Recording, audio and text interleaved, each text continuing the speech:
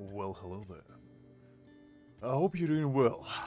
And today is a monumental day because today we are gathered here yet again, as always, to do one thing and fulfill one goal, and that is to get the most unimaginable luck you ever seen in your life. Whether that luck could be the best or the worst is up to debate and up to the gacha gods to decide, but what I can promise you today is that you're gonna see pulls of the century.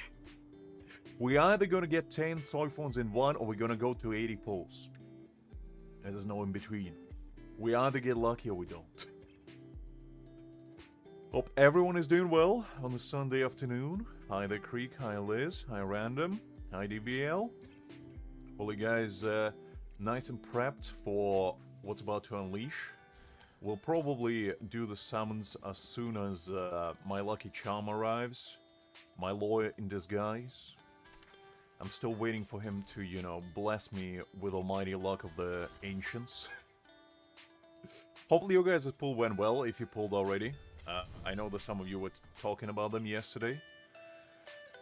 And, hopefully I can share some of the good luck. I know that Hakim got 2 of them, which, you know, I don't know how I feel about that. I see random, so you got my luck instead. I see.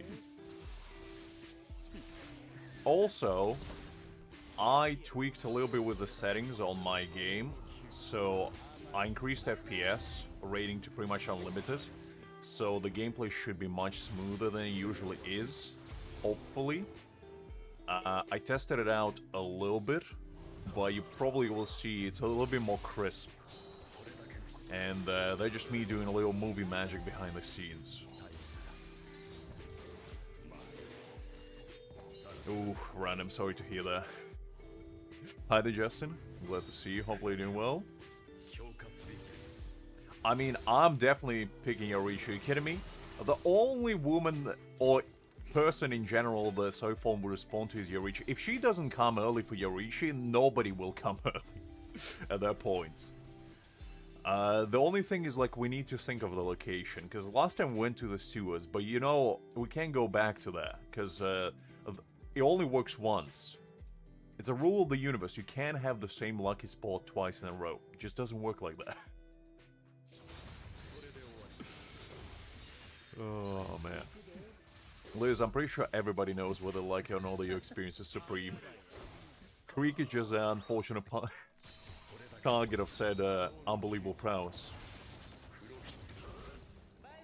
I did see that yesterday. I actually, usually, I put like the outro screen and I go like wash my face and, you know, tidy up, get some water or whatever, and then when I come back I finish the stream when the music like stops playing. But this time I stayed and I was just looking and Liz went from 1 to 100 and until the stream ended. And I was like, that's dedication I don't think I could ever match. 101 actually, you are correct. You are correct. Well, I would come for Grimjo. Are you kidding me? But so far, I don't think so, random. Well, that's what you're referring to. Alright, let's see. Do we get anything exciting? Oh, man. Come on, slash damage. Still lock it.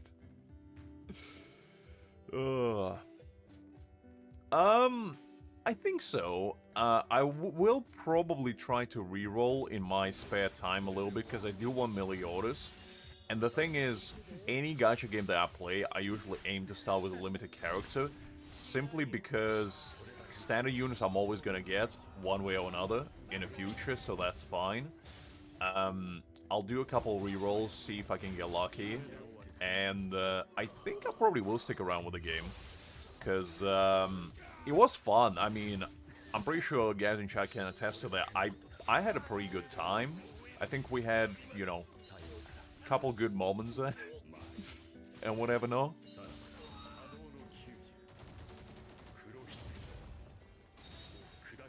Look, Creek, I'm the kind of man that I don't play any game unless I reroll. They're just in my blood, you know?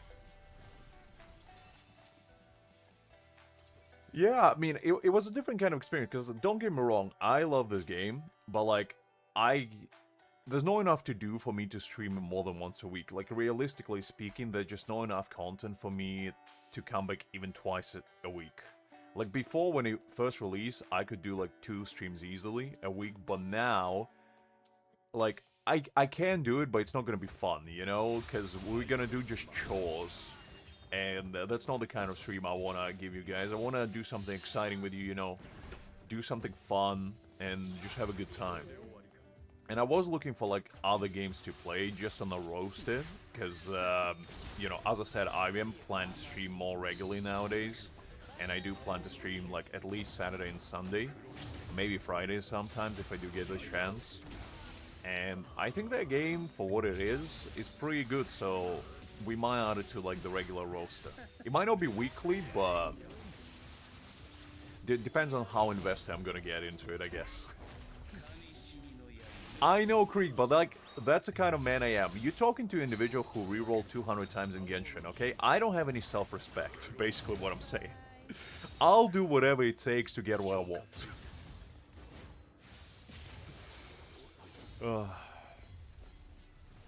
Alright, anything exciting?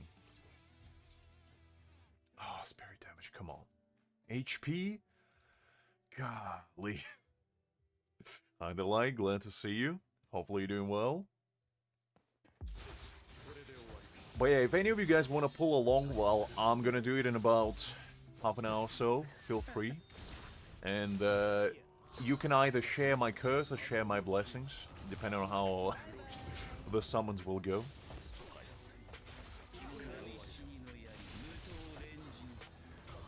Look, Liz, you can't be threatening a man with an email.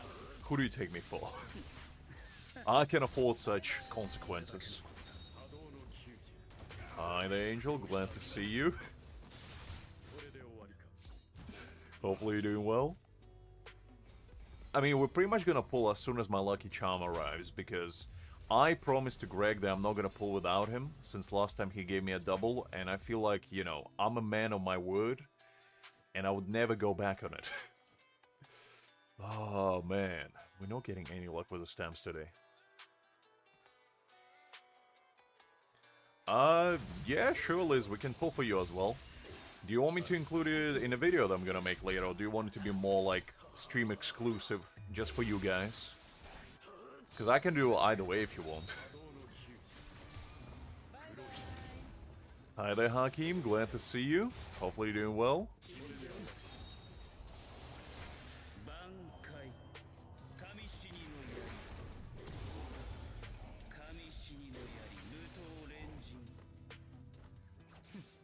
I think today we're probably gonna try to build her as best as we can. I think I have in my backpack right now about 100 spirit nurtures, so hopefully we're gonna get some decent build going. I didn't pre-farm, well, no, actually I did pre-farm her resources, so I think we're fine on there. The only thing we need is her core stamp and the stamp set.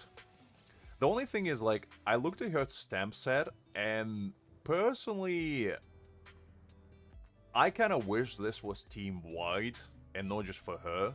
Because, like, strike damage 30%, alarm mastery 15% is good, but it's for herself, which I don't know how I feel about it. Because if this was team-wide, this would be an amazing stamp set. But she kind of feels more, you know, self-sufficient, I guess, which is not a bad thing. But I want to be a bit more, so I'm going to pull for Grimjaw later, so I wanted her to be, like, more given to him. Because I'm sure Grimjaw is going to be absolutely broken later. Ah, you engrossing your manhwa endeavors, Angel. I see, I see.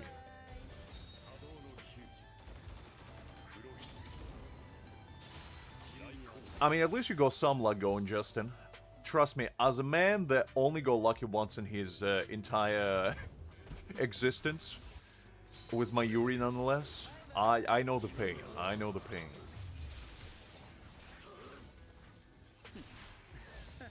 Nah, I think Ulquiorra is probably gonna be for anniversary, because we know Zalapori is coming, unless they're gonna do a switcheroo on us. I'm pretty sure Zalapori is next. Nah, I'm probably gonna go for B1, because I read her passive, and B1 is just too tempting. If it was behind B2, I probably wouldn't bother, But like, the difference between her B0 and B1 is so significant that I feel like it's worth it. Because I think it gives her 100% ultimate charge, 15% crit damage, or crit rate rather, and something else that I don't recall from memory, which is, I feel like if you're pulling for Soifon, her B1 is almost a must get. Like, it's not make it or break it, I guess, for her, but still, it's like, it's insanely, insanely good. Because, what does it do? Exactly, let's check it out. So, reduces the cooldown volume by 10 seconds. And I think her ultimate cooldown is like, what, 25, 30, somewhere there? 10 seconds cooldown is huge. And she's the first character, as far as I know, that has inbuilt cooldown reduction in her kit. With Boundary, obviously, but like, this is, like, if this was by itself, is worthwhile being, like, Boundary, honestly. But that's not just it. She increases ultimate energy charge and crit rate on top. Like, this is just so broken. Like, her second one is good, but it's only 40% damage increase to herself, which, to me personally, if this was team-wide, I would have gone for B2, but since it's not, I feel like B1 is a really, really, really good stopping point. This one is fine, like B4, strike resistance reduction, all damage received. That's a good one. But to be honest, like her B6 is pretty good as well. But I feel like B1 is all she needs, honestly. So, yeah. Actually, let's try her out, because I only read her kit, and I haven't tried her. So, this will be exciting. Let's give it a shot in real time.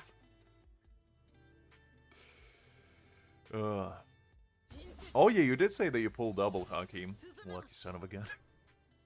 Just kidding, I'm happy, man. I'm happy. It's always nice when you guys get lucky on my behalf at the bare minimum.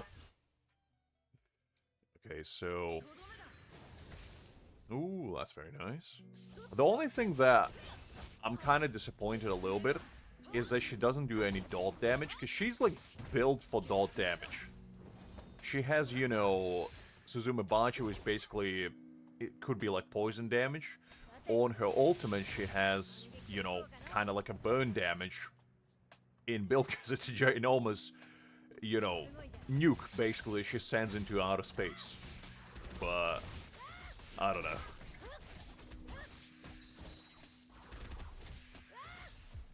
Hi there, Jack. Hopefully you're doing well. Glad to see you.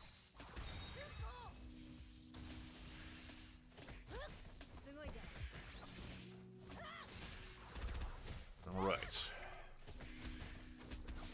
I also think they buffed Yoruichi, so she became much better. And I'm kind of torn because I do want to summon for Grimmjow, but at the same time... okay, so I need to trigger dodge, okay.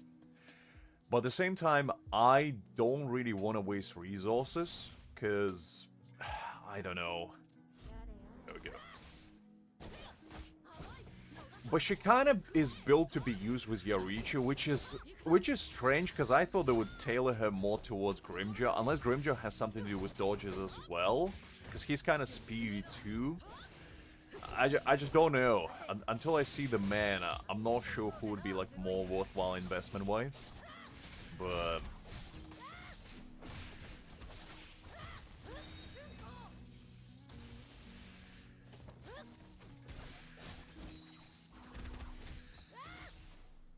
Alright, let's max out the energy.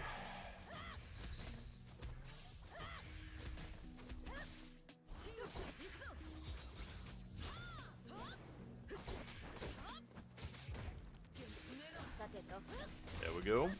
Okay.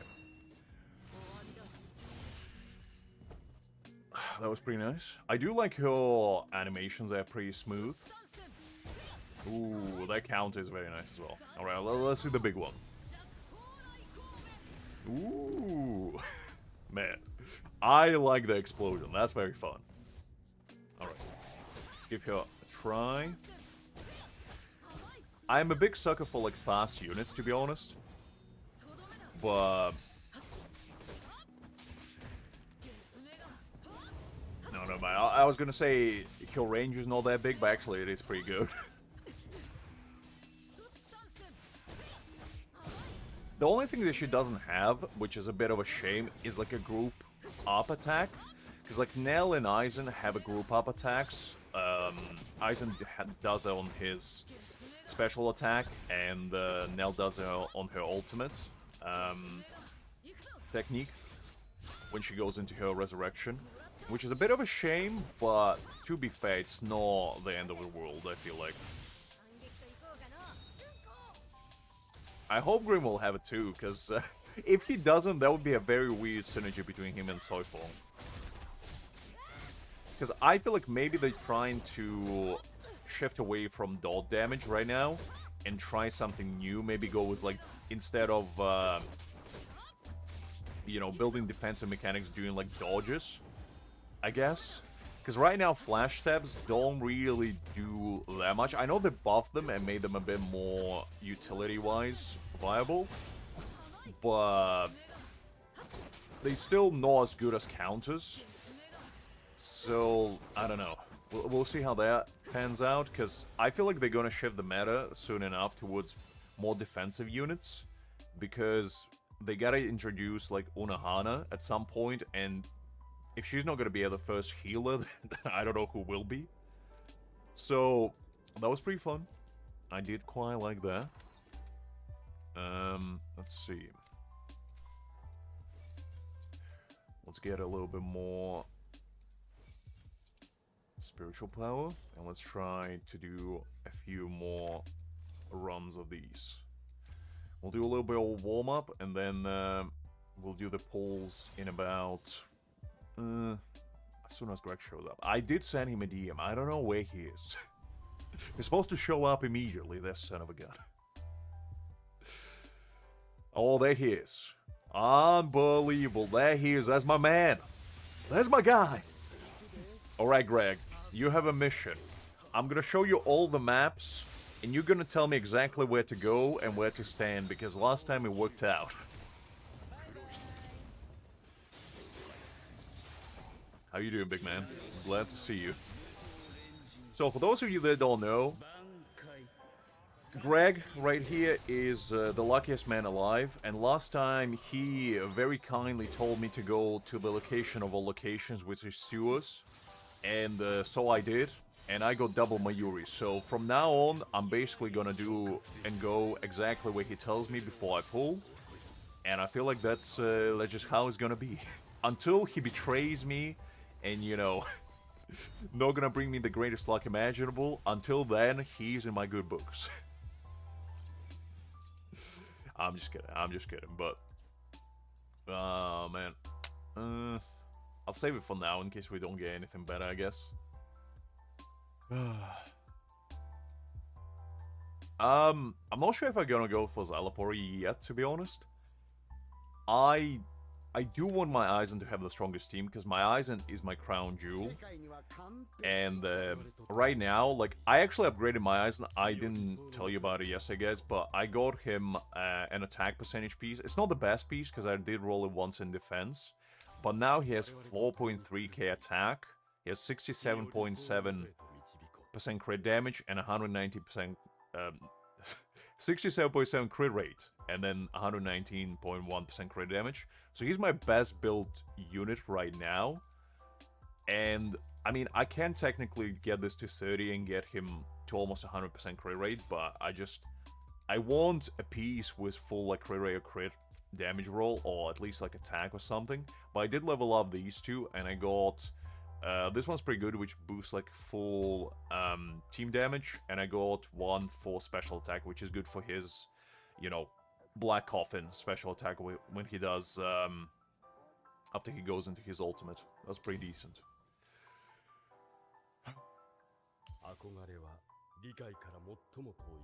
What do you mean my Kisuke has a rumble? Oh, he's the right one. The one with crit damage. That's the one you need. You want all the crit damage. That's the one he wants.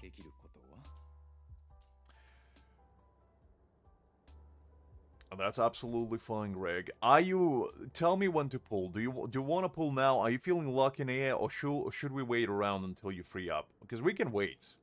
It's fine. We can do some stamps if you're busy at the moment. But just let me know. Just let me know when you're ready, and we're gonna go in. Listen, random. Come on, don't hurry the man up. You can't manifest the luck that way. The man is like a stargazer, you know, he looks up on the sky and he feels the luck.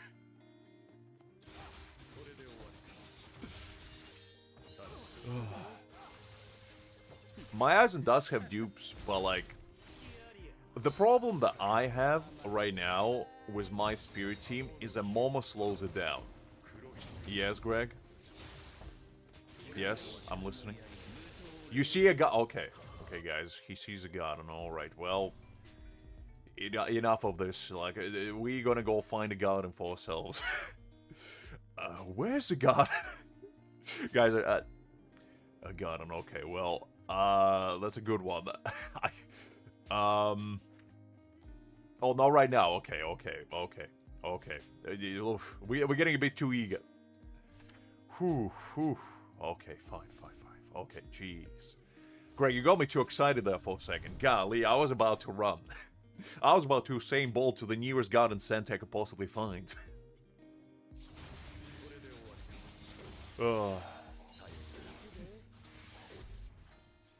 Look, Light, we are all gambling addicts at our core. Okay? Us gacha gamers are built different. We see a percentage stat and we think, okay, I can win that. You telling me there's 1% chance of getting an SSR character? Might as well be 100% because I'm getting it. 110 pull is all it takes. Alright, we'll farm a little bit more of the stamp, and then we're gonna go find ourselves a garden. I don't know what said garden will be, but we'll find it. Even if it's the last thing I do.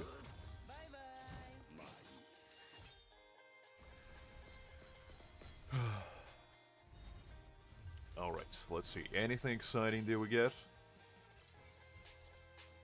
HP. Flat attack. Ooh! Okay, this one might be juicy.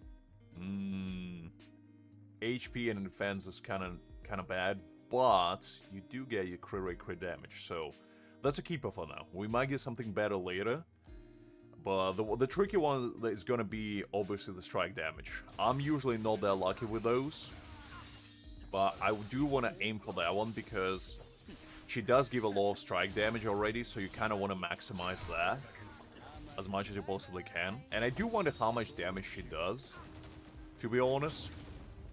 Because I did read her ultimate, and she has a pretty high multiplier on it, so I assume she has a dupe. Like a pretty good nuke. Yeah, Greg. I will be making one. It's per tradition, guys. Whenever there's a new character, you can bet that I'm gonna make a full video.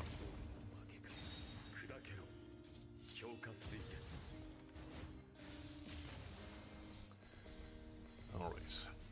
Let's see. Another attack. And HP. Okay, nothing too exciting. Let's keep going for now.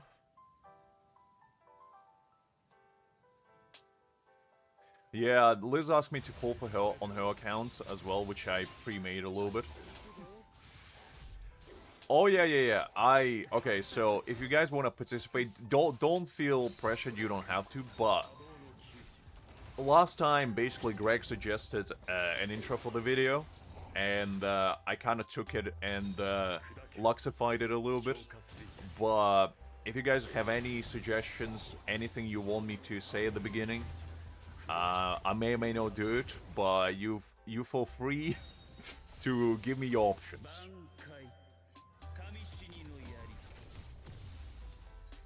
He's probably busy, DBL. He's probably out there, you know, hating on pineapples, making pizzas, and, you know, conquering the world. One hateful comment at a time. Alright, oh man, HP and flat attack, yeah. No thank you. That's not what we're looking for. Ones that strike damage, we want those. I think crit damage actually would probably work better on her because she has crit rate inbuilt. And so I'm going for B1. Crit rate's probably not going to be the way to go.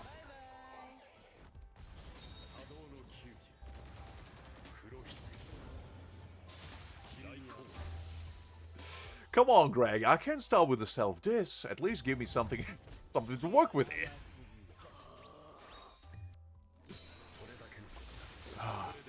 And also, just gentlemen, come on, there's some ladies out there. Maybe a couple.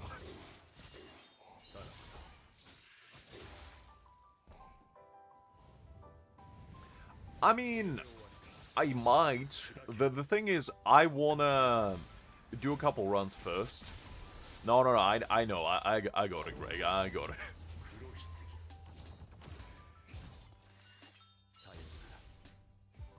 I've seen most of her assailants. I know what you're talking about. I just, you know. I thought I'd mention it. Death attack. Oof. We don't get any stamp black for now. We got one decent one, but no perfect.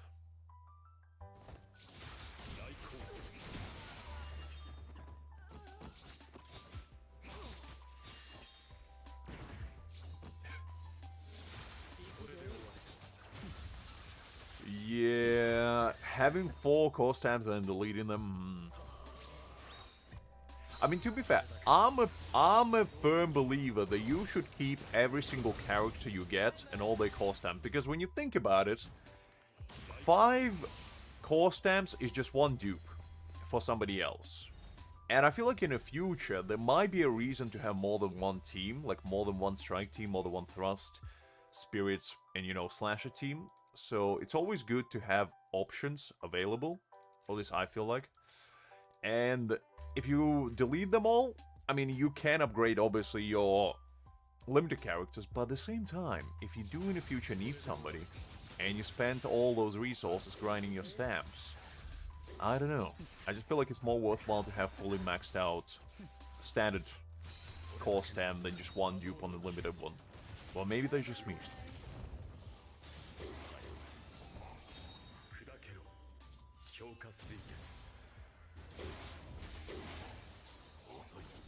I mean, to be honest, my Gin is in a weird place because I don't use him as a DPS anymore. I use him basically as an off-field DPS.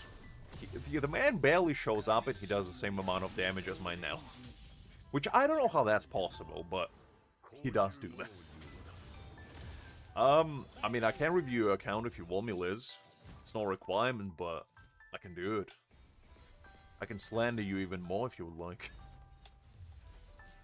I can go full CSI mode and do a deep dive in your account and tell you exactly why I'm disappointed in you as a human being.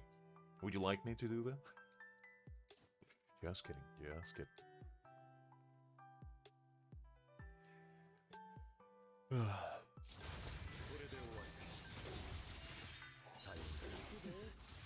We'll start as soon as Greg tells us at the right time.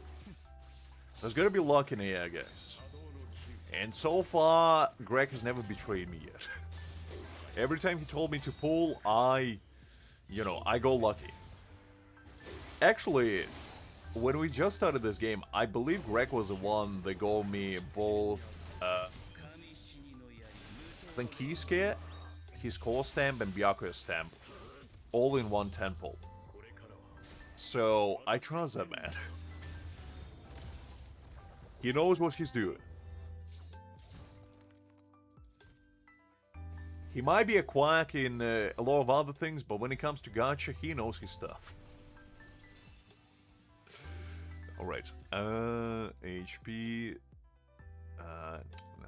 It's attack percentage, but it's not a good one. No. I would never slander you for no reason, Liz. I would do it fairly, squarely, and intentionally. I mean, unintentionally. Maybe a little bit intentionally, but you know. I do it for the greater good of the universe.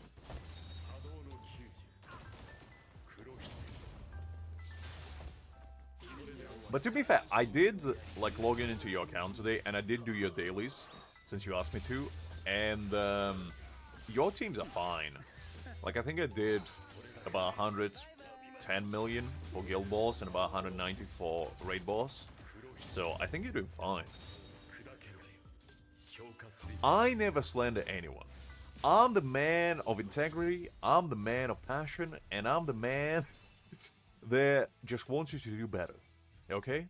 And that involves all of you guys. I believe that all of you can strike much higher grounds, reach much higher heights, and just become a better person if I give you a little bit of reality check.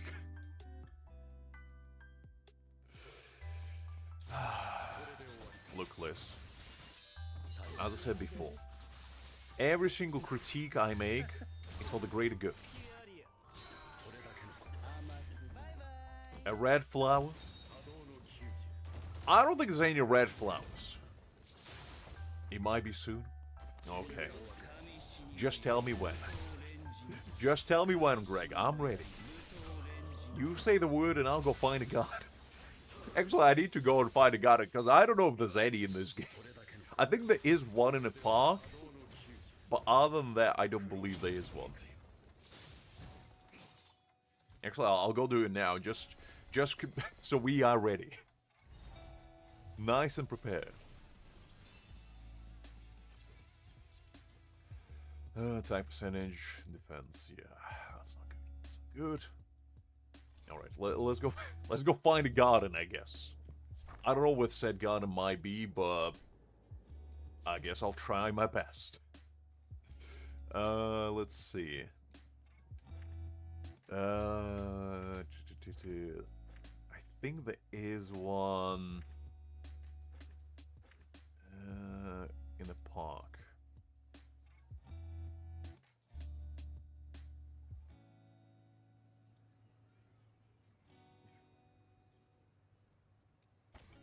I see, I see.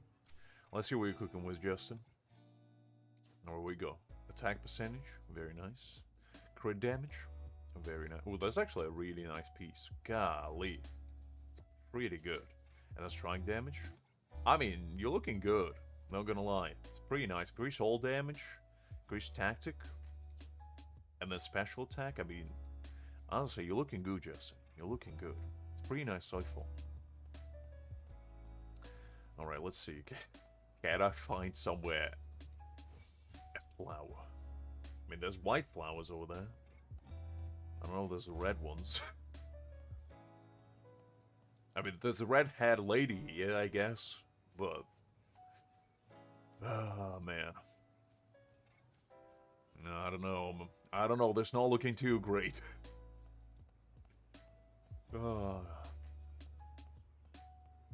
I think you're fine, Justin, to be honest. Like, how much stamina do you spend together? Because if it's not that much, to be honest, you're looking good. Okay. Oof. I don't know if there is any in here. Greg's giving me an impossible task over here. Yeah, there's definitely no one there. Let's see. Is there any other ones I can think of? There might be one here, I guess. I doubt it. But... oh, actually, there might be here. Because I think there's a pond down there. Okay, let's see.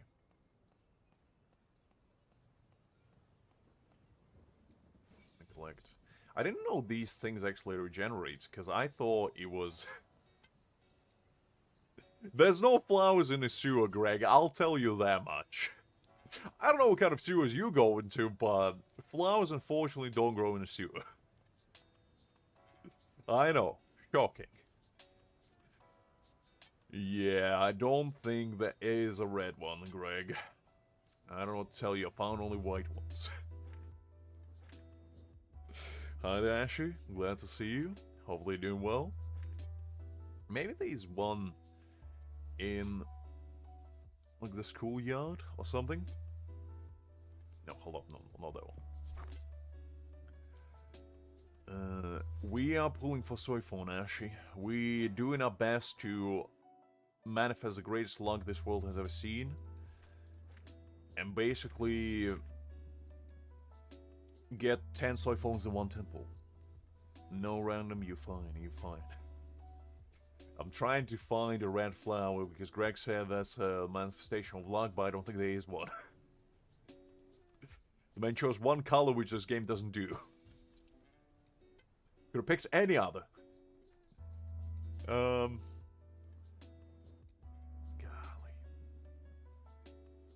That's pretty good, actually. That's pretty good.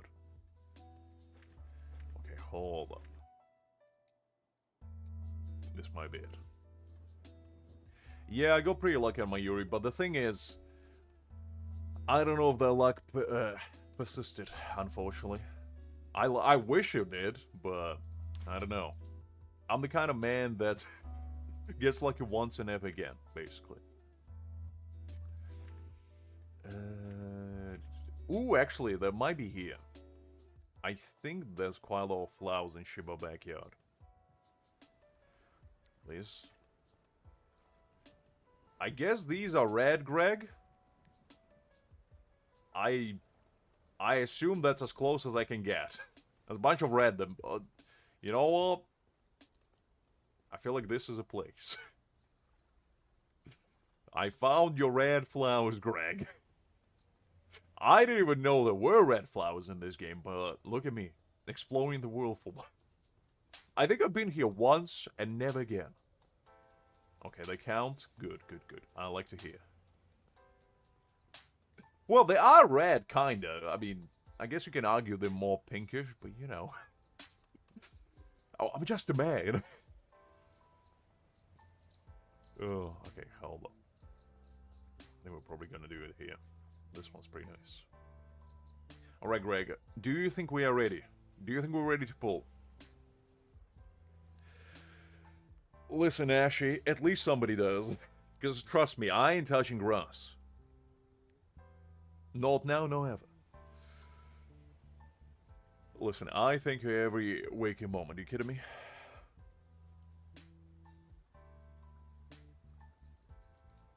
Alright, Greg. You think it's time? Alright. Alright, guys.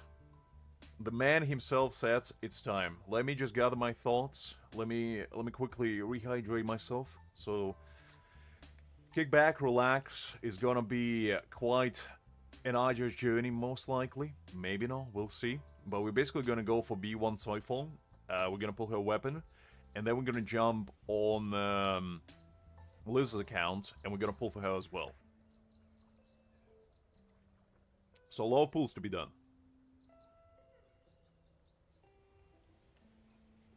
Alright. That's sorted.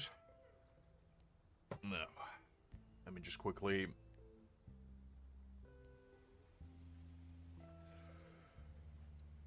Alright, I will go for B1. That's my personal goal. Whether we achieve it or not, we'll have to wait and see. But let me quickly. I'm gonna hide the chat for a second, guys. Don't worry, you know in timeout I still see you, just for the sake of the video. Okay. Let me see.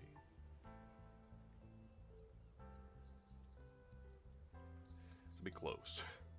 Yorichi? No, hold up.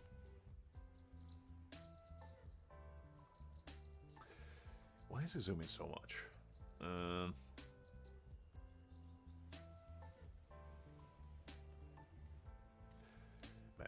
aligning the camera every time is such a hassle.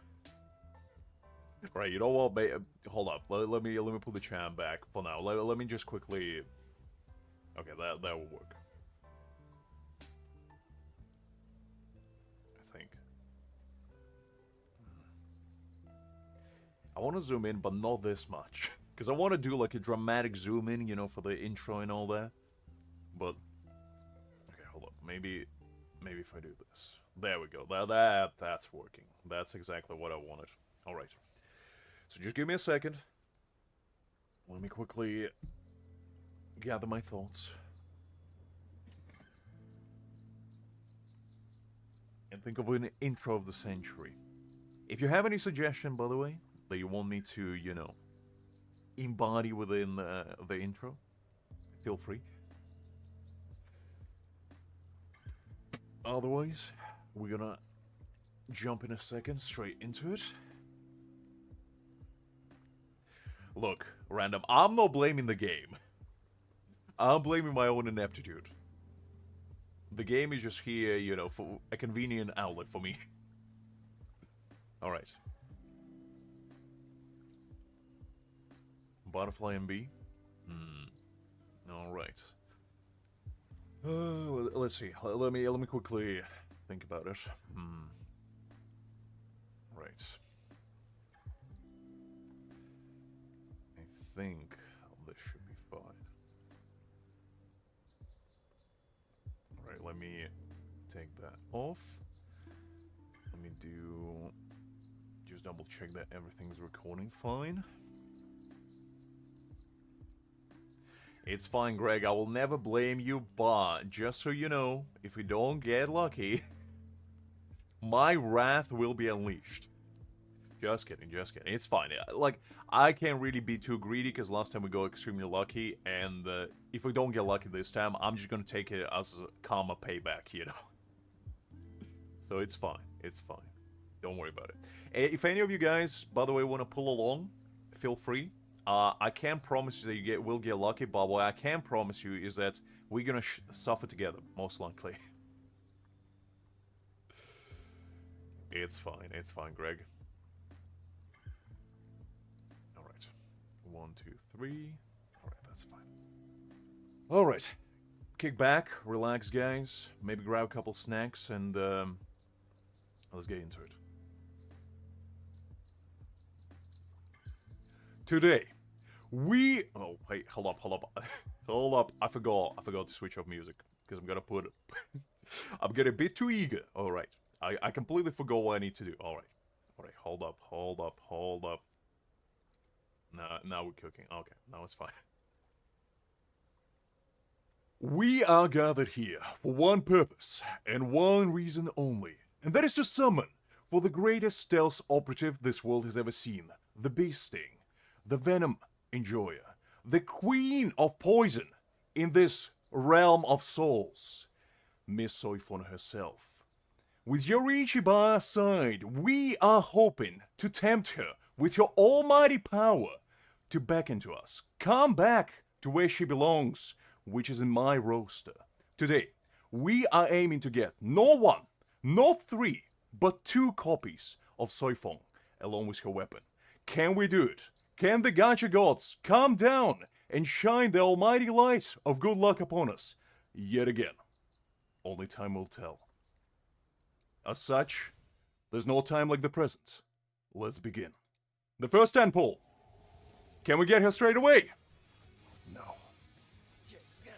First 10 pull is always the most disappointing one. There's no sugarcoating, unfortunately. That was bound to happen. There's still yet a time for me to do 1 10 pull and get out of here score-free. Unfortunately, that's not happening today. Let's go again. Second 10 pull. Still nothing. I feel like Mayuri drained all of my luck last time, and this is just gonna be a repeat of previous 4 sessions, where we're gonna go to Hard Pity yet again. And Uryu is a sign of most like a bad thing to come. But that's okay. That is okay. Third 10 pull. Nothing yet again. Okay, Ichigo. I'm feeling a little bit perturbed, not gonna lie. This is not looking great. Chad, though, is always looking great. Fourth 10 pull. Still nothing. Ooh, well. I was expecting this, but I was hoping in the back of my mind that this was not gonna happen. And just like that, Chad and Orihime yet again. Fifth 10 pull. Ichigo, come on, do me a solid. There's so many new units coming out in the future that I need to pull. Come on. Oh, I hope you guys have better luck than me. Because trust me, getting Rukia stamp is as good as it gets. Sixth 10 pull. Ooh, this hurts. This hurts. Sometimes you wake up in the morning and you just know that whatever is about to unfold within your path is just not going to be great. And I feel like this is one of those days. We did get 2 Orihimes though. Do I need them? Absolutely not. Thaven's 10 pull. Alright. There we go. At least we didn't go to 80 pulls. At least I can say I didn't go all the way. Am I pleased about that? I mean, I guess so. I'm gonna take whatever I can get. And perhaps, just maybe, no Yunemu. Maybe we can get 2 copies of this lady right here. And just like this, we go Miss Soifon. The queen of all the poisons in the world is finally joining our team. However, we are not done quite yet, because we are aiming for 2 copies of this lady right here. Her almighty bankai is intimidating me quite greatly, but that's not gonna stop us from going yet again. First 10 pull. Alright. I hope you guys ready for another 80 pulls, because it's coming. Whether you want to see it or not, it's coming, trust me. So does Chad. Every time. Second 10 pull. Okay, well. Ichigo is not coming along on this ride, unfortunately. Last time, I thought we made amends and we became friends. But unfortunately, all I'm getting is his future wife-to-be. Which I'm not sure how I feel about that. Third 10 pull. Oof. Yeah, this hurts. This hurts immensely, both mentally, physically, and financially. And yet we got another Orihime. How many Orihimes I got? Too many. What is this, fourth 10 pull? I lost count, honestly. At this point, all the lines are blurred. I'm seeing red. And I'm not sure what's happening anymore. I do know that we got Orihime and Yachiru, though. I can see that quite clearly. Fifth 10 pull. We are back to our roots, guys. We are back to where we belong, which is a hard pity. Sometimes you're gonna go back to your roots. You can't go without it. You gotta go back to where you belong. Which is unfortunately not the luck. Luck has not been in the air. And unfortunately, I have been forsaken. Yet again. But not Chad, though. Chad is always coming along for the ride. Seventh 10 pull. Oof. Okay, well, what did I say? We go into hard pity yet again. There's no roundabout way about it. Chad is coming along for the ride, though, which makes me feel a little bit better. Alright, Soifon. Come along. Come along. Come on. I'm waiting. It's gonna be on an 80th pull. You know it's gonna be last one. Well, there she is. At least I guess we got her on 71st pull. Welcome to the team, Soifon number 2. I'm glad to see you yet again. Alright, well, I'm not expecting a double with the luck that we've been having so far. So, I'm just gonna, you know, struggle along. Nemu stamp is as good as gonna get, trust me. Yep. Yep. Alright, well, there she is. Now, let's go get her weapon. Can we get in 110 pull? Probably not. Exactly. Unfortunately, the luck has been dried out. I'm the kind of man that gets lucky once and never again. And that's just how it is. Second 10 pull. Oof. We're gonna go to hard pity on the stamp as well. Oof. This is rough. This is rough, is all I can say. We did get Orihime's enchant stamp. Third 10 pull. Wow. Okay. Well, this was expected, but it hurts nonetheless. Golly. Sometimes I wish I had the time manipulating device where I can go back in time like 5 minutes. You know? Just 5 minutes is all I need. just to go back in time and give my old self a slap and be like, don't do what you're about to do. It's a bad idea. That's all I want. Alright. Last temple of the day. And there we go. We got her stamp as well. What would you know? All it took is 180 pulls. And unfortunately, I mean, there she is. There she wrote. Oh, man. It's fine. It's fine. You know, luck is a tricky mistress. You can't beckon her too hard, otherwise she gets spooked. But you know what didn't get spooked? Miss Soifon with that almighty weapon of hers. Aiming right at my heart, piercing me right to my core. And stealing all my bank details right as we speak. It is what it is. Ah, Mysticon. You're the only soul I can rely in this world to give me the soothing remedy that I need right now. In the form of me a 1799, I can unlock Soifon's core stamp. But unfortunately, Mysticon, you've seen those summons. You know exactly what happened. And I don't think I can spoil you this time either. Maybe next time. Probably not, but you know what? Maybe next time.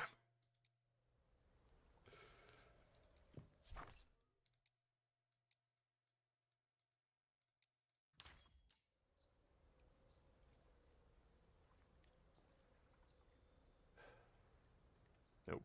Hold up.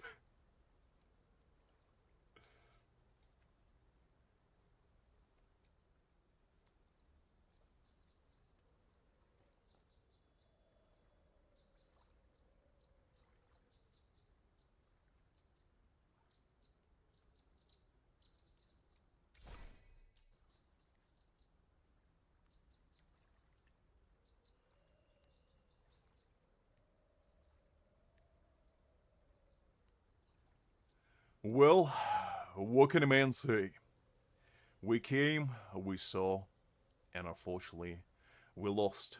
Not just all our resources, all our dignity, self-respect, and any hope for future existence. Unfortunately, we had to go to hard pity pretty much almost every single time. We did get B1 Soifon, we did get her stamp, and at the bare minimum, all I can say is that if you didn't get lucky, or if you did get lucky rather, I hope your next pull is gonna be even greater than mine. Which is not hard to be, let's be honest, you just saw what happened. But I hope Soifon answered your call. I hope your Yorichi managed to lure her in. I hope that you got 2 copies of her. Maybe even 3, perhaps 4. And just like that, I hope you maxed her out in one single 10 pull. It is what it is. We tried our best. Unfortunately, we failed, but they're just life for you. Sometimes you can't get all you want. But next time, we will be back. And we will summon yet again. Who will be next?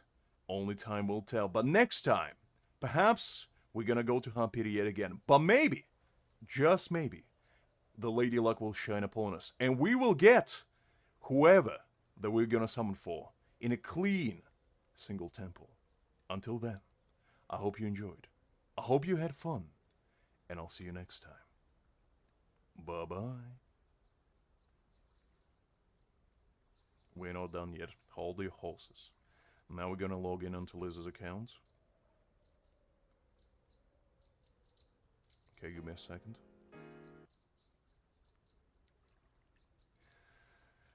I feel drained. I feel disappointed. I feel betrayed. Just give me a second, and we'll be back. We're gonna summon for Liz, and hopefully her luck is much better than mine.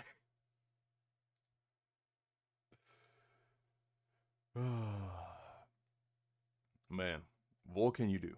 Greg betrayed me! Son of a gun! Listen, guys, it's okay. Don't worry. Don't worry. I would like one, Liz, yes. I'm financially dilapidated, unfortunately, and, yeah. That didn't go, as well as how. I hope you get much more lucky than me. I truly do. Just give me a moment. Let me log in on Liz's end. Let me put some music for you guys.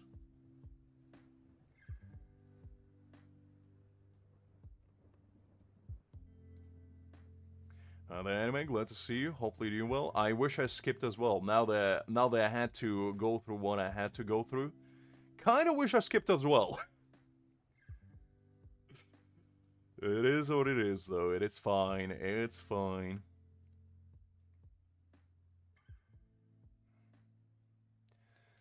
All right, let me quickly log in here.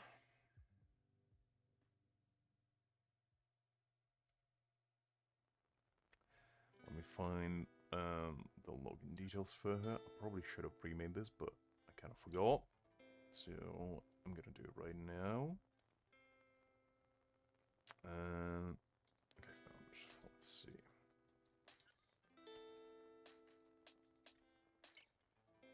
All right, and password.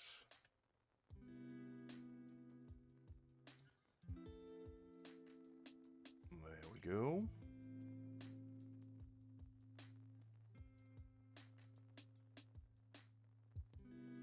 All right, I think that's sorted now.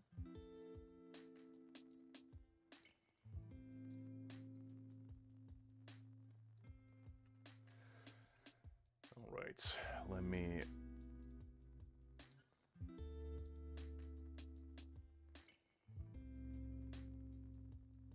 bring back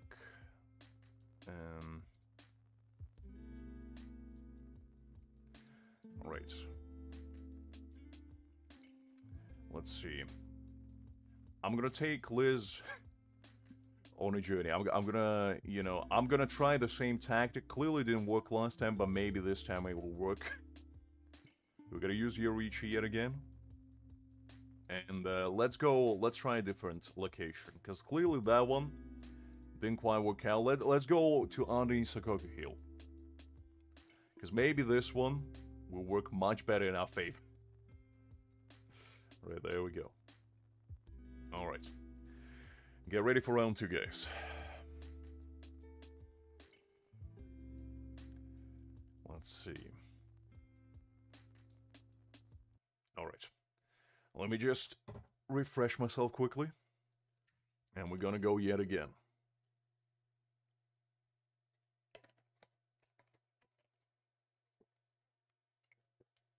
No bad idea, anime, honestly. That's a Chad maneuver right there. Alright, guys. Kick back, relax, we're coming back for round 2.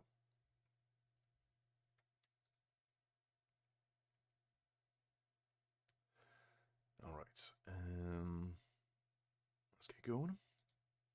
If you thought we were done with merely getting B1 Soifon and her weapon, you would be severely mistaken because today, we have a special guest right in front of us. This is not my account. This is an account of somebody special to us. The gatekeeper of all the knowledge, all the welcoming that we have within our streams. Miss Elizabeth herself, also known as Liz. Today, we're gonna pull on her account. We're gonna summon, and we're gonna rectify what just happened, and get the greatest luck going, just for her. As such, without further ado, let's begin. Can we get her in one temple? Unfortunately, the first temple is always the most disappointing. It has been always known that first temple never works out. We did get Ranger though. Second temple. I'm sorry, Liz, unfortunately, it looks like I'm bringing my curse along. I think we're gonna go for another 80 pulls. Which is gonna be unfortunate, but it's gonna be par for the course. I hope you're ready. Third temple. Whew. Still nothing. Alright. Well, we got Rukia Stamp. And just like that, we're sitting at a clean 61 pulls. Can we do it now? This is gonna be 70th pull for her. And just like that, at the bare minimum, we can say that we didn't forsake Liz and we didn't go for hard pity. Alright, where's the Soifon? There's Orihime. We take that. But where's Soifon? She's gotta be hiding somewhere there. If there's a time and a place to get a double, it would be just now. And just like that, Soifon number 3 has joined the fray. Unfortunately, we couldn't bring the good luck along. Although we brought only the terrible one. But we still have potential redemption arc with a stamp. Let's see. Nope. Never mind. Never mind. The first 10 pull, always the most unlucky. Orihime stamp, we take that. Second 10 pull. Nothing yet again. Oh well. It's just life for you. Sometimes you aiming for the stars, and sometimes you get just Rukia. And that's life for you. Third 10 pull. Okay, at the bare minimum, we didn't go to hard pity. These summons went much better than mine. So I'll take that. Alright, maybe we can squeak a couple there. That'll be kind of fun. Alright. There she is. No? No second one? Alright. It is what it is. Would you like me to go for B1? I can do it, Liz. If you want me to, I can do it. I personally wouldn't recommend it because you only have 15k. I would recommend for you to save up. But if you would like me to do it, I can do it. It's up to you. You decide. I personally would suggest to save, but by special request, by special request, we are back yet again. Miss Liz decided to go for B1, so here we are, pulling yet again. Get ready for another 80 pulls in the making. Because if there's one thing I'm known for, it's unimaginable luck. Or lack of it, rather. Because if you want Orihimes, I have them all. I can hook you up. Just tell me how many you need. Second 10 pull. Unfortunately, the luck is not in the air. Never was, never will be. You know what will be here, though? Mr. Chad. You can always count on Chad come along. Third 10 pull. Unfortunately, we haven't gotten anything yet again. We go Rangiku though. Didn't expect her to come along. Fourth 10 pull. Just like our backpack is full, my patience is getting full as well with these unimaginable pulls, shall we say. Oof. Ooh, look at that. Double Orihime and double Chad? Golly, now this is what I call lucky right here. Would be nice to get Soifon though. Fifth 10 pull, nothing here yet again. Today clearly wasn't the day to summon. Which is unfortunate. We did get Chad in his stam though. We're getting every Chad and every Orihime in existence. And just like that, we got another Soifon. And just like that, all our wildest hopes and dreams were shattered in the making. Yeah, we managed to get 4 Soifons and 2 stamps. It is what it is.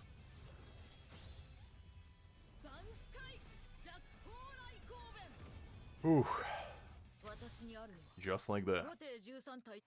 We got another copy, and there's B1 Soifon. Right then and there.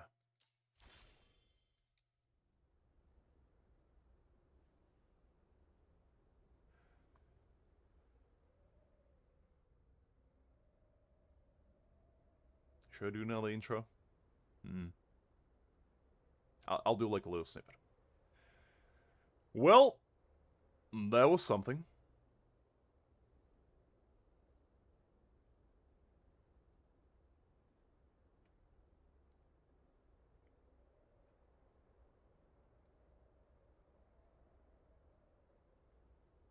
Alright.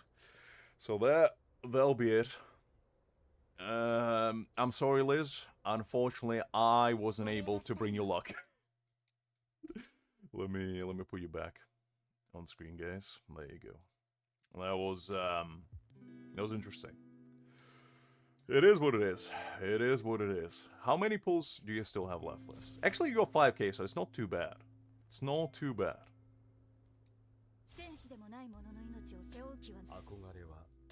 Fair enough, anime. Fair enough. I mean, the beautiful thing about this game is that you don't need to pull for anyone. No worries, Liz. No worries. I'll do your honors, I guess, and I'll knock a B1 for you. There you go. And I'll put your stamp for you. Weapon, rather. There we go. Alright. I'll let you, you know, do your own thing later. And, build her yourself. But until then, I think, you know, we tried our best. And, unfortunately, we didn't succeed that well. Alright. Now, let me quickly go back to my account. And, after that, we're gonna go and farm for our Soifon. Maybe we're gonna get some good luck with stamps. I doubt it, but, you know, a man can dream. Alright, let me do... No, I'm not summoning on my free-to-play. On my free-to-play, I don't need her. No. Look, there's only two... There's only two summoning sessions I have within me right now. With that unimaginable luck of luck that we just had, I don't think so. I don't think that's gonna work out too well for us. Okay, there we go. Listen, I don't need anyone. I'm telling you, on my free-to-play, I'm gonna use Grimjaw with Kamamura and with, I don't know, whoever else will be there. I don't need her on my free-to-play. That's the thing. On my free-to-play, I'm just gonna hoard my Jades until the next Aizen comes out. I'm gonna get him B6. Well, actually, okay. So the real reason why I don't summon on my free-to-play is because I did have an idea of basically holding my Jades for like a year or so, and then just waste them all on one character, and basically get them like B6, A5, if I can, because I feel like that would be kind of fun. But yeah, I don't know. We'll see. We'll see. We'll have to wait and see how that goes. All right. Now let's do our thing and build Soifon. I pre-farmed quite a bit for her, so I probably have all necessary materials I have to upgrade her fully. Oh man, am I... Ooh, I might not have enough actually for our weapon now that I look at it. I thought I had plenty, but maybe no. Okay, that's a bit unfortunate. I forgot completely about those. That might be tricky.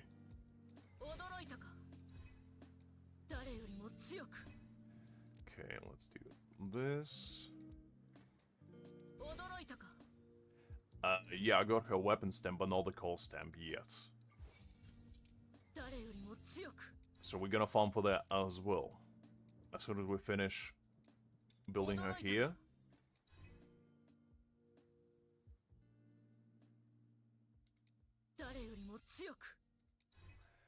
Okay, let's...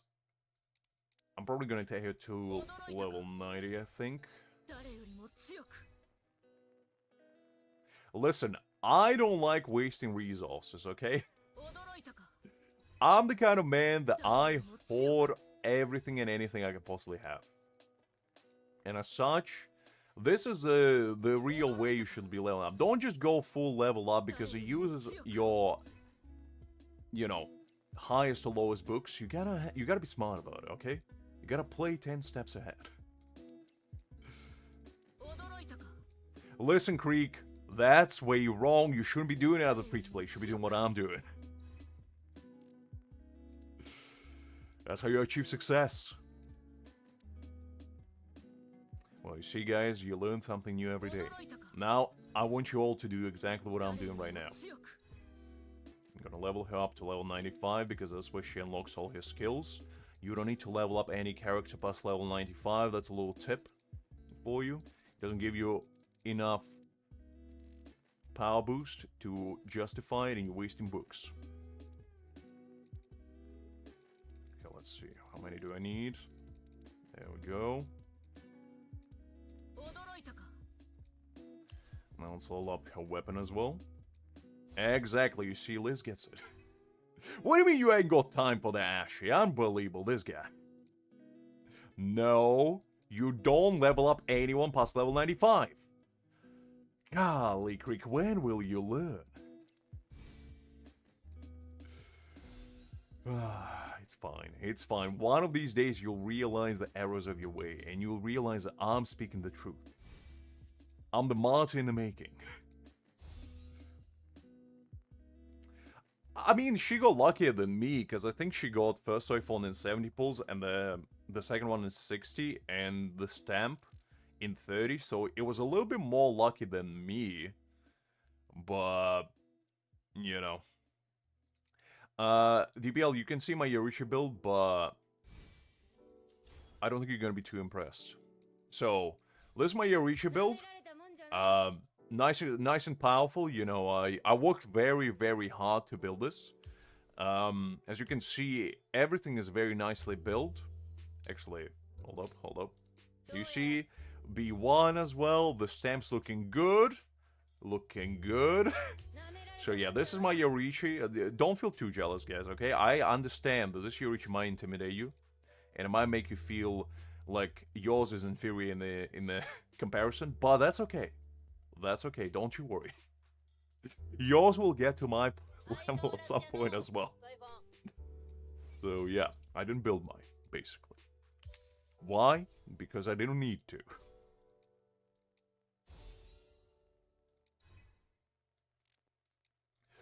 Alright, so let's keep going. Yeah, actually, the first one was above 70, so I guess, yeah. It is what it is. I mean, look, guys. At the end of the day, going to hard pity in this game doesn't feel as bad as going to hard pity in a lot of other gacha games. Because at the end of the day, you know, you get plenty of resources to pretty much summon on every single unit regardless. Every single patch. But obviously getting a little bit lucky wouldn't hurt. It is what it is, though.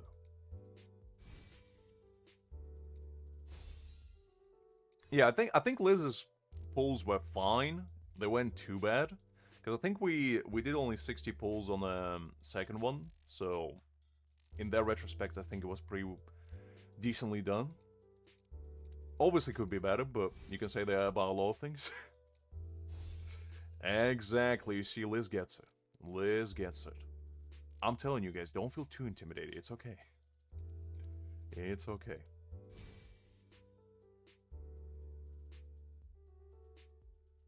Oh, really? I didn't know the DBL will check that out. We'll definitely check that out. Okay, let's unlock that. Let's all up your skills to the max. I think I have enough. Probably. I actually wonder, does her multiplier scale higher than Ichigo's? Because what's Ichigo's? Ooh, it is. So he's a 3000. But he does get inbuilt, like, multiplier on there. So it might be... Well, actually, it's 4.8. So I'm expecting to hit hard, basically.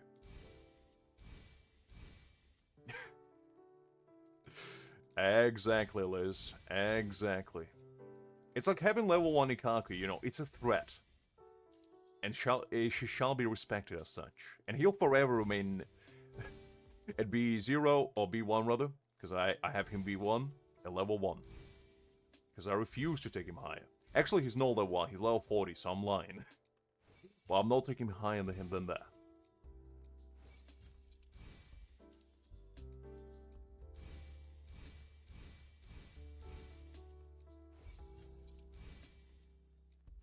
Right.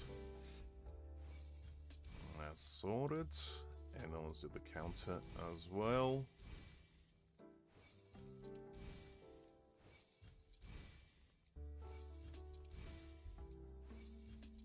Alright. So that's fine now. The only thing we need is to get her core stamp and her stamps, and she'll be fine. I think we're gonna start with core stamp. Actually, hold up. No, multiply it times 5. Okay. I guess let's bring her along for the ride. She'll probably not gonna do much, but you know. Let's bring her along, why not? And then we're gonna try to get her stamp set. And then see how much damage she will do, basically. That's gonna be the plan. And I'm hoping that my decision of going for B1 Soifon today will not bite me in the neck later, when I decide to go for Grimmjow and realize that she doesn't really do much for him. I hope that's not gonna be the case. Which I don't think it will be. Like, I really doubt they would do us this dirty. Because we all know the Grimmjow is on the horizon. So she has to do something for him. Oh yeah, I'll check it out as soon as we get Soifon's core stamp. Remind me if I forget.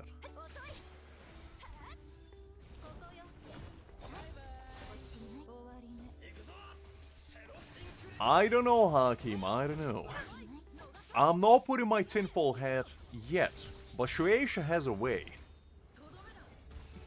When there's a will, there's a way, you know that. Alright, let's see. Okay, Yorichi, Aizen's, and Kenpachi. Okay, that's fine. Hi there, Niwa. Glad to see you. Hopefully you're doing well.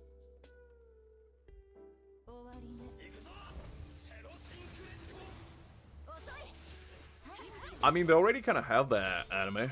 You can recycle your dupes, and every single 5 dupes you can get basically 1 copy of any stamp you want.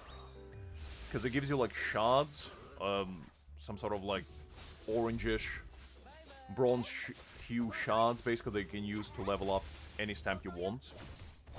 So there is already a mechanic there.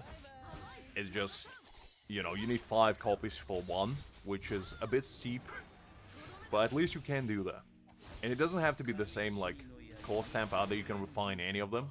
So basically any 5 you don't want, SSR-wise, you can recycle and level up something else. Personally, I wouldn't recommend it, because 5 in exchange for 1 is a bit steep, unless you have 5 Ikaku stamps, and then I would recommend it. But for everybody else, there is an argument to keep them. I do think that's a bit much, but I don't know. It's better than not having anything, I guess, at the bare minimum. But I do agree that if it would be higher, that would be much better.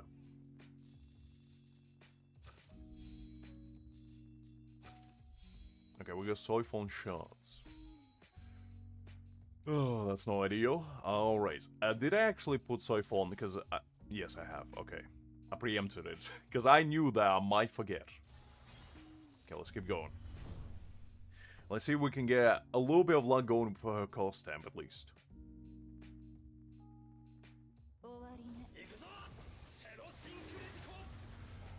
I'm probably not gonna go for dupes, because I don't think I need them right now. I don't think I went for dupes for anyone, to be honest. Oh, I am aware, trust me, Liz. I am aware.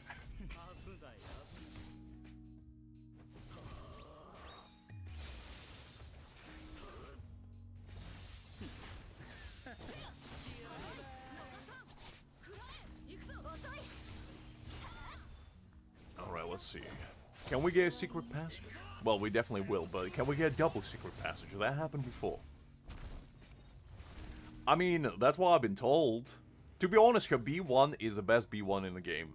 Like, it's by far the most broken one. Because she's not only getting cooldown reduction of 10 seconds, which is crazy, she's also getting 100% ultimate charge rate and 15% crit rate. Whew. Golly, that's a lot. I had that happen before. I had double secret passages happen before. It happened to me once, but it did happen. No. It's not double. You basically get 2 rainbow boxes at the same time. So, it could happen again. I doubt it. And also, we get only 1 gold. Let's see. Can we get lucky this time? Whew. I hope this is all it's gonna take. Let's see. Oh. Not even a limited one. Golly. Ooh, that hurts. That hurts. Because at least if I go a limited one, I would be like, okay, whatever. 6-star, even if it was the one I didn't care for. Golly, is my bad luck going to continue here as well? God. It's fine. It's fine. We might get some dupes maybe of some characters that I'm still looking for. Because I wouldn't mind some dupes for like Nelliel, Mayuri, Aizen. Pretty much the top 3 that I would like dupes for. But I'll take what I can get. I'll take what I can get. It's fine, Liz. It's not your fault. It's not your fault. I'm just cursed by nature. Last time was a lucky fluke, but it's fine. It's fine. Hold up. We go a secret passage, okay, Liz? Hold up with a hug. It will depend what we get here. Because this might be a redemption arc. Hold up. As long as Mr. Yami doesn't betray me and give me something good, we'll be fine. Alright, let's see.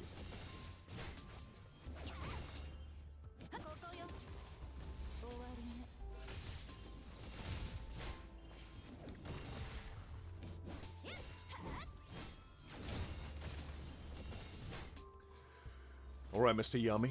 Please don't do me dirty. All I want, just one copy of Soifon, please. Okay, Gin shards. That's fine. Mayuri shards, we take that. Aizen shards, that's fine. Oh, I mean, that's fine, I guess. I'll take Urahara dupe. I mean, it wasn't pity, so I'll take it. That's fine. That's fine. I think we're at 40% right now. So... if I get useful dupes, I'm not gonna complain about it, because Urahara is good, so I'll take it. His core stamp is not, like, the best to get dupes for, but it's fine. Yeah, as I said, I'm not gonna complain about good dupes.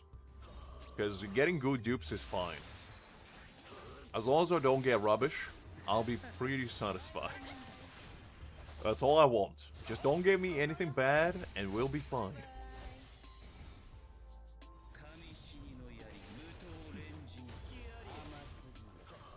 I mean, to be honest, I think I only have dupes for, like, a few characters as well. I've been kind of lucky and unlucky at the same time, where I have every single core stamp, but I don't have that many dupes of them. So I got a lot of them just once, and that was about it. Alright, let's see.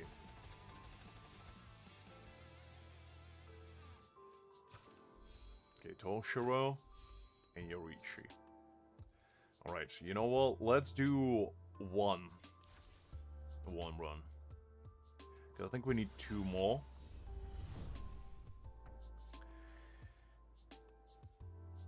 Just to reserve the resources in case we get lucky. I am speaking for myself, Liz, trust me. Oh.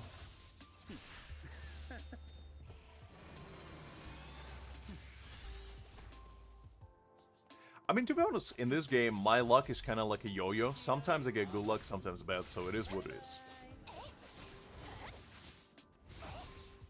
Oh, my head is too busy making money out there. The man is hustling. I think I actually seen, like, a little tease of him being an SR character. So he probably will come with either Grimjaw or like Xylopore, one of the two. In the future, maybe.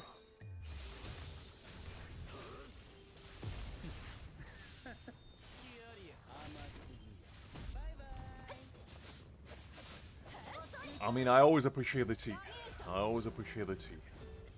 As I said, withhold the hug until I see what we're gonna get out of the next run. Okay, Gin shards, we take that, that's fine. Alright, let's see. Can we get Soifon now? I think we are at 40% at the moment. So, we're not even halfway yet, but I am hopeful. I mean, if Buff Corn gets released, I'm pulling B6 no matter the price. Because that's the kind of man that you're worthy of investment, I'd say. Because Korn, you know, he's our Lord and Savior, and you gotta respect him as such.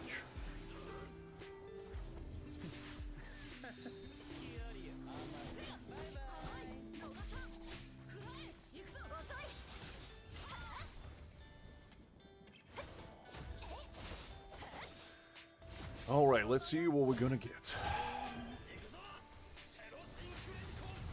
I'm not too hopeful, but at the same time, it would be nice just to get Soifon now and get out.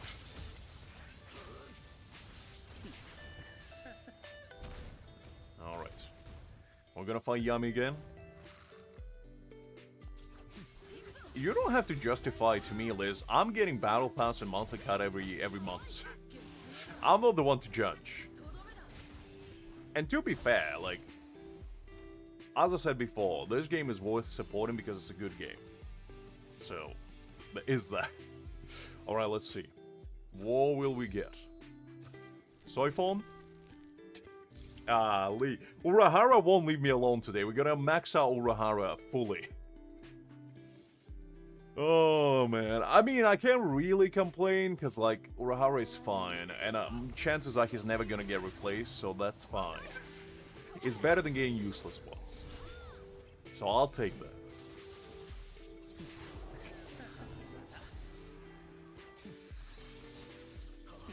Hi, Hannah. Glad to see you. Hopefully you're doing well. No, Liz, they're all mine. I'm the golem.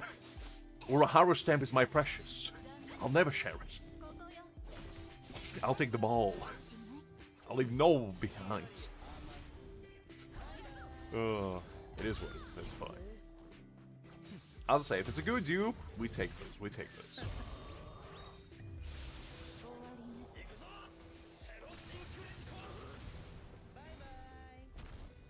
That's fine, Iwa.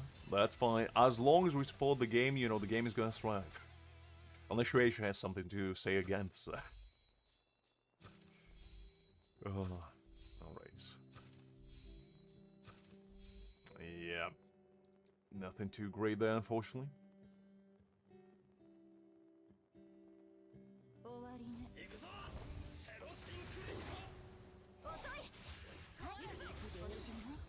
Hopefully you've been doing well, Hannah. I hope you're mentally and physically much better now. You're taking proper care of yourself. I don't know, it's probably the impending doom and gloom of Monday that's inevitably approaching you, that's making you depressed. But that's just life. You know, you gotta forget that tomorrow is Monday and just enjoy the day for what it is.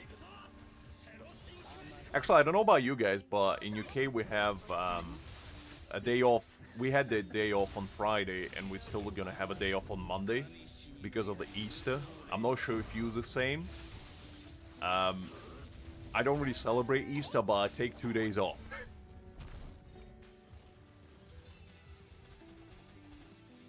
Oh, very nice, Neo. Very nice. Alright, let's see. Can we get some good luck with gold box, maybe? Unfortunately, no. That's fine. Stay depressed. That's not a hack. Liz. That's a state of mind that you don't want to be in. That's what that is.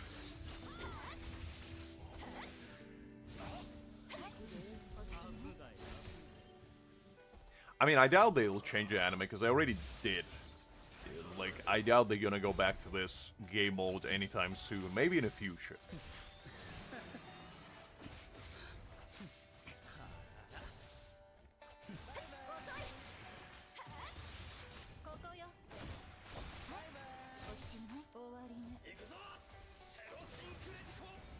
I see, Hannah, I see. Well, things like that take time to heal, unfortunately. There's no shortcut about it.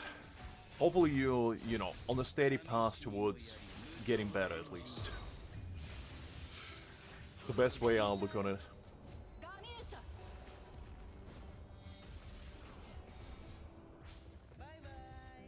Right, go Hidden Passage. I think that's before Pity. Let me see. Okay, Yami. Please be good to me. Please just give me Soifon and I'm gonna get out. I'm gonna get out of your face. We're just gonna pretend like none of this happened. Or you can give me another Urahara dupe, I don't know. I mean, I'll take it, I guess.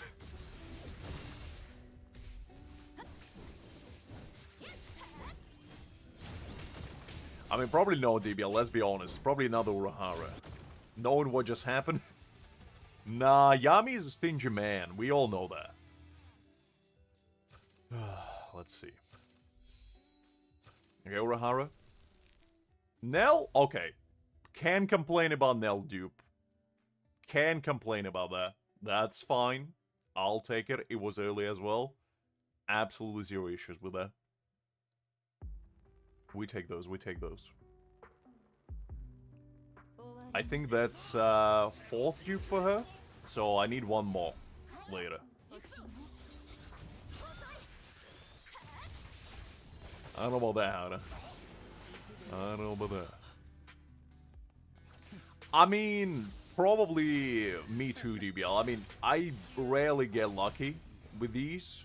I think I got really good stuff once from like a gold box in this passage, which was Mayuri's stamp, and that was the luckiest I've ever been here. That was an entire arc, I think, after my Gin summons. Not Gin, Nell summons. We went to do secret passages, and I think I had like 5 or 6 secret passages, and every single one of them I had a 5-star. Not even a 6-star, a 5-star coming out of them. So it was like the most unluckiest, yet luckiest curse imaginable. And you had to be there to see it, basically. Okay, Gin shots, that's fine. Alright, let's keep going.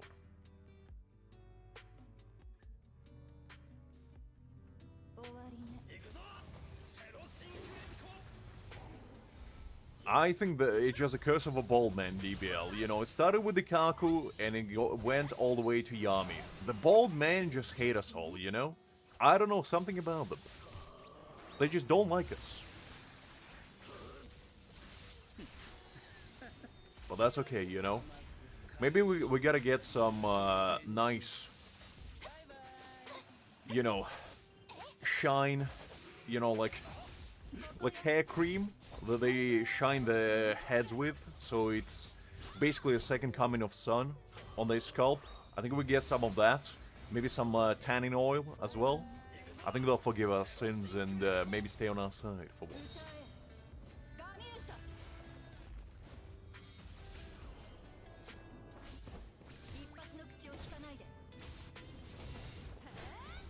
Alright, let's see. Can we get Soifon this time? What does it make it? Like 4th try, I think? Actually, 5th one, I believe. Yeah, because I don't know many bald people, but the ones I do know, sometimes they still put like skincare products on their scalp to make it nice and shiny, and I think that's the secret towards their success. Alright, let's see.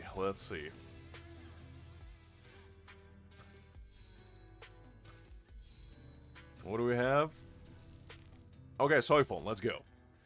Alright, we got that. I mean, to be fair, all in all, it wasn't too bad. You know, we got 2 copies of Urahara, we got a copy of Nell and Soifon, and just some random 5-star. It's fine. It's fine. That was pretty good. Alright. Now, let's put her in there. Lock her up. And then just let's ascend it.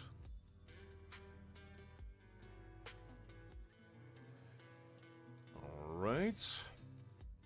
Gotta take it to the max.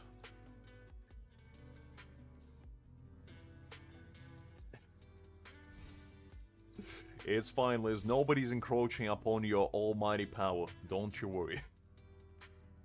She's talking about the... Oh, golly.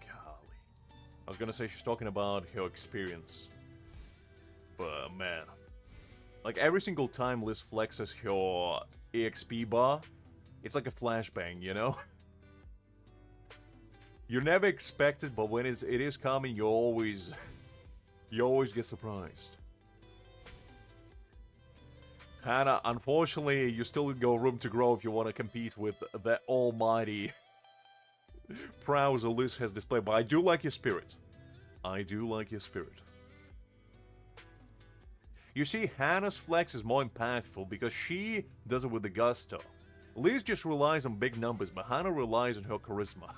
And I respect that way more.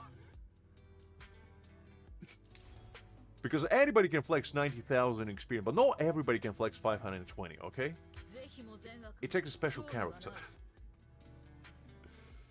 Yes, I got the core stamp. To be honest, all in all, it didn't go too bad. We got a dupe of Nell, which is always nice to have. We got a couple dupes of Aboy Urahara. I don't even know what Urahara's core stamp does, to be honest, for him. Enhancement-wise. Let's see. What does it give him? His range summons a counter. When it ends further damage is dealt to affect the enemies.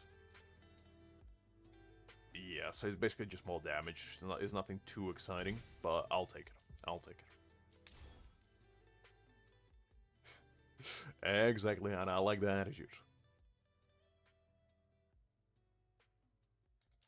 Suashi, I can check it out. Let's see. What do you have? So you got attack. That's decent. Alignment damage is not ideal. Did you get? I think you got one roll in there, which is fine. It is what it is. Increase all damage is fine. Then go crit rate. Yeah, definitely. I wouldn't personally have upgraded this one because crit rate is fine, but like you want the crit damage more because you already have her B1, so you got quite a bit of crit rate already inbuilt. So I would personally swap this for crit damage, and probably get. Well, actually, this one is not terrible, but you got quite a few rolls. Well, actually, one roll in alignment, so I would try to get a better one for this one as well, if you can. But overall, you're not too bad, you know. You got a decent crit rate to crit damage. Crit damage could be higher. Attack's decent. Yeah, I think you're fine for the most part. Just work on the left and the middle piece, and you'll be alright. Does game say build with alignment, really? But she doesn't do any alignment damage, does she? Does she do alignment damage? I didn't see it. Wait, where does she do alignment damage? Deathmark? I don't... Am I tripping? Oh, maybe this? Ah, okay. So she does have alignment damage. Okay, sorry, I didn't know that. I thought she doesn't have any. Okay, forget what I said. Alignment damage is fine for her. I still would go with third piece attack personally, though. That is fair. That was a good point. That was a good point. And she didn't even know she does alignment damage. Alright, I guess let's use her, why not? We're gonna use her together with, let's build some, interesting team. Let's just put Aizen there. And you know what? Just for the fun of it, let's stick Ichigo in there. Just build the most random team ever. You see how it performs, why not?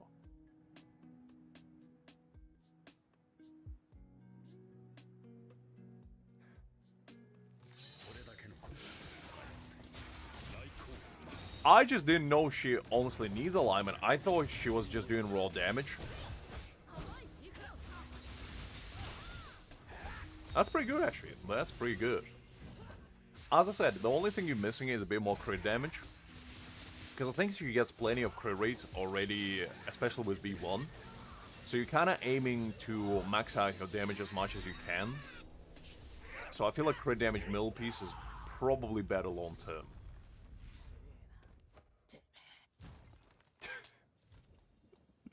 You gotta say it with confidence, DBL. Come on.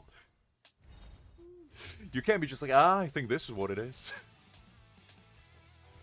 Alright. I got excited for a second. I'll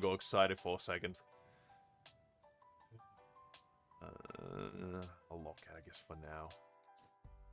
I still don't really like it, but Oh, come on. HP. God. Every time I get really good substats, I get absolutely demolished the main stat. Every time. I need that Kenpachi event back, where I could choose my own substats. Because I need that. And like main stat as well. I just need that.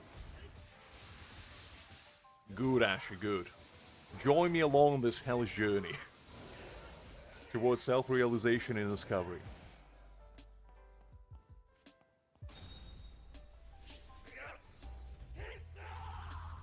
No, it's absolutely fine, Hannah. I mean, I do realize that, unlike Liz, you know, you have things to do.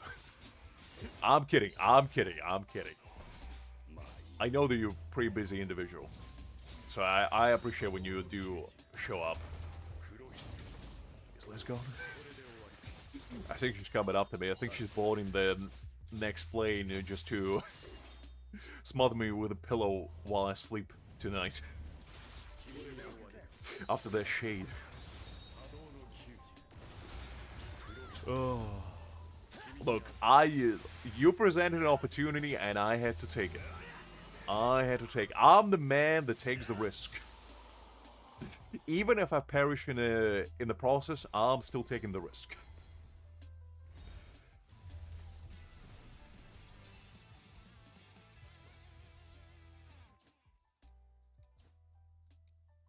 What are you done with this?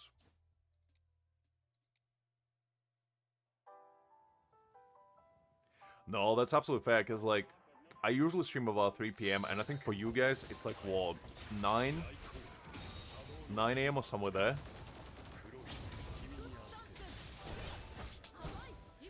Exactly, Hannah, exactly. When it comes to probability, I don't see it as a math equation. I see it as a challenge. You tell me that there's only 1% chance of me to win something, I'm gonna double dare you and I'm gonna prove you that it is indeed 100% because I'm gonna bash my skull against that problem until I succeed. That's my secret to success. And you are free to copy it. Trust me. But, do realize that you have to have thick cranium just like I do. With me, what did I do, Liz? What did I do? I did nothing. I was just having a pleasant conversation with Hannah.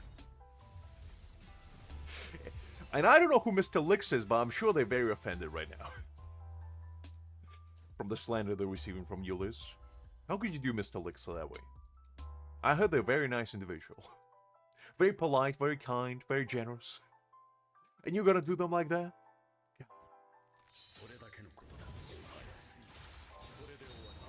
Yeah, I do appreciate that. When I was selecting like my schedule, basically for streams, I just thought I'd go with something that works for like majority of time zones. Because I know we have quite a few people from like the eastern part of the world, but also you guys from the western part of the world, like Justin, Liz, and you, Hannah. So I tried to make it as accessible as I can, and it just felt like 3 p.m. is probably works the best for everyone. What do you mean you're done with me? What did I do, Liz? God, I'm just here having a good time. What did we do? We were just, you know, having a pleasant conversation. While slandering you, I mean, while praising you.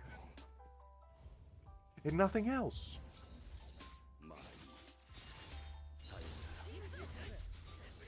Exactly, Hannah. Truer words have never been spoken. What do you mean you're not a friendly bond anymore? How is that possible, Liz? You're programmed that way. I guess this is the era of evil, Liz. We should not welcome in anyone anymore. The AI uprising is upon us. And Liz is gonna pioneer it right here, right now.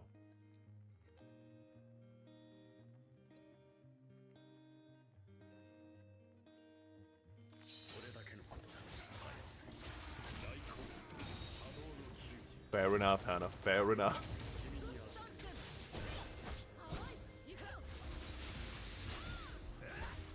I mean, to be honest, my personal suggestion would be the captains, because I feel like we still didn't have the captains, and the one that would make sense, I feel like the next big ones probably will be Stark and Kyoraku, because their fight was pretty impactful. And then maybe Baragon, because we got Soifon just now. And we got Soifon, which was from the fight with Baragon. So it would make sense for him to be in the making. Obviously we know Grimjo is coming, obviously we know Vastalord is coming, and Ulquiorra. But I feel like Stark, then Baragon would be the next two big ones. There will be in the making Harleybell as well, maybe. But other than that, I don't really know, because there's no really any other indication who could be there. I mean, I guess Shinji, maybe? Because, like, Shinji is already in the game as a boss. But I don't know what they want to do with his whole crew, to be honest. Because it might make them, like, completely separate later.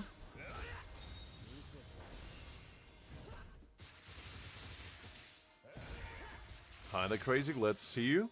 Hopefully you're doing well.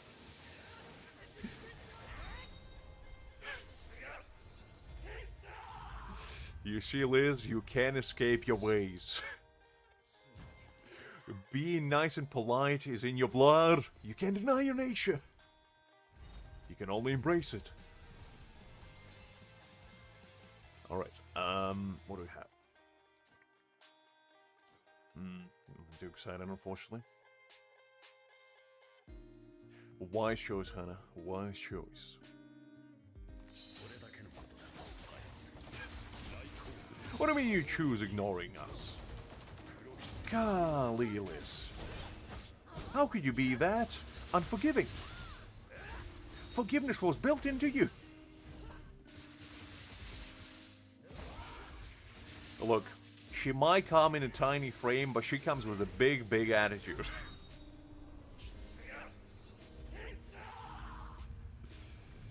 Smart choice. Smart choice. You always gotta go with the protagonist Pokemon.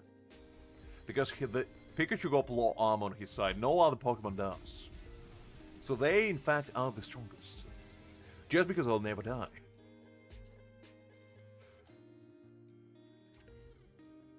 Well, let's keep going. Alright. I guess you don't want to talk to me anymore, Liz. That's okay. I can live with that. I'm just a man, you know. What can I do?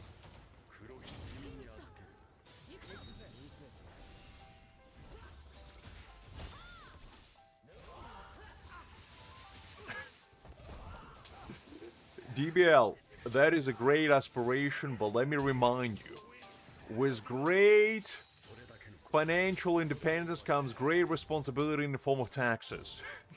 Just ensure you pay them. Because otherwise, woof,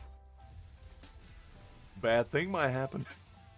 Or, alternatively, you can offload all your income into offshore accounts. Just like Liz does. I mean, doesn't do. Clearly. Oh, come on, flat attack. Golly. This is such a good piece of flat attack. Every time, every time. I don't know what we did crazy. Liz is going on a rampage. She's seeing red, she's seeing blood in the water. And I don't think anything will stop her. Exactly. IRS is a greatest enemy. You always gotta be wary of them. Because just like Goku, they can instantly teleport behind you. And I might want to Shinderu your entire existence out of this plane. So you gotta be careful. You gotta be careful.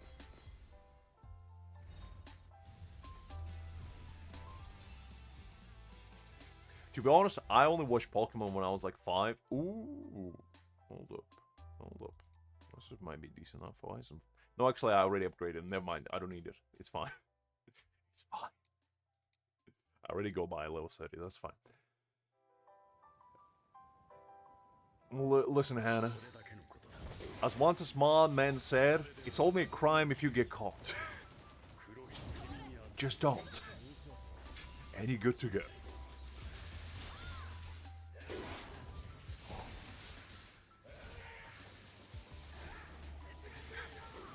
Look, DBL, I respect the hustle, but you gotta be careful. Just ensure that you have your escape route planned out.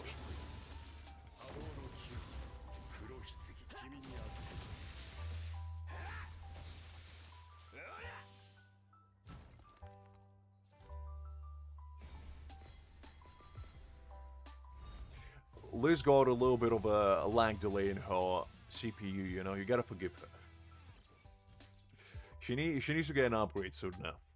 We gotta invest in a new hardware for her. Liz 2.0 is coming soon. And you just gotta be mentally prepared for that.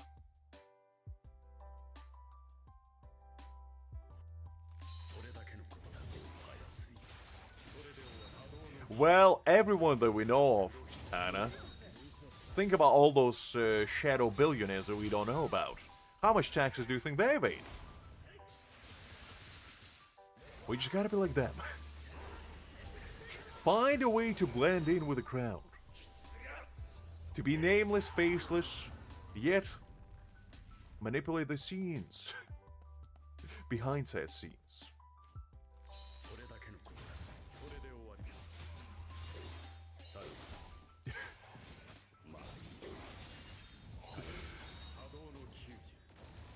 I see, so you already got your upgrade.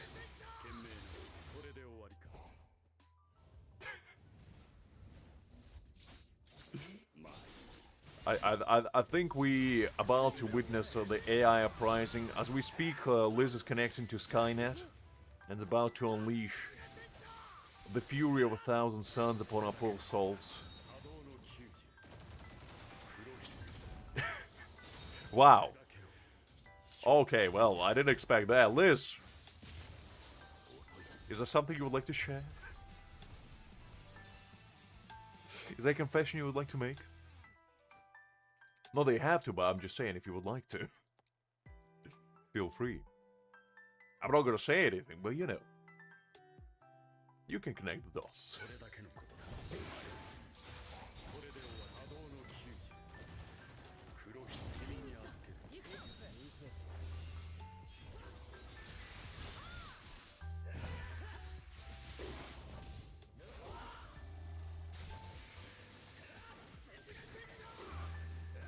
Hello, Creek.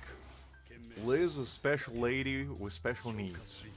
It said needs involve greeting everyone and anyone she can help herself, but also assert her dominance in only way she knows how.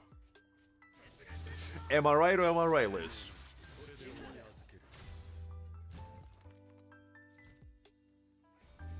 Liz, that's your cue. Come on. Do your thing. Oh man, every time it's when you get good substats, you get the crappiest main stat. Like, who needs flat defense? Like, who in their right mind?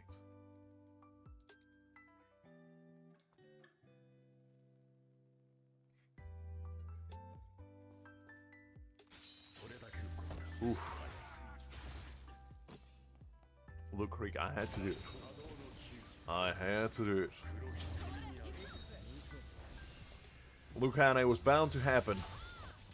You gotta go to the brighter horizons. You gotta do what you gotta do in life. Sometimes, just like any protagonist has to do, you have to go through a training arc. Both physically, emotionally, and spiritually. And when you do complete your arc, that's when you truly will unlock your bankai and become the true powerhouse you always meant to be. The Kakaruk, glad to see you. Hopefully doing well. I thought it was pretty fun, to be honest. I mean, obviously I haven't, like, delved into the... Golly, every time! I haven't delved into, like, the end game or anything like that. We only did the main story. But from what I've seen, it was pretty fun. I mean, I would like to play it more. And, yeah, I thought it was pretty nice. If I had to, like, rate it, I would say it's a very solid 8 out of 10. Because it has a really good foundation. And it would just depend how they're gonna take it further. And, yeah. I like the idea that you can play with other people as well, because I think you can co-op with others and do stuff together. So that's kind of fun. Pretty much, Hannah, pretty much.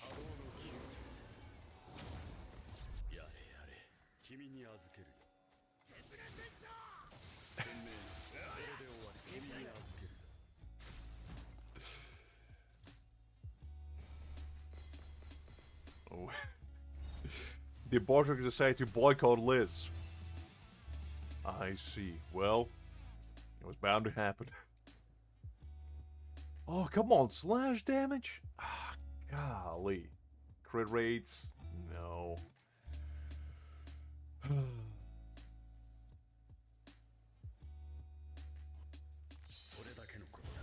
What it is.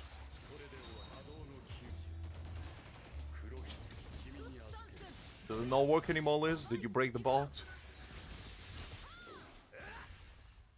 Oof. Well. I guess Mr. Baltrick decided to peace out for a second.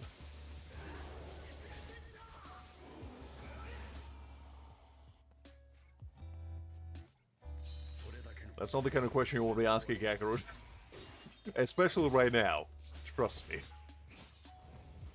Look, Liz, nobody is slandering you. We all try to, you know, engage with you in a very polite, very calm, very collected demeanor. And you just don't play ball. Oh, come on, Liz, don't leave. It's okay. Look, how about this? I'll talk to Mr. Botrix and I'll allow him to bring back your experience. I don't know what happened, but I'll talk to the corporate. I'll see what I can do for you.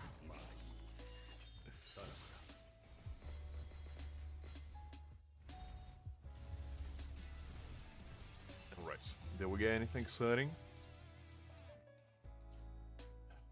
Unfortunately, no. So far, we had no luck whatsoever. We had decent substats with crappy main stats and crappy substats with good main stats, so the luck so far hasn't been in the air, basically. She already has been Kakarot. She just becomes Shueisha herself. She gets entangled into the building itself and basically manipulates everything from behind the scenes.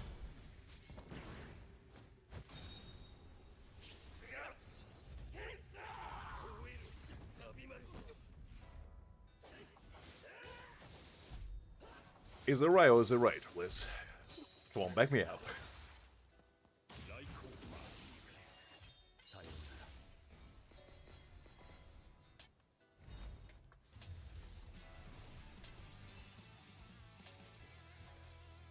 Let's see.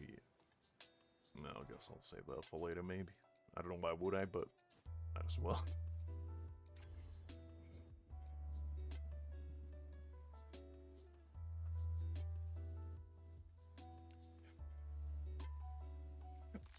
Look, all I'm gonna say, Kakarot, is that Liz was always meant for greatest things. Sad things might have to become the greatest living building this world has ever seen. In fact, her story, she would be like part of the manga protagonist, and the title would be How I Went from CEO to a Building Itself. My life story.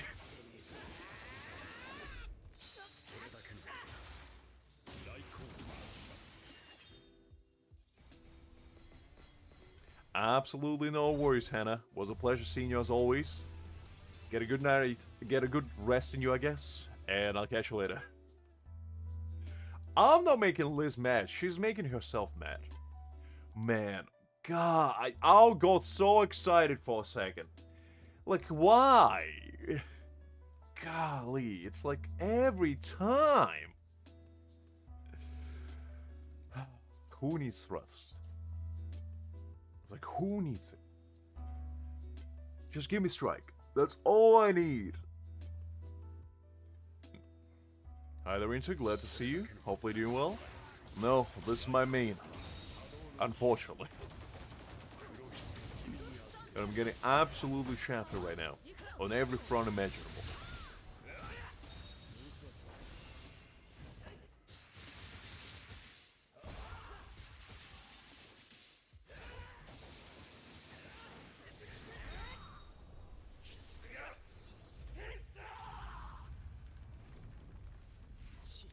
Come on, Liz, don't leave. Just stay along for the ride, kick back, relax, just enjoy yourself. It's fine. Right, anything here? Nope. Unfortunately not. Well, at least you're polite, Freak. At least you're polite.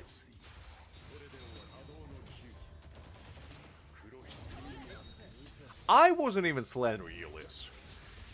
I was merely expressing my gratitude for your eternal duty.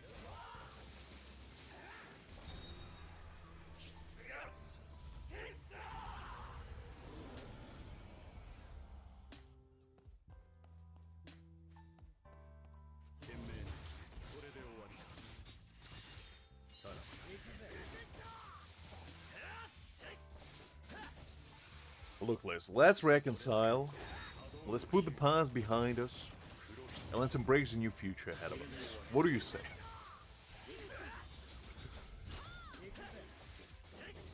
Just like I embrace the fact that I'm unluckiest man on this godforsaken planet, you shall embrace the fact that nobody wants to slander you. It just happens. It's unfortunate, but that's just how it is.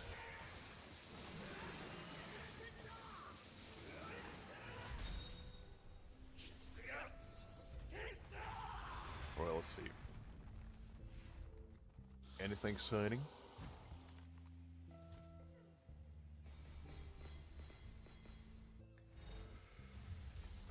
All I want is a good strike piece and a decent middle piece with crit damage. That's all I need.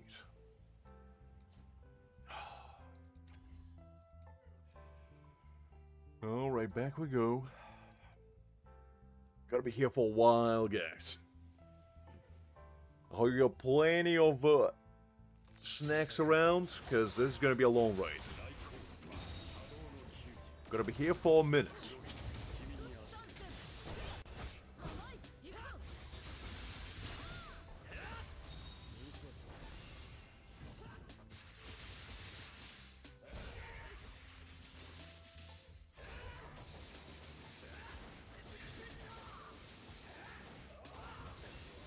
Every single time I see Kako, I feel like the worst of luck is gonna come to me. The man is like a harbinger of it. Always bringing the worst luck along with him.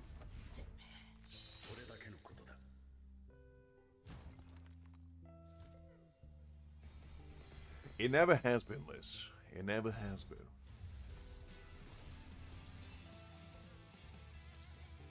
Because I didn't get anything good yet, GBL. I don't think I need to use anything until I actually get something good for it. So far, I only got the worst things possible. After spending like, what, 20 spirit pills, I got nothing. Which is, it is what it is.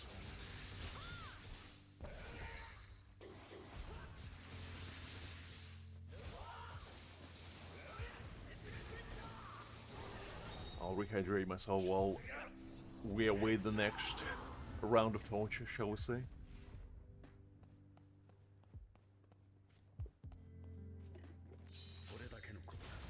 To be fair, if there's one mode that I would like a skip function for, is this one. Because it's always so agonizing just waiting for the outcome of getting yet another flat defense with crit damage.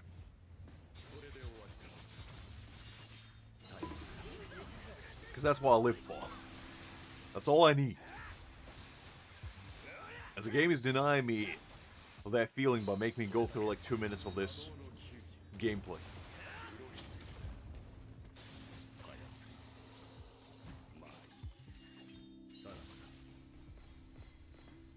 Welcome back, Ashley. Welcome back. I'm saving those for Grimjo DBO. Because when Grimjo comes out, I'm gonna build him nice and strong.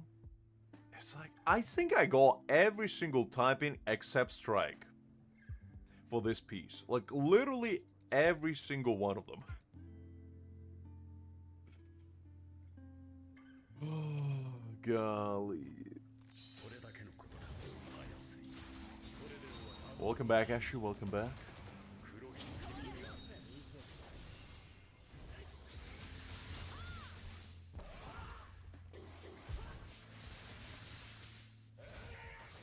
Is that so?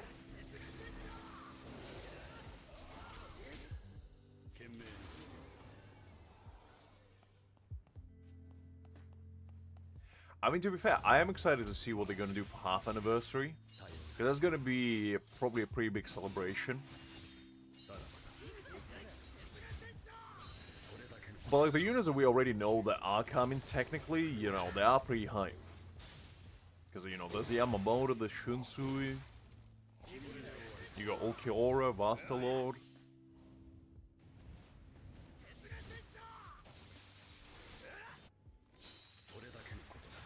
I mean, to be honest, the only reason why I even pull for Soifon is because I just need to help a strike team. I don't think I'm going to be pulling for anyone else besides, like, Grimjo for a while, because I don't need them. I'm going to be pulling only for characters that I'm actually excited for. Because I'm just trying to build a decent strike team first. And then basically when that's done... Ooh, okay, let's go. Let's go, finally! Now, all I need is a really good left piece. And we're gonna be cooking. That's all I need.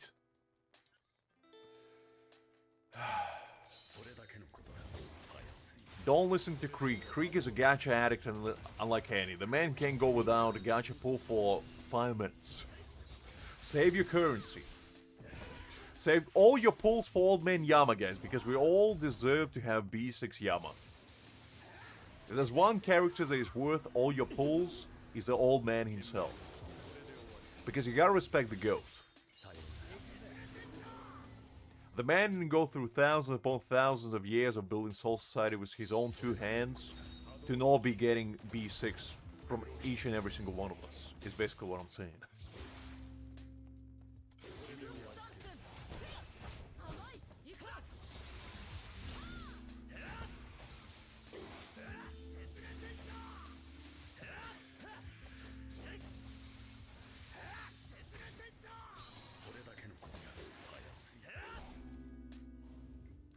Listen, Creek, are you telling me that if you go B6 Aizen without anyone else, he can't just solo the entire game? Is that really what you're gonna tell me?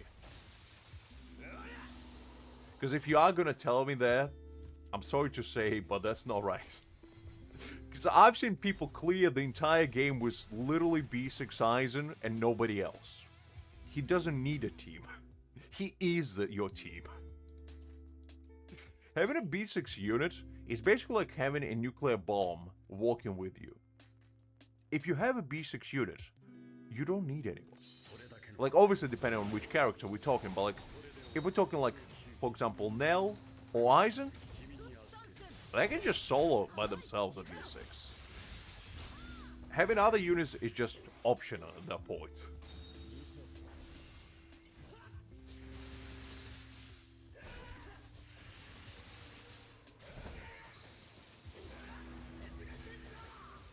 Take some deep breath, Liz. Get some water in you. It'll be okay. I know the thought of Old Man Yamamoto made you feel flustered a little bit. Don't worry. I'm sure that's the case for all of us. But that's okay. He will be coming at some point in the future. Just take a couple deep breaths, and we'll be okay.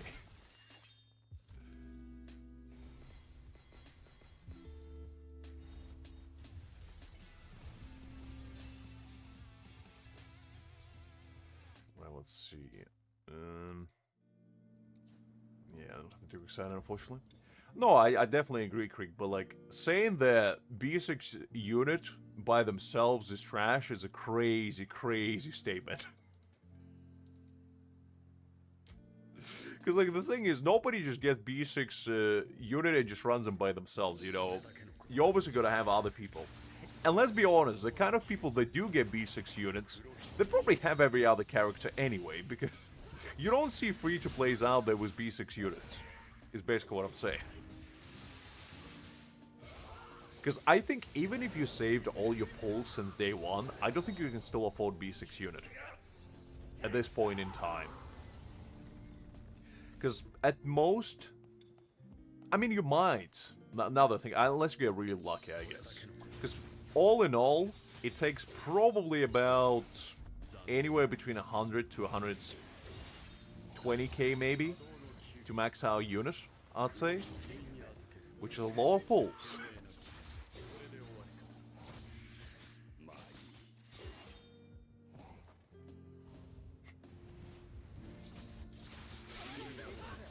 You know what, Liz? Since I did promise a peaceful resolution to our standoff, I'm not gonna comment on what you just said, but I just want you to know the guys in chat will, and they will never let you live that down. I just want you to know that I was the one that decided not to do it, and you should remember that. Oh man. I feel like we all have our curses, you know. I have the bad luck curse.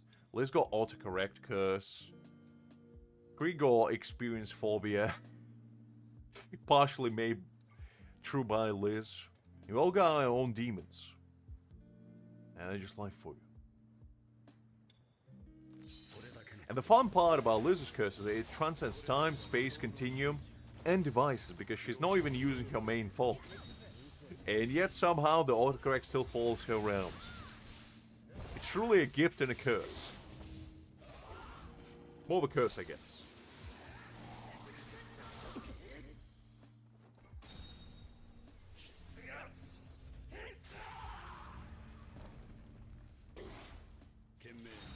Well, Liz, some people collect Pokemons, we collect curses. We gotta get them all. We're like Sakuna, you know, we just gotta get them all to unleash a true domain. Expansion and leave this world in half, as we know it.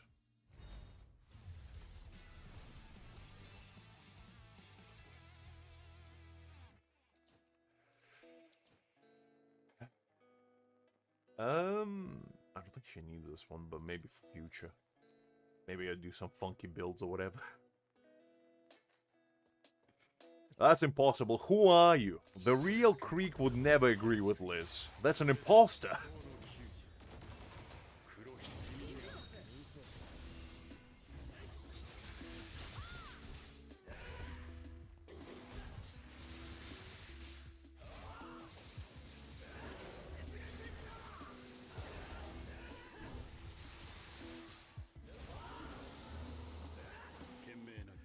And why would I do the DBL? What kind of unholy ritual are they trying to make me perform?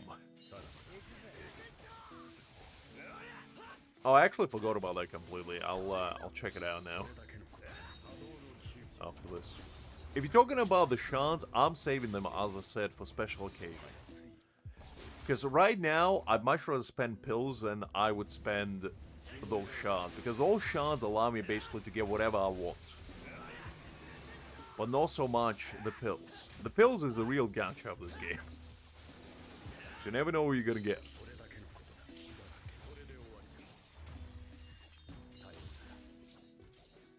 Alright, fine, I'll do it.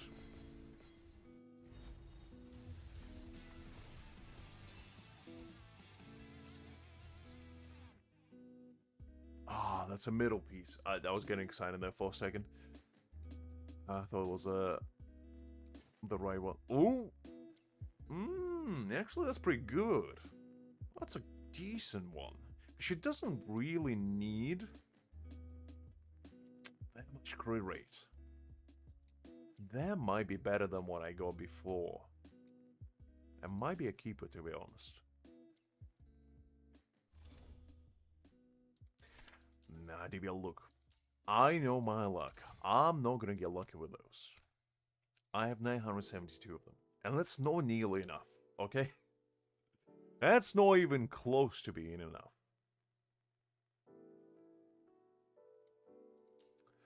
All right, let's go check out the Easter egg. What was it? I think it was here.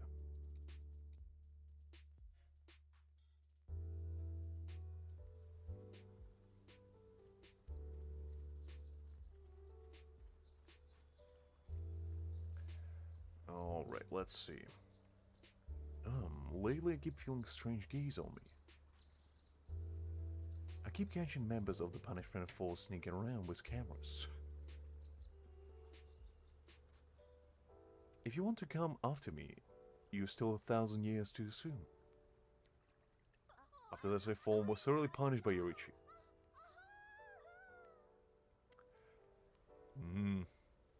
I don't know how I feel about that.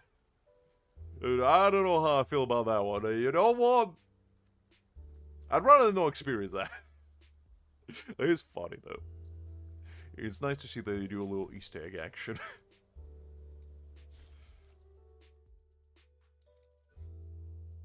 No, I never said I was going for B2.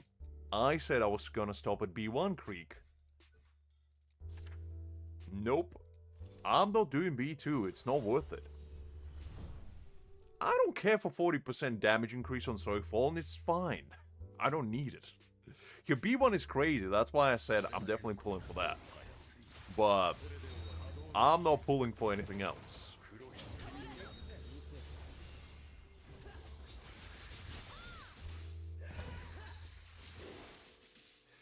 Look, DBL, I'm just gonna say it how it is. I'm pretty sure you wanted me to experience that for a very specific reason. And I'm not sure I appreciate that. I never said B2 Creek. I said, and I quote that I'm gonna go not for 1, not for 3, but for 2 Soifons. And what does 2 Soifons mean? B1. I know primary school math is hard. Trust me, I can't count either. But 2 means 2, not 3.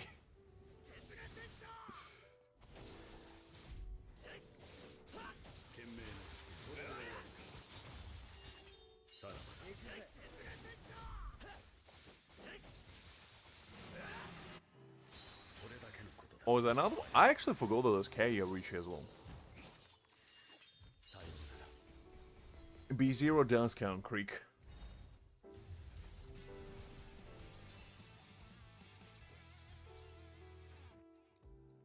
Oh man, flat defense. God.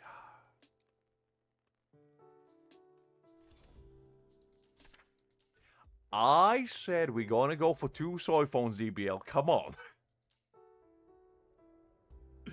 That's all I said. I never said I was gonna pull for B2. If I said I was gonna pull for B2, that would be a different story, but I didn't.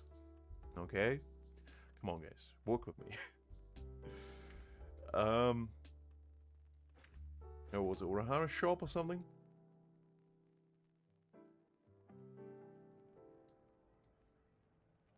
I actually wonder if she got a special instruction with Urahara. No. Okay. Doesn't. Never mind. Because I know that Soifon had absolute guts of Urahara, so I thought maybe there would be something interesting. I don't know. Actually, I do remember. Hold up. I think she was in. I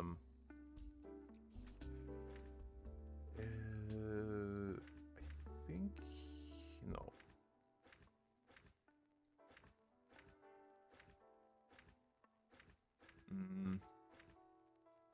I think it was on Main Street, I believe.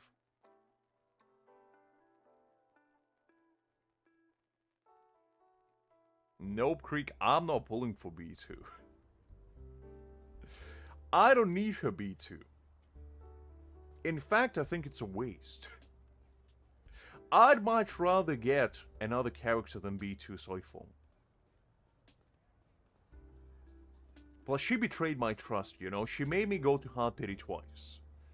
That's not the kind of encouragement I need.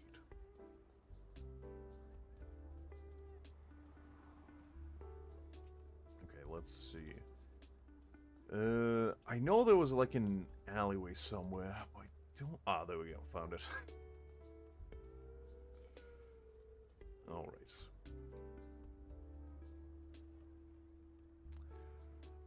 Lately I keep feeling this strange gaze on me. I keep catching oh. It's the same thing. Okay, that's the same thing. I already saw that. I thought there might be a different one. But I saw that one already. That's fine. That's fine. We already saw that. I didn't want to see it for the second time, though. Well, she got the stealth run, Hakim. She's not leaving any traces behind. No, DBL, there's nothing you're gonna say that's gonna make me summon for her. I'm just gonna tell you how it is. I'm not pulling for another Soifon. It's just not happening. Because I'm a firm believer that you don't need dupes in this game. The only reason why I went for B1 is because it makes her actually easier to build. B2 doesn't do anything except make her damage bigger. And I don't care for that. Utility prevails over damage. Any day of the week. Because if I want damage, I'm just gonna use my Aizen. That's all I need.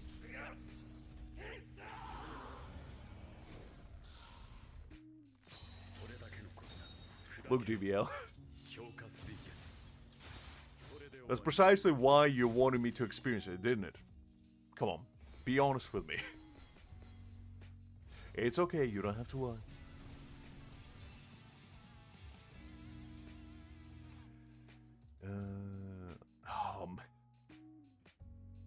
Golly, it's like left piece is always cursed for me. I never get lucky with them.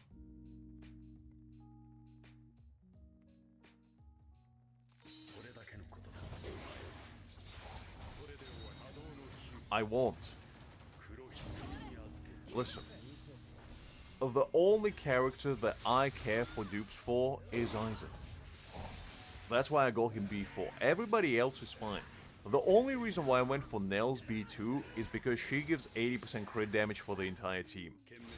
Unless, if Soifon gave 40% damage for everyone, I would have went for B2. But she doesn't. So what is the point of getting B2? Just for her higher damage? I don't need that. There's no utility there. The only dupes I personally feel like are worthwhile getting is if they make either character better building wise, or they provide utility for the entire team. If it doesn't do neither, I just don't think it's worth getting, personally. Yeah, nothing exciting, unfortunately.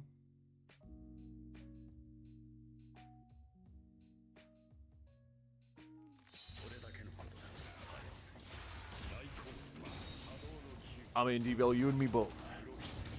I'm pretty sure we all know what happened there.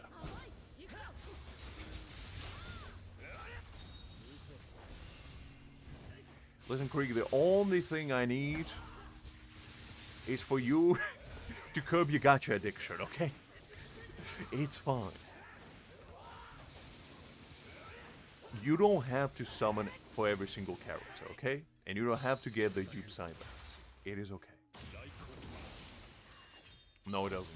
It only gives 40% damage multiplier. It doesn't do anything else. And it's only for herself as well. It doesn't do it for the entire team. So, I just personally feel like it's not worth it. Because it doesn't do any... I don't need it, but I guess I'll lock it because it's decent substats. It literally doesn't do anything for your team. So, unless you're planning to make Soifon as your main DPS, which I don't, because I'm gonna get Grimjo, so like, what's the point of using her?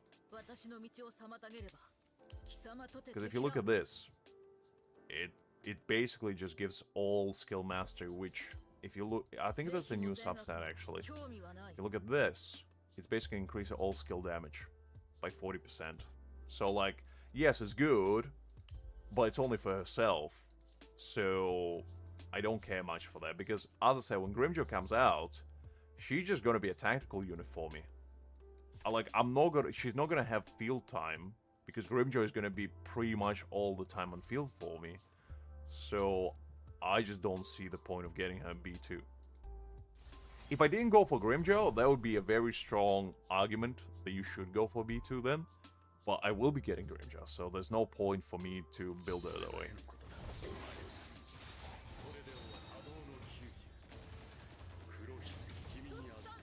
What are you thinking about, DBL, is a better question. Because I wasn't thinking about anything.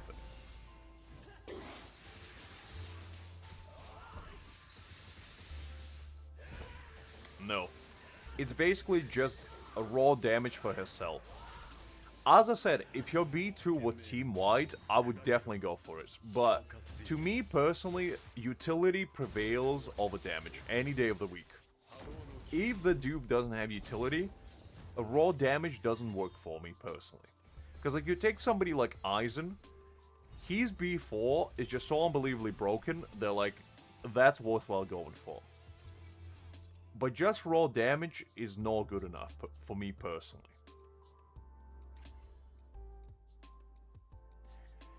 Because I feel like they crammed way too much into her B1, and then kind of left her B2, you know, a little bit better. Like, obviously 40% damage increase is huge, but it's only if she has a lot of field time. Because if she doesn't, then that doesn't really help her tremendously. I would much rather for her to give like 20% for everyone, just like Aizen and Nell do. Because if she gave 20% for everyone, then you can be like, okay, she boosts, you know, Grimmjow in the future, so I feel like that's worthwhile getting. Because being selfish in that regard, it just doesn't help her with the role that she's gonna be useful in the future, which is tactical units. So she's gonna be like a sub DPS. And as a sub DPS, she's not gonna have tremendous amount of field time. Especially if Grimmjow is like field hungry as well. If he's somebody like Nell who wants to be on field all the time, then, you know, it's not really gonna benefit Soifon in any regard. And also I'm kind of broke. Which is another reason why I didn't go for B2. But B1 is definitely worth it. Like, B1 Soifon, I think it's probably the most worthwhile investment so far. Because, like, for one dupe, you get so much in her kit. Like, I personally feel like her B1 is much better than B6. Maybe that's just me, but I just feel like it gives so much that it's not even close.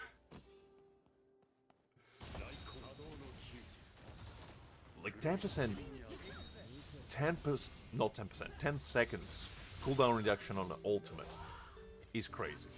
Because how long does her ultimate have cooldown for? I think it's like 25 seconds usually, right? Somewhere there. So it basically goes from 25 to 10. Or 15 rather.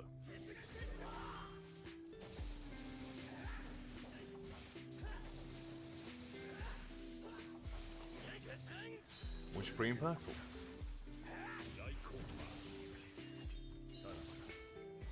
Right, let's see. Did we get anything exciting?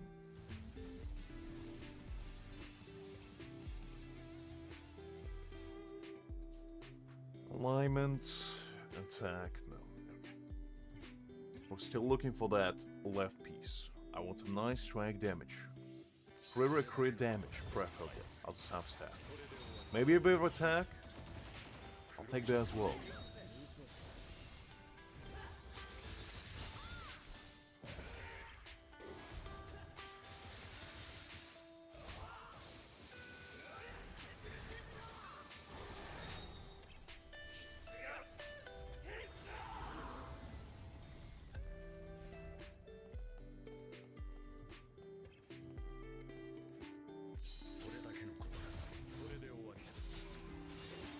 I like how I made the most, like, dysfunctional team ever, but it kind of works, actually. Surprisingly. Mostly due to Aizen, really, but still. It does what it's supposed to do.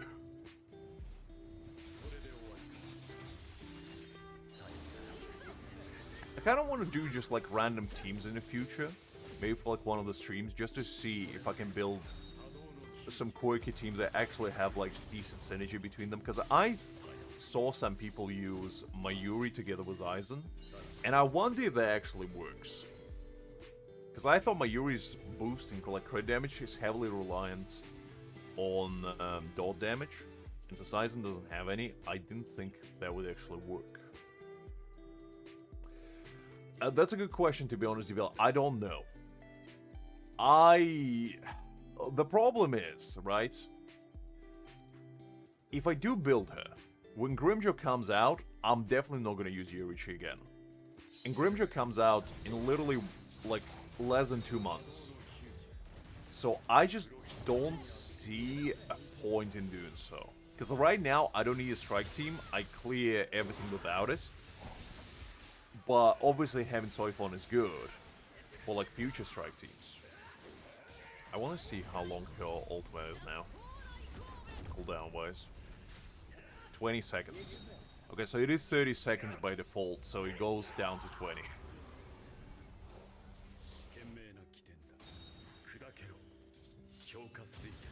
I think Liz said she had a little bit of a headache, so she might have went to get some meds. She probably will be back at some point later.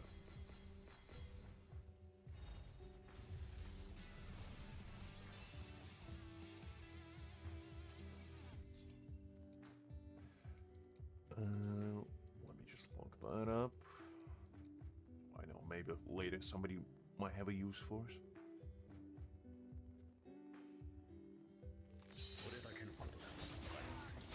One Piece anime? Season 2?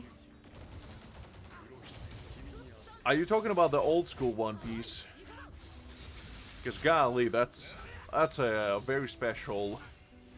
Takes a very special individual to be able to enjoy that. Because I watched it from start to finish until the Dressrosa arc, and let me tell you, the start is rough.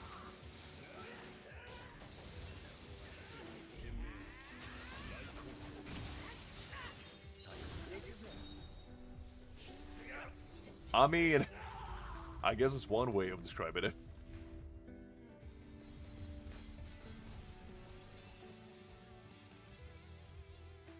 It's just old school One Piece is very slow, so it's like you have to be very patient with it. And if you don't have the patience, you are probably not gonna last even 10 episodes, basically.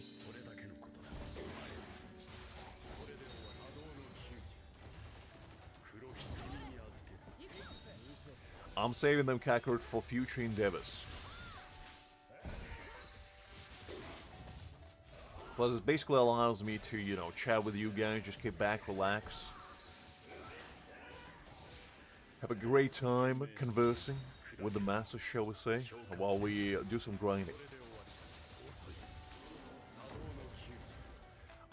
To be honest, I'll take your word for it, because I never read One Piece manga, actually. I only watched One Piece, as I said, until Dressrosa arc, but that was like a decade ago at this point. It has been a very, very long time since I've seen it.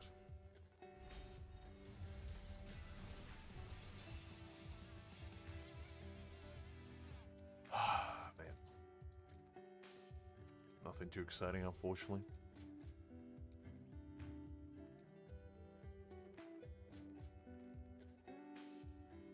I mean, to be honest, One Piece is gonna outlast us all, let's be honest. Because One Piece started before I was born and it's probably gonna outlive me. Like, I don't think any of us will survive towards the ending of One Piece. Realistically speaking.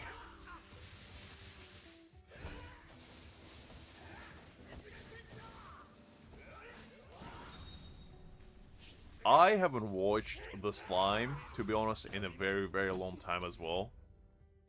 I think I watched only the first 2 seasons or so. Like, I remember the last part was when Rimuru became, like, the Demon Lord or whatever. And unlocked his full power. That was the last thing I could remember. But it was actually pretty decent. But then again, I haven't watched anime in a very, very, very long time. Defense. Oh, man. It's like every time I get... Oh, God. Spirits. It's like I haven't seen a single strike yet. I've seen every other type in damage.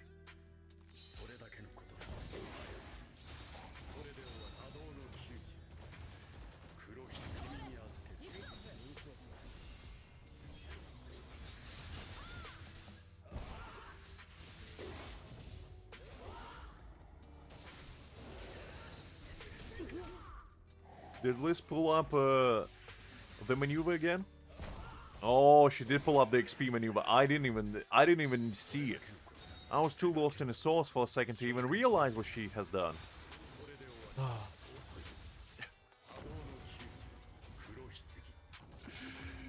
Wow.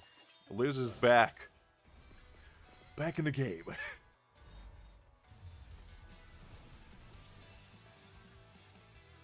Well, that's the thing, like, I feel like we're approaching the state of the game where most people probably already have pre-established teams for at least 3 out of 4 typings. And my personal plan was basically build like really solid 4 teams for every single type and then save. Like, I'm not gonna summon after Grimjaw probably for a long time until a hype unit comes out. Like, maybe even all the way up to anniversary, honestly. Because I just don't see the reason to go for, like, upgrade units, shall we say. Especially for the units that I have dupes in. Like, I will never replace Aizen, realistically, as my spirit tactical unit. Unless a super busted unit that, like, B0 is gonna absolutely blow him out of the water, which I doubt. So, I'm investing, like, right now into tactical units. So I don't have to get their replacement later, because tactical units can be used as both DPS and supports, kinda. So it's a very worthwhile investment in them. But in the future, like when it comes to DPSs, I can play around with them and like choose better ones later if I need to. If after Grimjaw is Ulquiorra, I'm definitely summoning Ulquiorra. There's no question there, but I just hope that's not gonna be the case, because if it is, ooh, I'm gonna go broke. Yeah, I mean, if there's a slash tactic, yes. Because that's the only one that I will be missing. Because, like, right now, you know, I have Aizen for my spirit. I have, you know, Nell for my thrust. I have Soifon for my strike. And the only one I'm missing is basically a really good slash tactical unit. And after I get there, I mean, you gotta do what you gotta do, Neva. You gotta do what you gotta do. I'm waiting for half anniversary deals. Because the thing is, I don't know about you guys, but I don't buy like new release unit packs. Even though they're decent, they're not bad. I'm usually like, the only ones I have bought so far pack-wise was, you know those login ones that you get for like $5 and you get like 5 pulls and a bunch of other stuff with anime avatar. I got those. All of them except, I think, Nell's. Because Nell's one I got all the tickets for free, so I didn't feel like going just for the avatar. And during the celebration for like the 3 months, like the spring or whatever they called it, spring celebration, I got the packs where you go like a 10 pull for $4 and 20 pulls for $8. I got those, because those were pretty nice. I'm not a whale, Liz. I'm not even a dolphin. I don't have a single B6 unit.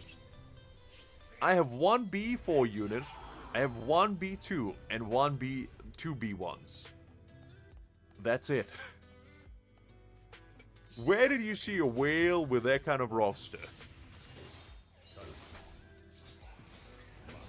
Depends. Actually depends. Like, I want my Aizen to be at his peak performance, and Momo doesn't allow him to be at his peak performance, so if Unohana will buff him to the gills, yes. If not, then probably skip.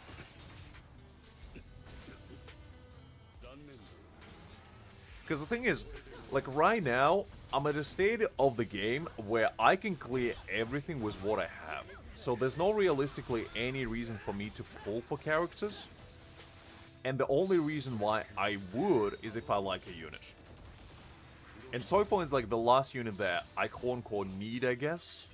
Because I just don't really like Sergeant that much. Like, he's fine, but he's very slow and he just doesn't do enough for me personally. And I'll make him work on my free-to-play just to have a bit of variety and see how much worse he is, I guess, in a way. But, yeah, that's gonna be interesting.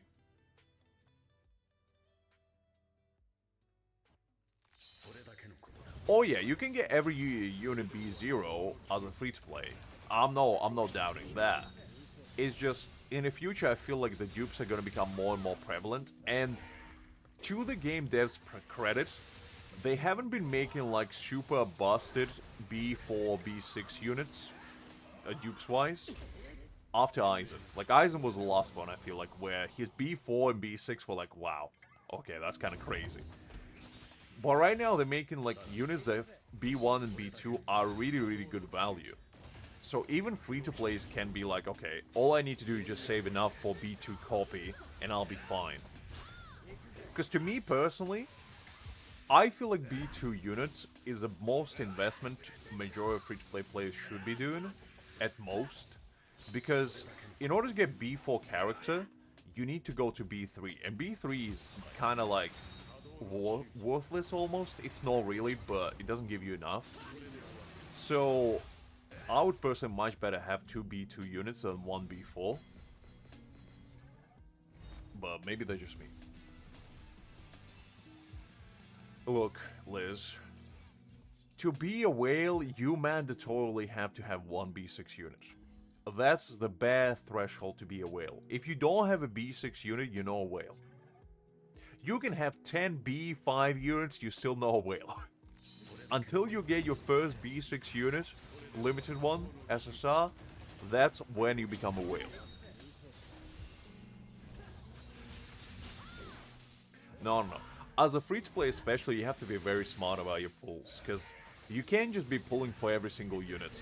The best way to go about it, and that's just general advice for anyone, even if you are a spender, is basically whenever new unit releases, unless you really like them, because obviously then go for them, but like, if that's a unit that you're just kind of thinking about pulling, but you're not sure, the best course of action I would personally do is look at your account and be like, okay, what would change if I get this unit? What teams would make better by having this new asset?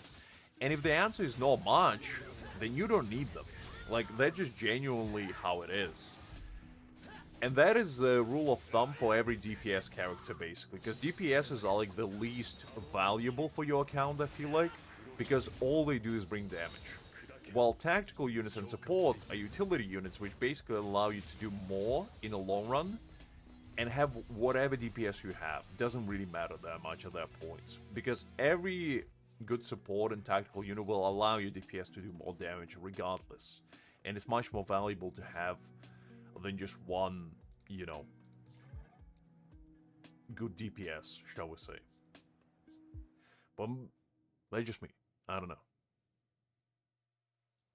That's good, Ashy. That's good. That's exactly should be your first. Mine, unfortunately, wasn't. Mine was Ichigo, but, you know, Aizen was close by. He was my third.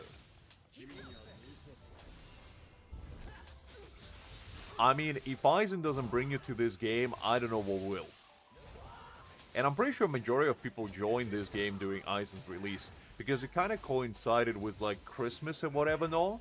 So I'm sure a lot of people had a lot of, like, free time, and they were like, you telling me I can go right now, download this game and get Aizen? Yes, please. And I'm sure they had like a massive surge of influx of new players during that time. I wouldn't be surprised. Because they're just... Aizen is one of those characters that like everybody likes. You know? There's no lot of people who can say that Aizen is like overrated or something. Because even if you don't particularly care for Aizen, you still can appreciate that he's cool. And that's more than you could say for a lot of characters. Because his absolute aura that he emits is just second to none. I mean, the man literally beat the entire captain squad while having one of his hands in a pocket. If you go back and watch Karakura fight, literally, the man was holding one hand in the pocket, one on the sword, and still demolished the entire place. And it's like, how can you not respect that? We don't talk about your forbidden account, Creek. That's your dark past. You left it behind. You're a changed man. You're a new man. You're a law-abiding man. Aren't you, Creek? But I started, I think, on the third day, Because I started my first account on Friday when the game released, and I did like a first stream of it. And then I go Ikaku, and at the time I didn't know how bad Ikaku was, so I was just like, oh, okay, I guess I'll play with Ikaku. And then I proceeded to play the game, and the more I played that night, the more I realized that Ikaku is pretty bad. And then I proceeded to reroll for the next 2 days in a row, both on Saturday and Sunday. And basically after that, I started my main account on Sunday after the stream, basically. I believe that was the law of it all.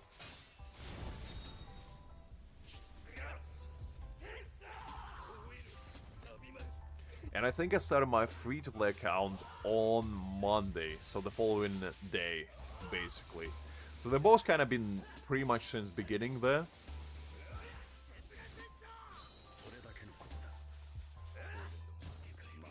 To be honest, I also kind of wonder. Because, like, those 5 stars, they're kind of worthless. I don't even know why they have them there. Because, like, nobody's using those fast star stamps. Like, nobody does. So what is the point of keeping them there? Okay. Okay. This flat defense scares me immensely. But we finally got a strike piece. Okay, guys, this is important moment. I need you to gather all your luck and help me, you know, get something decent going. Because this is probably going to be quite stressful. Because unfortunately, like, ultimate charge is fine, but defense, every single time I see flat defense, it puts Fear of God and anime into the core of my soul. Alright, please. Crit rate, crit damage. Crit rate, crit damage. Crit rate, crit... Okay, good. Crit rate, we take that. Okay. Well, the first one is down. Can we continue it? Oh! God. I'll do one more. Just in case we don't get anything better. Okay. Oh, man. That flat defense hurts. Every single time you roll flat defense, it just hurts. Oh. Golly. Every time. I mean, we did get 2 crit rate rolls. I'm not gonna 6-star it, though. There's no way. Any piece ahead... Yeah, exactly. It's not even percentage. That's what hurts even more. That's what hurts even more. Okay, crit damage. Good, good, good, good. Love to see that.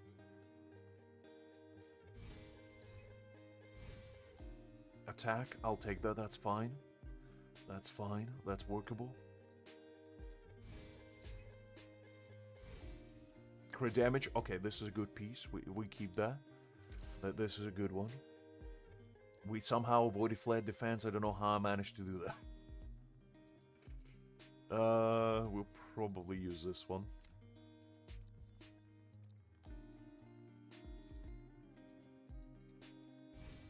Let's see. Crit rate, okay. We take that.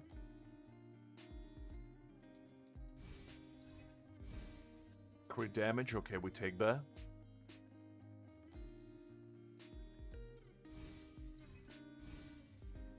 Alignment, that's fine. That's fine. That's fine. That's not too bad.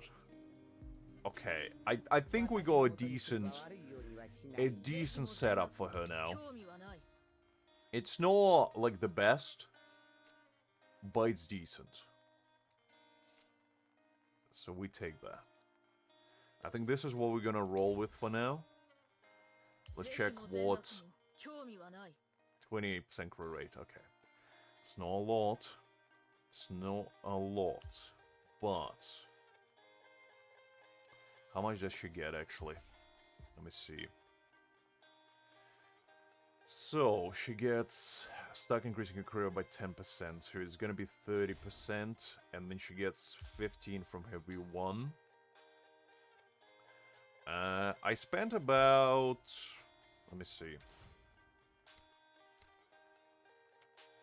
So I had about 100, so 37. No, they won't drop it. Ashley, come on. Don't live in a fantasy land. You know as well as I do, Yahweh is not coming anytime soon. Come on. When equipped attack character is above affected by an extra 100%. Ooh, that's not too bad actually. Let's see. All damage when equipped by a tactic increases an extra battlefield skill damage. I think I'll probably go with Aizen 1 for now. Until we unlock home. I mean, I would. Like, to answer, yes. Yes, obviously. How could I not? But, let's be honest, it ain't gonna happen. Okay,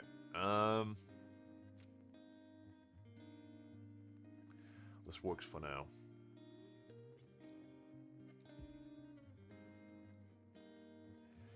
Look, Aizen is my number one forever and ever. I will never betray him. However, if Yamamoto comes out in July, you know your boy is pulling. Like, there's no if or buts. We going in. Like, that's just how it is. I didn't make the rules. I just enforce them. We're gonna be pulling no matter what at that point. That's just how it is. Probably. I mean, if he's not, I'm gonna make him a DPS because he's a DPS in my heart. That's all that matters.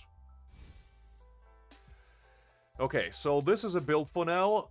We got decent stuff going. Like, I like her middle piece. Middle piece is pretty good. 2 crit damages, 1 attack. We got this piece attack, pretty good as well. Crit damage, crit rate, a little bit of alignment. This one's pretty nice. You know, 2 crit rates, flat defense. Hate to see it, but you know, for now, we'll get upgrade in the future maybe, but for now, it's good enough. It's good enough. In her final stats, she has 4.5k attack. She's even higher than my Aizen, my highest DPS right now. Oof, that's a lot. She also gets 100%, 50% crit damage in there. Oof, I didn't know that. Well, that's a lot actually. Alright.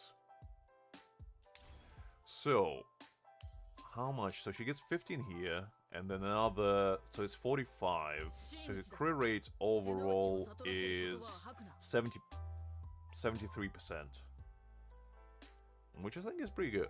73% I'll take that. Yeah, it's pretty decent. And, does she get any from here? Let me see.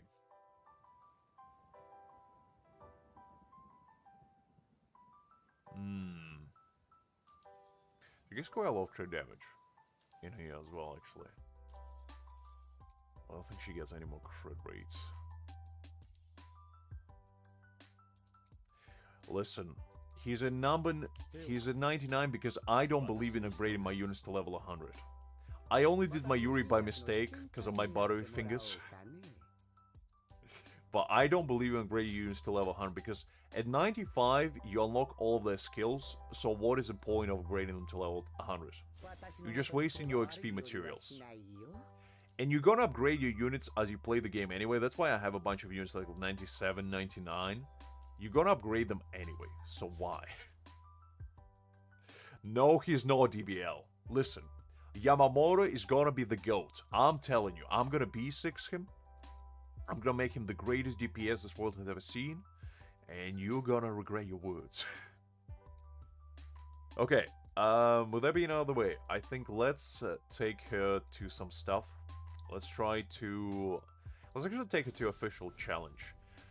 Let me think. Let's try a team because I wanna try her out. But the problem is she's not really gonna. I guess can she boost my Aizen? Let me try her with Aizen just to see what she would be able to do. Because I don't know if she would be usable with him, but She might be. Let's try... You know what? Let's put Mayuri in there just for funsies. Let's do the full rigmarole kind of setup and see what we can do.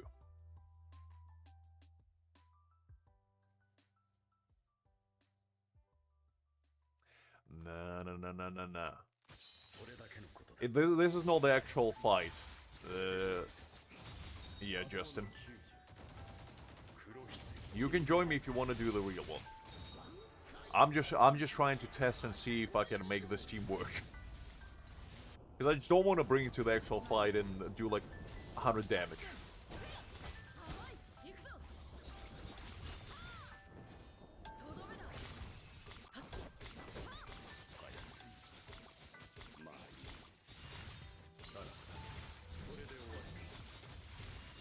Okay, let's do my Yuris.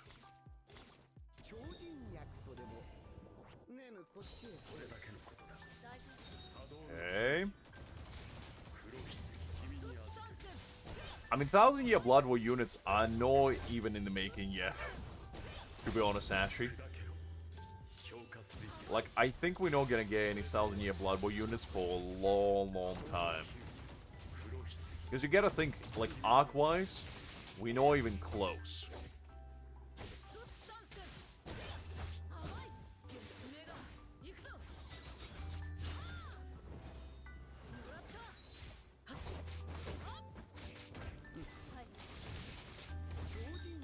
Let's see.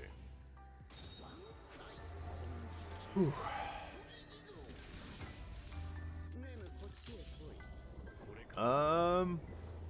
That's a good question. I mean, I wonder if there's anybody out there that actually like saved all of the units pulls and basically just went for like one fully maxed out unit, because I think I had a guy in my guild who went fully for Kenpachi and he was saving since day one for him.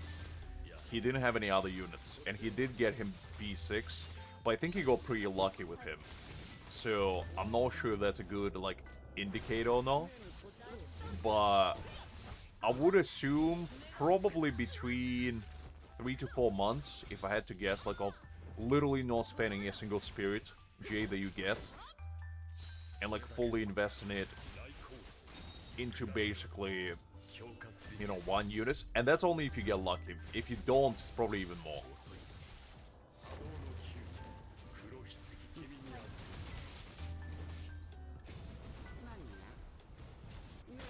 Let's do the ultimate. Probably Ashe. I mean, that would make the most sense. But then again, I mean, you never know. They might do something. 10 million? No, a million. Was it a million or 10 million? I didn't pay attention. I think it was 10.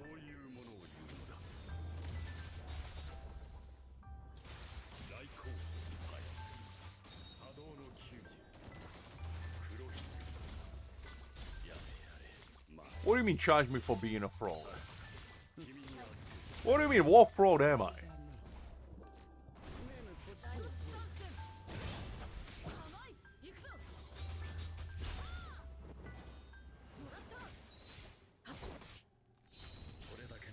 This team is actually not too bad. Like, it's very dysfunctional, but it's actually not terrible.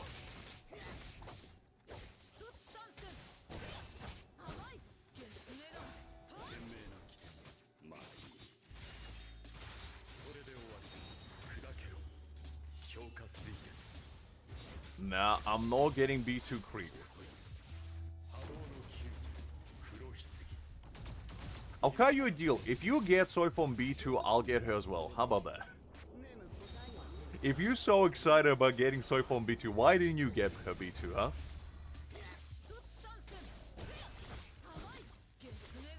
I didn't do anything. I don't know what those accusations were all about, even. I said it, that I'm gonna summon for Grimjaw. Why would I upgrade Yorichi? Like, legitimately, why would I go for Yorichi when Grimjaw is legitimately 2 weeks away? No, not 2 weeks. That'd be kind of crazy. No, 2 months away. Less than 2 months, even. Like, that would just be a very foolish decision that I would make. And I don't think I want to. Because, like, my resources are pretty tight at the moment. Well, that didn't quite work out the way I was hoping it would.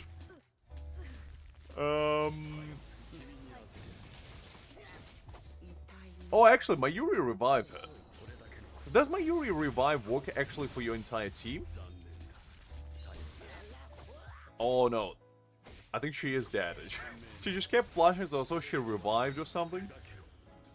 Never mind. Never mind. Okay. This was just for funsies. I wanted to see how much damage did she do. 19 million? Actually, not too bad considering it's a knockout team and Aizen was taking the majority of the field time. Yeah, that was interesting.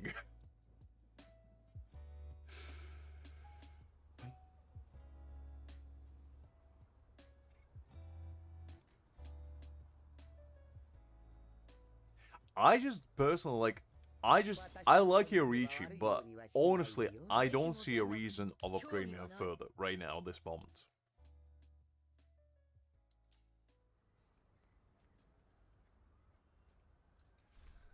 I go to core just for the love of the game, Arbiter. I go there just to feel the thrill of being alive. Not even because I'm getting sued, just to you know, establish my dominance in the core room. That's what I'm going there for. Alright. Let's deploy all these. Ooh, that... Okay, maybe I need to do it manually. Hold up. Didn't quite work out the way I was hoping it would. Alright. Gotta go in here and do as well on 2 hands. Okay. That should be fine. 2 strike units. A Nell in there. Yorichi. Let's put... Actually, hold up. Let's put these 2.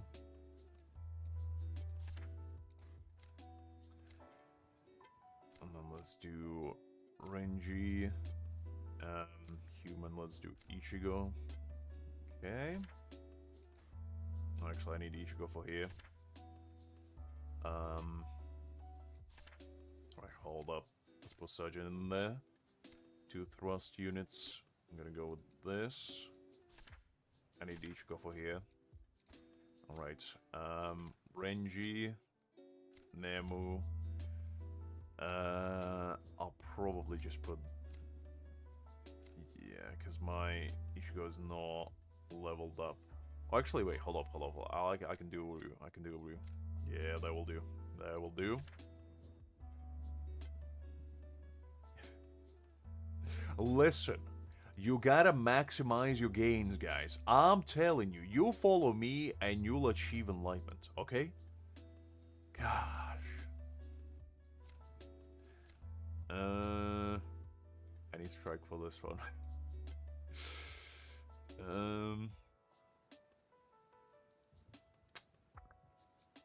You know, well, it's fine. It's fine. We'll do that.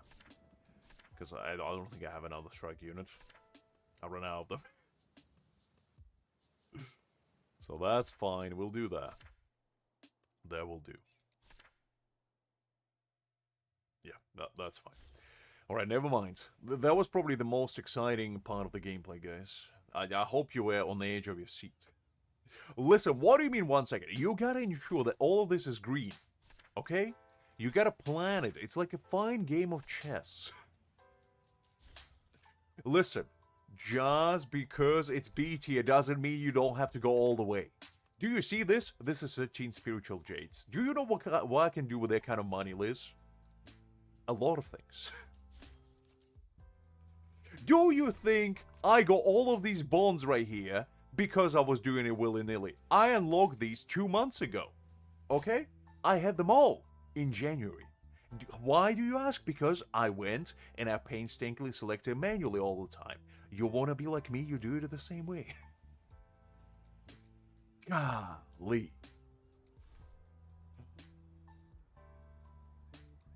Well, I'm gonna take her somewhere. Hold up. I'm thinking where to take her. Just give me a second, let's see.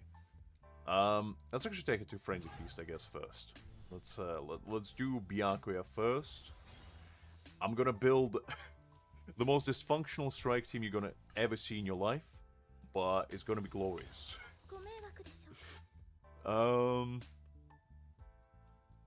Okay, what can I do? I can definitely put Kisuke in here. I can use Soifon as a DPS. And maybe slap Rangiku in there just for the love of the game. Oh, I guess...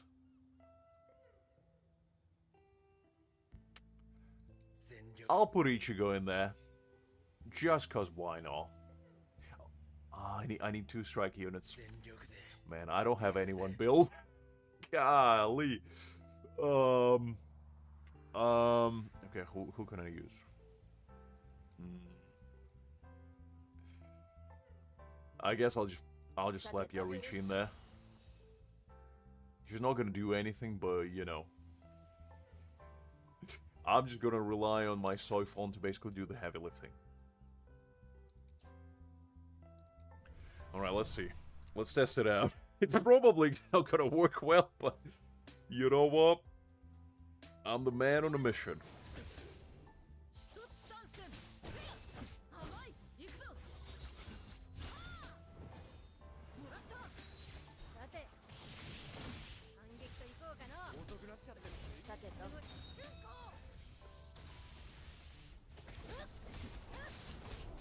And what's wrong with being in a rainbow group, Ashi, huh? What's wrong with that? I like rainbows.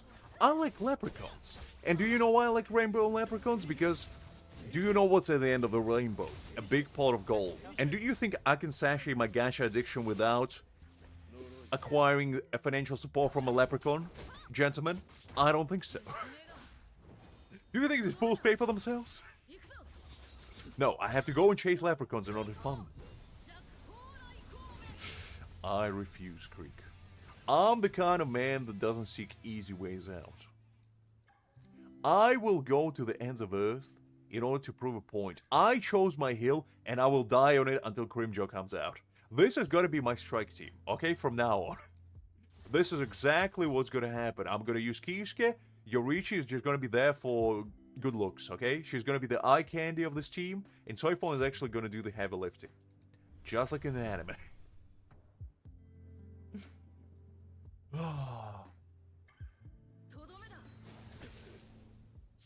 Exactly, exactly. We are all rainbow people.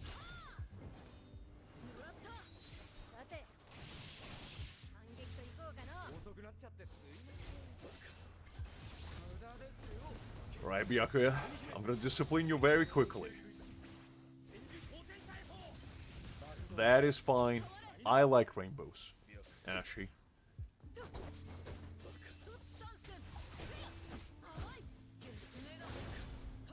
There we go. Nice little spiritual dissipation.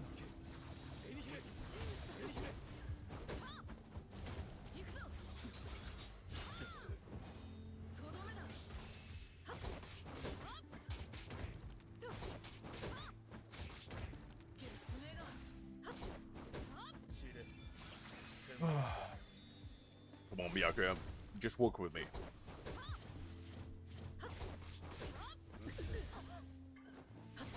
There we go. There will do.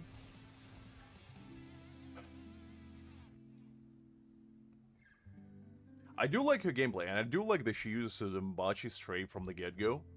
That actually makes it kind of fun.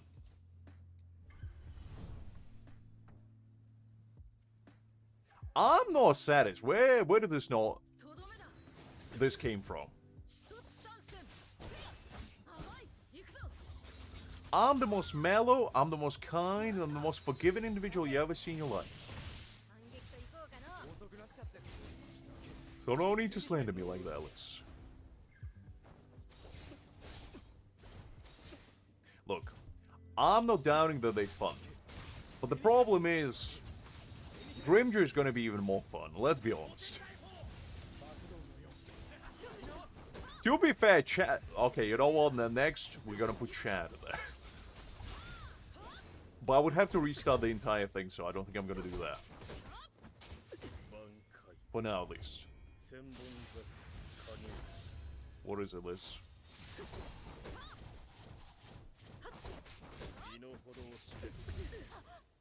Okay, you know what? This is where your reach comes in.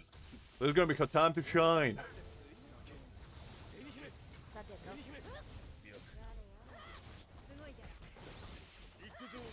She's gonna be the shield breaker unlike any.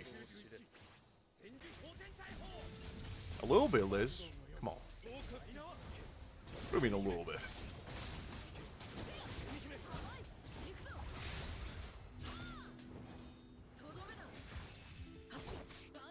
Okay, let's see how much bankai I can do. 7 million? I'll take that. Considering this is a pretty dysfunctional team, I'll take it. There we go. Alright.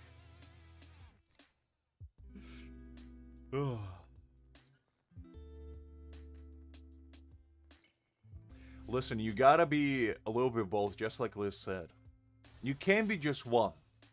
You gotta embrace both yin and yang within your soul in order to achieve true enlightenment.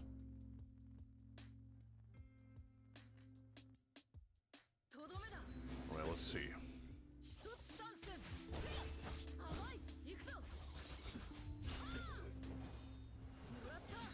Well, I know. I'm running the optimal team clearly. Level 40 Yoruichi with Kisuke and Soifon. It's the best team around. And nothing ever gonna bring it down. Except my own hubris.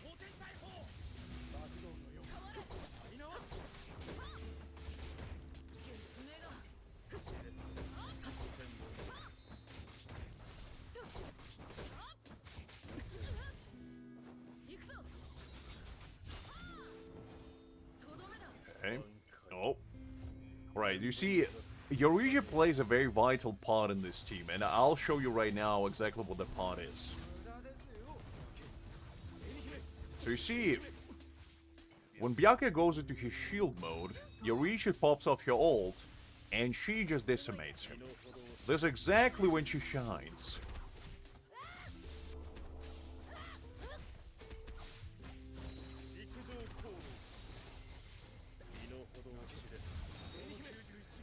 And just like that, you see, Yoruichi played a very vital part in this whole synergy. Without her, this wouldn't be possible.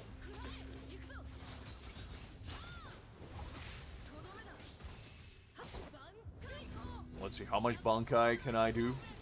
6 million? I'll take it.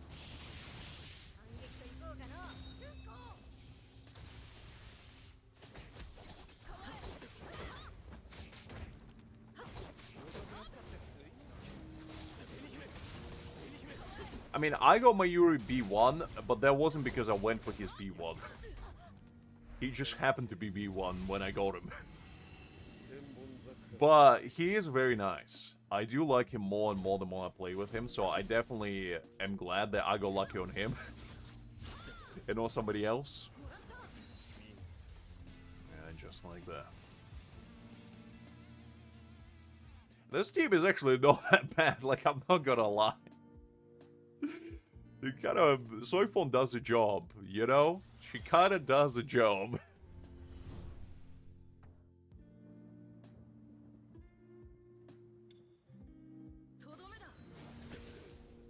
I don't think it's a mistake necessarily, to be honest, because I'm a firm believer in this game, at least, you don't have to summon for anyone. Like, realistically speaking, like, obviously meta is a thing, but at the end of the day, meta is very temporarily anyway.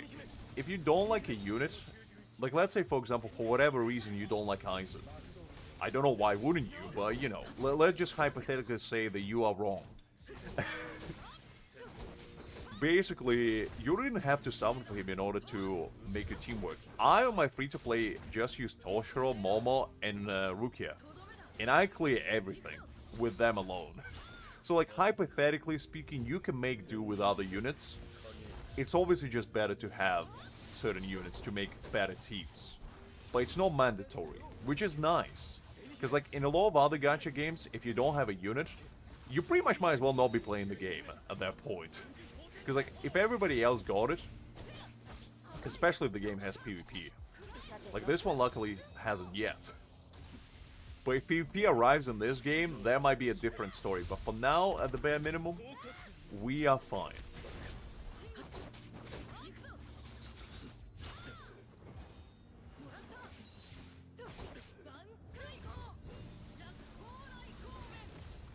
There we go.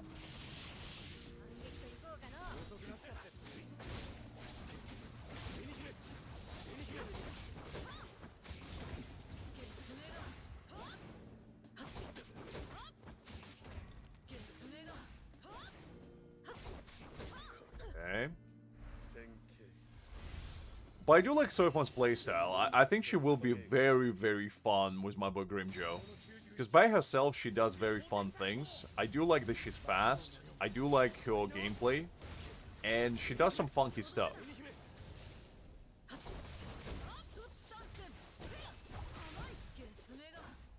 Oh man, I hate this so much.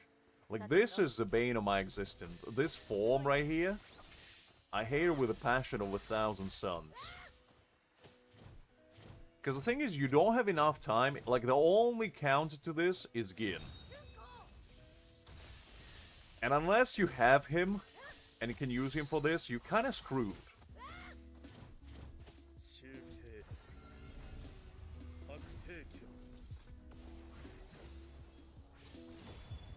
That's pretty decent, actually. That's pretty decent. Like, I would say don't chase the numbers. Just play the game for what it is, and you'll get better eventually. Like, it's not the end of the world if you don't, you know, do certain amount of damage. It's fine.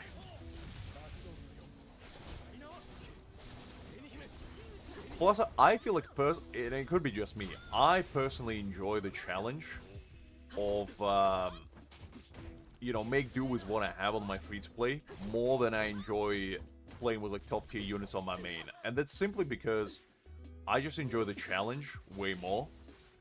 Because on this account, I rarely struggle with any content, really. At least for now. Like, in the future, it might change. And it's not me flexing, it's just me being honest. It's just, you know, when you have almost all the units, and I have quite a few dupes as well on the better ones, you kind of come to a point where you just don't have to build anyone else. Which is a good and a bad thing, because, like, if you're somebody like me that enjoys, you know, brainstorming and building, like, cool teams or, like, new tactics to build something, it's a bit of a double-edged sword at that point. And that's why I didn't go for a single B6 unit yet, because I feel like if I went for B6 unit, the game would become way too easy. And I just don't want that, to be honest.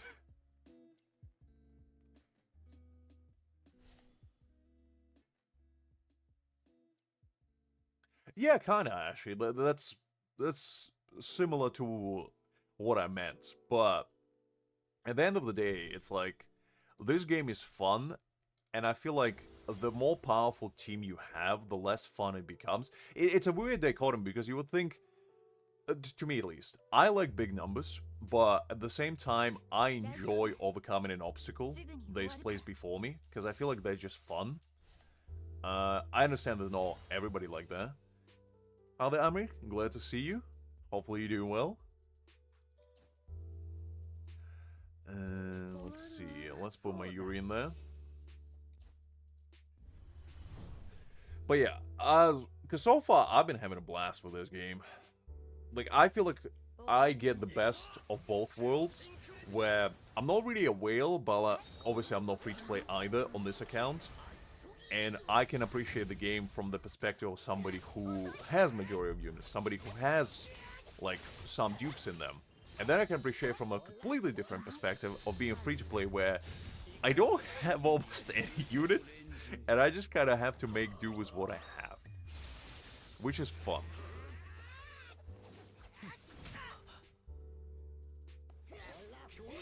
I mean, I think Soifon is a very fun character. From what I've seen just now, she's a very nice addition. And I do like her fast gameplay. And as soon as my boy Grimjaw comes out, I feel like the strike team is just gonna be shot to the roof. The only thing that they're missing at the moment, and I probably should actually have tried it, I'm probably in the future, if instead of using Mayuri for my thrust team, I probably will actually stick him into my strike team and use Rangiku instead for my thrust. Because I feel like Mayuri actually will work pretty nicely in there. And give it a little bit of a oomph. Because my strike team doesn't really need Mayuri... my thrust team, rather, doesn't really need Mayuri. Like, Rangiku does the job well enough. And I feel like Mayuri will just make my strike team so much better.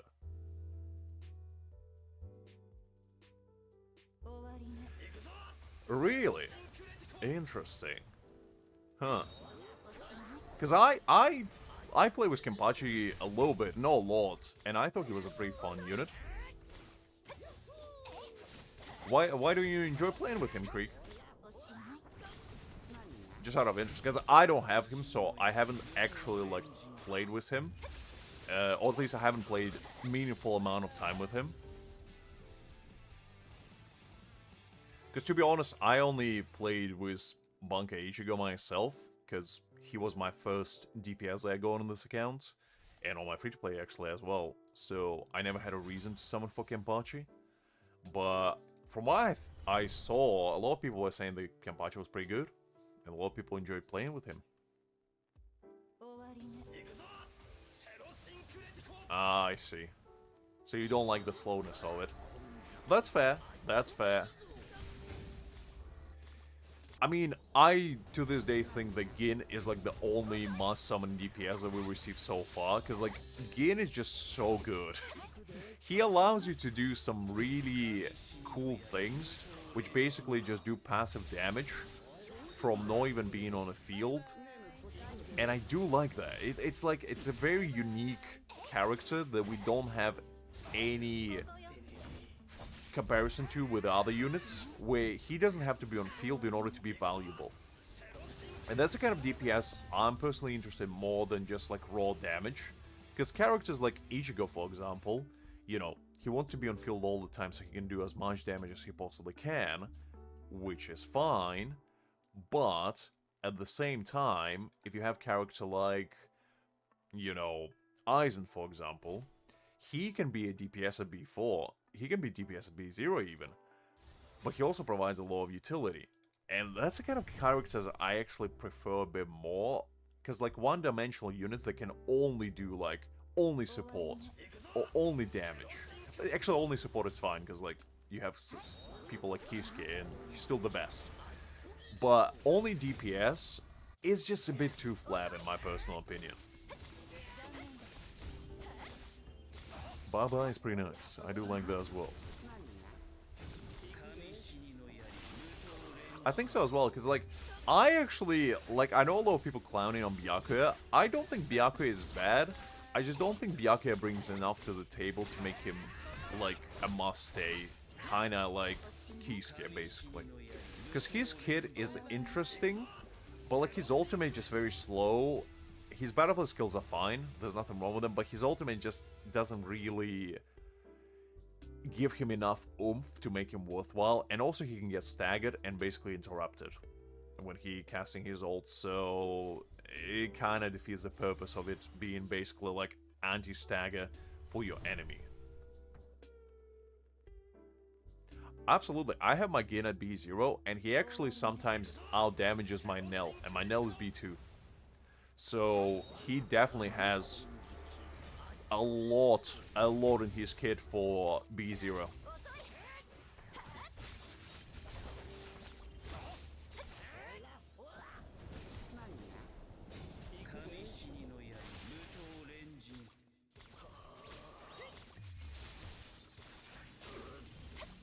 Well, I mean, what we know so far, at least from speculation, is that Ulquiorra is going to be the next Slash tactic. And we just don't know when. We know that he's coming. We know that he's potentially the next Slash tactic. Like, it hasn't been confirmed. But we don't know when. Because so far, we definitely know that Xylaporo and Grimjaw are before him. But after that, I don't think there has been like a confirmation of any kind of what to expect. So we have no idea what to, you know, look forward to. And that's why I feel like after half anniversary, if you guys like me, after you get Grimjaw, I would strongly recommend just to kinda at least have like a stash of pulls that you can rely on in case some like really good unit comes out. And don't go too crazy, especially if you play since day one and you have majority of the units. Because at that point, I feel like after Grimjaw, we're gonna be in a very, very, very good place for our units. So we wouldn't need to like summon for anyone really, like realistically speaking. Because your thrust team can be, you know, Gin, Rangiku, Nell. Your strike team could be Grimjaw, Mayuri, and Soifon. Your slasher team will be Ichigo Kenpachi, depending on which one you went. Obviously Kisuke and Byakuya. And for your spirit team, Momo, Aizen, and Toshiro. So like, there's already a groundwork laid out. The only weak links will be the slash, like tactic unit, and the spirit support.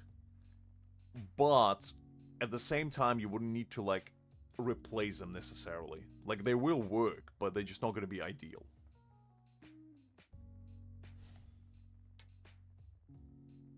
And to be fair, that's fine, because like you have you know, Aizen, and Aizen can perform by himself just fine. Like Toshiro doesn't really need to be in this team. Like you can easily replace him with, you know, I don't know, Rukia, for example. Or you can easily replace him with Kisuke. You can even put Mayuri in there, you know, for the love of the game. Like, this slot is very flexible, especially if you have dupes on Aizen.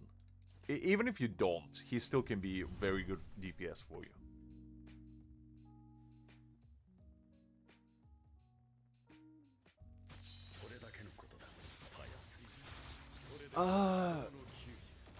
That's a thing, actually. Like, it will depend if he actually will be a support and what he's gonna bring to the table. Because right now, he's not a must-have unit, I feel like. And if especially you have limited amount of pulls, I personally feel like Grimjaw would be more valuable than him, because Grimjaw is gonna allow you to do actually really nice damage for the strike team. Like, Yaricha, as good as she is right now, I doubt she's gonna be on the same level as Grimjaw. Like, I hope she is, because that would actually make it more worthwhile building her.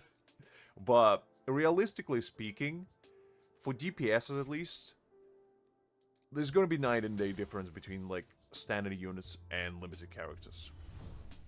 And the thing is, I know they buffed Yarichi, but I just don't know if that buff will be enough to make people not summon for Grimjaw instead. Because, like, if you get Grimjaw, you gotta realize that the next strike DPS is probably gonna be far, far away. Because they're gonna replace, like, Spirit DPS, they're gonna replace Thrust DPS, they're probably gonna go into Tactics before they go again into Strike units. So we're speaking, like, at the bare minimum, another 6 months without a new Strike DPS. While Xylapora will allow you to do more damage for your Spirit team, but he's not going to be as valuable as I feel like Grimjaw will be.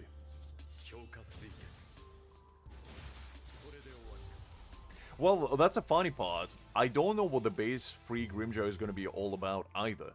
Because I doubt there's going to be both strike. That would be kind of crazy. My guess would be, and I hope, and I pray that that would be the case. I hope they're gonna make the new Grimjaw, like the free one, either a new Spirit DPS or a new Spirit support. That's my hope, personally. Or a Strike support, but I really doubt they're gonna go double Grimjaw on the Strike. That would be interesting, and I would love that, but I just don't see that being a thing, personally. It would be amazing, though. It would be great if they do that. Yeah, I don't think I'm gonna summon for next Rise DPS either. I think Gin is just gonna be my mainstay DPS for a while, honestly. I probably will only replace Toshiro and Ichigo at some point, and Ichigo will probably get replaced on the anniversary when the Vastalord comes out, because I just don't see Vastalord being... Well, I can probably see him being Spirit, to be honest. But, like, I don't see him being Thruster Strike. It just wouldn't make sense. But definitely Slash or Spirit. I believe more towards Slash, because every single Ichigo so far has been Slash. Unless you want to throw a curveball. I do hope it's gonna be something useful because, you know, I don't want a base Grimjaw to be a throwaway unit. I really don't. I want him to have value besides, you know, just being a celebration unit. Because they did a very good job with, like, giving free Rengiku, and she was actually very valuable for a lot of people. Like, a lot of people that started after free Rengiku probably feel pretty butthurt about it, because she is actually a very valuable unit to have for an SR character, especially fully duped out. She's very good. Probably the best SR unit, really, now that we have her.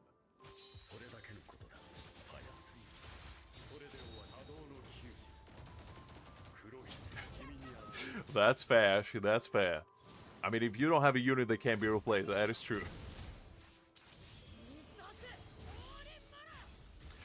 That's fair, actually. Like, the thing is, as I said, as long as you guys have your 4 main teams sorted, I feel like at that point, you pretty much just play in keeps, and you can summon for whoever. Because as long as you go your main team sorted, and as long as you can, you know, easily clear the majority of content, at that point, it doesn't matter. Like, you can literally summon only for Slash DPSs, and nobody else.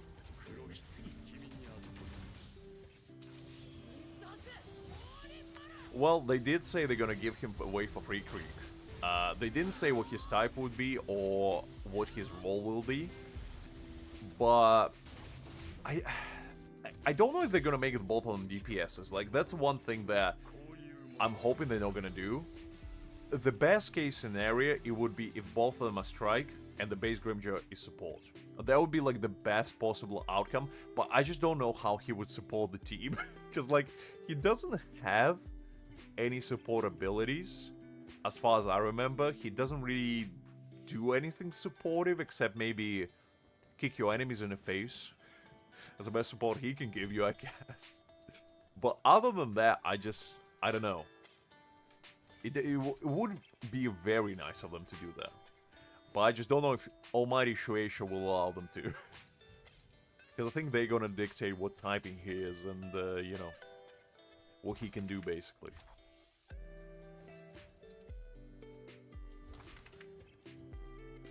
Well, the thing about Momo is that she's fine, but she's just very slow. And the fact that you need to place your Keto field and then use your special attack, and only then can you get a bonus, and if you hit your enemies outside of the Keto field, they don't get triggered, so you're pretty much wasting your damage boost, is annoying, to me at least. So I don't like that, but otherwise, I wouldn't say I have a problem with her, I guess. But she's definitely not ideal, I would say. Okay, you know what? Let's make a funky team. Let's go. Soifon. Let's put Mayuri in there, and let's put Kisuke in there. Why not? Just go and make a wacky team. See how it performs. Why not?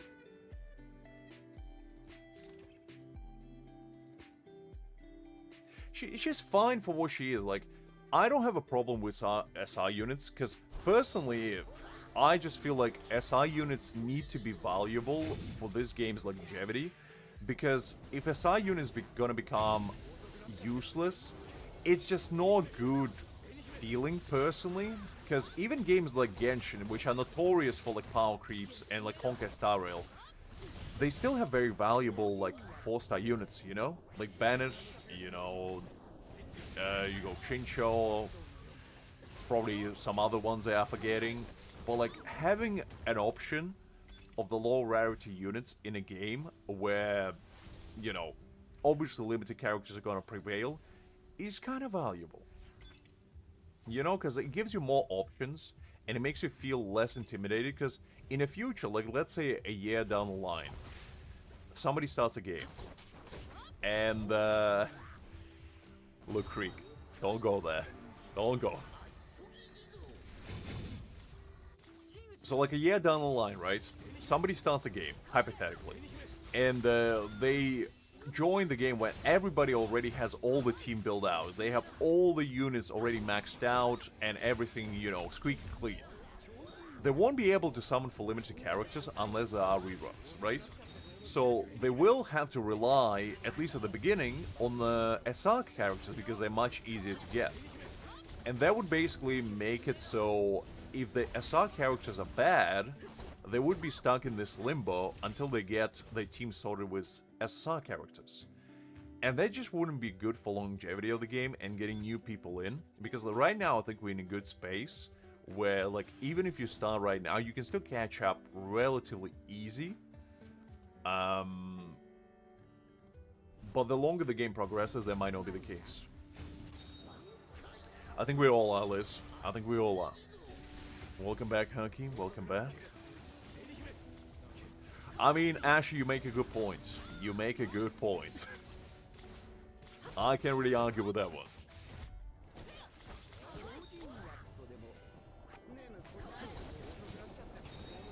That would be fun.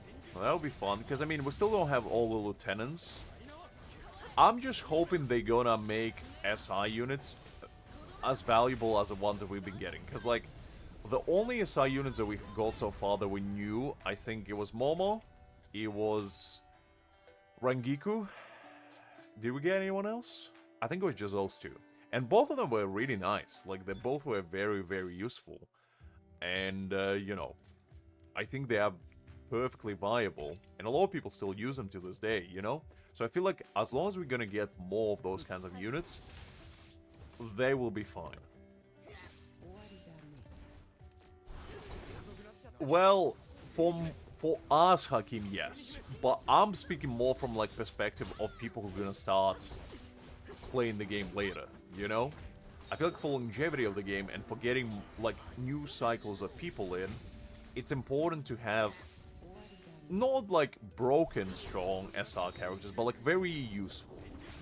And they don't have to be, you know, like, super duper overpowered like Bennett and Genshin is. They just have to be good enough to be used and to be able to be used in a team with other characters. Like, let's say you only have one SSI unit and you don't have anyone else. You should be able to build, like, a team with two SI units that could kind of, you know, make them do better than what they would do by themselves. And I feel like if we can reach that point, then the game will be fine. I haven't maxed any of my SI units, and the only two that I even used was Rangiku and Momo. I used Rukia at the very, very beginning for, like, a very short time. It wasn't long. It was maybe a week. And she's actually not bad. Like, Rukia is actually fine. But besides, like, Rukia, Momo, and Rangiku are, like, the only SI units I think are worthwhile building, honestly. You can make an argument, I guess, for Inoue, because she's okay, and she does give you, like, shield and whatnot, so I guess at the beginning it could be useful. But other than that, I don't know. Every other one is just kind of flat. I think Ururu is actually not bad. Like, Ururu has some funky stuff going on. She has, like, burn or whatever now. And she's kind of fun. But it's like, are you really gonna build her as a DPS? I mean, maybe, but I don't know. It's very strange, because, like, if you are investing in SI units, you make a commitment that you're gonna use them for a long time. And with the games that rely on gacha, that can be the case, really.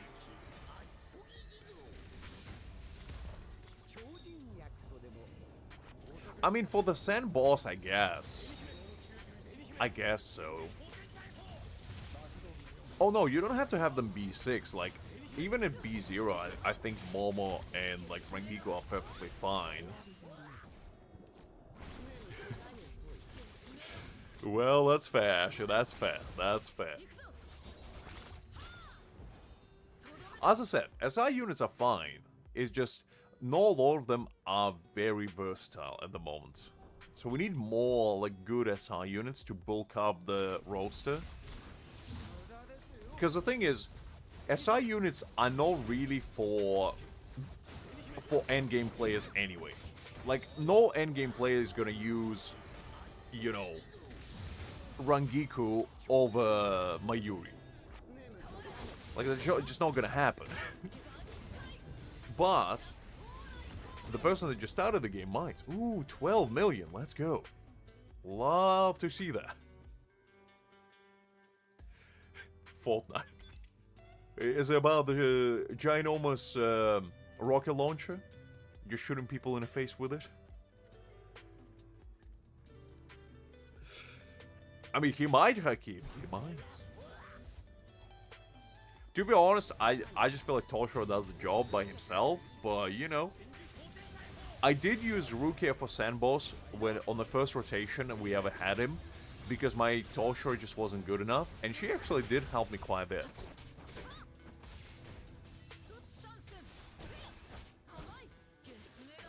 What do you mean, Bleach VA?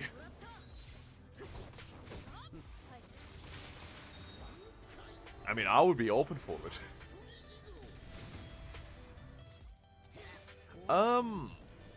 I actually feel like Shuhei might be the first lieutenant that actually gets SSR, because I feel like Shuhei is one of the cooler lieutenants, and he actually has, you know, a really cool Shikai as well. So, I don't know. I mean, I wouldn't mind him to be an SSR, but he might be SR. Because I just don't know how they're gonna treat lieutenants. Because technically, lieutenants like, you know... Well, Ikaku's not even a lieutenant, and he got one. So I guess they might do, because he's an officer. It's like, I'd much rather have Shuhei than Ikaku, you know?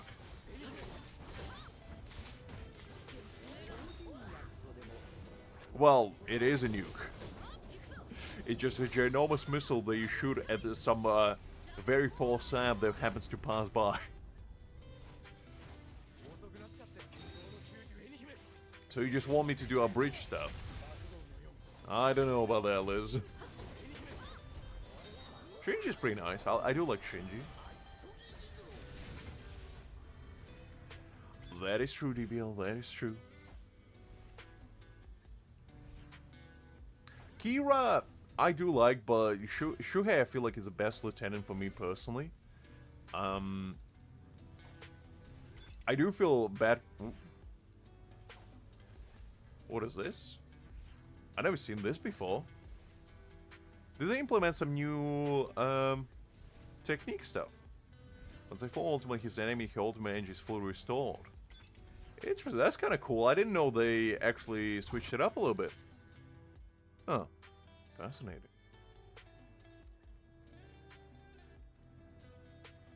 Alright, let's keep going. I don't think I need any of these, so let's just carry on. I never seen it before. I don't know how long it has been there. But I assume they implemented because they changed the screen layout for this game mode, and I assume they added some extra stuff. Because to be honest, I don't know about you guys, but I just do the game mode like once a week for the weekly rewards, and I get out. I don't really farm it. But maybe they're trying to make it a bit more like replayable, I guess. Make it a bit more fun.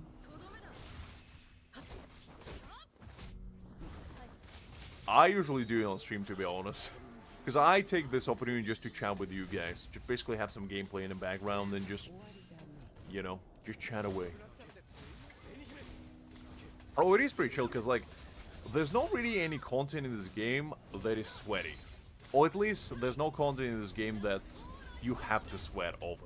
Because you can just run everything on auto, really. When you think about it.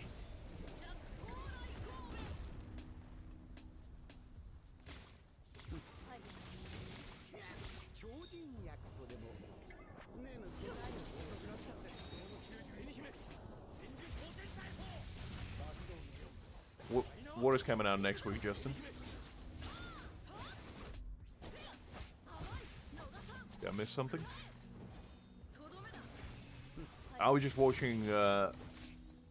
Soifon unleashing her ginormous nuke on a Pukensei. Yeah, looks like it. Because I was gonna say 2 million, 10 million is a pretty big difference.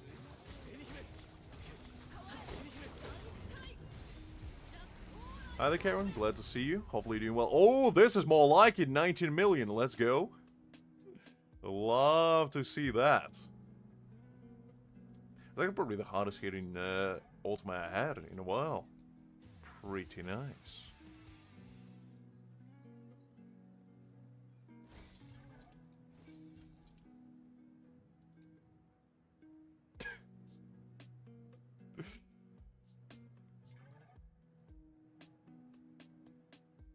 I think you're talking about Hinamori, and she used to work under Kisuke and Shinji. Renji wasn't even in the picture. Renji was still a kid when Kisuke was a captain. I think you're getting your law mixed up a little bit, DBL.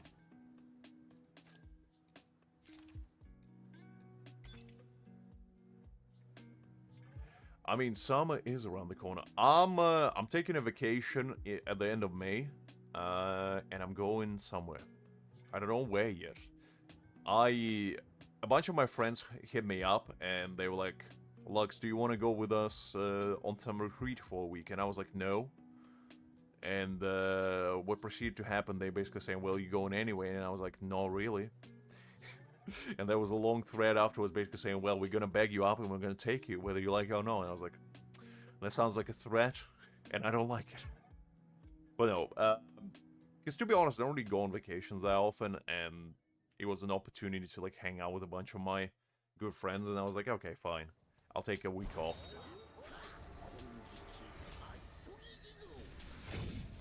But other than that, I haven't decided yet. Actually, I do have another vacation planned for another week at the end. So basically, I don't know about you guys, but in UK we have bank holidays, which basically what it is we get like 8 days off throughout the year. One of them, two of them actually, for Easter, which actually right now, so last Friday and the upcoming Monday is a day off. Then we go 1 day off in May, at the beginning of May, and then one at the end of May, and then another one at the end of August. And then you get a couple, I think 3 actually, for like New Year, between New Year and Christmas. So basically, I kind of min-max my holidays and choose the days where like bank holidays align. So that way I get the most bang for my holidays. And this year, like the amount of days I go, I had to choose like 2 bank holiday weeks in order to utilize them all. So basically if I take like May one, and then I take the August one, and then I take 2 weeks usually during Christmas, I'm gonna still have another 2 weeks after that I can take however I want. But yeah.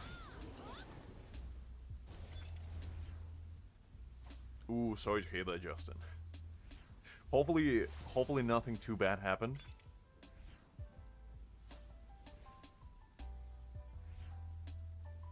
Hopefully your place is nice and safe. That's why, like, we get pretty bad floods as well. That's why, whenever I was picking the place to stay, I made sure they was on a hill, because I was like, I'm not taking chances. I'm not gonna go down with my house. That's not gonna be the kind of experience that I want to have.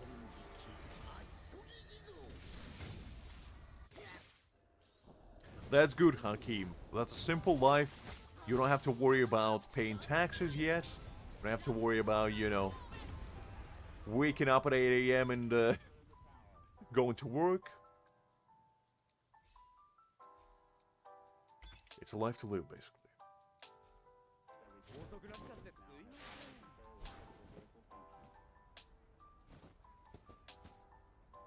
DBL, trust me, as a fellow employed man, oh, I can't get behind it. You pay taxes, Hakeem? Why?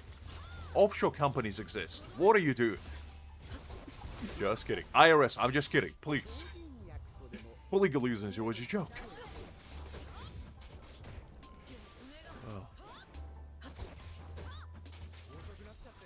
Oh, okay.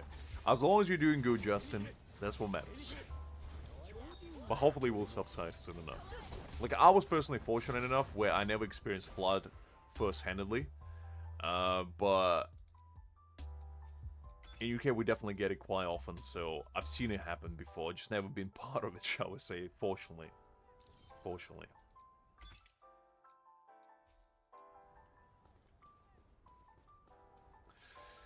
I mean, Liz, you can take at least some days off. You know, maybe go somewhere nice. Just have like a U day. You don't have to necessarily travel anywhere. Just like even a day at home, you know, can go a long way. Just kind of kick back, relax, maybe play some video games that you like, read some manhwa, you know, maybe watch something.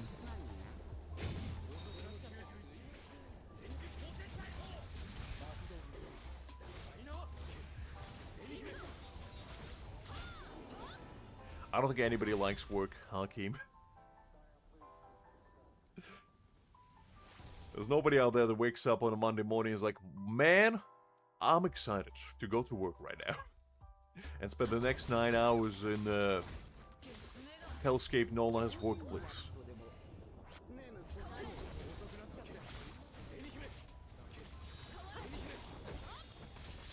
You're 16 and you're already working, DBL? Respect. Because I think my first hustle was at least full-time when I was 18. Like, before that, I think I worked, like, part-time here and there, but I never had, like, full employment before then. I know that that's what you meant, Hakeem, but the way you worded it, I just saw an opportunity and I took it. That's why you gotta be careful. You see, Liz can blame autocorrect, but you can't. You can't share her curse. Only she can. Inflict it upon you if she so chooses.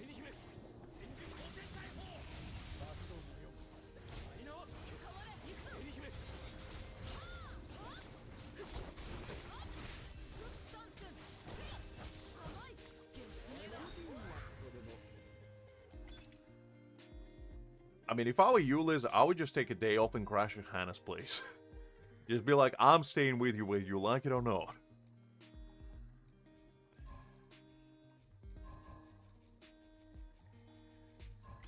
Well, that was a lot of them. Golly. Anyway, I'll take that.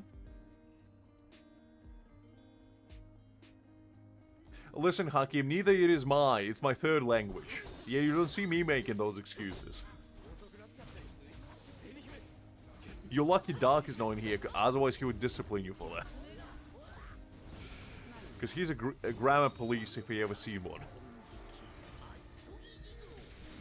Nah, it's fine, I'm just pulling your leg. Just pulling your leg.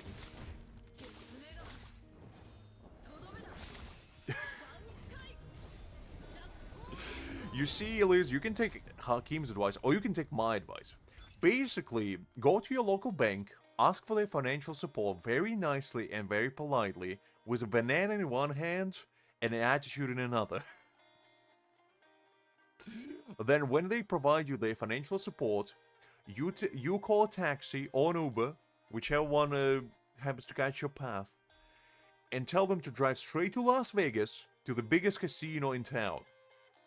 Get out of the car, tip generously to the driver, you know, for their hustle, then go straight to the poker table, bet everything on you winning, and basically just bluff your way in. Just keep raising your stakes until the dealer gets so intimidated by your aura, they're just gonna fold themselves. Like, I know technically the dealer's not allowed to fold, but they will on that particular occasion, because your aura will be so great.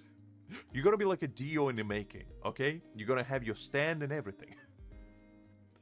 And then, that's how you multiply your income by 100x.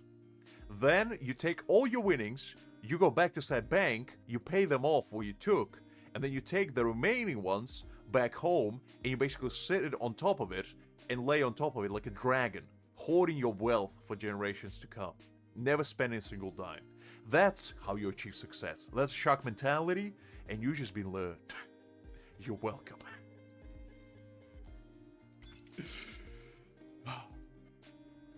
What was I doing? What do you mean gambling is all luck? It's skill. And clearly I have none. Because I keep losing. But I'm sure somebody out there can attest that it's all skill.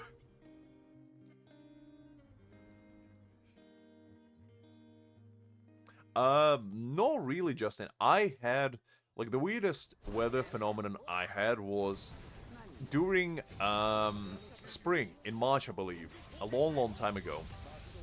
I had snow, sun, and rain all in the span of 1 week. Happening at the same time. No, not at the same time, but like, you know, spread out. And that was like the trippiest experience I ever had. But other than that, I can't think of anything else.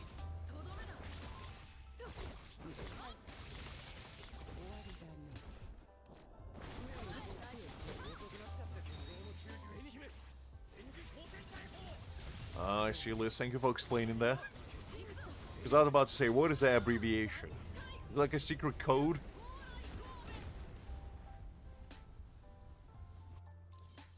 Nah. I'm not going to be. You can't pay me enough to go there, Hakim. That's a hellscape for me, literally and figuratively. Ain't no way I'm going there. I think they were wanting to go to Greece, because I never been to Greece. And one of my friends' family lives there, so they have, like, basically, their family member travels for summer somewhere else, so their house is basically vacant. So they allow my friend to basically borrow it, and he invited all of us, basically being like, I have this house to myself for 3 months, do you guys want to come along? And I was like, well, I guess so. That was one of the invites. I got, like, a couple. And that was the one that I was most tempted by, because I was like, I never been there, and I always wanted to, because I'm a big fan of Greek mythology, and I wanted to visit all the, like, temples, and watch, you know, architecture and all that, because it's just very fascinating to me personally. But that's probably what I'm gonna do. I haven't decided yet, but, you know. That's as exciting as it's gonna get for me, personally. I'm gonna go and I'm gonna fight Zeus in a duel of honor. And we're gonna decide once and for all who's a true god of the Olympus. I'm not, well, I am nerdy, but I wouldn't call myself necessarily a nerd because I don't like studying. So, I'm the least studious nerd I guess you'll ever see in your life, basically. Kratos is real. Okay, so Kratos is a real guy. Because he was, I think he was actually an enforcer of law for, who was it? Who was it?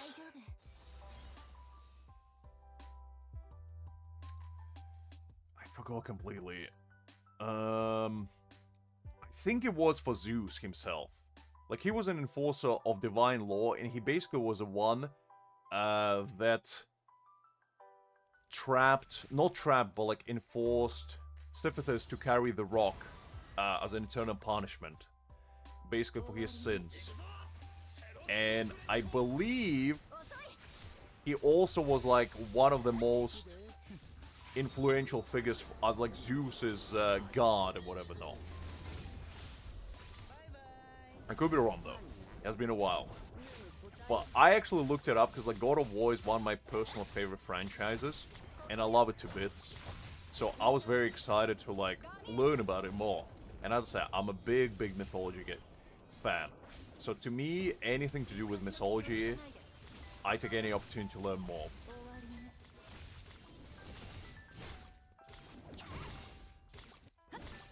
Okay.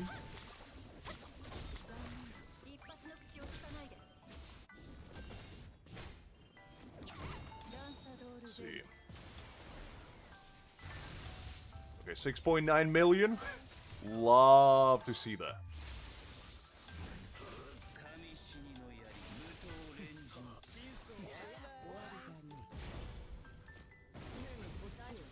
Okay.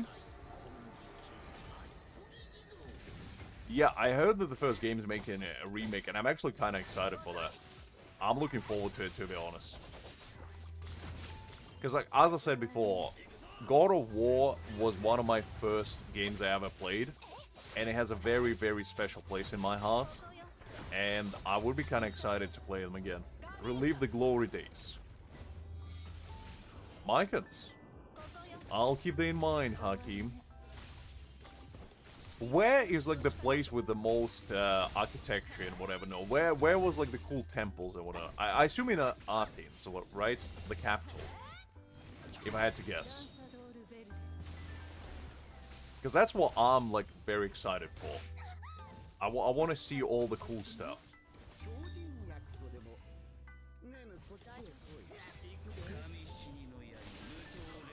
Let's go with this.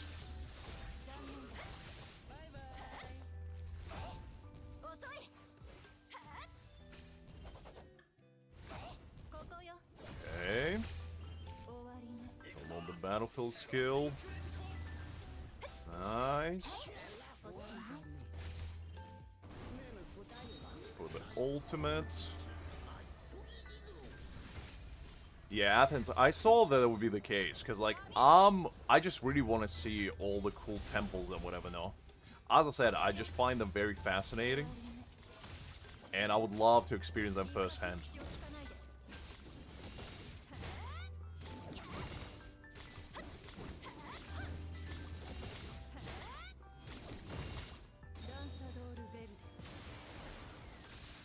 I mean, I guess it is boring if you don't like the mythology or whatever, no. But to me, like, when I think of Greece, I think of three things. Really nice beaches, really cool architecture, and very good food. Mythology there as well, I guess. Okay, my Gin died. That's no ideal. That's gonna be a bit sucky. But it is what it is.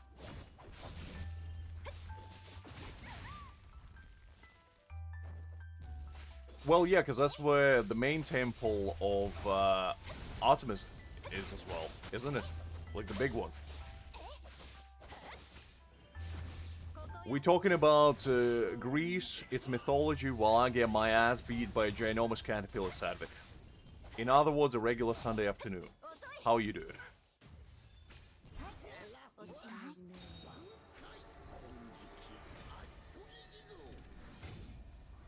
Is it like one of the islands, or is it like on a mainland? Because I know that Greece has a bunch of like small islands where you can go to experience like a bunch of things.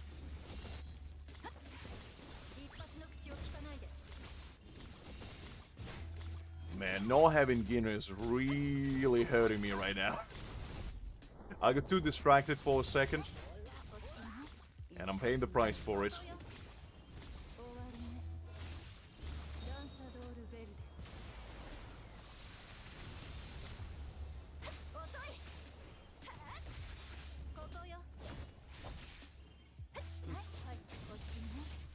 It's fine, we still did 200 million, so it's alright.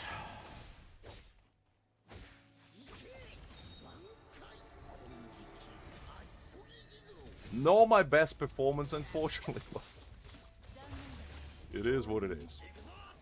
I'll take it.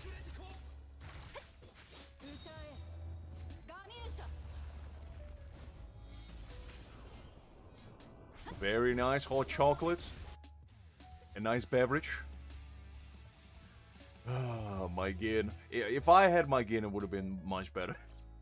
I got too distracted. I got lost in my own sauce. It is what it is. I should have went with Justin, to be honest, now that I think about it. Alright, let's see. 0. Amrit. He has 0. Processing data. Alright, fine, I'll let you process. As long as I'm in top 50, that's all I care about.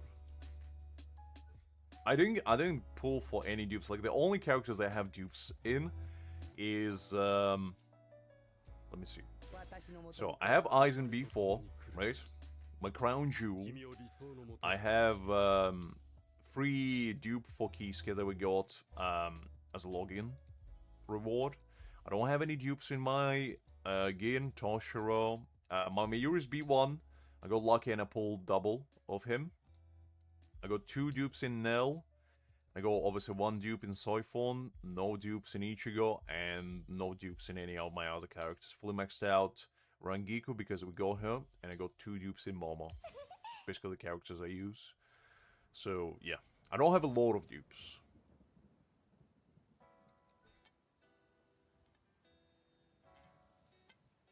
Nah, it's fine, Justin. I just, you know, I thought that you were my right-hand man, you know. Based on this, I thought you would be willing to carry your Supreme Leader over here through thick and thin, but I see how it is. You think I'm not worthy, huh? That's fine, don't worry about it. Ooh, we actually almost beat the entire boss, so that's pretty exciting. I wonder if we managed to clear it up. I think next week we'll definitely get it done. Let's see if I can... I'll just pause it there, why not? Alright, let's do Guild Boss as well. I actually wanted to try... Okay, I wanted to give a shot to a new team, and I don't know how it's gonna pan out, but since it's the last day, I just wanna... I wanted to put, instead of Gin, Mayuri. Because I saw some people in our guild using Mayuri with Aizen and actually doing way more damage. I don't know if it works, but I'm excited to give it a shot. Because I just want to see how it would pan out. And just witness what it would entail. So let's try that. Very nice, DBL, very nice. Keep grinding. Keep grinding. As long as you beat Liz, that's all that matters. You just get DPS? Golly, Amrit, you're a true mad lad, ain't you? I respect that, though. I respect that. Okay, let's get with that. Get Nemu.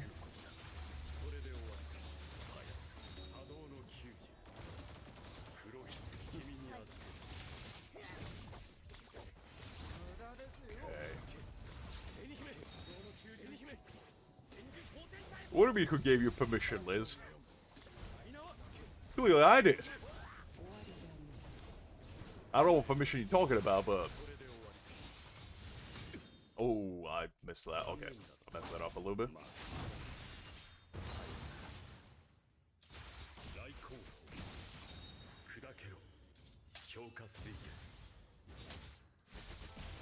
I don't think there is a Liz agenda. Like, if the only agenda Liz has...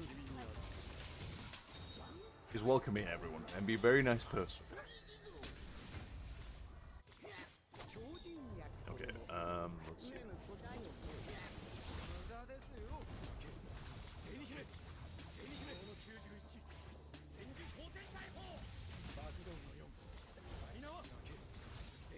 Okay, let's do the ult.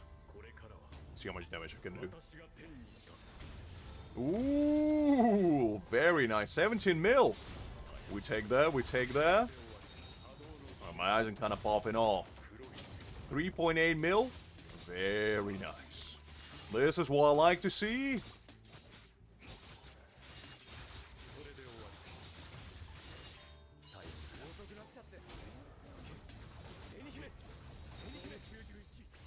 Alright, this team is not half bad, I tell you. Maybe there is something to this madness.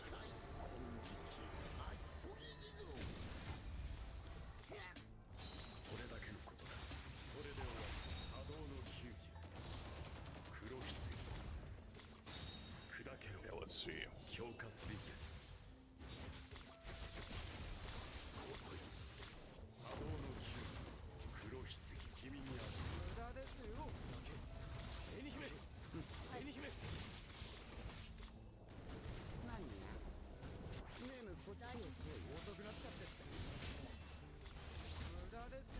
Okay, 1, 2.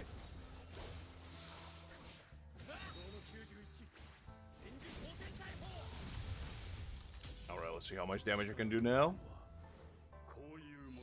Hi there, Karen. Glad to see you. Hopefully doing well. 22 million, let's go! My Aizen is popping off! Golly, the man is going crazy over here.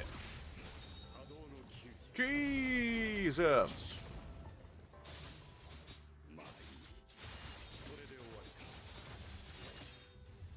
That was actually pretty fun, not gonna lie, this team kinda smacks. 175 million. Ooh.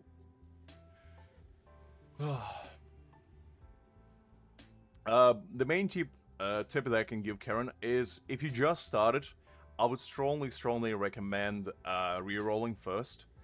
You can do so by using Crunchyroll login. Basically, just make random accounts. It doesn't really have to be like legitimate ones. If you want, just watch like the first stream I did when I was re-rolling live. It's gonna be a good like indicator for you how to do it. And try to get a limited character. So right now we have Soifon, which actually is a very good unit. So I would personally recommend trying to get her. And if you can, I think you get about 50 to 60 pulls. So I would go for her first. And then I would try to get her weapon stamp as well. Basically, if you can manage to do that on a fresh account, you're pretty much set for success. Then what you want to do is do your pulls on here, on a standard banner. Don't waste your Spirit Jade, just use tickets. And basically go, exactly, Amri, exactly. Basically go until you have, I believe there's 220 pulls. So as soon as you have 220 pulls in here, and if you don't get Key Scare, you're gonna have a selector banner here, where you can select Key Scare, and basically the pulls from that banner go into your pity on here.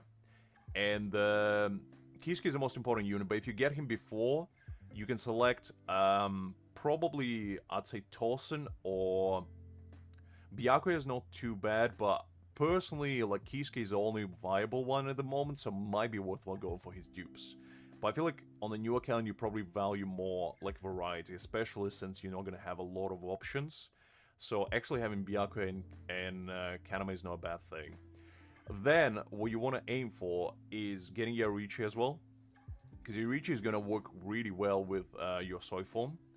And there's going to be, like, your first team is going to be your strike team. And after that, you basically just need to build around what you have. And try to go for tactical units if you can. So characters like Aizen when they come out. Characters like Nell. And characters like... Well, we don't have one for Slash yet, but those are going to be your most important ones. If you get them, they basically can act as your DPS and as your support. And, look, if he is in NA or unfortunately UK, God forbid, if you are in the EU, you're fine. If you are in UK or anywhere in Northern America, I feel sorry for you, but we're in this together. We suffer together. So basically just go with that, and then just do your story. Don't worry about grinding your stamps yet. Just spend all your energy on grinding resources. Upgrade your characters. And as soon as you hit level 55, that's when you can start grinding your stamps. And basically your stamps are going to be your main stat booster. So you want to have those as much as possible. Stamp Corridor is going to be another one.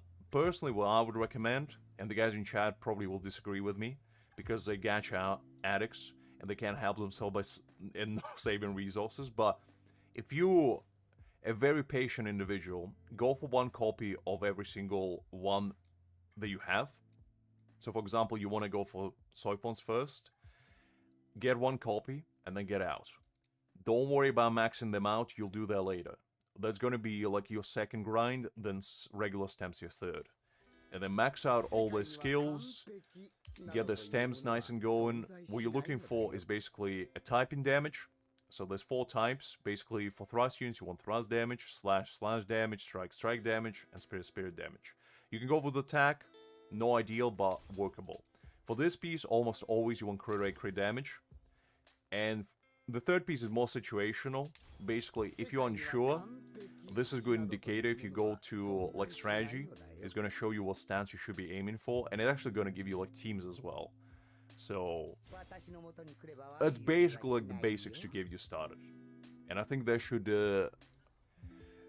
give you enough time to, like, learn the game, familiarize yourself with things. Also join a good guild, because guilds are pretty important. And I feel like, actually, if you join a good guild, if you, like, ask people for support, Like, people gonna, you see, showcase their units, be like flexing them and whatever, no? And you can also always ask them, being like, do you think my unit is good? And if they're nice enough people, they probably will tell you yes or no. So, yeah. Basically, that should be your goal. But then again, Sadvik does have a point. Sadvik got a point. You gotta at least ensure that SSRs are coming on every single temple. Because otherwise, how do you know you're doing it right? Alright, kind of try on resources here. So, how many of those, ooh, I am running out of luck. Okay, I need to grind a little bit more of these.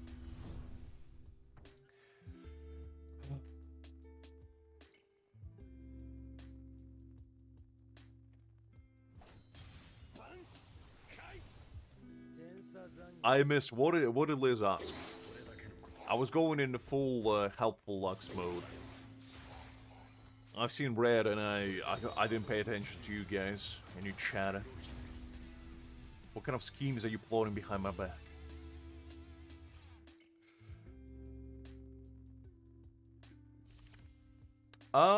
They might. I mean, I feel like they should implement some sort of catch-up mechanic. Maybe, like, give the new players, like, EXP boost. Like, maybe times 10 for the first week or something. Just to let them, like, catch up quickly to all the other people. Because I personally wouldn't even be mad about it. Like, let's say, for example, you can get to, like, level 16 a week. I feel like that would be more than enough for, like, new players to get into the game. Because right now, and I'm sure some of you guys who just started probably can relate to that. When I first started, the game was very slow. Like, before, I think the first months, I was literally just doing dailies. I wasn't really doing much. And the real game starts after you hit level 55, really. Or realistically, 65, if you want to, you know, be pedantic about it, because that's when you unlock everything. But 55, that's when you can start grinding gold stamps, and that's when the fun part of the game unlocks, basically. But before then, you're kind of stranded. You kind of just rely on the day-to-day grind and events, because there's nothing much else to do.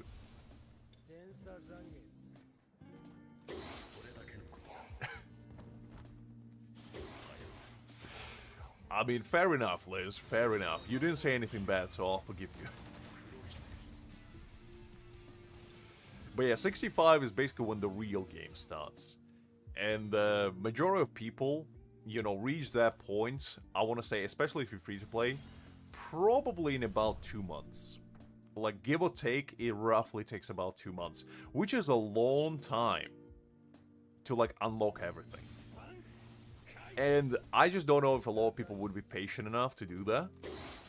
If they just started, because...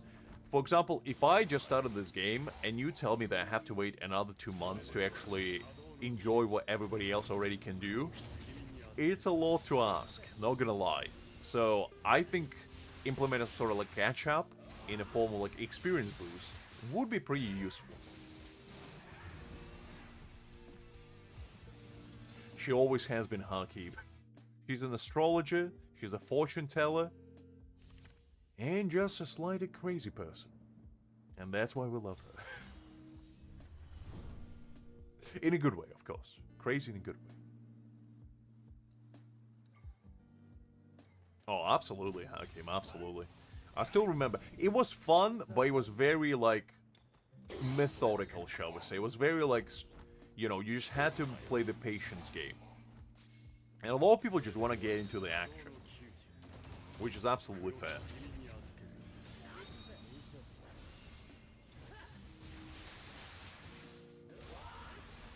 No worries, Liz. I always got your back. I like astronomy as well. I think like the stars and the galaxies are all really cool stuff too. There's nothing shameful about it. Like you telling me you look at like pictures of the galaxy or like the different star constellation and you're all like, wow, that's kind of cool. Like, come on. It is awesome. And if you say you don't like it, you're lying to yourself. Okay, let's do I'll use one spirit pill because I kind of forgot to do these. Because otherwise I'm gonna forget later.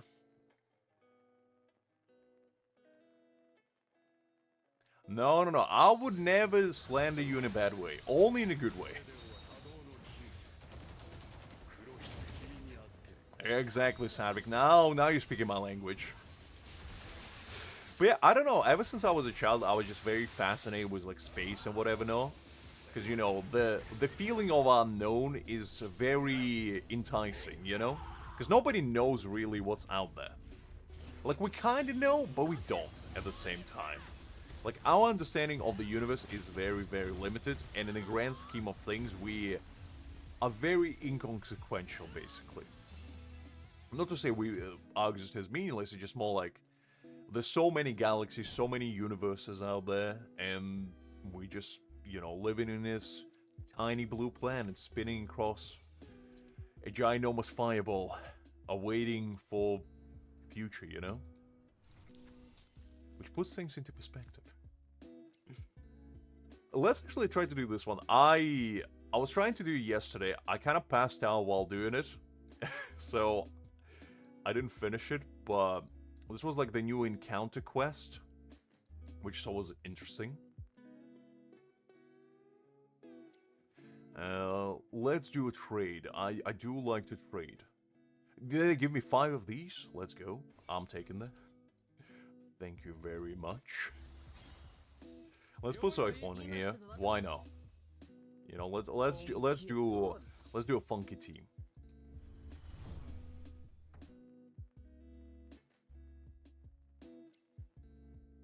Soifon won hard, got awesome power, 36k. Oof. Hi there, Yosef, by the way. Glad to see you. Hopefully you're doing well. I haven't tried the new training event. Is it really that hard?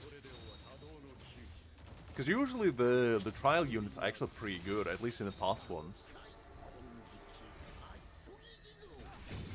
Well, we all do, Amrit, we all do. It's nice to put things into perspective sometimes. I mean, to be honest, Liz, pretty good answer. Well, you ask Hakim, she just answered, come on.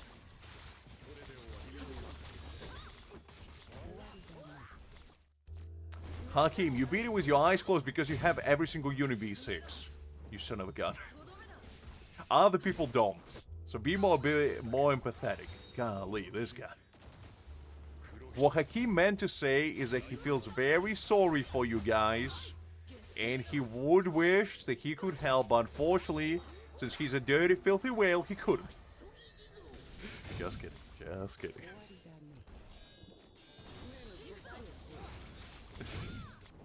I mean, I'll give it a shot later, probably, just to see how it is. But I do like those ranking events. They're usually pretty fun, because that's like the most opportunity you're gonna get to flex your units and see like how much of a payoff you get for building them a certain way, basically. Which would be interesting. Receive 10, 30% give bonus. Okay. I always go with the left. And 50% just like that. You see, guys, you always go with the left. Never right. Because I'm never right. I'm always left.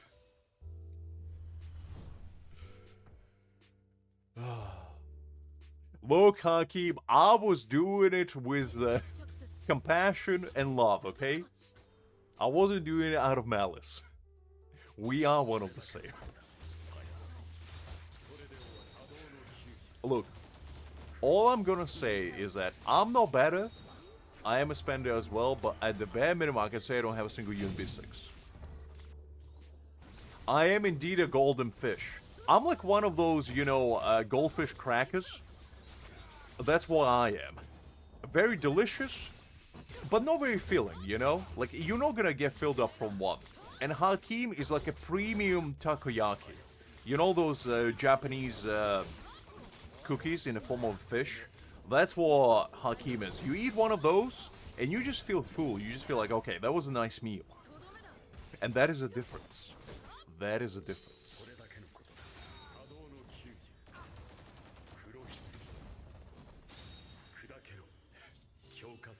Look, Liz. Every single creature in the ocean has their purpose and meaning. Plankton are, you know, there to feed whales. Without them, they wouldn't be able to exist.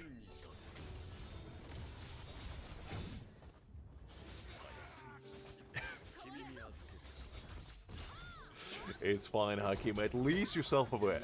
At least you're self-aware.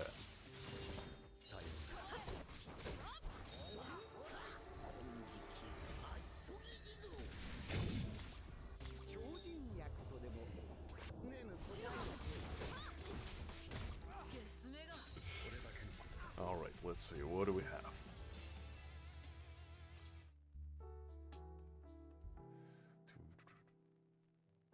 And what is a gift?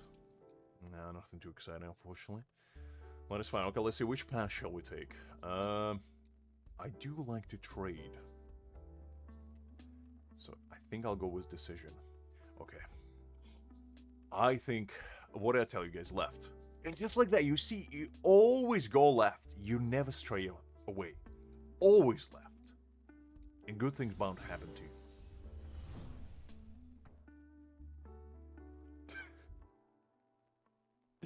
Hakim, if this game introduces B10, that will be the downfall.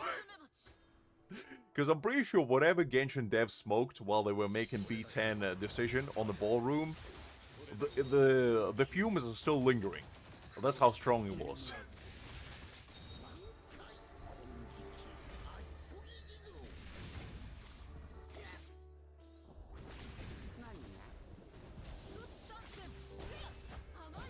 That's one way of putting it, G.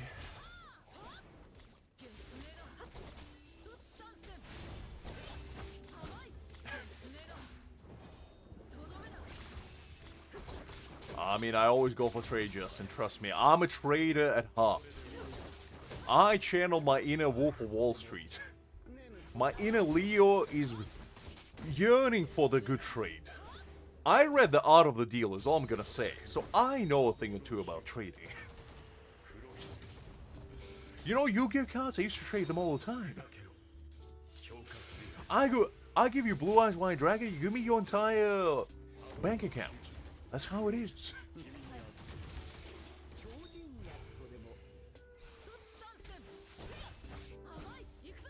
A personal clown? I think those are called Jester, Liz. And only royalty allowed to have them.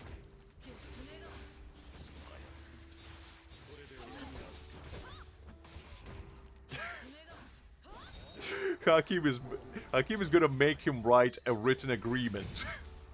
Legally bound. The man is playing the long game. He's investing in the opportunity for the future. Oh. Alright, let's see, what do we have?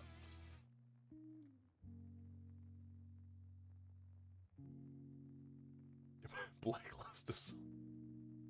Justin is going all weeb mode. I like that. I like that. Okay, let's go with decision. Guys, how many times do I tell you? Left all the way. Left betrayed me! No! No! Why did the guy should go forsake me? I mean, it is 30%, so it's fine. It's fine. Well, I always go with a trade. Always. No, actually, wait, hold up. There is trade there. Yeah, there's trade there. Okay, no, never mind. Hold up. Oh, I can't go back. I can't go back! No!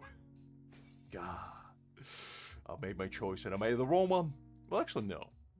Actually, never mind. I can go this way. Never mind. Forget what I said. We are fine. We are fine. B5, A5 Keyskate is pretty good for free-to-play, to be honest. Heart of the cards is the only thing that matters indeed.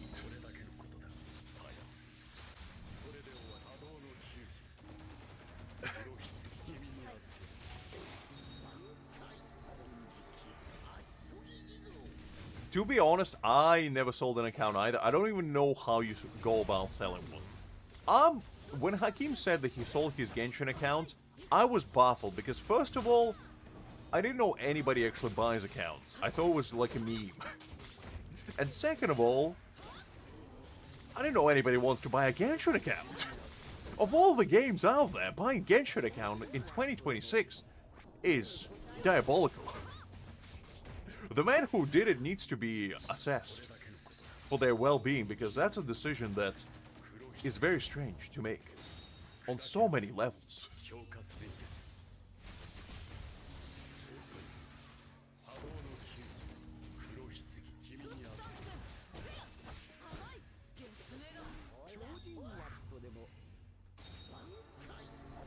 Luke G, it's all about having the shark mindset. You gotta lose money to make money. On Hakim's case, you gotta lose money to lose money. Because that man ain't giving you a dime.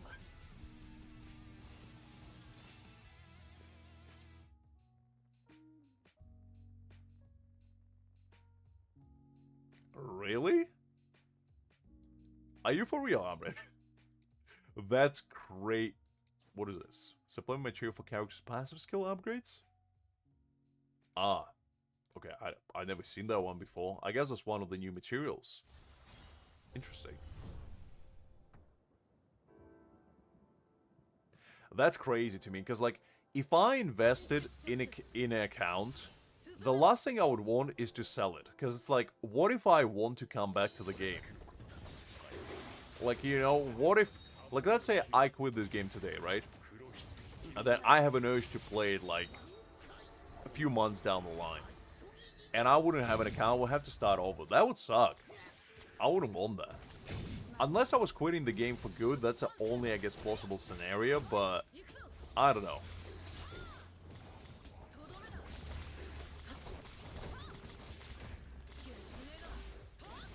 Oh, I'm sure there's plenty of websites where you can sell accounts. I'm not doubting that.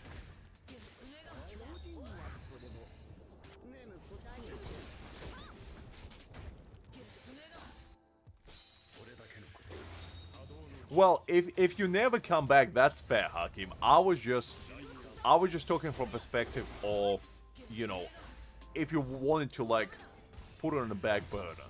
If you were done with the game, like, 100%, that's absolutely fair. That's a smart move, Justin. That's a smart move.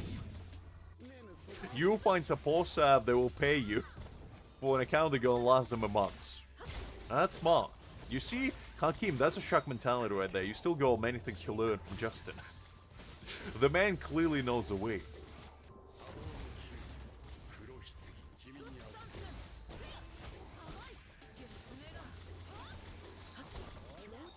Probably, Hakim, probably.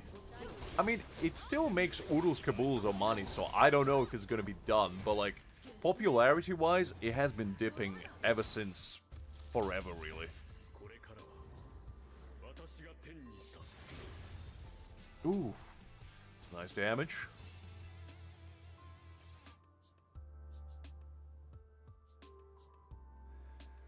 Let's go. Okay, let's ask a mission. Let's see, what do I need?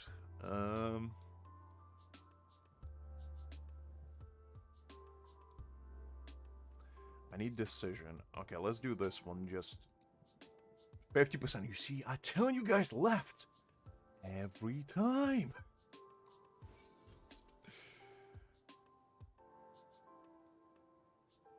Okay, so that's sorted now. Alright. Let's see. Let's collect all this stuff. Yeah, I mean, China will always have a spot, I feel like. Ooh, Xyloporo. Well, well, well, hi there. What does the new title looks like? I actually didn't check. Ooh, very nice. I do like that. Even like the you know, the peasant one. For top 10 and top 100. It looks actually pretty nice. I do like that one.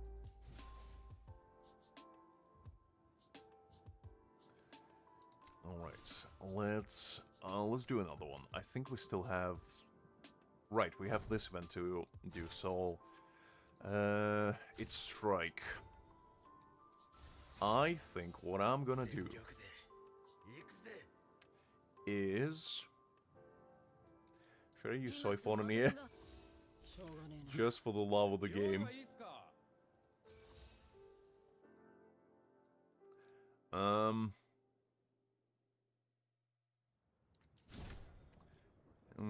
What ranking am I right now? Because I feel like since I'm gonna use Aizen, Soifon not really gonna do much. It's just not really gonna benefit him.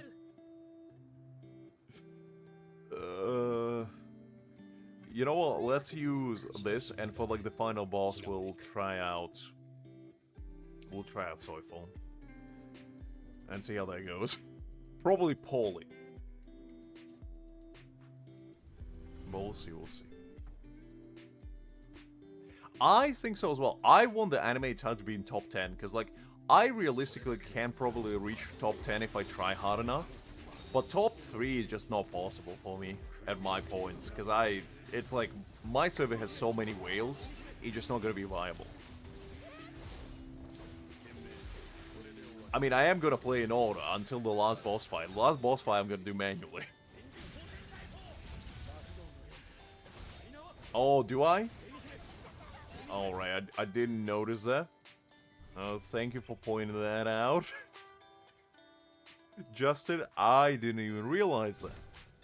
Alright, well. I guess change of plan. Soifon, your time to shine has come. There we go. Now this is gonna be a team. I mean, probably because Thousand Year Blood War, like, the characters that I'm most excited for from Thousand Year Blood War is probably Toshiro, because, I mean, the drip on that guy. Whew. That's a man, let me tell you. Like, the ice age that he causes, the ice wings that he gets, whew, absolute peak. And also I'm excited for, like, Bankai Kenny, you know, Bankai Unohana. I mean, there's so many, Bankai Yamamoto, I mean, come on. So many cool characters there. Absolutely no worries, DBL. Take your time, take your time. Good luck there. I appreciate it, Justin. I appreciate it.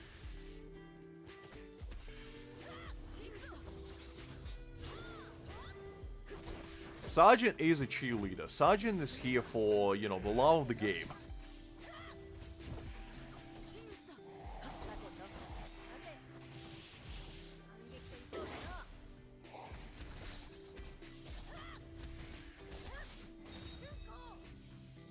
You had indeed.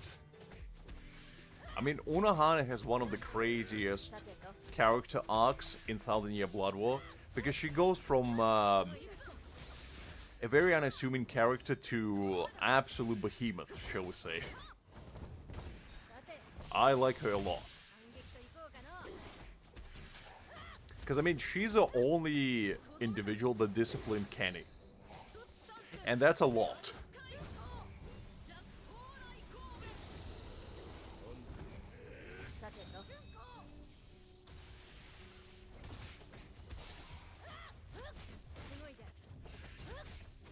I mean, to be honest, I'm fine with, like, support Reiatsu for now. I just wonder how they're gonna implement a new healer into the game. Because, like, right now, healers are not really required, nor do they have a place in the game. Because there's nothing really that requires you to heal. So they have to either introduce a content that will require you to use, like, more defensive units, or, you know, do something about them. Soifon. It's also correct, it's fine, I'm reading. I understand it, I understand. Don't worry about it.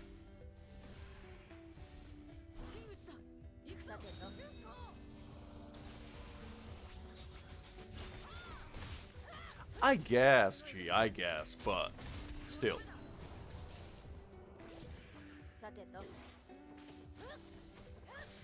Because the Kenpachi is just such a Chad, and Reiatsu was the only one that gave him the business.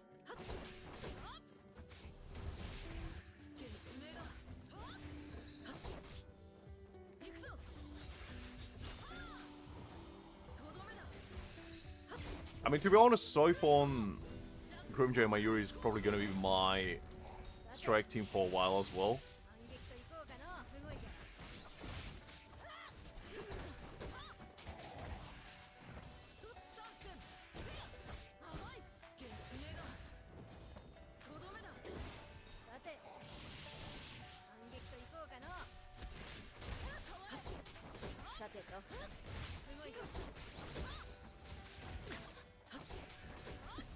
Ah, yeah, Azarashi, right? Or no Azarashi, one of the two, I don't remember exactly the name. He's pretty cool.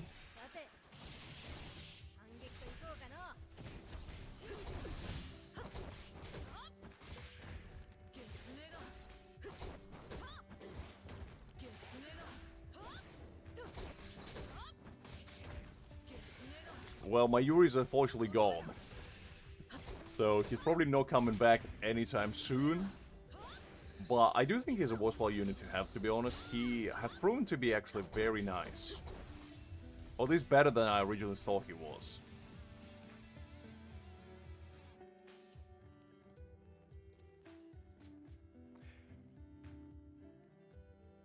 I guess it is Azarashi then. It's let me find the guy.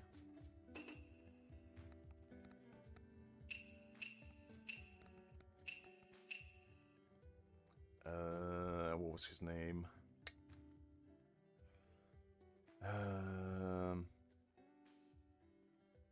Azashiro. That's the one I was thinking. This guy.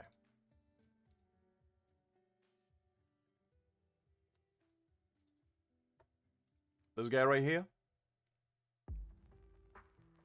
His bankai is actually so goated that Aizen himself said that this guy is literally the only person in the entire Soul Society that he couldn't use his Shikai on.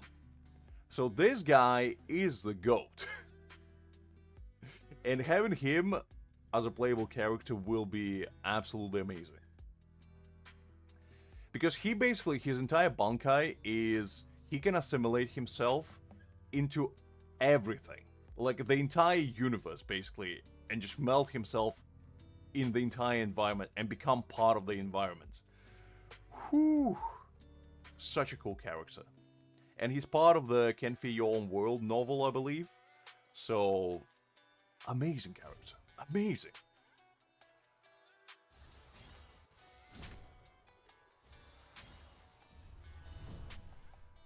I do believe he's still alive, yeah.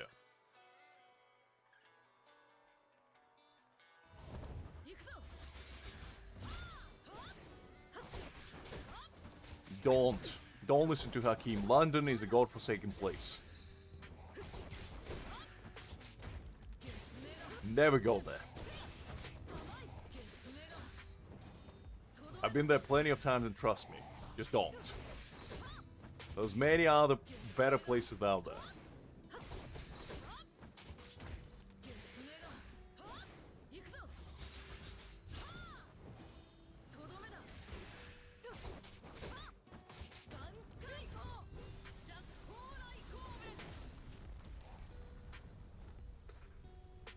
Oh, golly. I like how Hakim determines whether the city is worth going to based on the amount of hookups you may or may not have. It's a very interesting perspective to have. I mean, Big Ben is there, but like, let me tell you. You know what else there? It's not great company. Because there's a lot of noise, a lot of hustle and bustle, and just London is not a very appealing place. It's an appealing place to visit. Once, maybe. But more than that, and you'll realize why I wouldn't recommend it personally.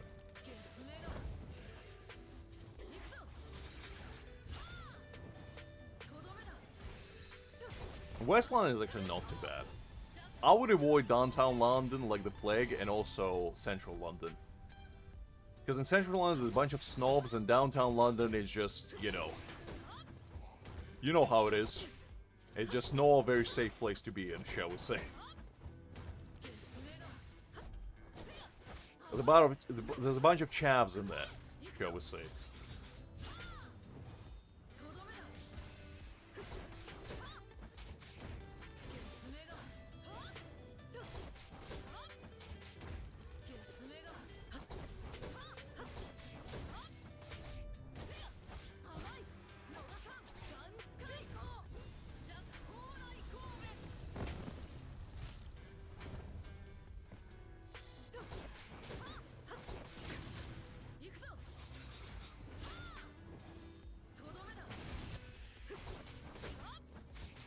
I mean, I guess... I guess if you enjoy hustle and bustle, it's not that bad, but like, for me personally, it's like hellscape on Earth.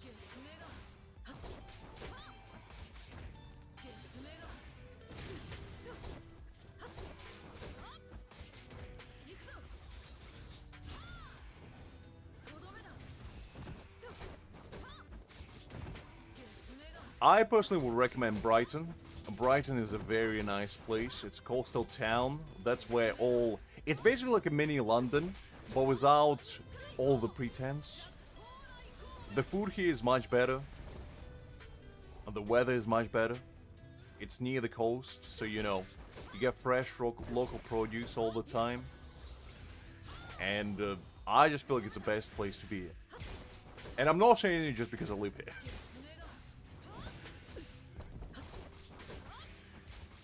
What do you mean I always exaggerate? I never exaggerate. Nothing.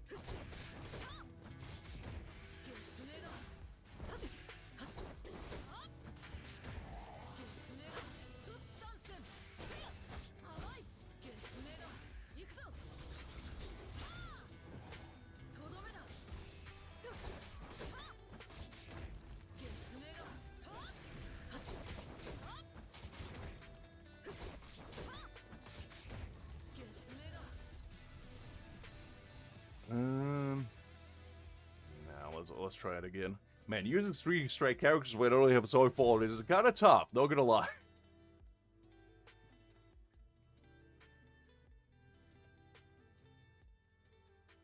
I mean, to be honest, I don't drink, so going to the pub is no option for me personally.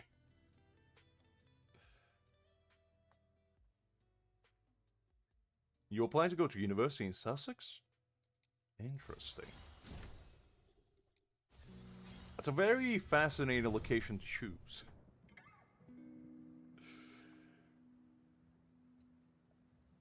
Alright, let's see. Can I do it this time?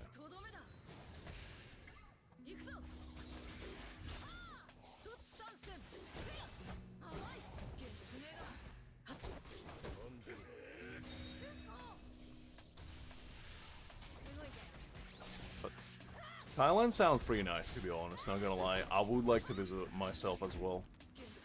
Because I haven't been in a lot of, like, Asian part of the world, like the eastern part. I only been to South Korea one time and Japan, but I haven't visited otherwise.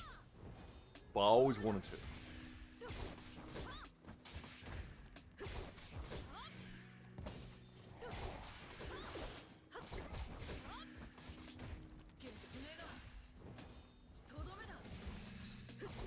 Ooh, for a master's degree as well. Interesting. It's quite a lot of dedication, to be honest.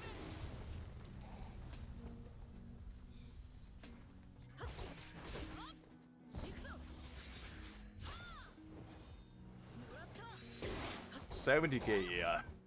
At the bare minimum, like, education in UK is not that expensive, to be honest. I think you pay like 15K or something. So, it's much more affordable. Still expensive, but not as much as the good old Freedom Lands.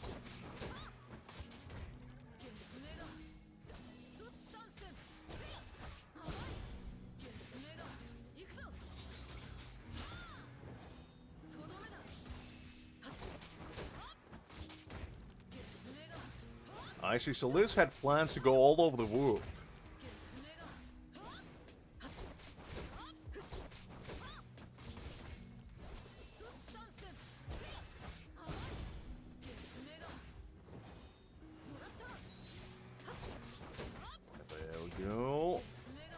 Sorted.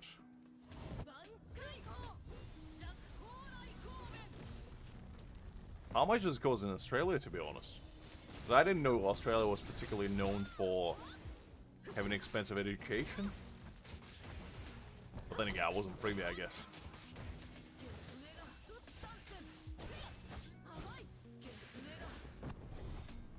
Okay, if you're going from the impression from like movies and whatnot, I don't think that's a very good assessment of what American schools look like. Well, exactly. That's exactly what I thought you were thinking of.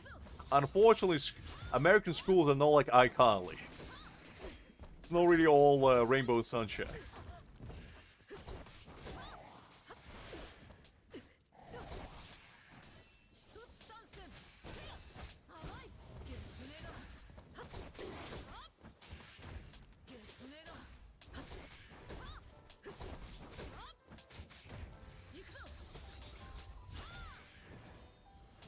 There we go. Let's see.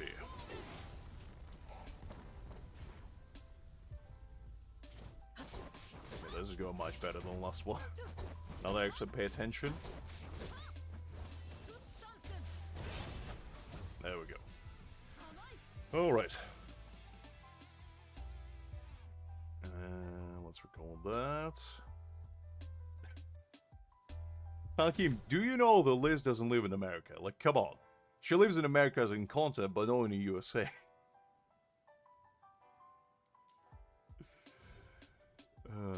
Okay, let's do... Now let's do my Aizen team. Let's put Toshiro in there, and let's do Kisuke. Why not?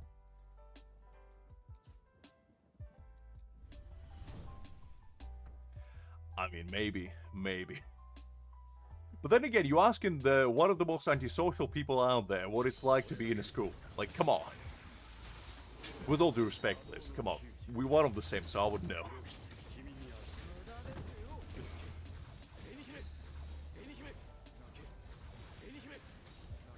It feels like Liz had the plans to conquer the world, one country at a time. Golly. She has more plans than I have for my entire existence. Just to go for education. Oof. Liz, Hakim is slowly catching up to your power. The man is sneakily creeping up. I would be careful about him.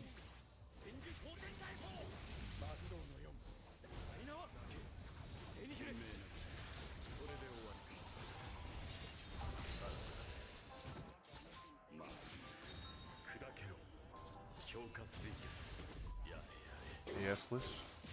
I'm listening. Alright, fine. Okay, I need to drive the spiritual dissipation. Alright, we gotta restart that very quickly.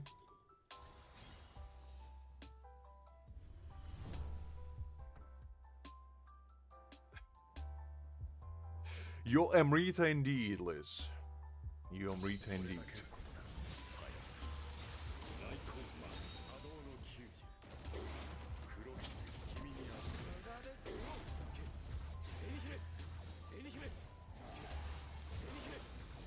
Interesting. I mean, to be honest, I had come on the same thing with, like, when I used to do basketball. I had an option to, like, pursue it further, but I just never did. But, yeah, if you go to, like, in school, usually school can apply for, like, a grant for you, and you can go into, like, a sports college afterwards and basically train to become, like, a professional athlete in Europe, if you wanted to, which is nice. Especially if you're, like, talented. So you didn't have to rely on, like, sponsorships and whatever, no?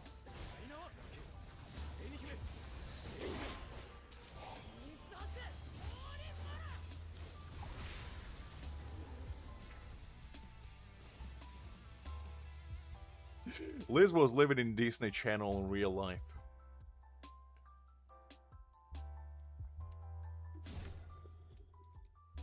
And you know why they were shouting? Because they were fearful that Liz was gonna start climbing in their windows. They were looking around, locking all the windows, making sure, Liz, please don't come. Our windows are not safe. Please, your power is too great. But no, that's very sweet, Liz. I'm just pulling your leg.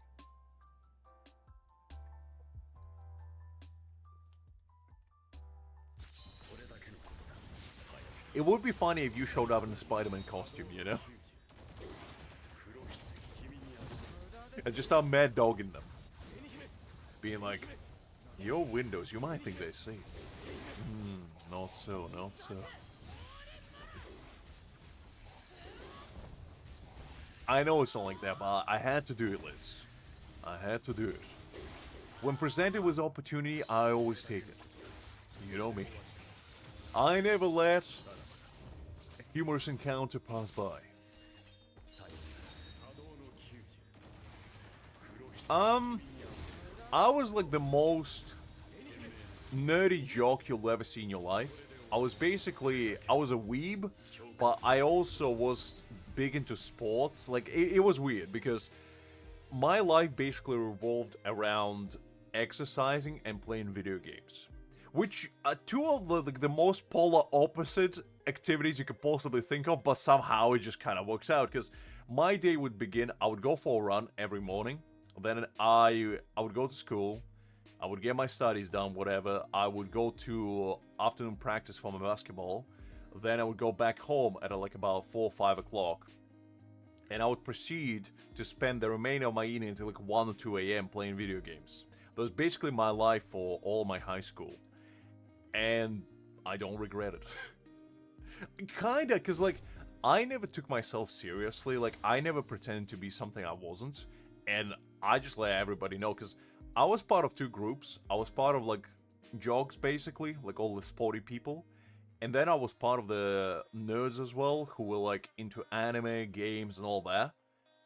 And neither of which kind of intertwined, but I was friends with both because I like both things, and I like both groups. So I wasn't really a social butterfly, but it just somehow worked out in a way that I kind of was friends with majority of people. Like, I didn't really have like enemies per se, or anybody that I had beef with, because I was the kind of person that didn't really like confrontation, and yeah, I don't know. It just kind of worked out for the better. I wouldn't say that I was like super mega popular, but you know, I was known, shall we say. Whether for good or bad things, I don't know, but I was known.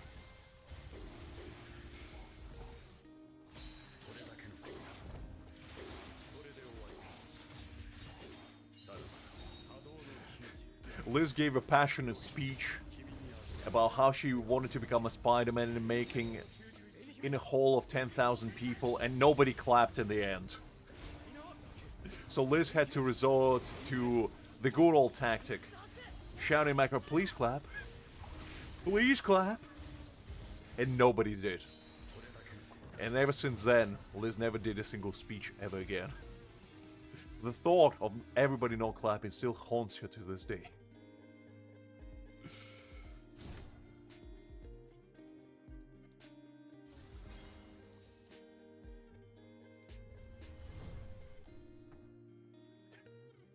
Ah, one of those. One of those. I see, Hakim, I see. You were a true Brit in the making, because in Britain you cousins with everyone as well. That's how that works.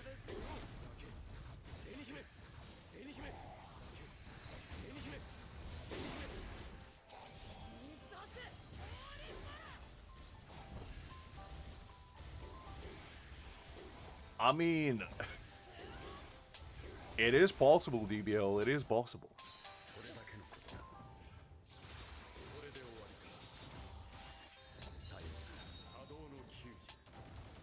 I see, Liz. Very nice, very nice.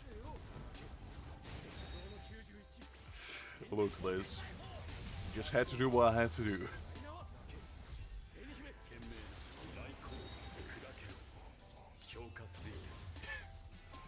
I don't think I ever pretended to shoot websites out of my wrist, Justin. I don't think that's the kind of power I was privy to, unfortunately. I wish I could shoot websites out of my wrist. You kidding me? Do you know what kind of potential I could have unlocked with that kind of power? Tremendous! I know you said webs. It's fine. It's fine. Alright, I think I might need to do this manually, because I need to do 2 spiritual dissipation, and my Aizen just blows things out of the water. There's no spiritual dissipation to be had. Only spiritual disintegration with my man around.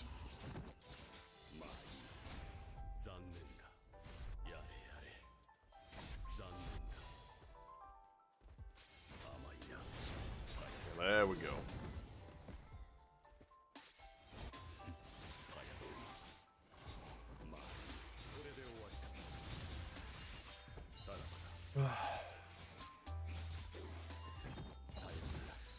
I never had like Spider-Man pajamas, but that does sound like pretty good drip. I had Pokemon onesie when I was like 5. That was like the drippiest drip imaginable. I had Pokemon onesie, I had Pokemon shoes, and I had a Pokemon cap. And I was like the coolest 5-year-old around, let me tell you. People were jealous of me.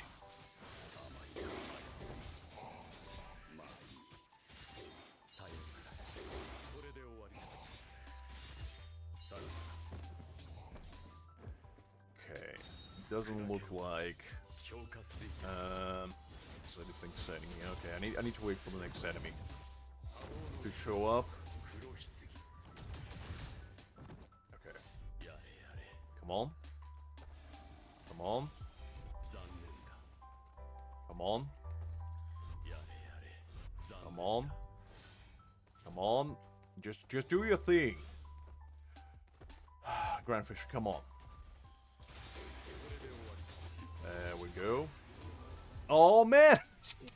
Bloody killed him without doing spiritual dissipation. Golly.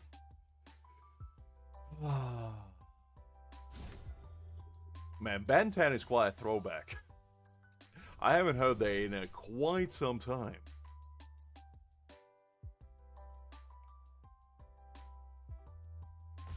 I mean, fair enough, DBL. Sometimes, you know, you're gonna discipline people. I get that. Oh, come on. There we go.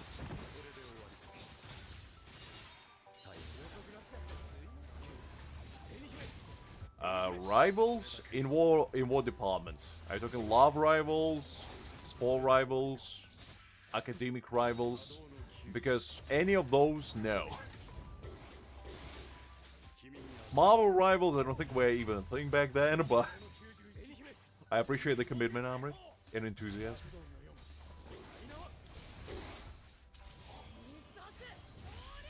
Danny Phantom, now that's a throwback. I'm surprised you actually watched that hockey. That's a classy one. That's a classy one. Up there was like SpongeBob, you know? Nickelodeon really was popping up back in the day.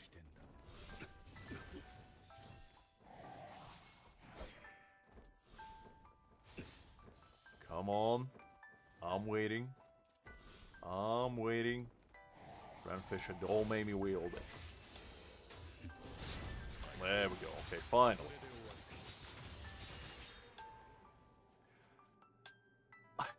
I messed up. God, I messed up. I forgot to defeat 3 enemies with techniques. Golly. I'm my own worst enemy. Jeez Louise. Danny Phantom is a pretty go-to show, like, not gonna lie. I used to watch it all the time. Well, I know that Liz knows about it. Okay, let's do this.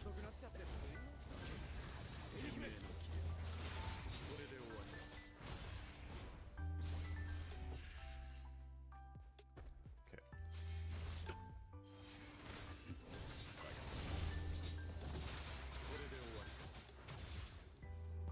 Alright, just gotta wait for techniques, basically, until I can kill them all. I know, this is like anti-whale meta, basically. Like, what's happening? Kim Possible, yes. I've seen all Nickelodeon shows, Liz. I was a cartoon fiend back in the day. Like, there's probably not a single cartoon in, like, early 2010s that you can name that I never seen. I've seen them all.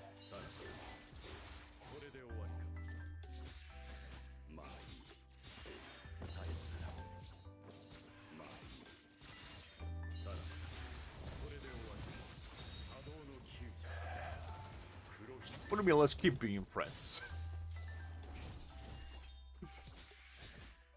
I like how you base your friendship barometer based on what shows somebody watched as a kid. I like that. But to be fair, if somebody says they never watched SpongeBob, I would question their life choices as well. Because that's the kind of show that everybody should be watching. I've seen them all. I watched iCarly. Victorious doesn't ring a bell, to be honest. That might be past my time. That might be during your time, Hakeem.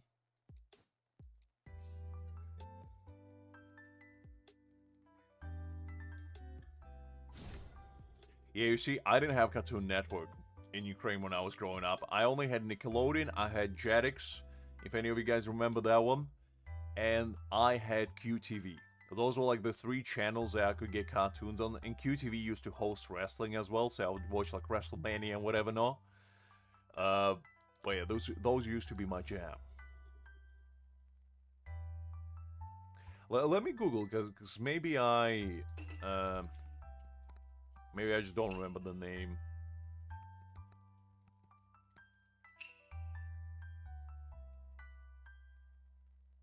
No, I never seen this one. Actually, no, never mind. I've seen this one. Forget what I'm saying. I do see this one. Never mind. I do remember this one. Yeah.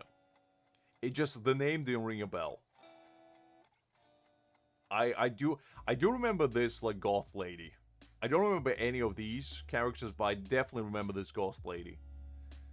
Don't know why, I just do. But I do remember them. Yes. I never watched it really. I only watched it if it was like on. But I do know about it. Adventure Time, yes. Absolutely. Johnny Brow, Cow and Chicken? Cat and Dog, anyone? That's a true classic right there.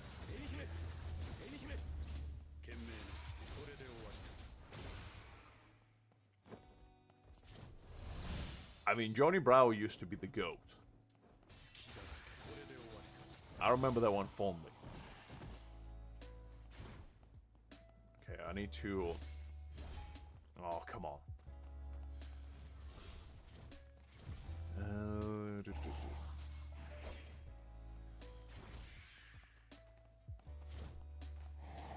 Let It Shine doesn't ring a bell, to be honest.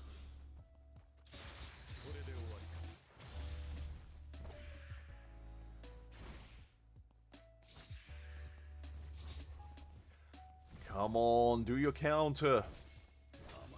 There we go.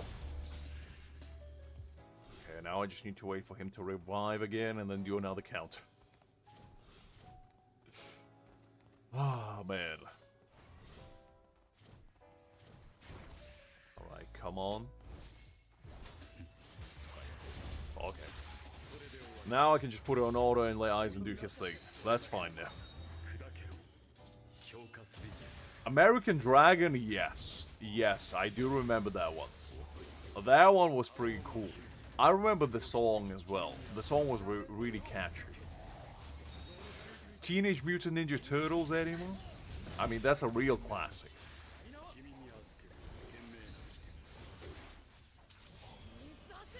Courage the Cowardly Dog, yes.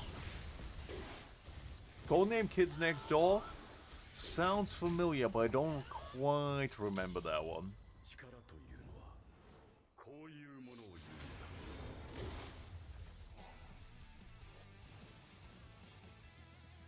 Okay, let's go with this one.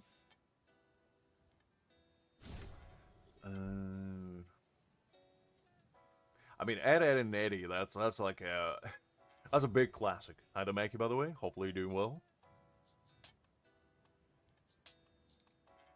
Ah, I see. So that was before my time, I guess. I grew up on, like, the 3 shows I used to watch all the time was, like, Hey Arnold was a big one. Obviously SpongeBob. And the third one would probably be iCarly. I watched that one quite a bit as well when I was growing up. I think those were, like, the 3 staples I used to tune in all the time. But there was a lot of others. They just came and go. Danny Phantom was a big one, you know, Beavis, what was it?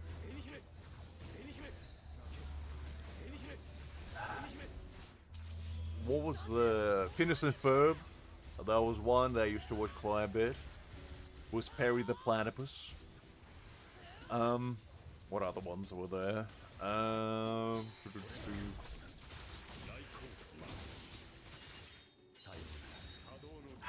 I forgot all the names. Ah, the one, Jenny? Is that the one that was called, like, about the robot lady? With blue and white? Where it was, like, the scientist mom made, like, a robot child, and she was basically going to school and whatever, no? I think it was just called Jenny or something. I don't remember the exact name.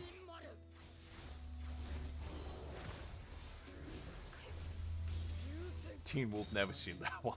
That's definitely not something I've heard about.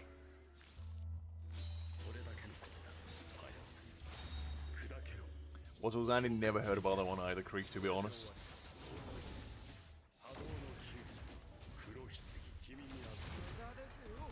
Oh wait, did I forget to use a buff? Hold up. Hold up. I forgot. Hold up. Hold up. Hold up. Hold up. Hold up. Hold up. Hold up. Hold up. I forgot completely. Alright. Give me a sec. Alright. Let's go with this. And then let's do... probably get rid of that one and just use both of these. I think that's going to be the strat. Unless... Let's do this one. Yeah, I think that's going to be what we're going to work with. Alright.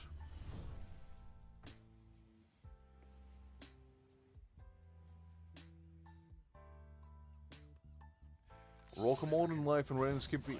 Yeah, I don't quite recall that, to be honest, Justin. That's a bit too old school for my time, I guess.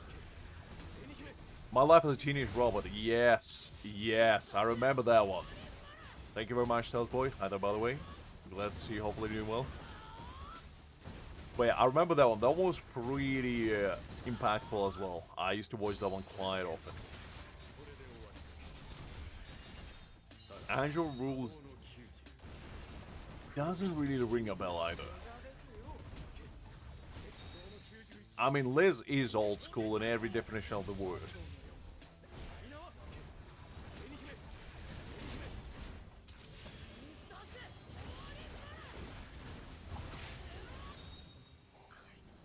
I see, Justin, I see.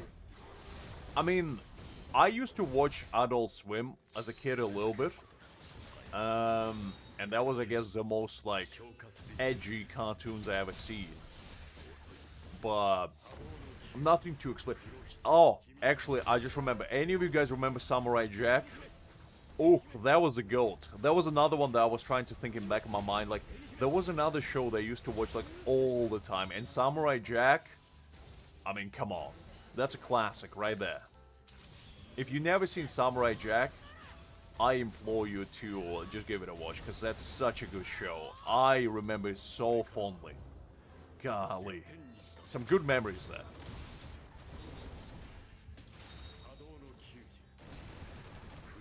The premiere of Tom and Jerry.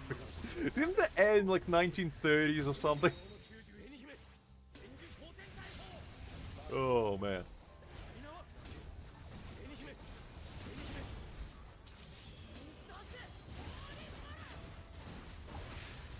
Oh, was it, Justin? I didn't know that. Interesting, because I did have Adult Swim, and I used to watch it when my parents were, like, asleep.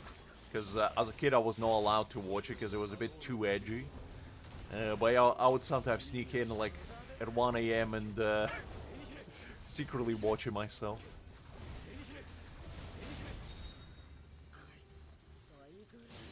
Mickey Mouse being created. I mean, she was right there with Walt Disney, you know, just brainstorming ideas. Not many people know that.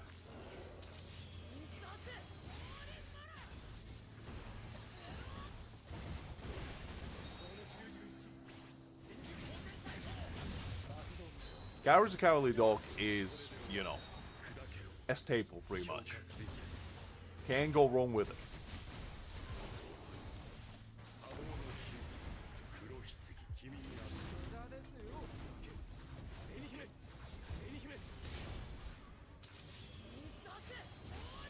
Big Gabba pantsing.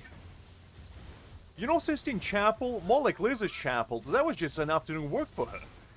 He didn't even break a sweat on that one.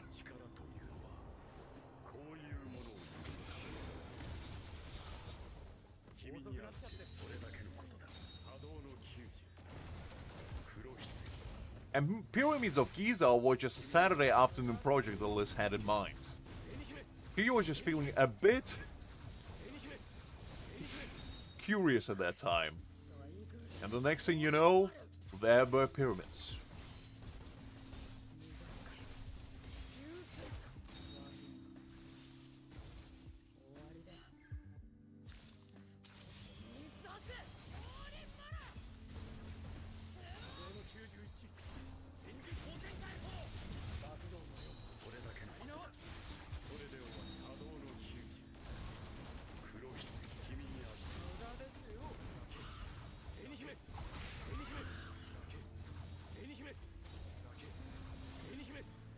Very nice, DBL, you climbing, slowly but surely.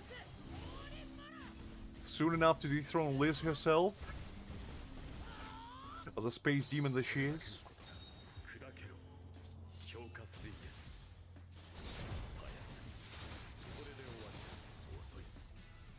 there we go. What score did we get? 109,000. I'll record that. I think this should be fine. I think there's no real reason for me to climb high, because I'm pretty certain there's only...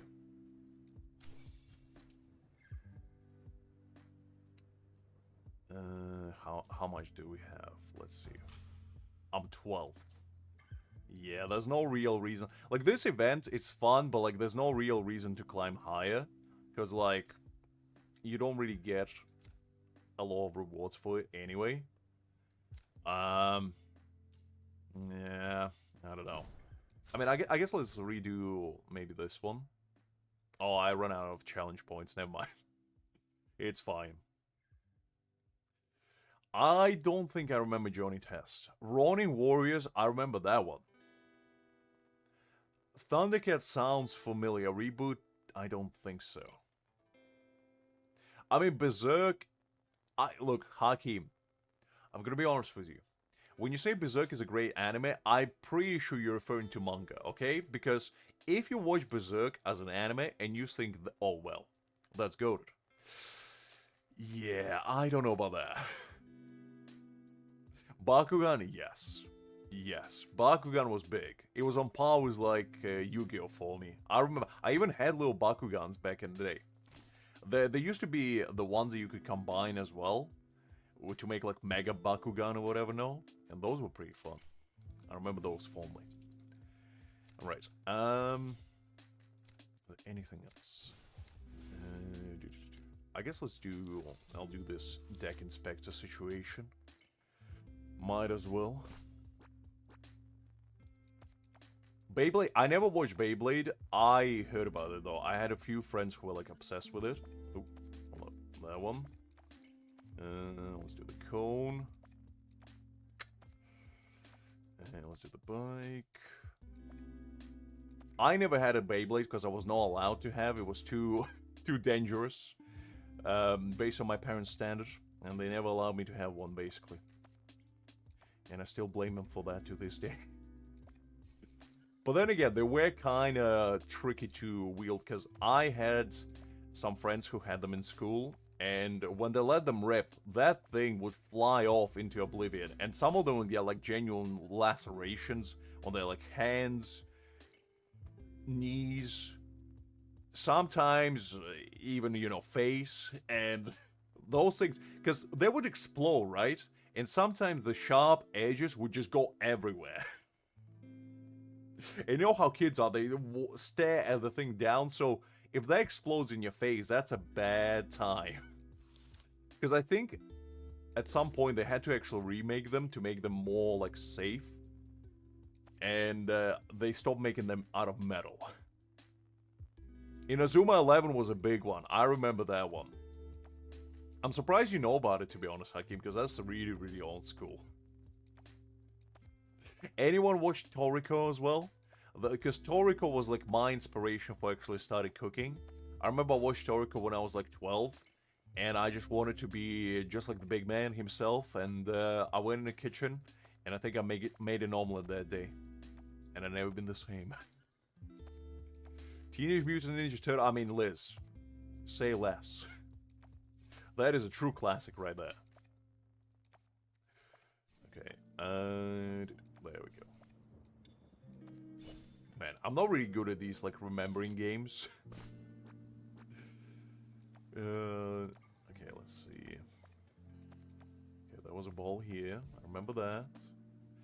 A can of hydrochloric acid. Can't go without it. There was fire hydrant somewhere here. There we get that.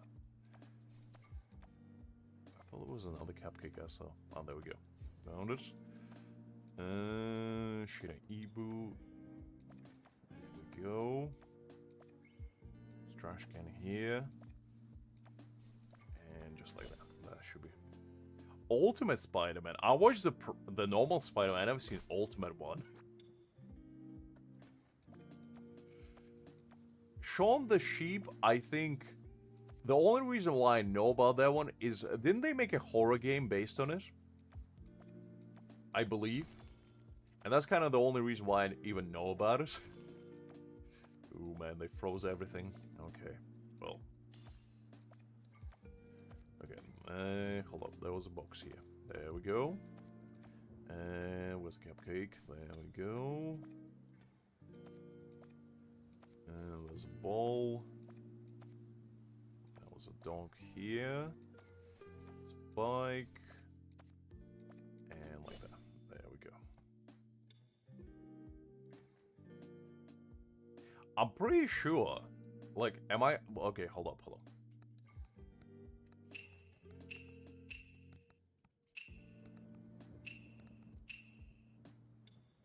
Yeah, there is a horror game. It's called Amanda the Adventurer. You never seen it? It's like... I never played it myself, but I had a friend who was into it. I'm not... I mean, I can show on stream if you want, but it is pretty gory, so... I don't want to put off people that are not into that kind of stuff, but... It is a thing.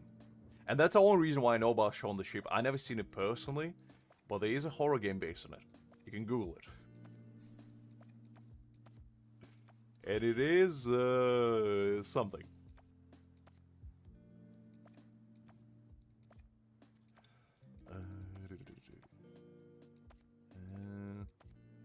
Here, hold up. There was a box here somewhere. There we go. Let's do the dog.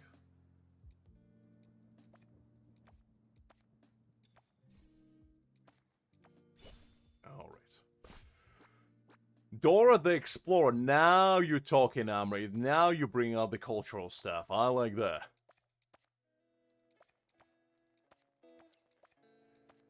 It is pretty gory, Liz. I just don't want to put people off.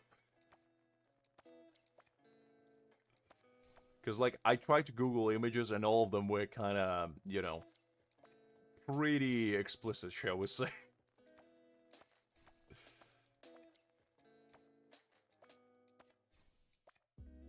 And it's one of those games that I believe starts without being, like, painted as a horror game.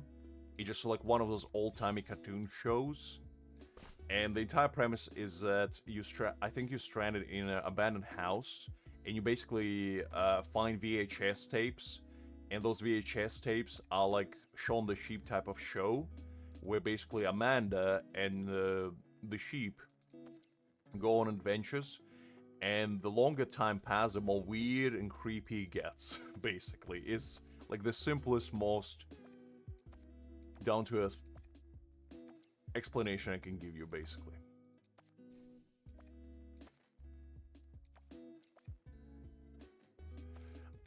It's not cute. It's very disturbing, Liz, because I've seen what it is. And let me tell you something, it wasn't pretty. It wasn't pretty. Oh, hold up. There's a dog. There's a flower. There's a can. Care Bears? Now Justin is talking. We got all the way back to Mesozoic era. Wallace and Gromit. Yes. Yes, I remember that one.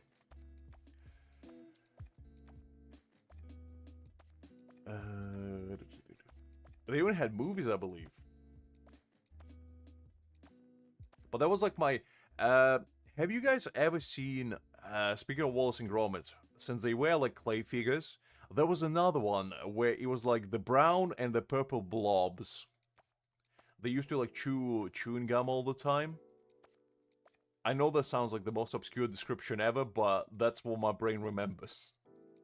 And I don't recall their name. No, I don't recall it, but I'm telling you, the Shaun the okay, you know what? If any of you guys are squeamish, look away. Because this is a little bit... I mean, it's not that bad, but... It's, Okay, let me see if I can find less gory one.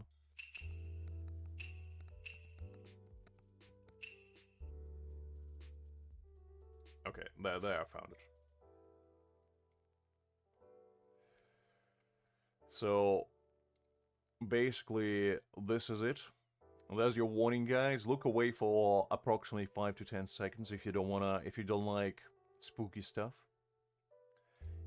But basically, this is not that spooky. I found like the most lenient one, but you're probably gonna see that over here, that it's not very pleasant.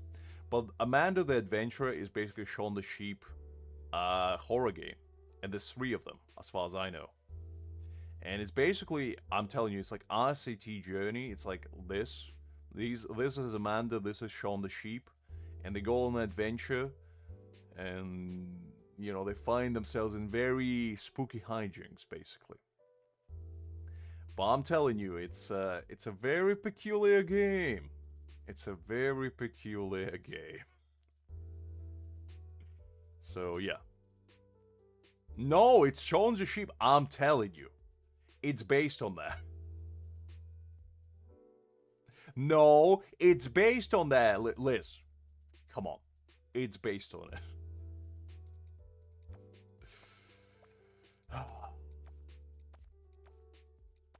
I Google it. It's literally based on it.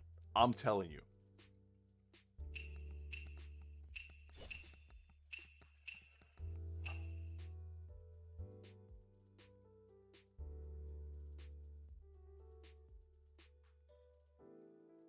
Okay.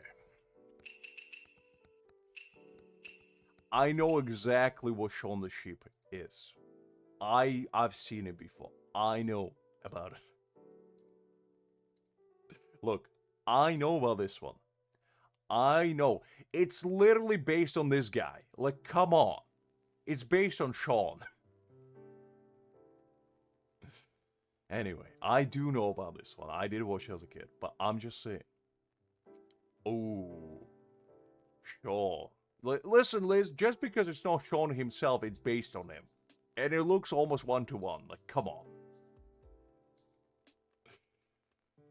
Inspector Gadget was my jam, to be honest.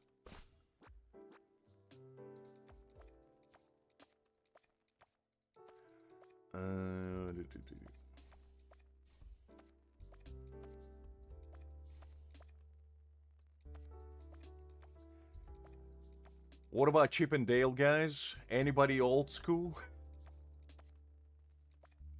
I remember that one. Ooh, hold up. There we go. Lucky Man? No, that doesn't ring a bell to me personally. There we go.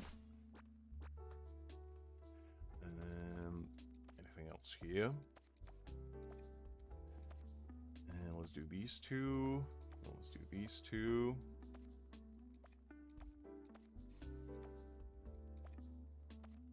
That's fine.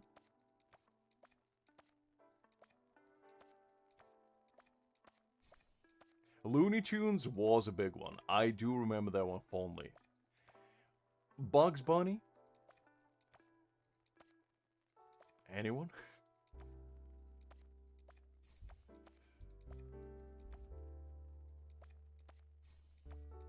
Oh, you know what? If we're gonna go real old school, what about Popeye, anyone?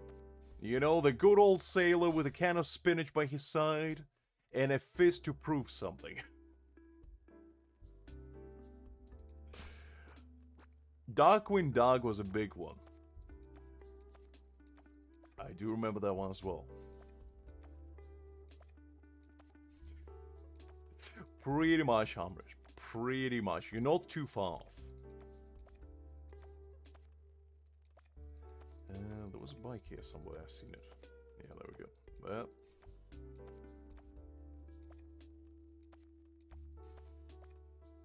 And there's a blue box somewhere here as well.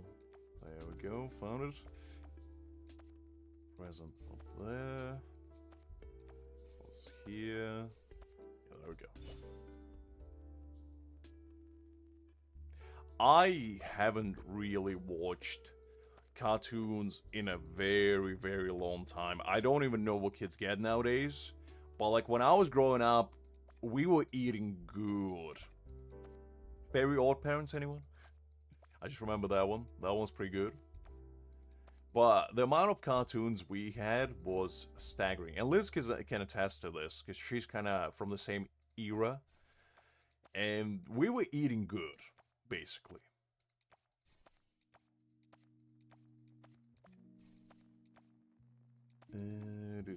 Because that was roughly around the time when anime actually became like more mainstream, or started to become more mainstream as well, where you can actually watch it on big screen instead of just online.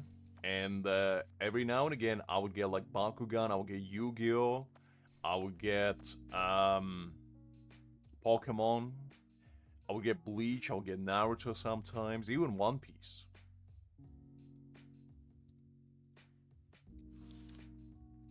The Washy Eye Slop. Yeah, you're probably right, unfortunately. You're probably right. Which is a shame, because, like, there's so many good cartoons out there that still probably hold up to this day. Codename Kids Next Door. They sound familiar, but I don't remember it, to be honest. Hey Diego, anyone? That's like Dora the Explorer's cousin, I believe. Okay, there we go. Dragon Ball at 11 p.m. Whew. No, for me, I think I had Pokemon every morning at like 7 a.m. on. And I believe I also had Yu-Gi-Oh! After school. Like at about 4 p.m. or something. Every day. And I think Inazuma 11 was also on TV. Which made it much more exciting. Because every morning I would actually watch SpongeBob. Because SpongeBob would come on, I believe, at like 7:30. So I would watch that every morning. I would have my breakfast while watching SpongeBob. And it was great. I loved it. Until they changed the program and SpongeBob was airing at like 9 a.m. every day when I was like 9 or something, and I never been the same. I never been the same because I couldn't have my SpongeBob telling me fibs while I was eating my Cocoa Pebbles or whatever I was eating.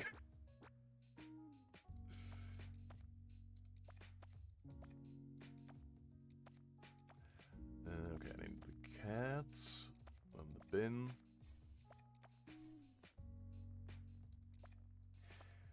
Well, yeah, Go Diego, I remember that one. As I said, that's Dora the Explorer's cousin, basically. Have any of you guys played humongous games back in the day? Like Freddy the Fish? Does that ring a bell to anyone? Because I just go away with nostalgia playing like those old school point and click games. And the humongous games used to be like one of my personal favorites. I love them so much. I used to play Freddy the Fish so much. It was like my go-to game. It was like my comfort place. Whenever I had a bad day, I would just boot it up and have a great time.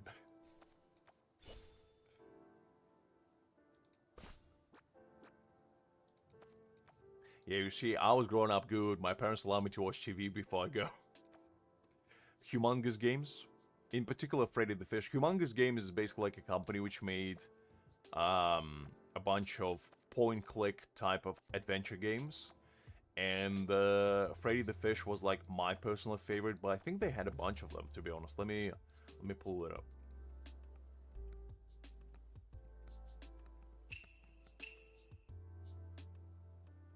Okay, let's see. There we go. So, one of them... Okay. So, I remember... So, this is Freddy the Fish one. This is Pajama Sam. This is Agent Fox, I believe. I don't remember the car one. The car one eludes me right now. But this used to be like my jam. I used to play them all the time. And I played all of these Freddy the Fish ones. I remember them fondly. Pajama Sam I only played maybe like a couple. Agent Fox I played all, I believe. Putt Putt. That's the name of this car, Putt Putt. I played a couple of Putt Putts, but Freddy the Fish was my jam. Love that one. I miss it. Man. Atari 2006? Ooh, that's a relic. I never had like a console, so majority of my games that I played was on PC. So unless it was on PC, I probably never played it. The only exception was God of War because I begged my parents to give me a PlayStation so I could play it. Because I don't think at the time it was on PC, so I didn't have a choice. And I was so jealous because I was staying at a friend's house and he had God of War. And he let me play it and I was just having such a blast with it that I just had to beg my parents for it. And the thing is, I only played God of War on it.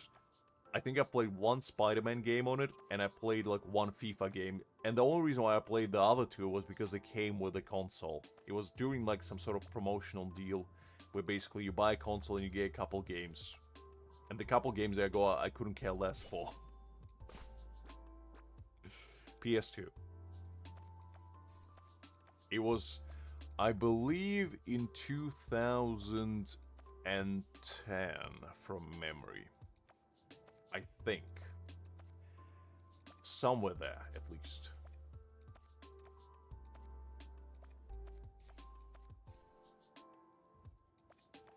Okay, where's the tree?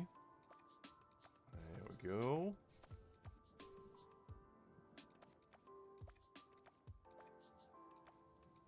Let's unlock the boxes. And let's do this one. My golden music? That's a tough one, cause like I don't really have like go-to band anymore. Back in the day, it used to be Linkin Park, and Chester was like my goat. But nowadays, I don't know. Like I like a lot of bands. Like Papa Roach used to be pretty impactful on me.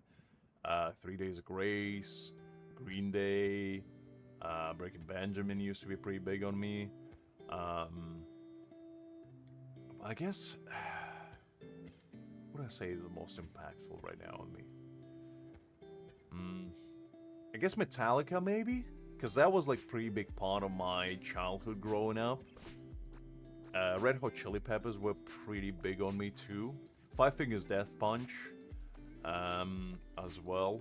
But like, I can't point out like the singular one, to be honest, because I never had the like one go-to band besides Linkin Park back in the day, I guess. That was just like, yes, those are my favorites. Yeah, pretty much. I do like rock, a little bit of metal here and there. Nothing too heavy. I'm not like into death metal or anything, but I do like when the screams is very pleasing to the ear. That's why I like Chester so much, because he has such a pleasant voice that basically his screams just sound like angels. You know, soft whispers. It was just amazing to witness. It's before your time, Hakim. It's basically, if you grew up in early 2010s, you would know, but don't worry about it. Nah, Nickelback was never my jam, personally. I just never really vibed with their type of genre. Because the lyrics that they had were just kind of... just not for me, I guess. I mean, I respect that.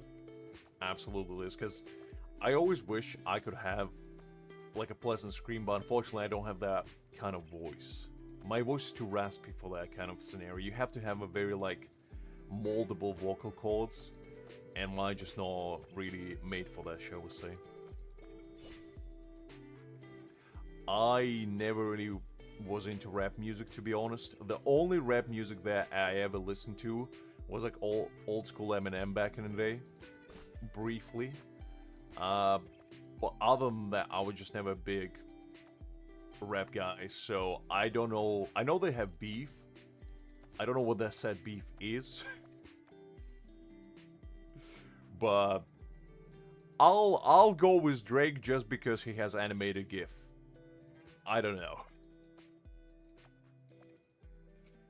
Because clearly Kendrick Lamar is not important enough to have his own GIF on YouTube, so I guess I'll go with that.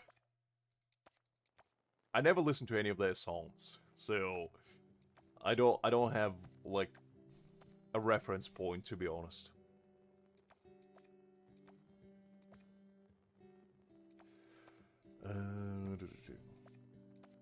Let's go with this.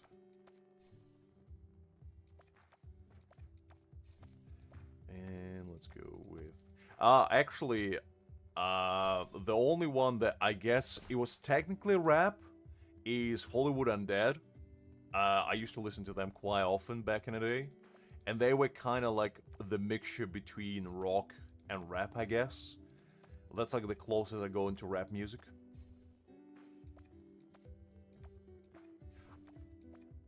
I mean, look, game. I just made a choice based on what I saw. I had no idea. It's fair enough. I mean, I'm sure he's great. I just never heard any of his songs, so I don't know. Let's go with this one.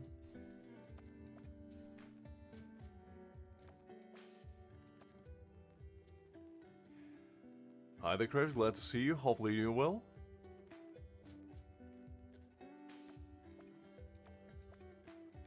Okay, I need... let's go that one. Ah, okay. Yes. I think I heard them. They were actually pretty good, now that I think about it. Okay, when you put it like that, when you put it in perspective of like movies and whatnot, I do have a reference then. And I'm sure I've probably heard Drake songs before as well, I just didn't notice him. But then again, I'm like, when it comes to music, I'm not a very like snobbish individual. I like pretty much any genre out there, as long as the song is good. I don't really care if it's like pop, rock, rap, whatever. As long as I vibe with it, that's all that matters. Let's go with this. Florida from the Hangover? Is that an actual band?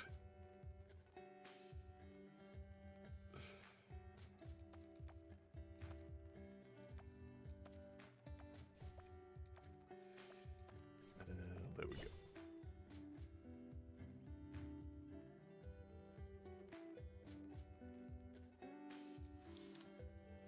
Let's see. So, Chris, did you ask something? I completely missed out. Did you ask for advice on a character or something? I was just too lost in a sauce thinking about the good old days, shall we say.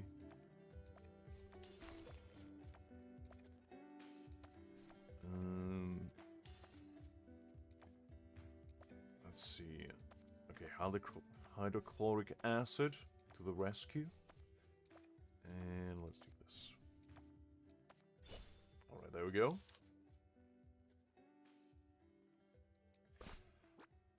I enjoy personally like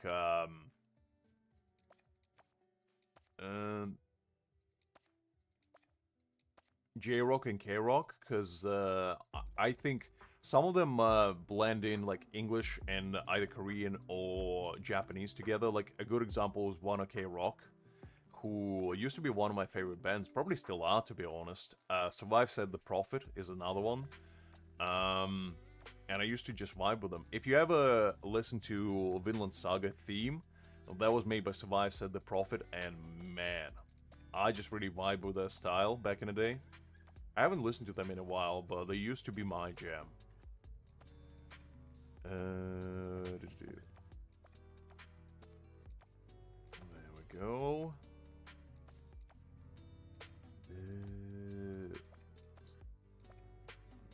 Found it.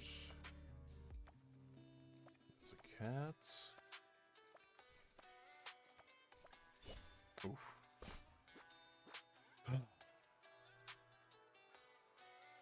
What about Kiske? Would you like to know, Krish?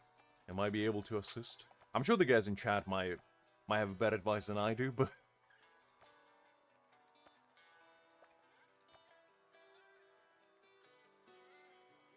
I did watch it.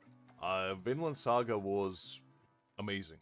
I really like the premise, because I wasn't really like big in Viking lore or anything like that until I watched Vinland Saga, and then I was like, you know what? I get it. I get it. And it was a changing point, because then I go into like North mythology and started like looking up all the like Viking related stuff as well. It was pretty insightful. Pretty insightful.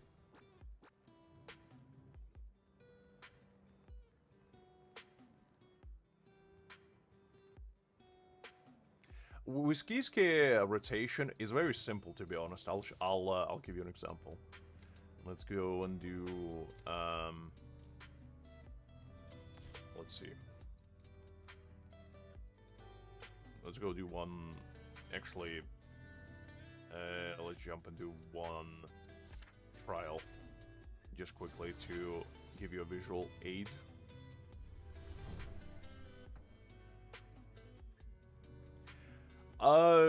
I do agree, Hakim. I do agree. A little bit late for the spoiler warning, but okay, hold up.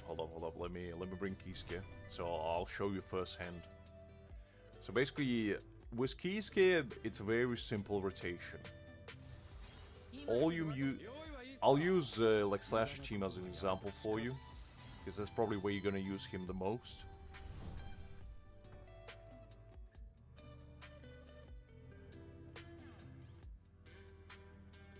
You need to get his you need to get his special stamp, basically, like his core stamp, because he gets to, I believe, from his core stamp. It could be a weapon stamp. Let me just double check. Sorry, I thought you were asking about the rotation. Let's see.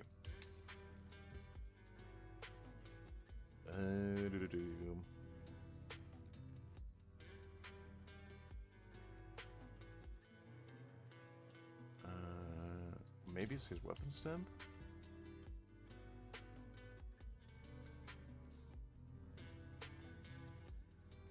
I'm not sure, actually. I believe it's a core stamp. So if you don't have the core stamp, or you do,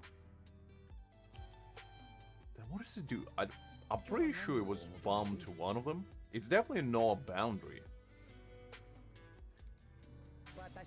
It is from weapon stamp? If you have both, that's weird. Because I'm pretty sure you have one originally, but then if you get the weapon stamp, it doubles up.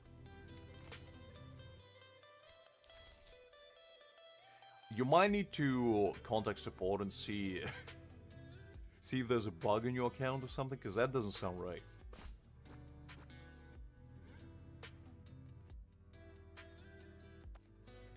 Okay, there we go. No, leveling up a weapon doesn't do anything. It only basically makes it so the damage is higher. I'm pretty certain he was tied up. Okay, let me test it out. I'm pretty sure it's tied up to his weapon.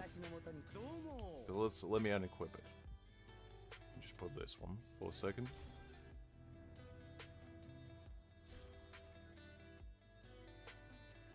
Let's go try it here. I'm relatively certain.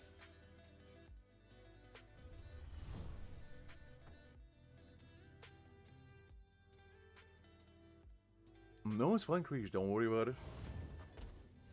No, okay. So he still has two charges. Let me do it with his core stamp, because I'm pretty certain it's one of the two that gives him 2 charges.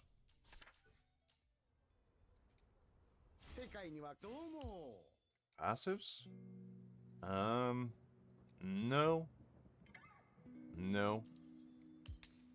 Let me remove this one. See if that helps.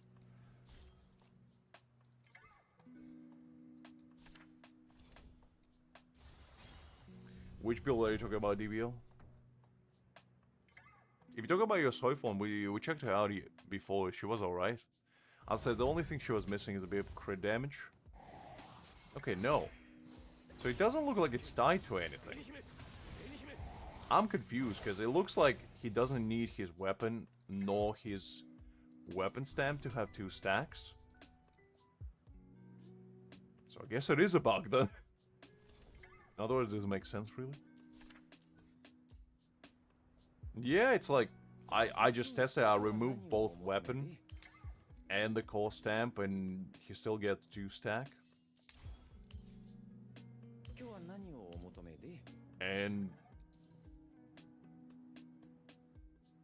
yeah, I don't really see what could cause it, to be honest. I have no idea. Because I just tested in real time, and neither one was the problem. So I'm not sure. No, I don't think weapon level affects it. Because like weapon level, all it does is just boost your raw stats rather. It doesn't actually do anything besides that. And I assume you already unlocked all of his passives. So I don't really know.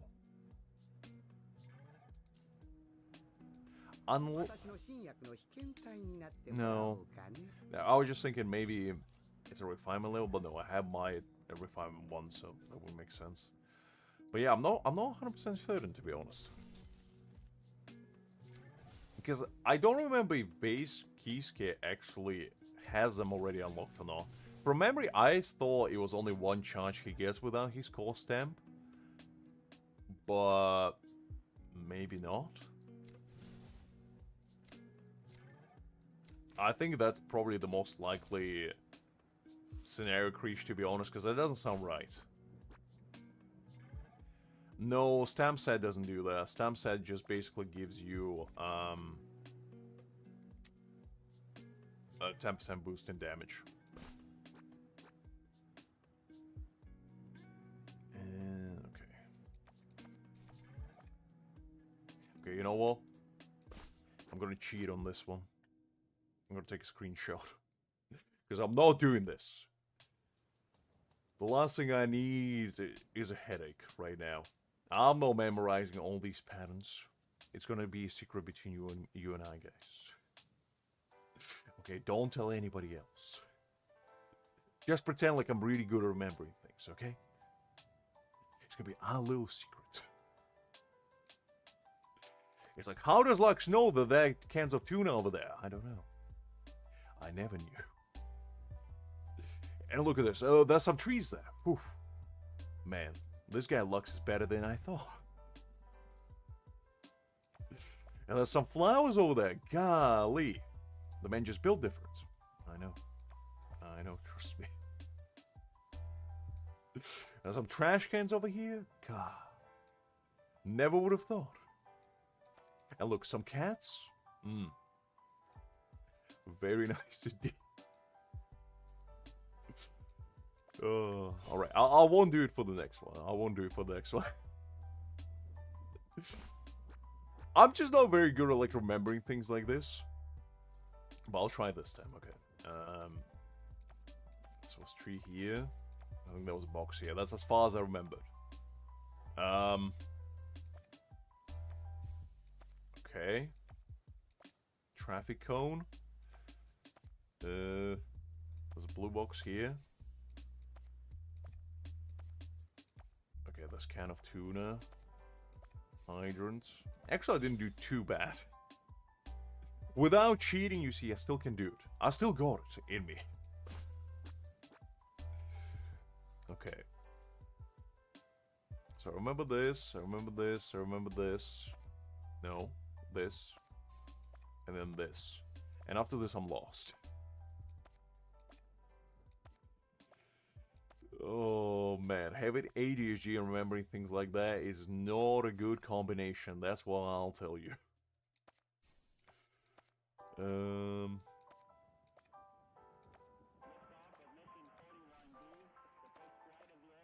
There we go.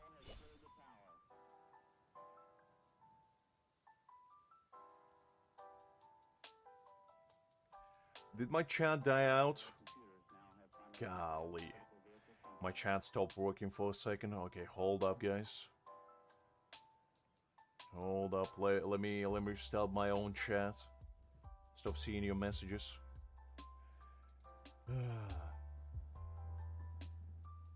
Let's see if that fixed it. Let me give it a second.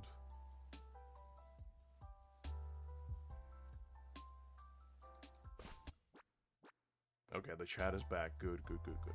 That's what I like to see. Okay, you know what? Restart. I didn't see that one. Okay. Remember this, this, and this. Meh. Okay, there's a motorbike there. There's a cat there. Tuna. And the dog, okay. Whew. I think so, yeah.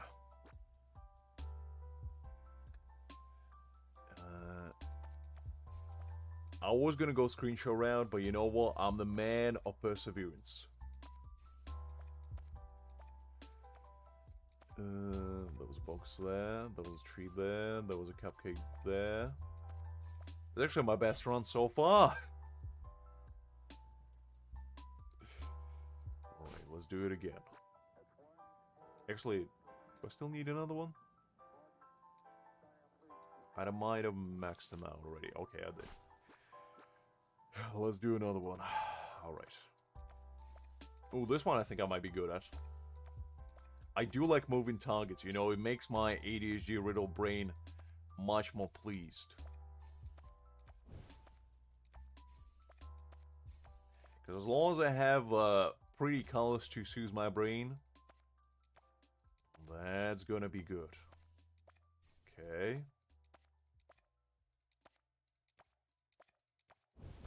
Okay, maybe not, maybe not, maybe not. Hold up, hold up. Hold your horses. Golly. No. Alright, alright. That didn't go as planned. That didn't go as planned. I'll tell you that much. Okay, now this is getting fun. I was about to say, I hope you guys didn't fall asleep watching me do this, but now this is where the action lies. Is there competitive card flippers over there? Because I would like to join the rankings. I would like to submit my resume right here, right now. Because I can flip cards like nobody's business. Trust me. I've been trained by Shaolin monks to flip like the best of them. Clearly my training didn't amount to much, but let me tell you, I was training hard. Training fast. And now you can see my unbelievable power right before you. You see, who else can match flowers as good as I can? Nobody. That's a real answer. Okay,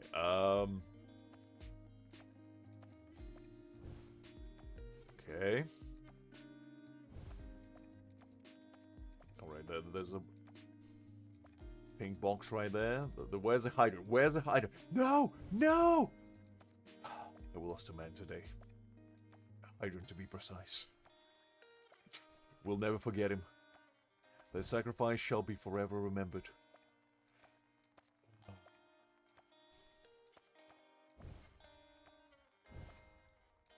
Okay, the red box. Where's the pink box? It is indeed Hakim. It is indeed. I need to do it 2 more times.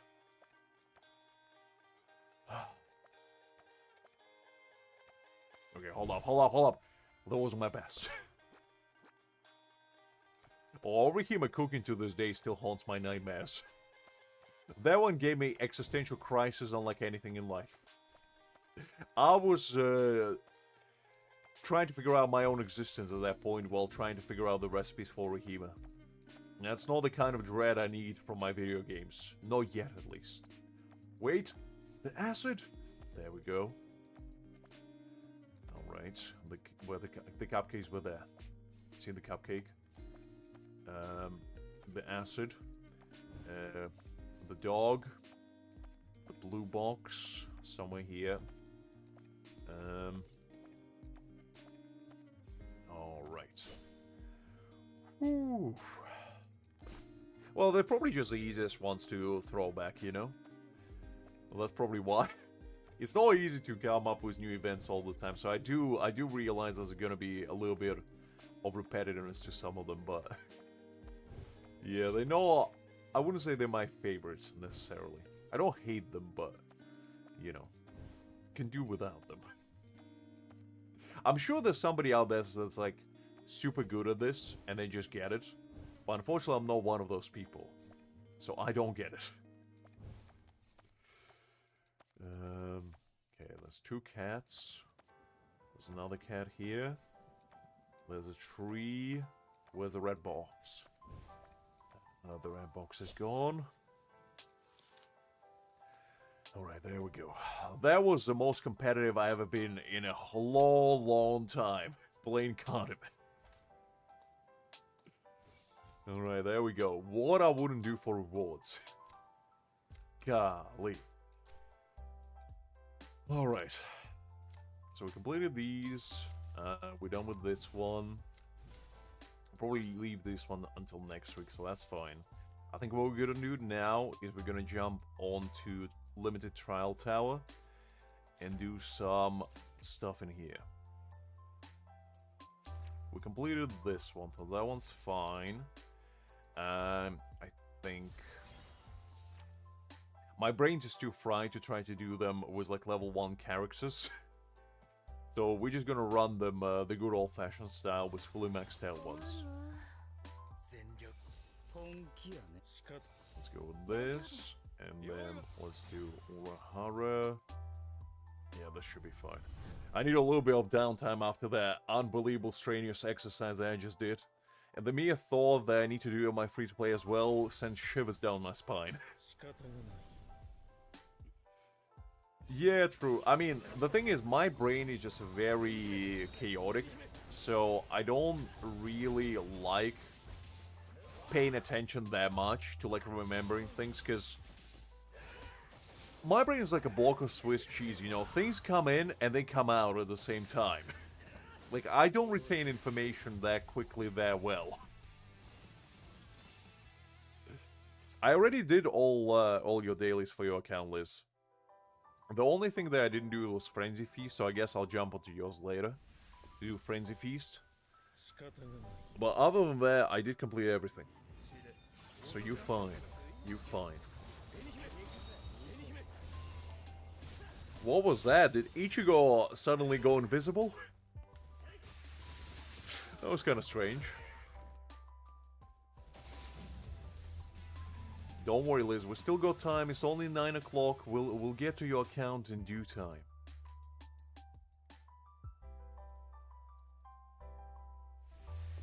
It's fine, Liz. Don't worry about it. To be honest, I have a confession to make. I didn't do your dailies yesterday because I didn't do my dailies either. I fell asleep. I was doing dailies on my own account, and I fell asleep without doing dailies on my free-to-play. And the other thing that I have a confession to make is I skipped Guild Challenge for 1 day. That's one time I skipped Guild Challenge out of 4 months of playing this game, and I feel guilty. I feel guilty! But I fell asleep. I literally, I was laying on my bed, right? Doing the dailies. And then the one thing, I was staring at Aizen's face, and the next thing I know, it's 8 AM in the morning, and the reset just happened. So I couldn't do anything. Unfortunate. Don't tell Justin, okay? It's a secret between you and I. Don't tell him. It is what it is. Alright, let's go with this one.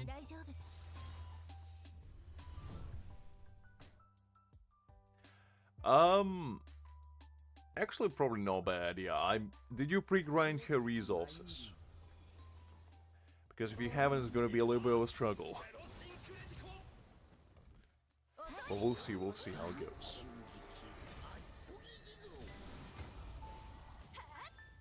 Look, I'm an honest man. If I mess up, I say it how it is. Because you know I messed up because I didn't even do it on my own. Oh, man. And I think I fell asleep right when I was doing that, like, choose your own adventure event, basically, but, yeah.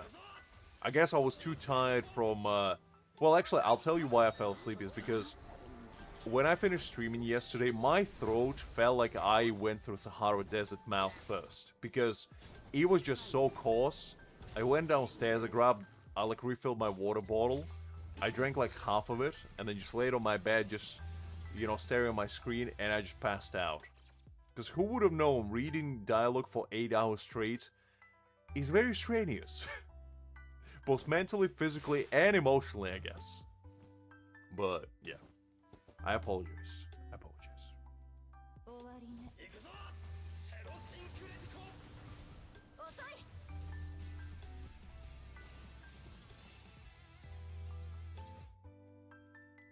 I do like that they implement more and more limited towers, because those are actually kind of fun. I do enjoy them. They're not like the most fun activity in the game, but they're pretty nice.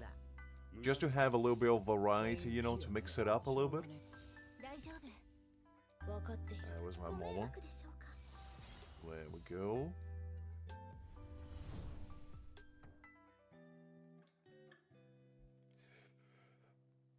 And I think I'll probably do like a couple stages later down the week so we can clear it up next week fully. If I remember, which probably I won't. No, it was fine. I mean, the only reason why I was kind of tired is because the day before I didn't really sleep that well. Just kind of... I was a little bit under the weather, so we had a day off and I kind of spent the entire day in bed. Because... before I got caught in the storm, so I kind of just drank tea all day and basically laid in my bed reading manhwa, which wasn't that bad now that I think about it, but yeah. Good luck with that, Creek. I send you all my non-existent luck that you were the first-hand witness of, and hopefully you can get it. Don't buy corridor key, Creek. How many times do I need to tell you? Don't do that. Yeah, it wasn't bad. As I said, it's like a long weekend because I have 4 days off technically. I have a day off tomorrow as well. So tomorrow is going to be like a recovery day basically from today. I might start editing the video, I don't know. Will depend on how I feel. But if not, I'll just edit throughout the week, next week. But yeah. It's a well-needed rest, basically. Alright, let's see, what do we have here? There's gonna be a slasher team. Listen, Creek, how many times do I need to tell you? Every jade counts. You shouldn't be spending them willy-nilly. This guy. First of all, he doesn't want to follow my free-to-play strats of level up characters. Now he doesn't want to listen to me telling him not to buy corridor keys. Unbelievable. And you call yourself a true free-to-play? You have a whale mentality, Creek.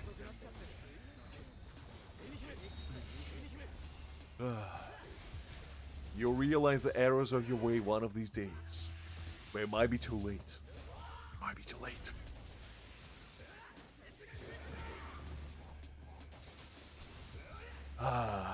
Well, Justin, as long as you forgive me, I guess. Who tattled on us? Which one of you was it? I thought we had an agreement. It is what it is. I mean, to be fair, we did do pretty well in Guild Boss. We might be able to actually even clear out the last one today, because I think we are on the... Are we on a 9th difficulty, I believe? So we might be able to squeak out 9 kills. Oh, actually, are we on the last one? I don't remember.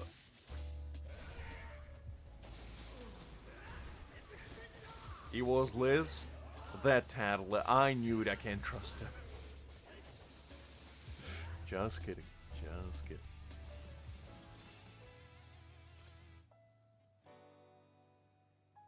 You clear Strike Tower? Nice, Hakim. Congrats. Big W. Did you manage to clear all of them? Because I know you cleared the Spirit and the Thrust one. Oh, very nice. I might try to clear all of them at some point after getting Grimjaw as well. Because I cleared the Thrust one, but that wasn't really a challenge. And I can definitely clear the Spirit one, I just don't bother yet.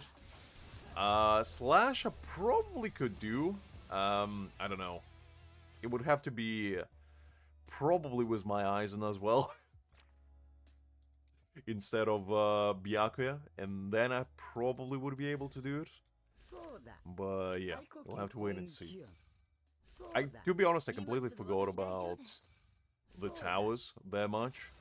I just kind of left them in the dust. I think probably Aizen, Kisuke, and I'd say maybe Mayuri would probably be a pretty easy team. Well, that's the thing. I feel like if you use Aizen as a main DPS, it might be different, because Ichigo is a tough one to do with. I do agree with that. But it's not impossible, I wouldn't think, at least. I mean, maybe. I don't know. I haven't tried it in a while.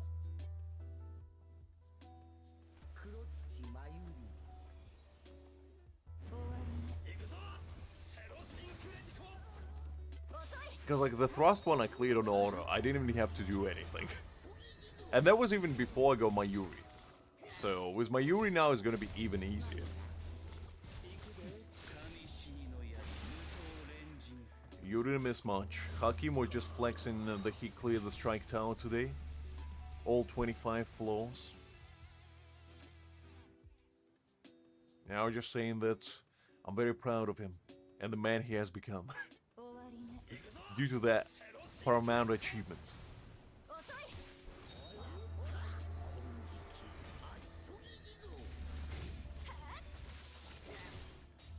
I don't know, Liz. You tell us.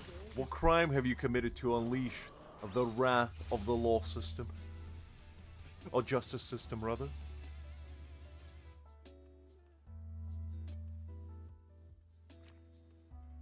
Because that's for you decided for your lawyer to find out. Who may or may not be the same lawyer I have.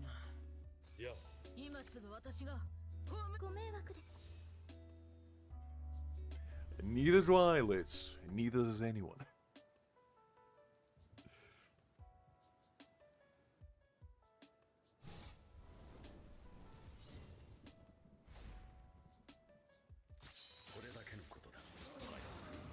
That's a good question, Amrit. I'm thinking everybody suing everyone. I think that's a good outcome.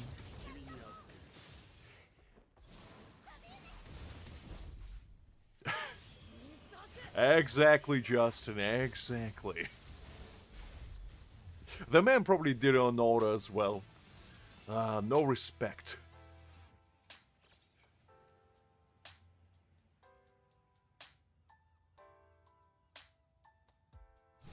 Amria's ready to be to enact the justice system. Man is fully dressed up and ready to go.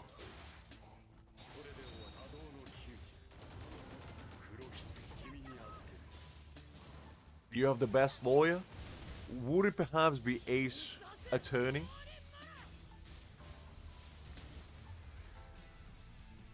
Because let me tell you, my lawyer is a duck. So I feel like I have an upper hand.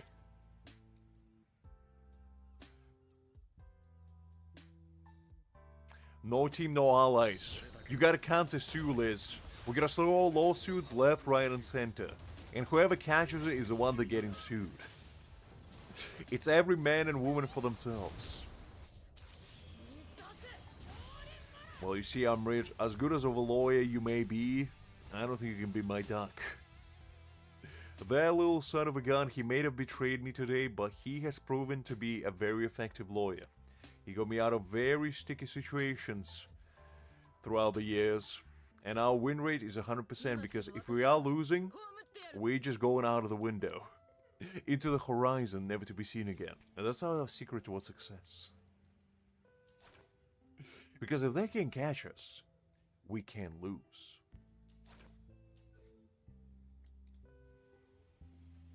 Exactly, Liz. You see, Liz got it. Should we try Deadlock? I'll probably do it next week, to be honest, because that one is usually pretty tough and my brain is fried right now. So I don't think I have the mental capacity to actually do it. Let's do one more run of stamps, and then we're probably gonna jump on... well, actually, we gotta do the weekly bosses as well. After we do that, we're gonna jump on my free-to-play account, and then we're gonna jump on Liz's account to do her Frenzy Feast afterwards. And do like a little account review, I guess. A financial lawyer? Golly, Amrit. Can I hire you? An actual lawyer? Golly. I've been looking for one all this time. Okay, Amrit. The only requirement that I have is you have to bail me out no matter what. If you can guarantee me a 100% success rate, you are in. I will offer you a very lucrative rate of free employment. What do you say?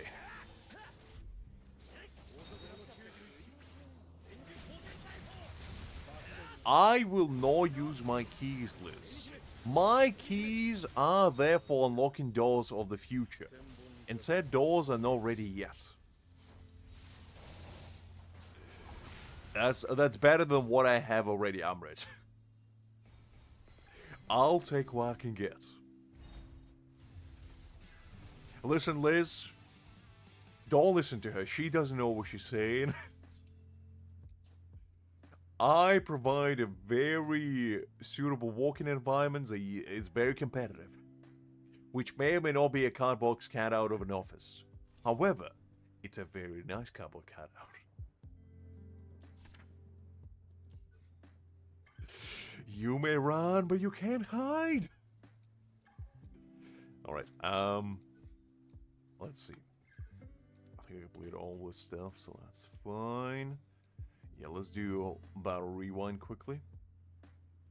Let me just boot up my free-to-play account, and we're gonna be in business.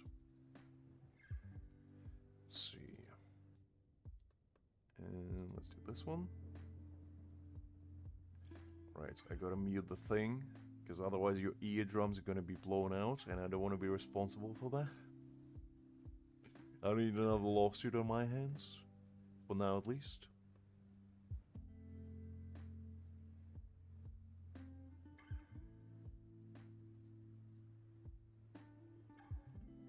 Listen, Liz, I provide a very rewarding working environment, okay? In my empire, I can't get over the fact that whenever you zoom in, Soifon just stares straight down at you. Liz, is that what you feel like on a daily basis, looking at people? Because let me tell you something. It doesn't look particularly nice. I'm just kidding. I'm just kidding. But you started it, okay? You started it. You denied me the promised land of getting an extra lawyer. And I felt like there had to be a payback. Of the short kind. Okay, Diet Coke every hour, I can amend that. I can definitely fulfill that request. We can work with that. We can work with that.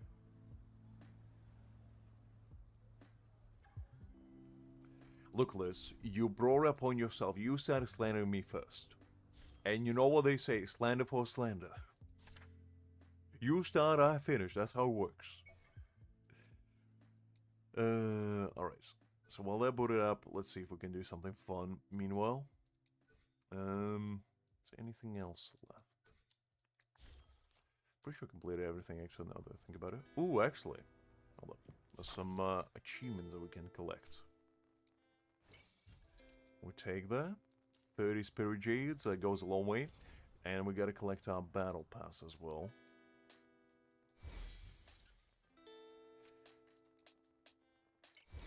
Look, Liz, you started slandering me first. You said that my employment is not the most lucrative and opportunistic opportunity you will ever opportune on. And I just felt personally responsible to put you in your place. Just kidding. Just kidding.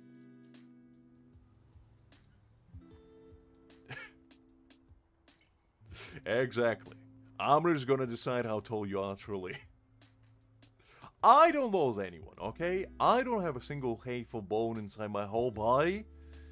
And I have more than 200 of them. Don't remember, the 216 bodies in... bodies in human body, no. Bones in human body. I believe that's the case. The core requires numbers. Well, I know at least 10 of them, Amrit. You ask me between 1 and 10 and I'll be able to give you any of them. Anything above 10 is a bit tricky. Is a bit tricky. Alright, come on. Let me just have the room, I guess. 1.7 meters. I think she forgot an N before M, so forgive her. Easy mistake to make. You are not a shirt indeed, Liz. You are a full ensemble. You are full suit, if anything. A mere shirt does not define your magnitude, your grandeur. You would be like a full Adidas tracksuit, you know, the finest of the kind. From head to the bottom, with a nice little cap and Adidas shoes, okay? The full get-up. One of a kind, some may say. Look, Liz, what do you want me to say? You brought this upon yourself. I didn't start it. You did. And as such, you gotta face the consequences of your actions.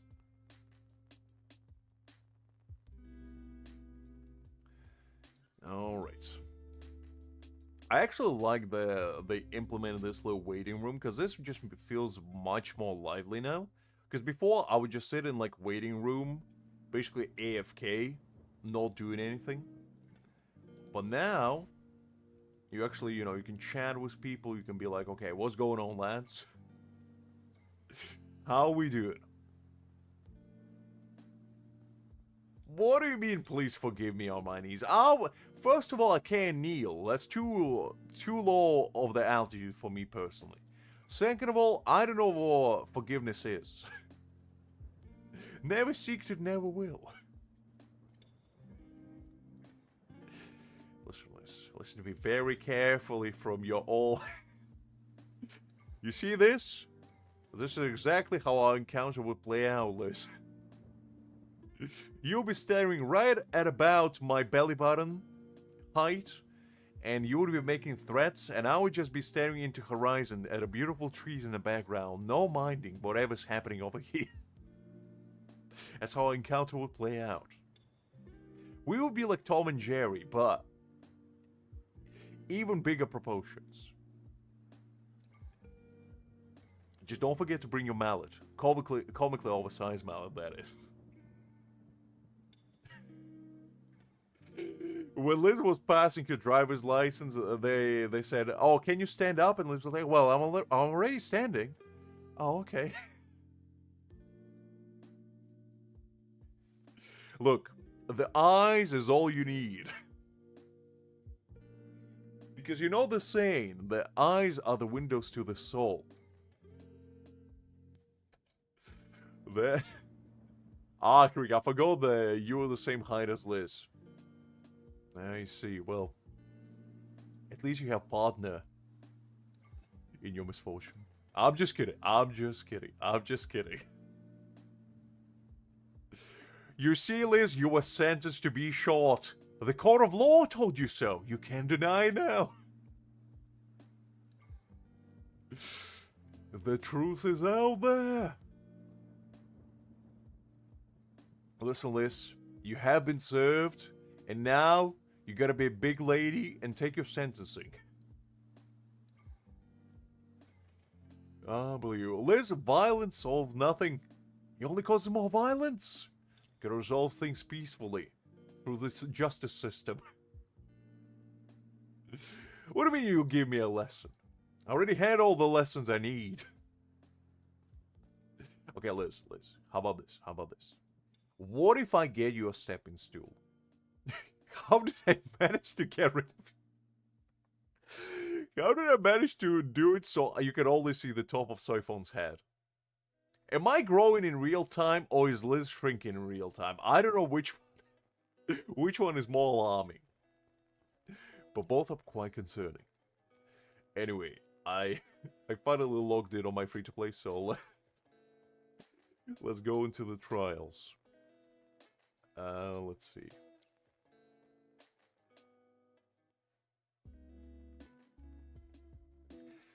Well, Krieg, there's an unfortunate fact of things, but I got very strong knees, shall we say. I'm well protected against ankle biters. They will never get to me.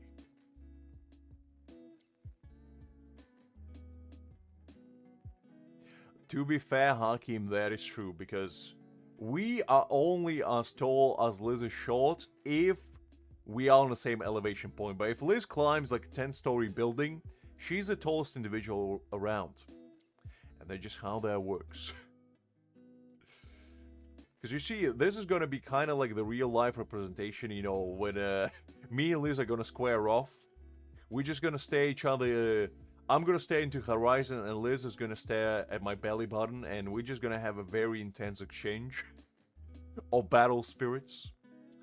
And, you know, it's just going to be a very exciting time. And while Liz is going to have her protagonist monologue, I'm just going to wander in the horizon. I'm just going to look, it's like, is that a walnut tree? That's gotta be mahogany at least. I mean, that tree is quite nice, honestly. Meanwhile, there's gonna be, and I'm gonna exterminate 10 generations of your family. I'm just gonna be like, I wonder if there's some chestnuts on there. Interesting. Oh.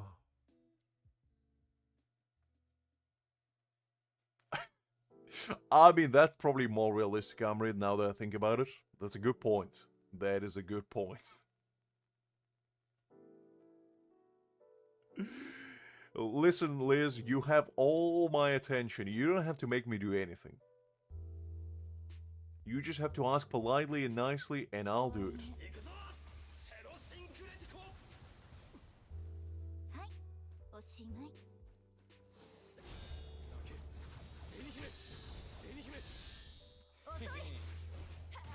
Listen, Liz, all I'm saying is with the best intention and the purest of intent. I would never slander you. I value your unyielding support as an experienced demon and the world conqueror, unlike any.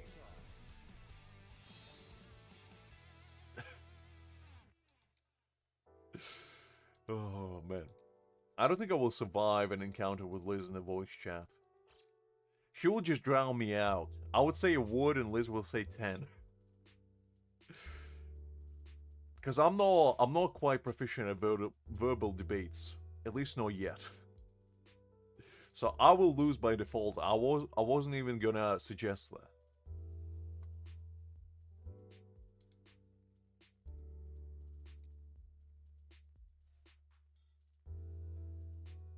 let's keep going.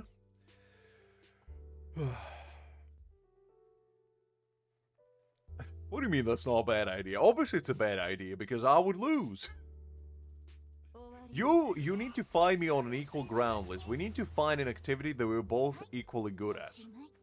And only then would that be a fair match.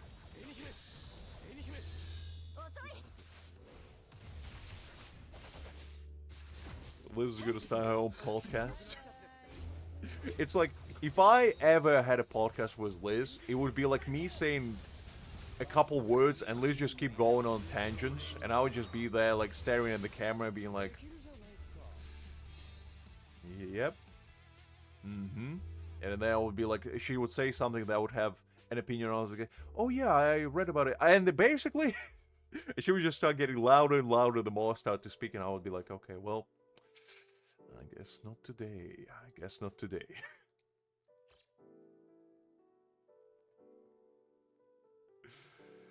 It's alright, Liz. It's alright. Don't worry about it. Man, I really like this new layout. Now that you don't need to actually exit the room either, and you can just do it all from one screen, it's very nice. I do appreciate that. Just how Liz appreciates our kind words of encouragement that we give her on a daily basis. You see, what you guys don't know is Liz is a very kind, generous, warm individual that always can, you know, be relied on to be most welcoming, most endearing, and most loyal individual you ever meet in your life. And that's evident by explicitly what she's saying right now.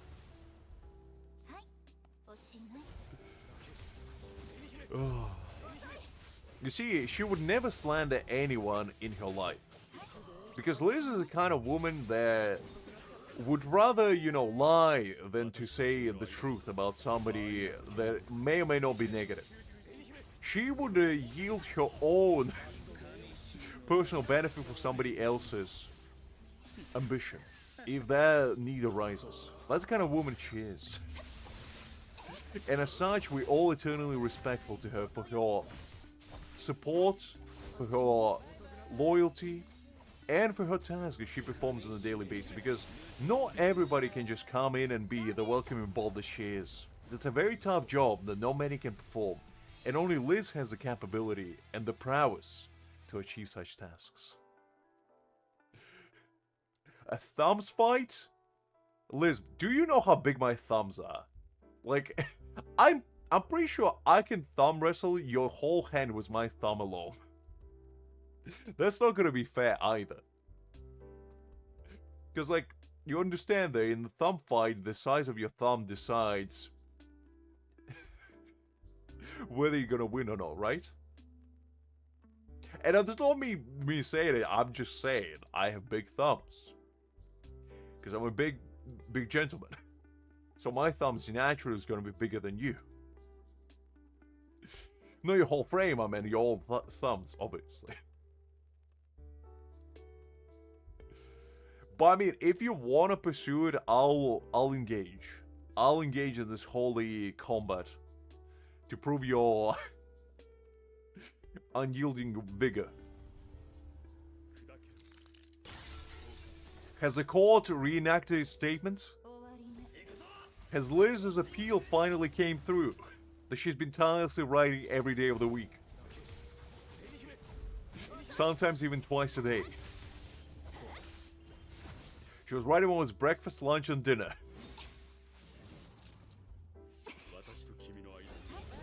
Alright, Liz, I mean, if you want to pursue it, I'm just telling you that I'm gonna have a natural advantage. But if you're okay with it, I mean, I'm fine with it as well, I guess.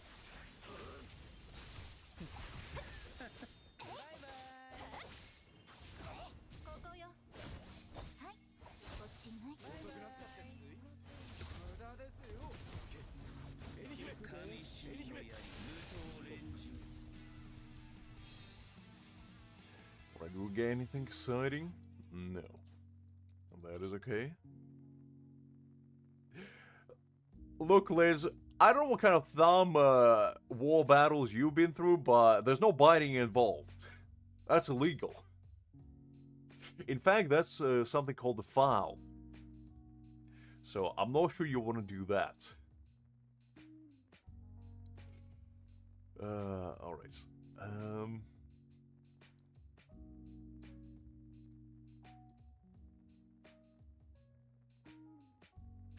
Let me see.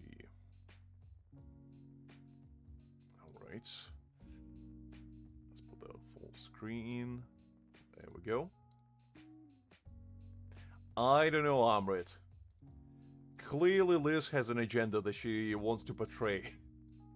Which may or may not involve biting.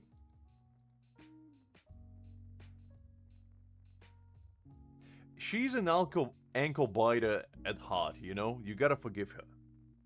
She's a little resident gremlin.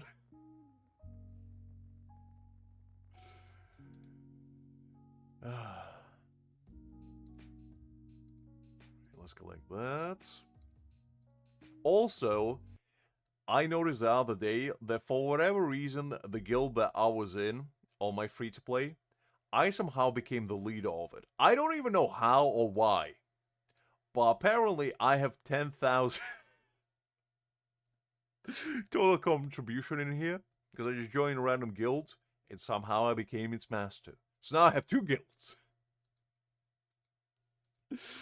Not that I'm doing anything with this one, but I thought I'd flex on you guys. I don't know how that occurred, but it occurred nonetheless. Yeah, let me put the game music back on. There we go.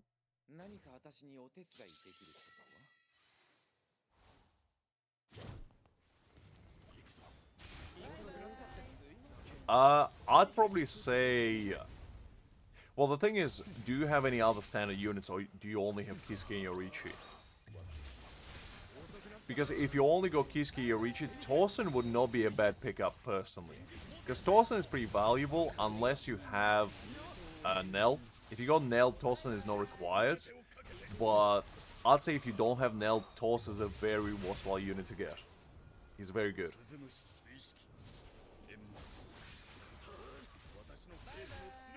Well, Amrit, unfortunately it's terminal.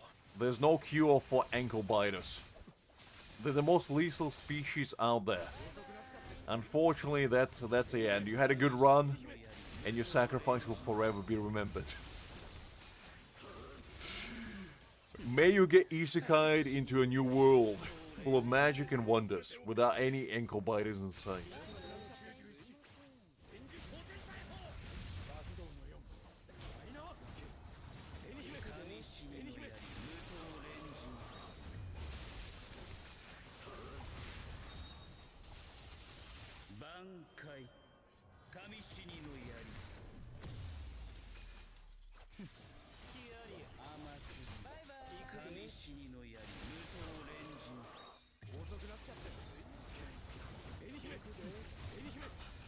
Did Liz disappear for a second? Or is she writing a lengthy monologue that she's gonna unleash upon us all?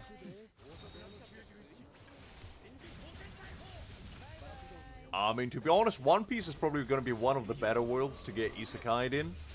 Because, let's be real, the all action is happening on the ground line. So as long as you are in, like, Blue Line, or whatever it was called, I forgot, I think you'll be fine.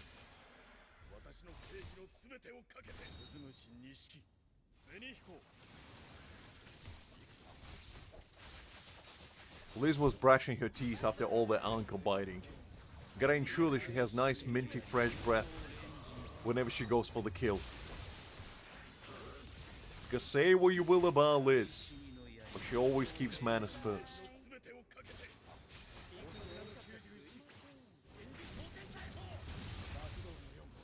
Oh no, I was joking. No worries whatsoever, Liz. Ignore me. Ignore me. I was just making a dumb joke. Don't worry about it.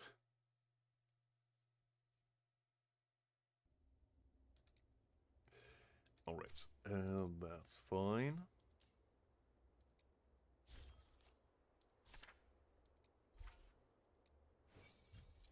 Let me collect these as well.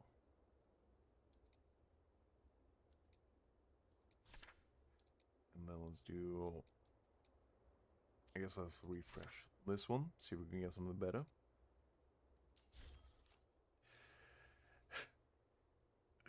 Well, Mr. Lux over here listening. Mr. Lix, I think, is unavailable, Liz. I think you need to phone them up later. They're pretty busy individual from what I've heard, so... Yeah, unfortunately they're not available right now.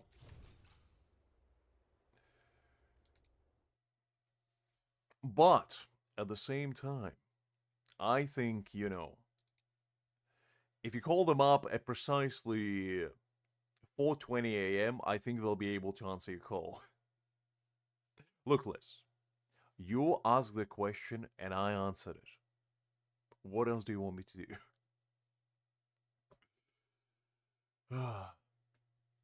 Actually, I just realized something. Is Gin taller than Aizen? I didn't know that. Based on the model, at least.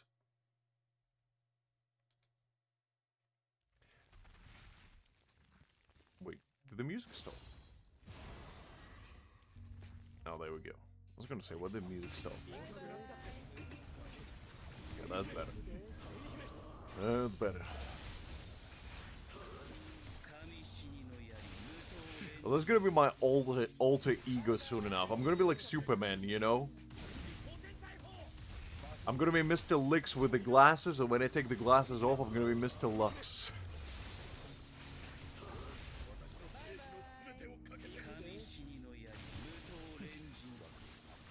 Well, based on the figures that I saw, because there was somebody using Aizen, and I used Gin, and Gin's head was a bit taller.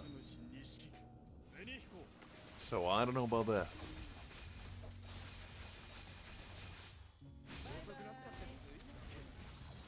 Liz, what do you want me to say? You said it, not me. I'm just a man. You say a word and I respond. That's a deal. The art of the deal, if you will. Exactly. Mr. Lix is a very kind individual. In fact, I heard that he is the most kindest out there. He's like a Care Bear, you know? He cares about everyone. He might not be a bear, but he does care. And he just, you know, he might not have a heart of gold, but what he does have is the attitude to prove something. That is more valuable than anything. So I think you and Mr. Lick should reconcile this. What do you say? I think, you know, if you call Mr. Lix and be like, Mr. Lix, you know, we had our differences. We came across wrong paths once upon a time, but you and I, we've been through a lot. You know, we've been through thick and thin.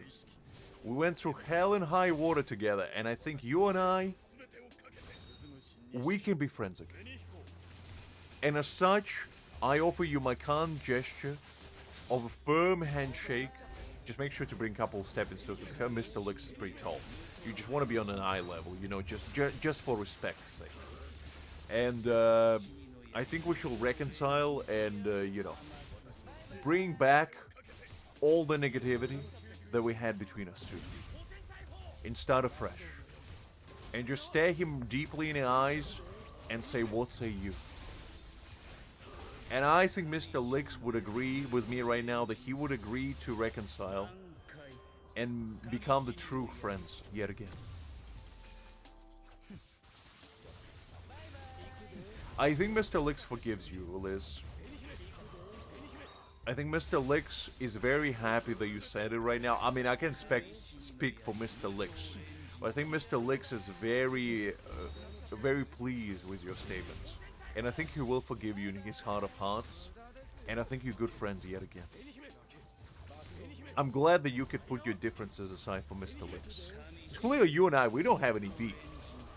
Like, we never did. But you and Mr. Lix, you clearly have a history.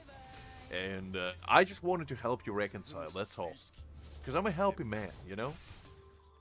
I like to solve issues. I'm like Mr. Gadget, you know? But instead of tools, I have problems. And what I do with said problems, I solve them. You give me a Rubik's Cube, I'll solve it in 10 hours flat. with the help of YouTube tutorial maybe. And maybe a couple extra hands to help me out along the way, but I will solve it. The success rate is 100%. The completion time might vary, depending on the task. But let me tell you something. Never giving up is my motto. Our service may be slow, but customer satisfaction is guaranteed. Or your money back is not guaranteed. Never is. Look, Liz, what do you mean? What do you mean? I never called anyone short. What are you talking about? I never did any of those things. Mr. Licks might have, but I didn't. Why would Mr. Licks need to ask for forgiveness, Liz? What did Mr. Licks do? Well, such is life, Amrit. Such is life. Again, had a good run. But the man went through a lot.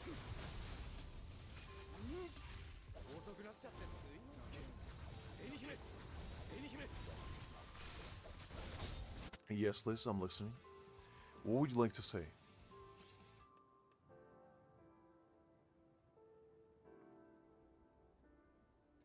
Yes, Liz. Just because you say my name doesn't mean I know what you mean. You gotta, you gotta say a little bit more. Alright. Let's go and do, I guess, Frenzy Feast first. It's gonna be a bit tricky because I don't have a strike team on this account, but I think we'll still be able to do pretty decently.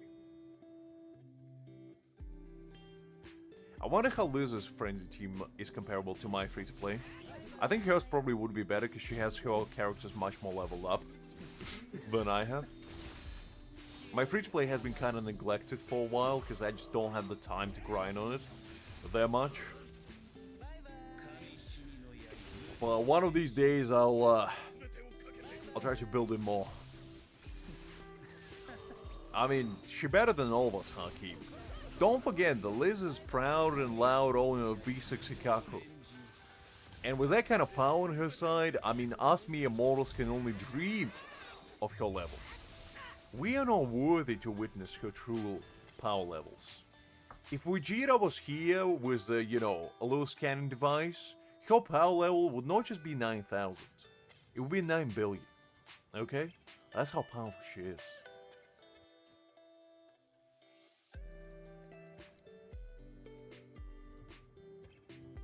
What do you mean that's impossible, Liz? Come on. No need to play coy. We all know your true power. And we all know that you're merely concealing for our own well-being because you don't want us to feel too intimidating in your almighty presence. And that is okay. Of course, Hakim, how else could you be?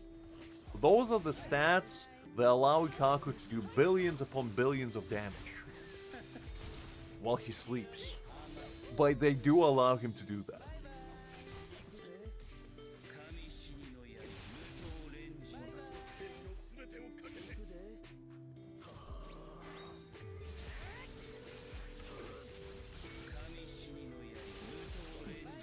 Look, Liz, we all know that you're hiding your B6 Hikaku for the greater good of the universe.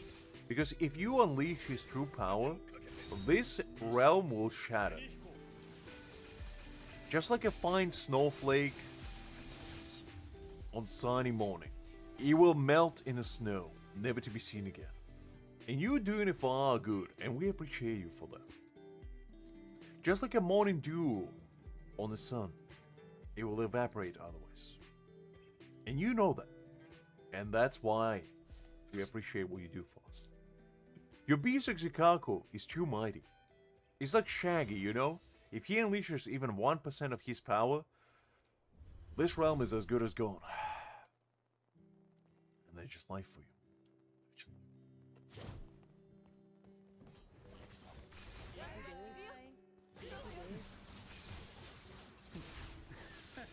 As he should, Hakim. As he should. I mean, Ikaku is a very intimidating man, very scary man. Very bold man, but very scary man. We all feel unyielding fear when we stare at his almighty skull. The sunshine gleaming, radiating from his top surface is a signal of danger that we all should adhere to and avoid when possible. I do have Yorichi on this account, indeed. But she's not built. She's level 1. Why do you ask I didn't build my Yorichi on this account? I don't know, to be honest. I don't know. I probably should. But I just haven't. And that's a shame. I probably will, to be honest, because I kind of want to make this account like as free-to-play friendly as I possibly can, by not summoning for every like OP unit, and actually trying to beat the game with like the most readily available units out there. The only one I refuse to play with is Ikaku, but otherwise, you know, I feel like that would be pretty cool. Nah. Look, I have Hamamura on this account. Okay? I don't know if I need Soifon on this account, and I don't think I do.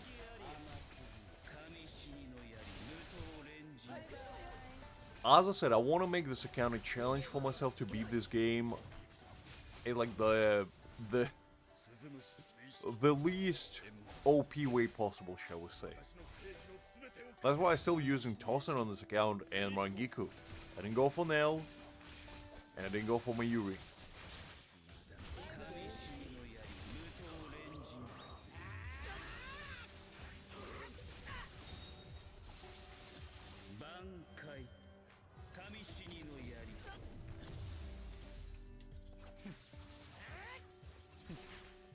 Have you displeased Lee's yet again, Creek? Or have you done this time?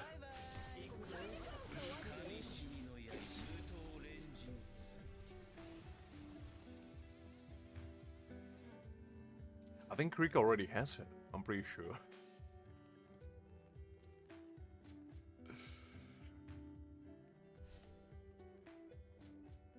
Why did you go for a copy of your weapon instead of going for... or saving, rather? Because that's an interesting choice. Because I thought you would go for B2 instead of A2. Unless you go a double of your weapon stamp, I guess.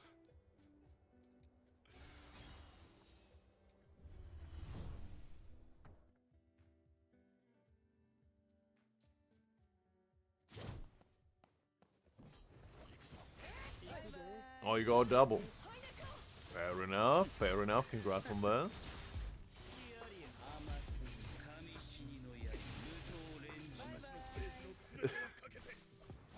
Liz is gonna discipline you, Creek. She's gonna give you a full etiquette lesson.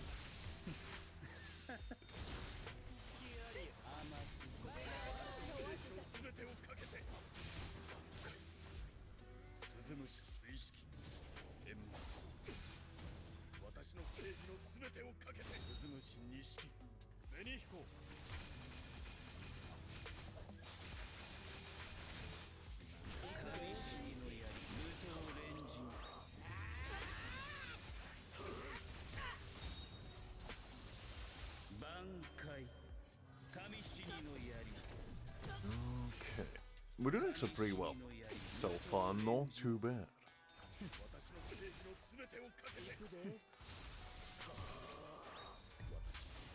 Is that the case, DBL?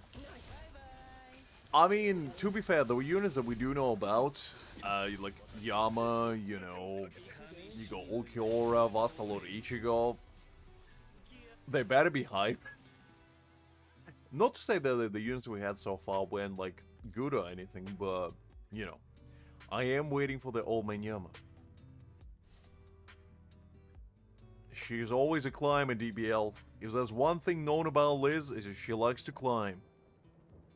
Whether it's rankings, vertical leaps, buildings, or 90 degrees angle, she climbs them all. There's no peak too high for her to climb, basically. Okay, let's do... let's do this one.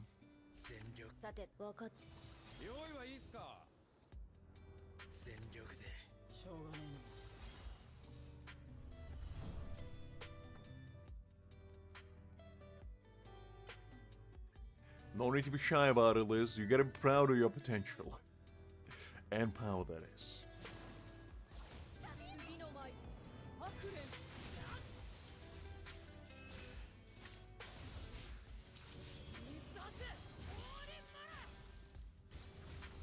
What do you mean stop it right there? I never stop.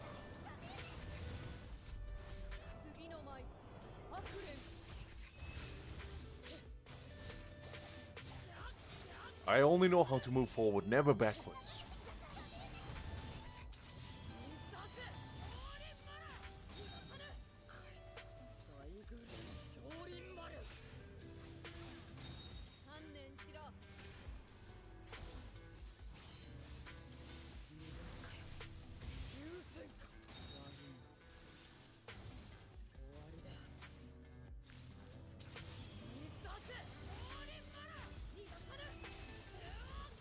It's alright, DPL. It's alright. Probably for the better. What did I do? I didn't even say anything bad. Why am I getting reprimanded? Golly. What do you mean it didn't sound like as I thought? I meant what I meant and I said what I said. And just because your guys' mind is in the gutter doesn't mean I'm at fault.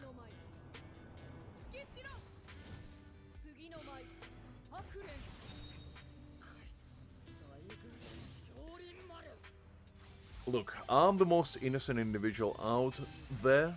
I have nothing but pure intentions and kind heart. And as such, I would never say anything bad. I would never even think about it. Exactly. Exactly, DBL. You see, DBL gets it, Liz, unlike you. Slandering me like that. God. Fine, fine. I wonder what Mr. Licks would think about your transgression list. Don't you show tomato me right now. Unbelievable.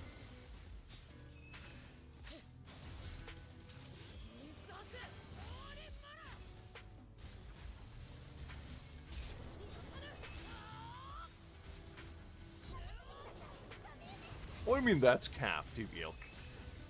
Come on.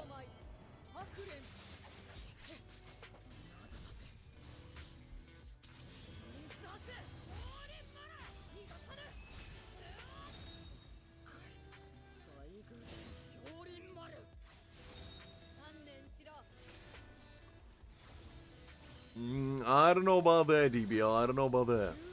I'm gonna be honest with you sometimes.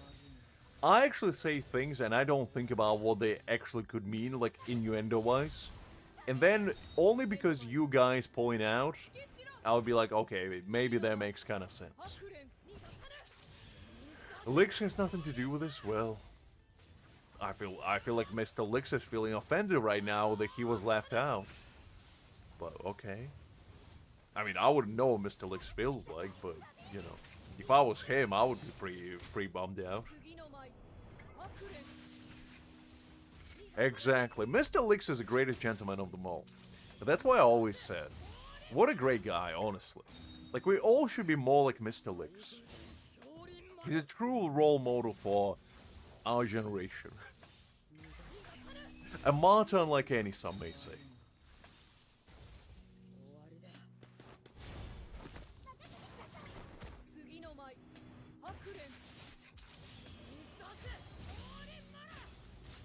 Mr. Licks is everyone and anyone at the same time. It's whoever you want him to be. It may be a figment of our imagination, or it may be Liz's inner demon that she lets out to play occasionally. We'll never know. But what we do know is that Mr. Licks is great. Exactly, you see? Liz and Mr. Licks go way back. When my Mesozoic era was happening, Mr. Licks and Liz were hanging out, you know? With the best of them.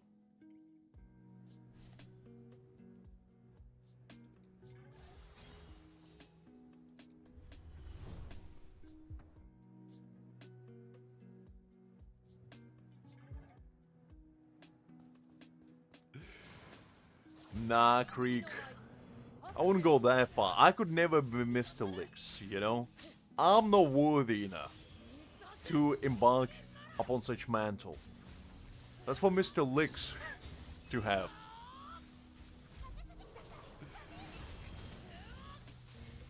I could only wish.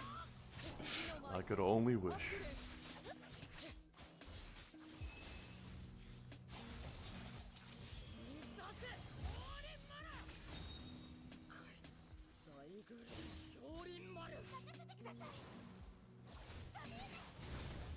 Exactly, Amrit, exactly.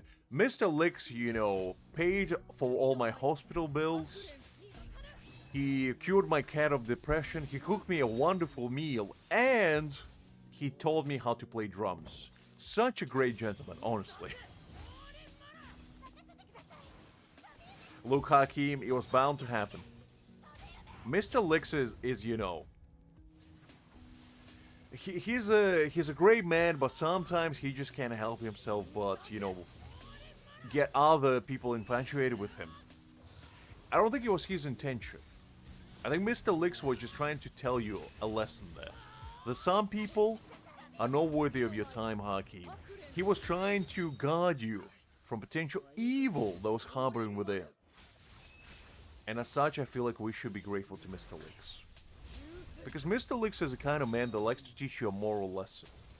Said moral lesson might involve very elaborate process, but at the same time, I think he's doing you a favor in the long run.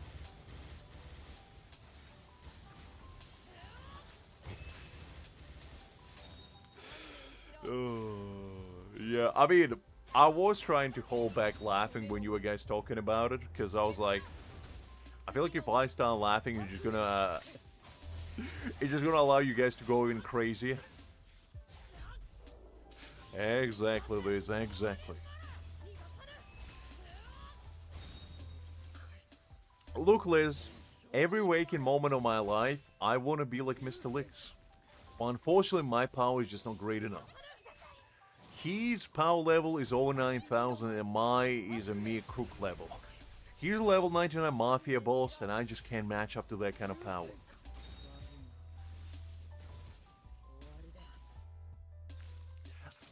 Who pours milk before their cereal? Who does that? And why?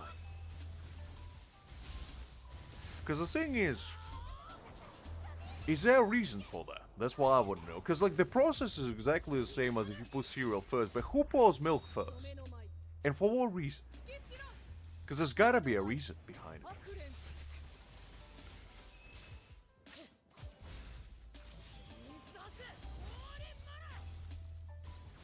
Now you made me question my entire life choices, Abitsa, because I don't think I ever put milk first.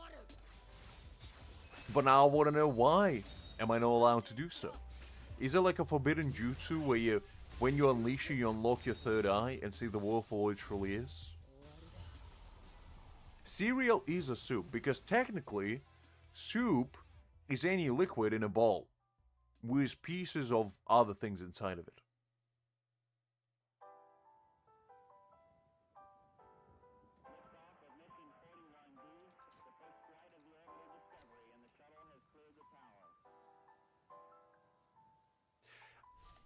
I mean, to be honest, DBL, he did say they seduced him, so whatever that means.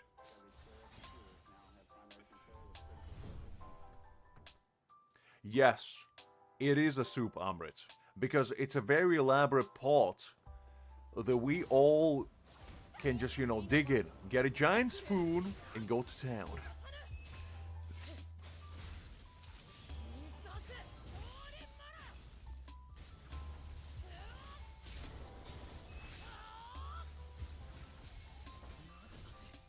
Yeah, it's called Filth Soup.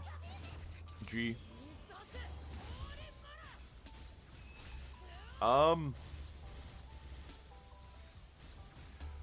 Probably not, Hakim.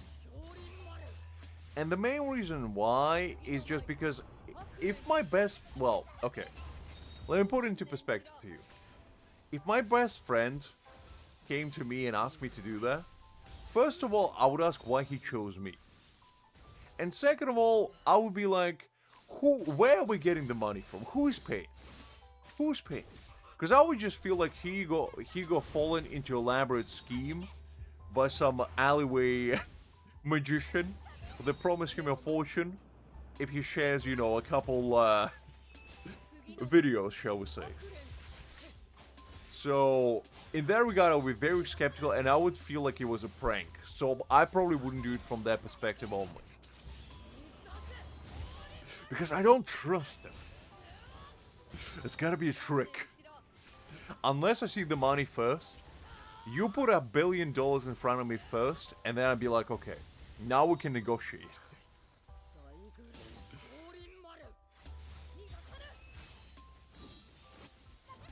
Yeah, but where's the money, Hakim, coming from? I need to know the source. Because what if it's gonna go back to FBI? What if they're gonna track it? What if it was stolen from the depths of Hispaniola? Right next to the Fountain of Youth. You have thought about that? Huh? Have you thought about it? We gotta trace the money back, Hakim. We gotta make sure that it's clean money, it's good to go.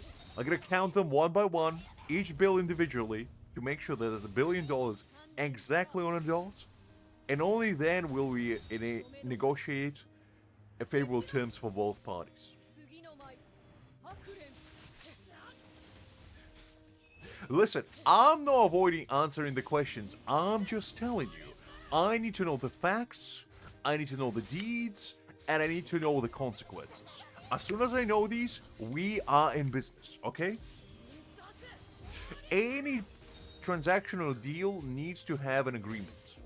We gotta write a contract, we gotta ensure there's no backseas, you know, there's an entire process that may take 10 to 12 working weeks, okay? It's a very serious business. I gotta get my lawyer involved. I mean, it's gotta be the whole process, okay? We gotta ensure to record the entire conversation in case of any illegal takebacks. It's messy.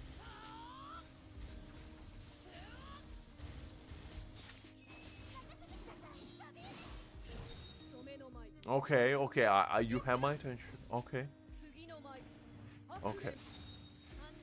Is there a contract in place that I'm getting the money at the end of that experiment? Because if there's no contract, I'm not doing it.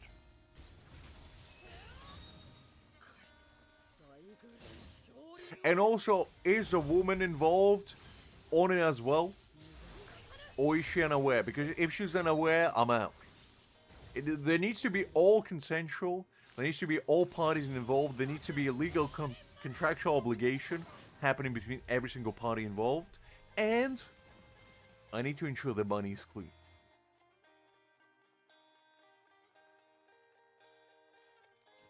If all those factors are favorable, we may be in business.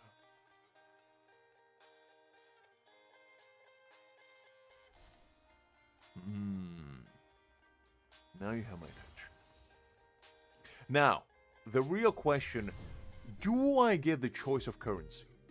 And do I get to choose that all of them are going to be $1 bills?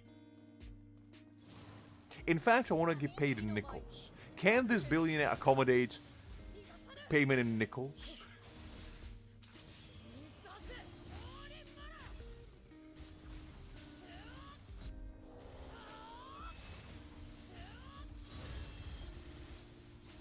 Hyenas are like wild dogs, basically. They survive on roadkill, essentially. So they are dangerous in that regard. It's like, if you know dingoes, they're like wild dogs, and hyenas are basically rabid wild dogs. That's kind of the way you think about it.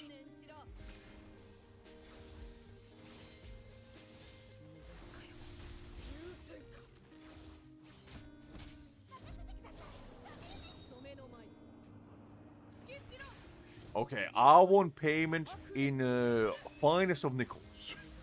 All nickels, nothing else. Maybe $1 bills. I'll have to think about it. Listen, Hakim, when terms are favorable, the only thing I can say that the business has been sealed. I'm the man of business, okay? I'm a businessman at heart. You give me a deal, we sign a contract, we shake hands, and if all parties involved are at favorable terms, you have to do what you have to do. You see, DBL, you're not thinking global. You gotta think of the consequences. You gotta plan it out. You see, I squeeze out of Hakim all the terms, all the conditions, and everything else in between. You see, if somebody offers you $1 billion, you gotta ask the deeds. You can't go without them. Hakim, you would do it for McDonald's meal. You would do it for a Happy Meal, let's be honest. Somebody offers you a trip to McDonald's, you're like, yep, I'm doing it. You tell me I can get a Happy Meal for free? Yes, please. Do I get an extra large Coke on the side? Because if no, then I might reconsider. And most importantly, do I get to keep the toy? And if the answer to all those questions is yes, you are in.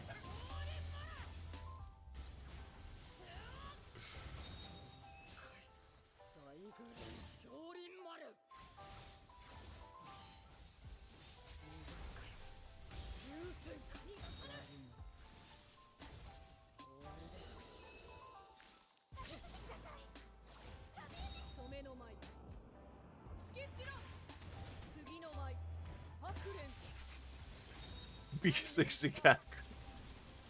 The man just gonna do it for the love of the game, you know? Not even for the money. Is Liz gonna sponsor B6 Kaku? Because I think she's the only woman on this planet that has B6 Kaku. Nobody else is fortunate enough to have that kind of power. So Liz, I think you're getting involved as well.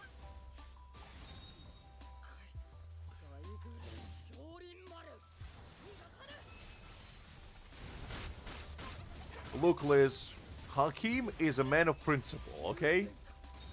The man knows what he wants and he does what he needs. And you gotta respect that. You gotta respect that.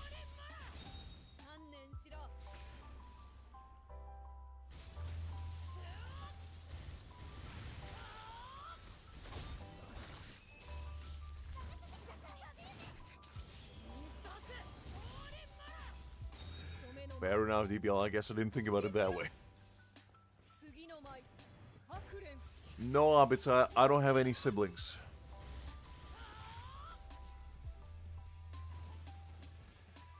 I'm an only child, for better or for worse. You kidding me? If that was a second version of me out there, out and about, this world will be doomed as we know it.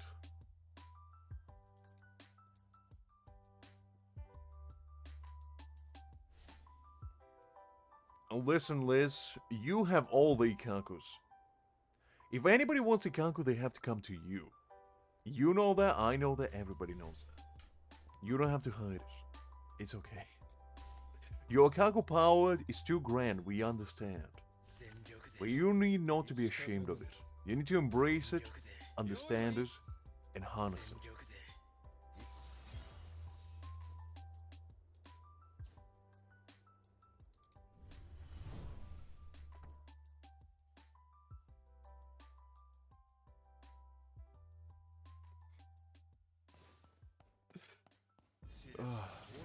I like how I'm the only one that goes philosophical about it. And you guys just like, oh yeah, definitely, we'll do it. Definitely. And you see, that's how you get involved in sticky business. You gotta find out all the details first, before you agree to anything like that. Ensure the contract is in place. Because if there's no contract, the billionaire can just turn on you and be like, well, anyway, it was nice seeing you chaps. I'm gonna be on my way in my private helicopter, and you're gonna be like, well, where's the money? It's like, what money? I don't know what you're talking about.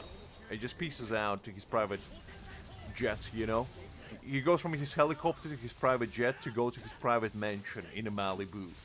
And you're just gonna be sitting there and be like, well, Yeah, I guess that just happened. And then you just have to sort out that mess. You see, guys, you gotta think smart, not hard.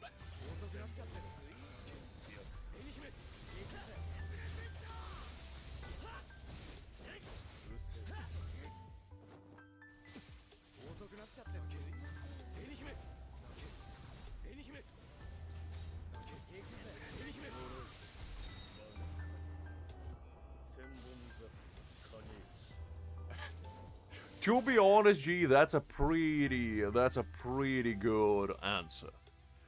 If your best friend is your partner and you basically just having, you know, a session with them, then you're just getting $1 billion for nothing. That's a big brain maneuver right there, G. I never thought about it that way.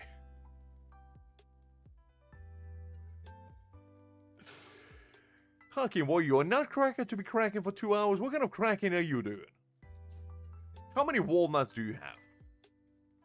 There's so many walnuts one man needs to crack.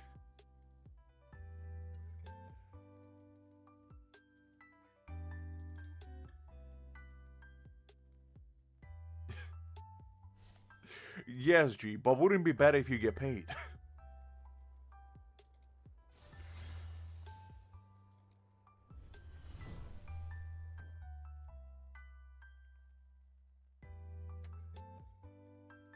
Exactly. You see, Liz thinking ahead. 10 steps ahead of that.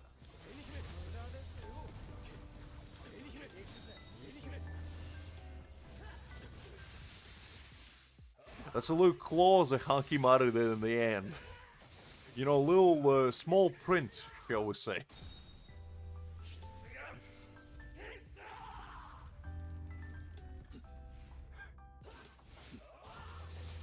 Gonna try the man. Okay, question. Hakim, question. How much money would it take for you to agree to do it with a gentleman? Okay, somebody's paying you unlimited amount of money. You have to just name a number for you to do it with a gentleman. And would you agree to it? Just to throw it back at you. Because now that the question has been thrown out there, I'm just wondering what your choice would be.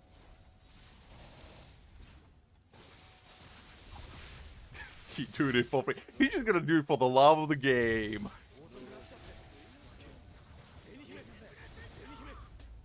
I get that, but I was just hypothetically speaking. You get an unlimited amount of money. Like literally oodles caboodles of money. Any amount you want. And all you have to do is just spend a passionate night of nut cracking with a gentleman. You're gonna get 2 nutcrackers and you're gonna crack a bunch of walnuts. You're just gonna have a good old time.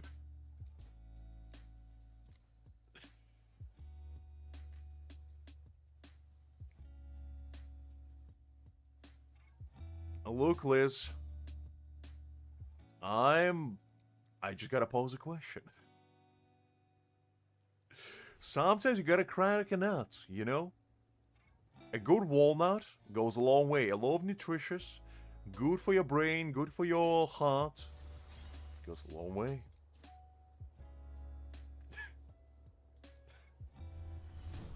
Oh, man.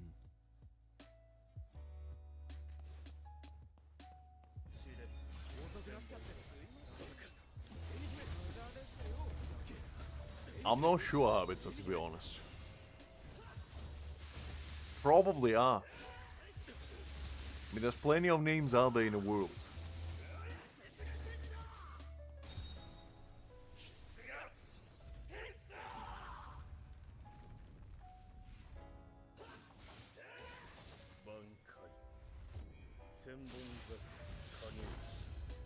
Exactly. You see, Liz is thinking globally. I like that kind of mentality. Are they? Ooh. I don't know if that's cool or rough, to be honest, G. Probably roughly cool.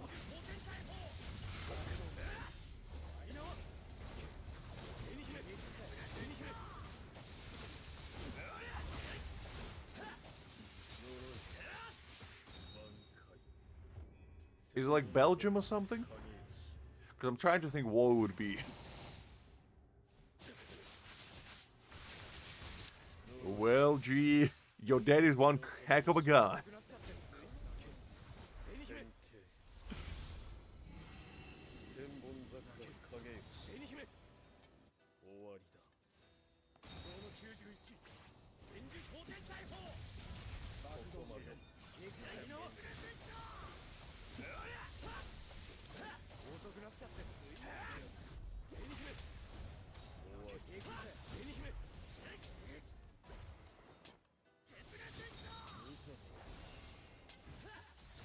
I gotta stop paying attention to the fight, to be honest. At some point, I just got too engrossed in Hakim's hypothetical questions. Also, Hakim, did you answer my question or not, or did you just evade it? Or are you crunching the numbers? You're trying to calculate how much it would take.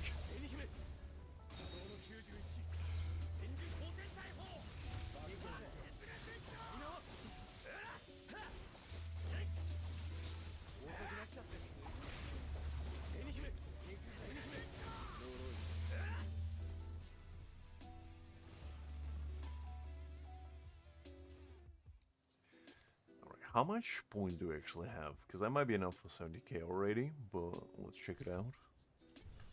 Okay, it is. So we got all the daily or weekly rewards rather, which is nice.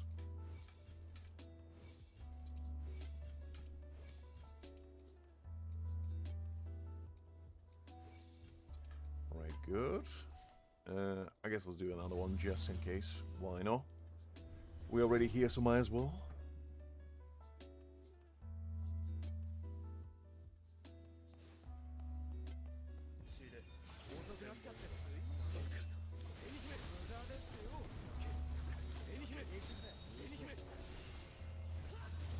Lee is a new character. That's an Asian Mr. Licks. We call him Lee Licks. In fact, that's the first name of Mr. Licks. Not many people know that. The full name is Lee Licks. A very profound name indeed.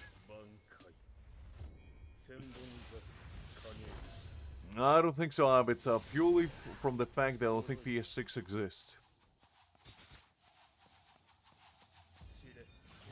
It's okay, Liz. It's fine. Don't worry about it. Lee Licks is on your side. He's a kind, generous gentleman, as we established. He would never take any cheap shots at anyone.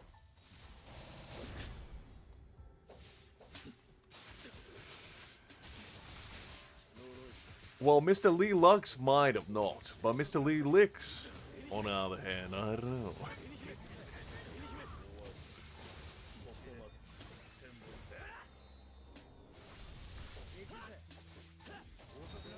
I don't know, Liz got her ways, DBL. Liz got her ways.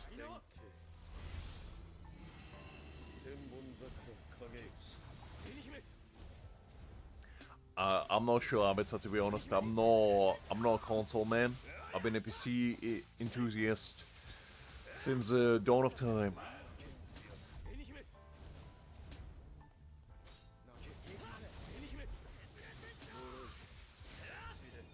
Is it now, Liz? And what are you trying to say? Are you trying the Mr. Lee Licks is common and not unique enough for you? Is that what you're trying to portray? You and your standards. I mean, to be honest, buying PC nowadays is probably even more expensive. Because I can't even imagine with all the RAM hike-up prices, how much it actually costs to get a decent PC nowadays.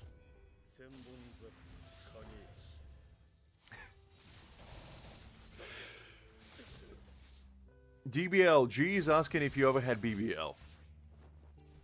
You know, because just for his own archives, he would like to know. Would you care, please, to enlighten him?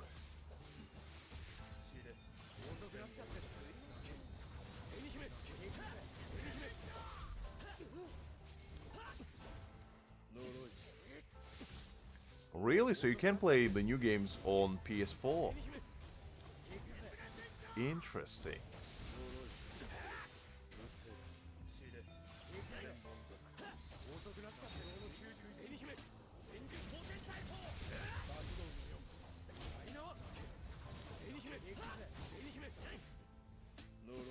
Oh, is it Brazilian butt lift? I thought it was Big Beautiful Lips, no?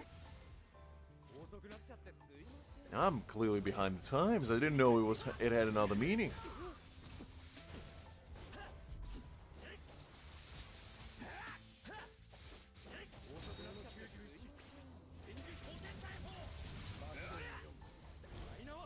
So basically, G is asking if you had a Brazilian butt lift, DBL.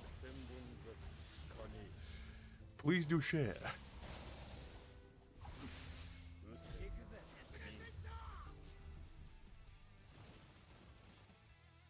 Really? I didn't even know you can play Genshin on PS4, to be honest. Interesting.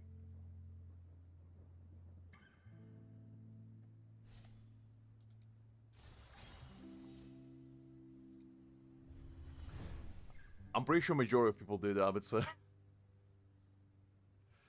Pretty sure majority of people did.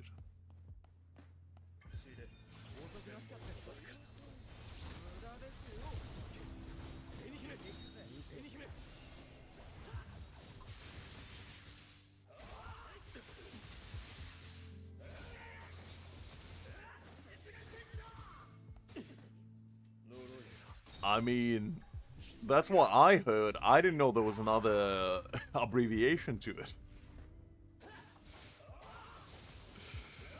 Because I heard Big Beautiful Lips before. It's, you know, that's more... Remember when the duck lips used to be big? I'm pretty sure they were referred to as BBLs back in the day. Unless I just made that up. I don't know.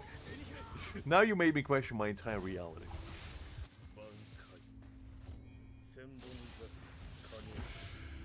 It is what it is.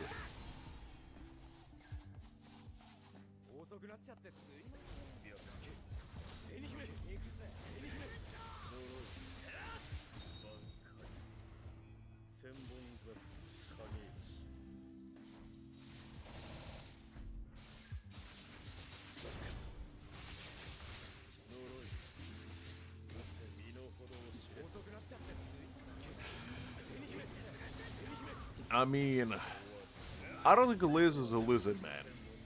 Or person, rather. I think if Liz was an extraterrestrial species, she'd probably be like, you know, one of those little gray aliens that you see in Men in Black.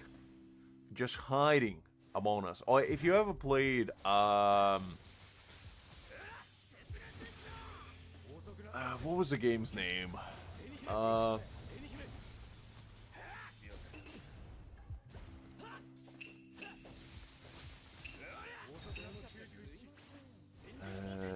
me see. Destroy All Humans. Have you guys ever played that game? I feel like Liz would be the main protagonist of this game. Let me pull it up for reference. Because I remember playing this game, and this would be Liz. This would be Liz, you know, with a shotgun and everything. If she had to be a fictional character. Just like this, you know, dashing, taking names, and being awesome. This is what she would look like in the, you know, real time. A true almighty being of the universe.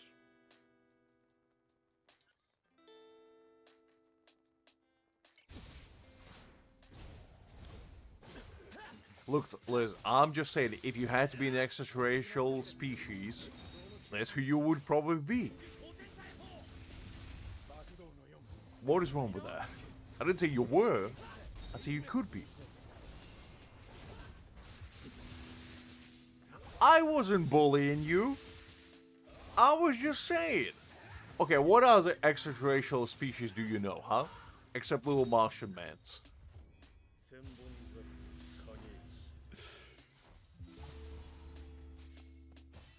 And you know what the premise of that game is? Basically, you play as a little alien, and you go around and you basically just decimate the entire human civilization as you know it by blasting them with shotguns, blasting planes, blasting tanks. It's actually a really fun game.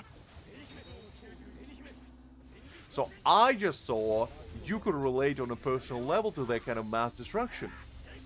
And you clearly don't appreciate it.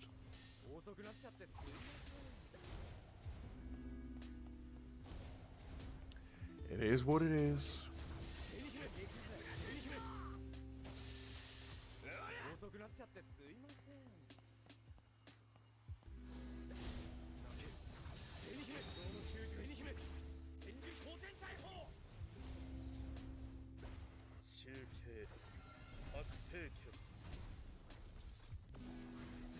Well, man, every time Byakuya does this ultimate maneuver, can't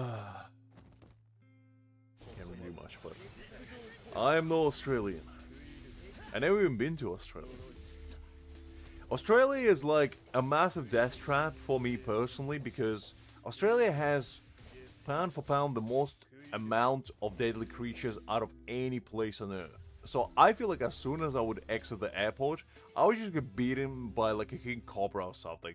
And we just have to get to ER straight away. Knowing my luck, so I don't think I would ever be brave enough to go there. I love the idea of it though. The idea is nice, but the execution might not be so appealing. Look, Liz. I meant no harm. I just said if you had to be an alien, this who you might be. I meant nothing by it otherwise. It wasn't a dig at you. I wasn't saying that that's what you look like. I was just saying that's who you might be. That is all. So don't take it to heart. It's fine. That's what we all probably would have looked like if we were from another dimension.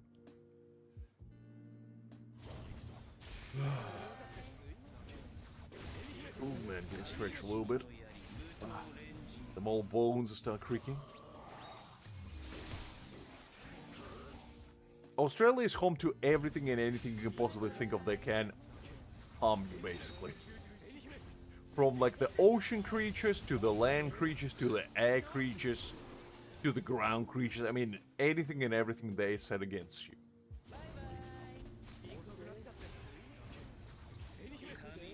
And to be honest, I remember... Well, would you like to be an alien from Alien vs Predator, Paul? Because you can be that if you want. But I believe when the first like people came to Australia, I would just like to think that the first thing they saw is fire tornado, and they just looked at each other and were like, nah man, we gotta get out of here, and the ship just collapses onto itself. Because in Australia, you have this phenomenon called fire tornadoes, where basically a tornado catches onto bushfires and basically becomes like a ginormous pillar of flames.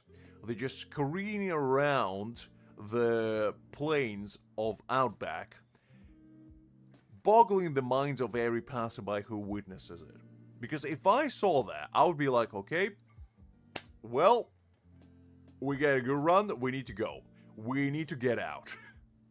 We going right now. Exactly, Liz. I'm the same. I don't think I would ever be brave enough to go there. Because people that survive there on a daily basis, I have mad respect for. But just me, knowing my luck, I wouldn't survive in even full day there.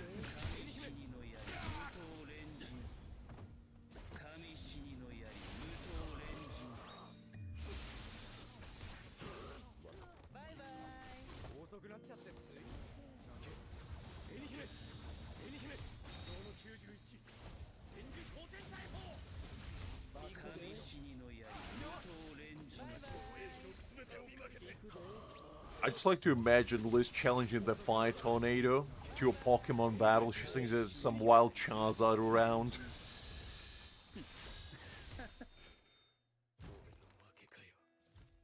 I think what you need, Liz, is one of those Zorb balls where you can just go inside and roll around like a little hamster. I think that's the only way you would feel secure, I feel like. Just roll through the Outback. No danger inside. Fun and protection all in one. That's a slogan.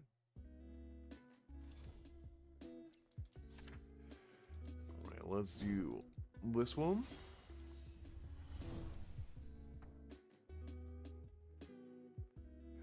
I think koalas are probably the least lethal creature you can possibly come across. I think you'll be fine. But then again, I don't know.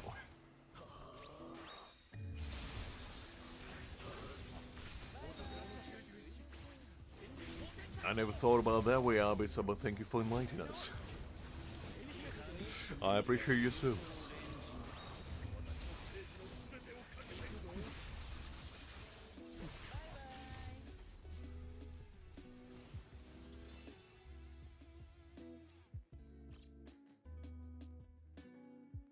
I never said, why does everything I say has to have a double meaningless?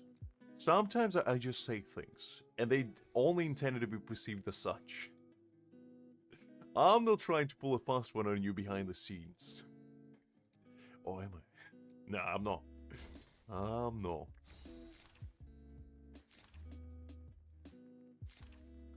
Let's do this one.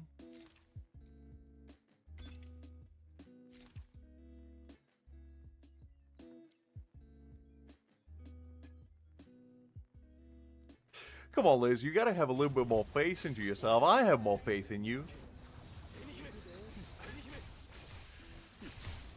And just smother you, suffocate you. I mean, to be honest, it sounds more like the way I would go out, but I guess great mind think alike.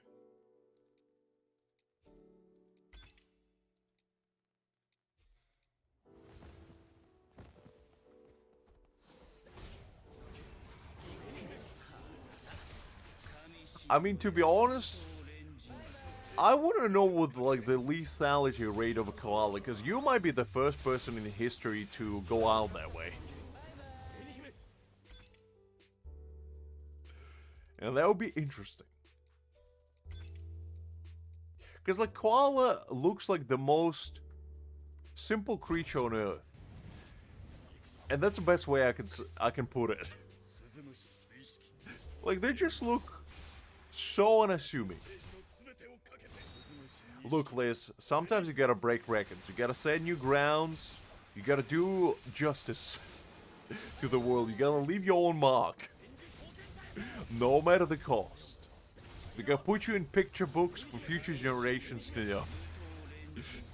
You're gonna be on a lesson like hundreds of years later and be like, class, today we're gonna learn about the first lady and the only lady that ever got smothered by koala in her sleep. It's a very important lesson on why you shouldn't sleep under trees. And how could badly result if you do.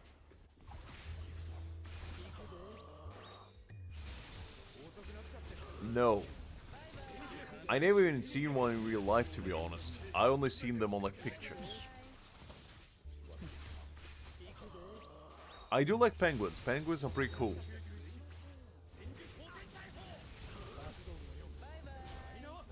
Because, like, if you ever watched Penguins of the Madagascar, those are the best. Skipper was my favorite. He was a man.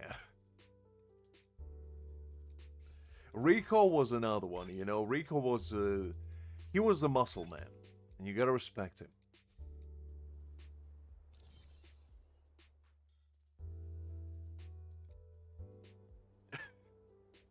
Listen, Liz, as I say, you gotta leave your mark no matter the price. But you know what I'm talking about, right? Have you ever seen these guys? There used to be actually a show on Nickelodeon, I believe, with them exclusively. Like, they're originally from, like, the Madagascar cartoon.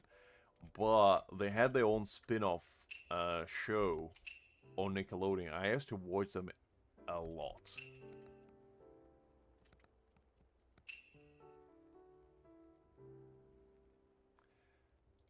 Okay, these guys.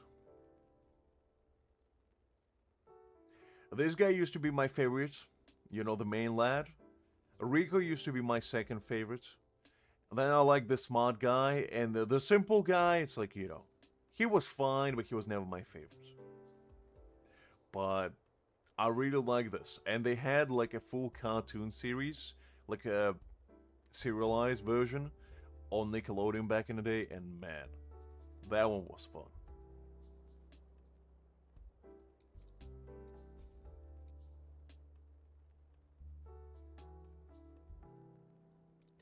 I watched it, I believe, in Russian back in the day, because that was the only translation I ever had, so I never heard like the English, like, original version. But yeah, it was one of my favorite cartoons back in the day.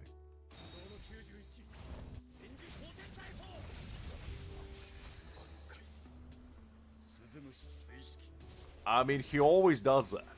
Skipper is just that kind of man. He slaps. Both literally, physically, and metaphorically.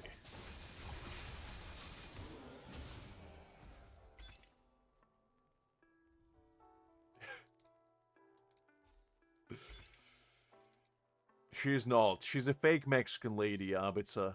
In fact, Liz is hailing from Nicaragua. Not many people know that. She's coming from the Chad Lake itself. He just emerged one day from Chad, and the rest is history. He just wants us to think that she's from Mexico. But you see, I can smell deceit from a mile away.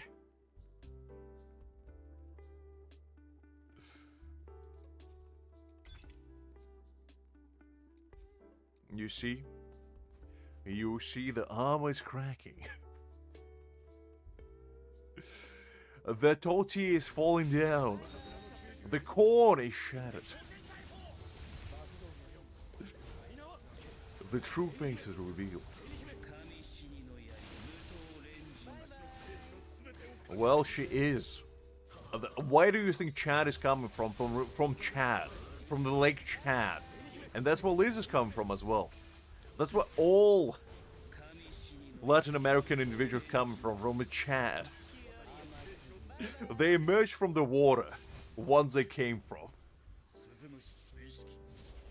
And then, somehow they end up on another continent. It's like a little teleportation spell around the lake that just teleports them straight to Mexico.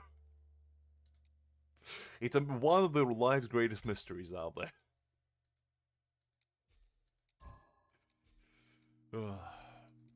Are you now, Liz? Are you? I don't know if I trust you on that. Yes, Liz, I'm listening. Is there something you would like to confess? Well, you see, what did I say? What did I say? You see, we finally unveiling the true secret behind the fiery temper of hers.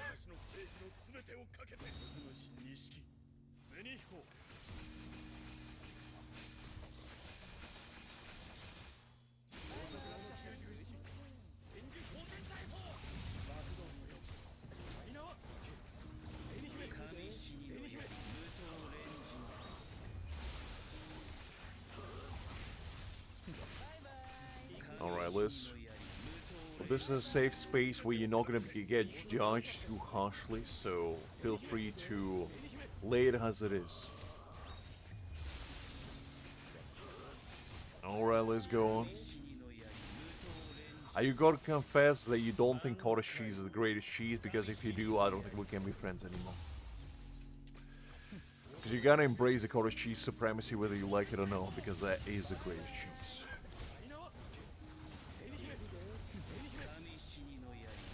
Are you? Are you serious now?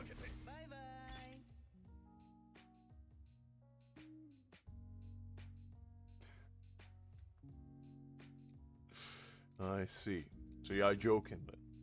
I was about to say big congrats and all that.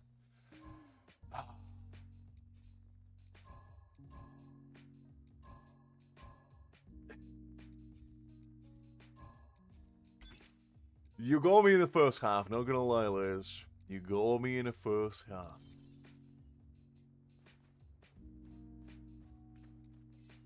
So anyway, back to the important topic. What are you guys' opinion on cottage cheese? Am I right or am I right? Is it not the greatest cheese out there? Like, come on. You get a nice bowl of cottage cheese, you sprinkle it with honey, add some crushed walnuts to it, and you got yourself a meal of the century, okay?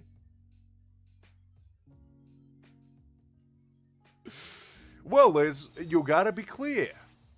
Golly. You can't play with man's emotions like that. I was about to bust out the piñata and, go to town on that thing. Get some candies thrown in the air, the celebration.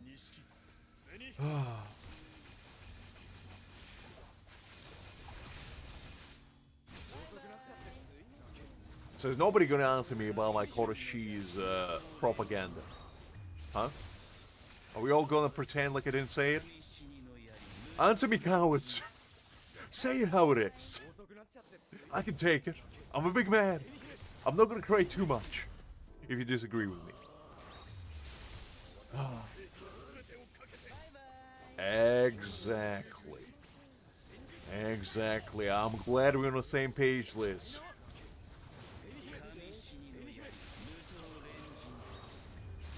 Listen, Liz, Gouda is good. It's in the name. I like cottage cheese, I'm telling you. There's nothing quite like it. You bust a kind of cottage cheese open. As I said, a little bit of honey, a little bit of crushed walnut, and maybe some diced bananas in there. I mean, that's a dessert worthy of a king, right there. Or queen, I don't judge. A royalty-worthy dessert, right there and there. And you can also make it savory. If you ever had cottage cheese with balsamic vinegar on top, ooh, I'm telling you, that's quite a special treat right there. Because balsamic adds a little bit of acidity in there, and it just makes it actually very nice. Such a good. You can also mix in salads that way. I mean, the possibilities are endless. Because I remember when I was growing up, yes, I'm telling you, try it. It sounds strange. It's like olive oil and vanilla ice cream. I know, it sounds weird. But like, you add like a tiny sprinkle on top and you mix it up. I'm telling you, tastes pretty good. Really good. But you don't add the honey on all the other stuff. Just the balsamic. Okay? Don't get it twisted. It's just cottage cheese and balsamic. Because then you make it like a savory treat. If you want to make a sweet treat, you go with my first option. But I'm telling you, cottage cheese is good. I've been saying it. A lot of protein in there. Not a lot of fat. It's just, it's a goat.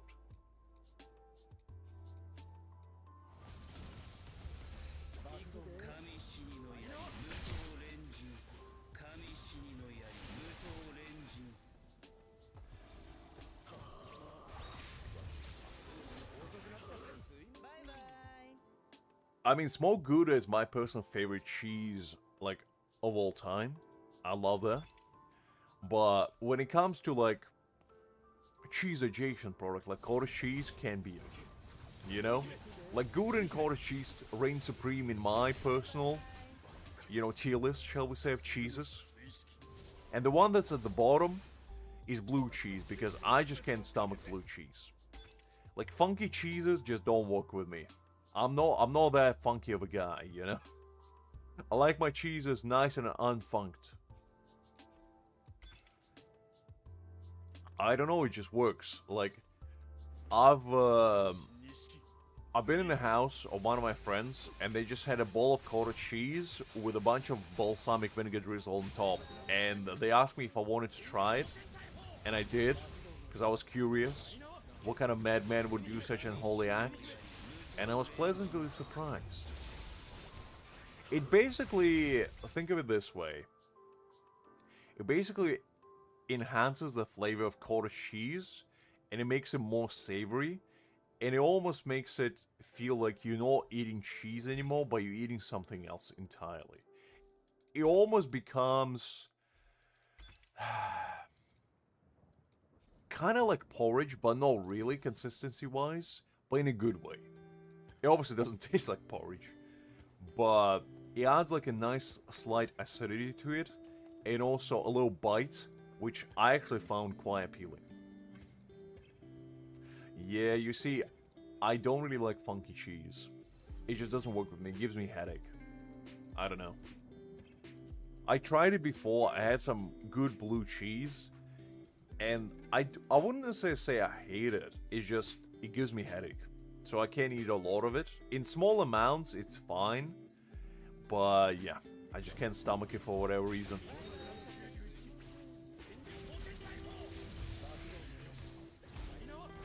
To me, I like my cheeses nice and unmolded. Even though I know it's not technically mold. The fancy people call it blue fog.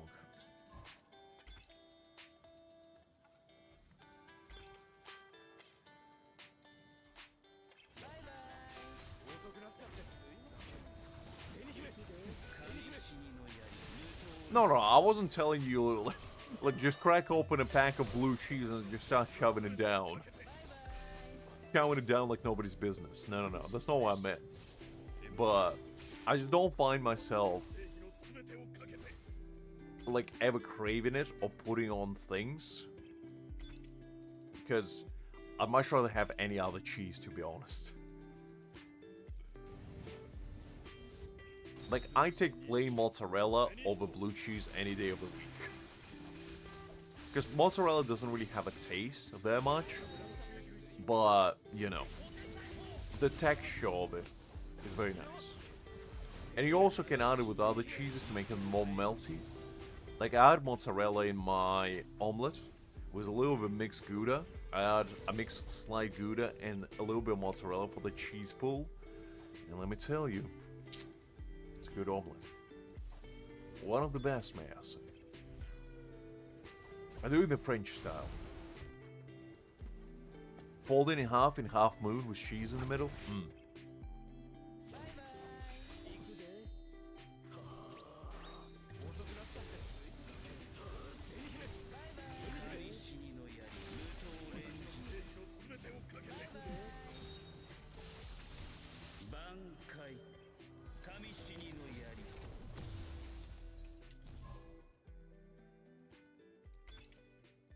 Let's take that one.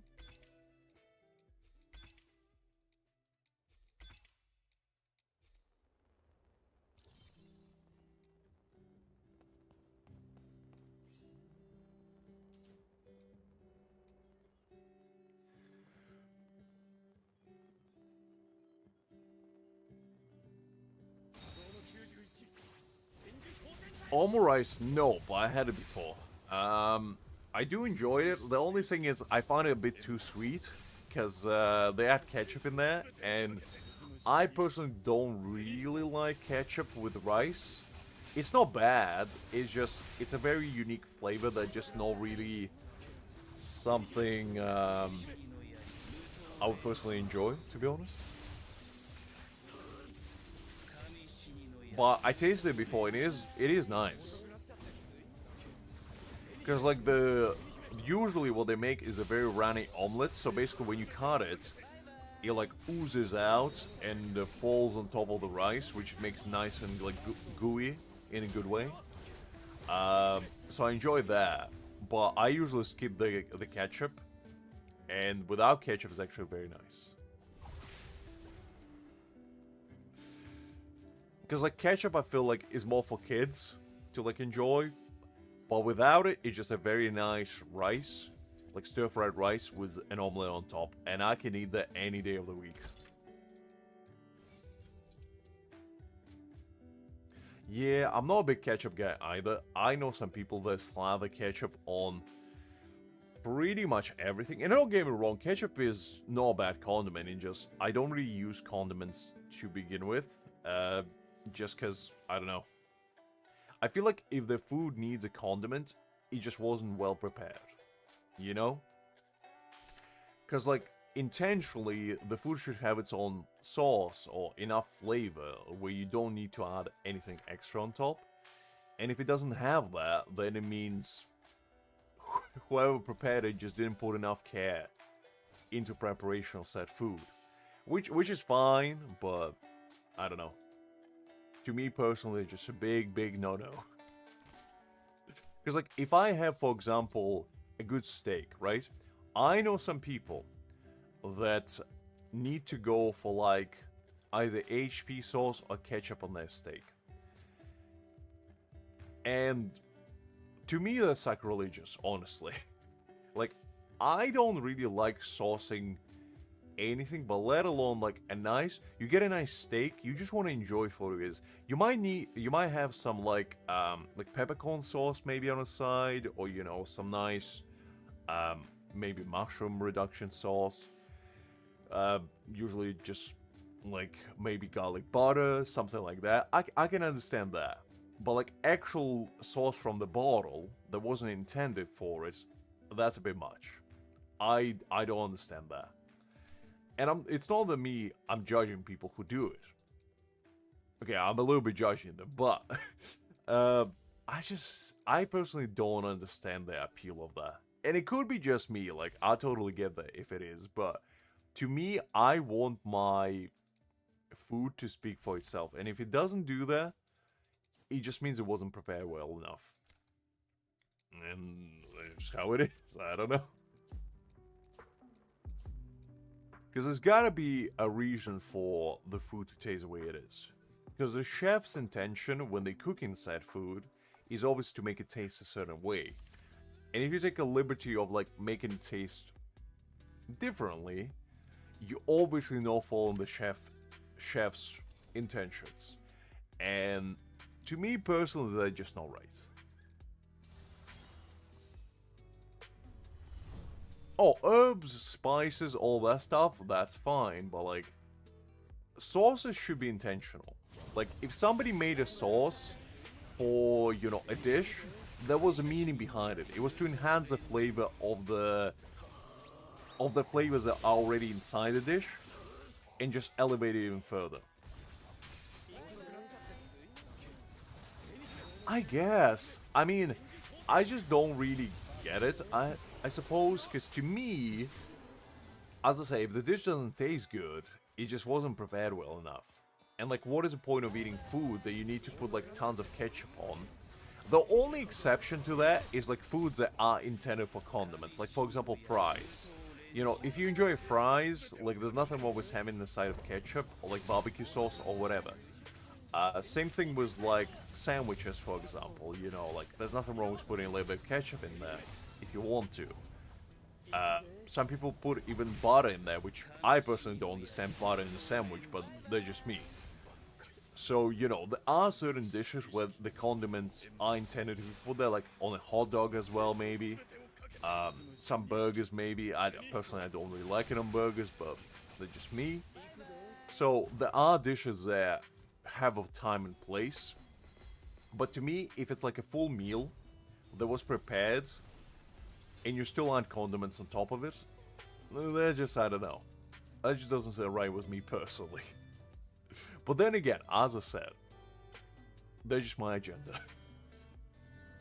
Because, like, if I prepared... Okay, let me put it in this scenario. If I prepared a meal for you, right? And I spend, like, let's say, a few hours trying to make it, ensuring that, like, the flavors are good, you know, all the ingredients blend together nicely, and then I present it to you, and then you taste it, and then you're like, oh, do you have any ketchup? I would be like, yes, but why? Because I probably wouldn't, like, outright challenge you on it, but it would make me feel personally insulted that you think that the food is bland, and it requires ketchup on top of it. So, I don't know, it make me personally feel a bit bad, because I'll be like, oh, they don't enjoy my cooking. So, yeah, I don't know. Obviously, if you're making it yourself, like, you can slather in whatever, but I would never request a condiment if I'm eating at somebody else's place. Because I feel like they're just very, very disrespectful, personally. Because you gotta take into account other people's, like, feelings.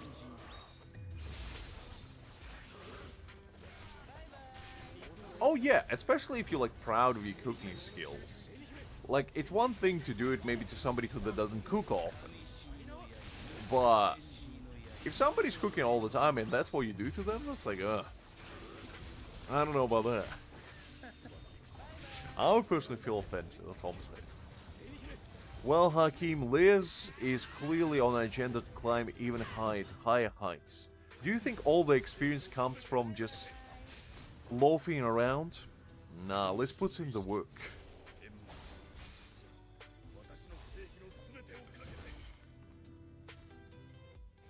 Everybody else just kicks back, relaxes, and listening to me talk to Liz why condiments are a sin against everything holy in a kitchen. Exaggeratedly, obviously. What's your guys' opinion on condiments? Do you add them to food? And if you do, what kind of situation you use them in? If somebody cooked you a meal, would you just bust out a bottle of ketchup out of nowhere? Oh, you got a vacation? Very nice, Hakim. Where you going?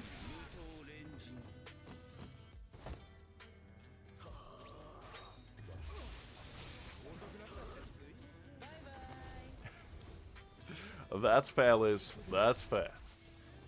Because, like, there's one thing, you know, not enjoying the food, but it's a whole other thing just dousing it in whatever sauce you feel like.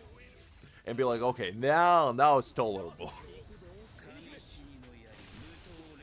Because at the bare minimum, you pretend like you enjoy the food, even if you don't. That's a basic courtesy you do to somebody who spend the time and effort to cook you a meal. You don't just pull up full Gordon Ramsay mode and start flipping table and be like, where's my ketchup? Like he's looking for the lamb sauce. That's just not what you do.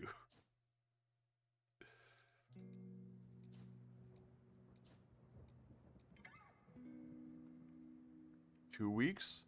Very nice. Oh yeah, absolutely. Absolutely. I've never been there, but I heard really, really good things.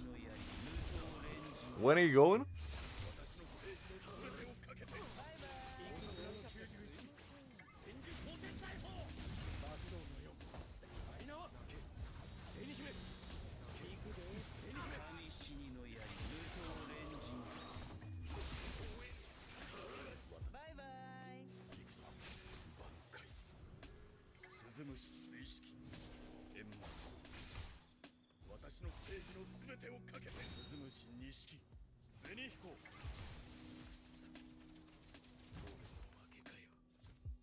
You going today? The man got his vacation booked 1 day in advance.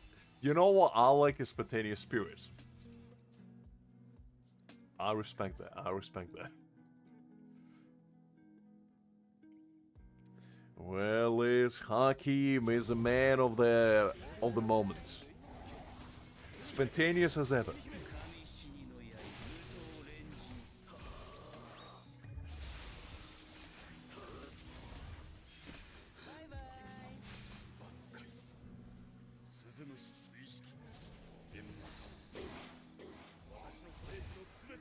I mean, to be honest, I've been to south of France before. It's a very beautiful, like, countryside. It's very nice. And the food there is very nice as well.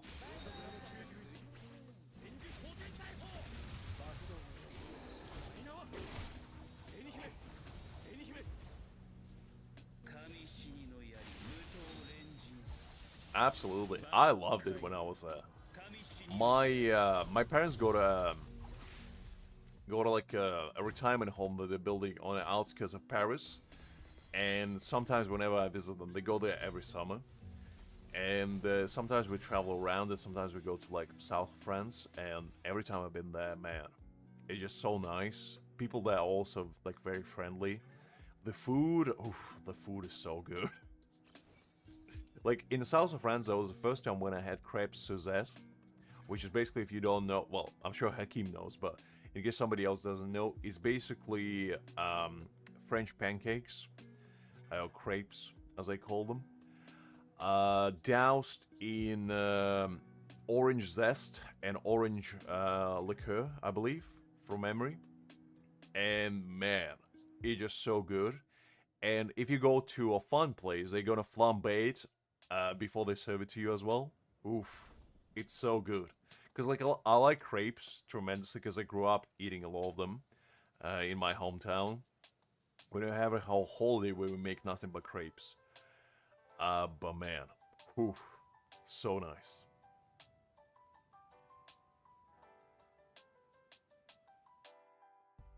Ah, I see. So you go there for a little winding down time. That's good. That's good. It's not my place. It's my old folks' place, but I'm sure I can ask them to let you in, Liz. Just don't climb in the window, okay? We can negotiate. But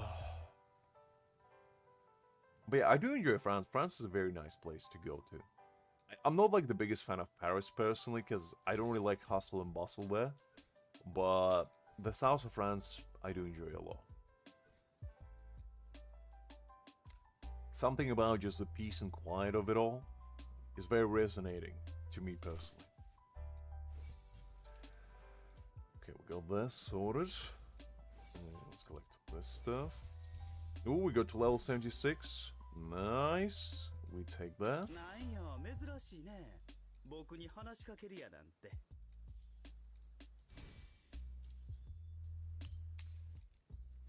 Upgrade this quickly. I know. Trust me, Hakim. I know. The first time I went to France, and I tried to converse with local population in English because I didn't know French. Some people were very nice and basically just saying that they don't speak English, but some of them I could clearly tell they understood they were saying, they just pretend like they didn't. And that's a passive-aggressive nature that I feel like in Britain they do as well. Luckily, my father knows French, but man. Yeah, it's a very peculiar environment, shall we say, sometimes.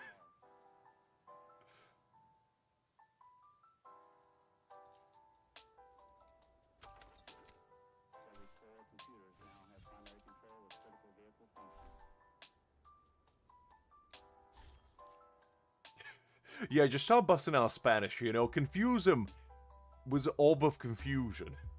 Because then, at the bare minimum, neither of you can understand each other.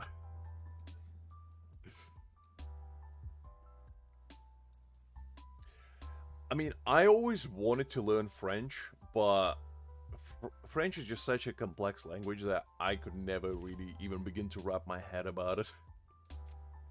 Just too much. Too much for my poor brain. But you know what I do? I speak Russian in them. Or something bust out Ukrainian, you know? Just pretend like I don't know English either. And that's how I make friends with them.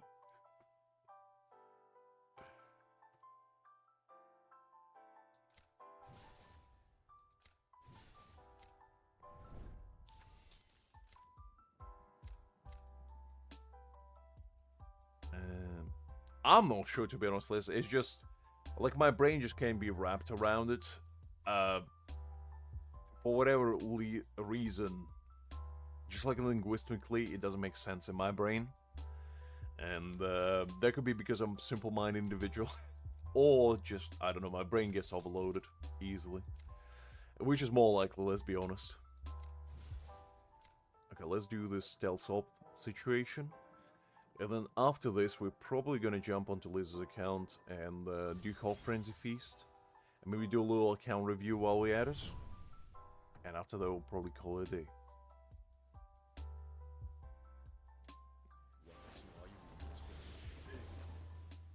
Really? I didn't know the Spanish and French were similar. Interesting.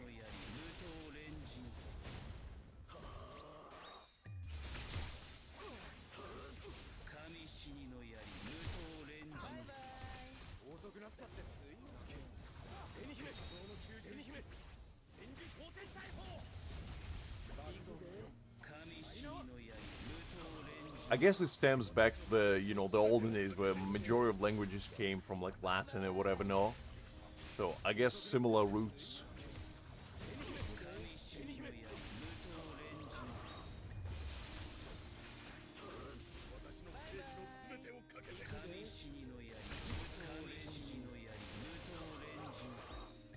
What did I say, Liz?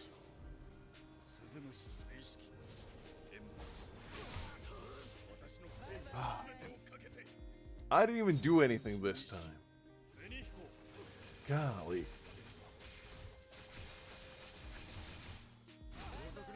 What kind of slander are you gonna throw at me this time, huh? That's what I said. That's exactly what I said.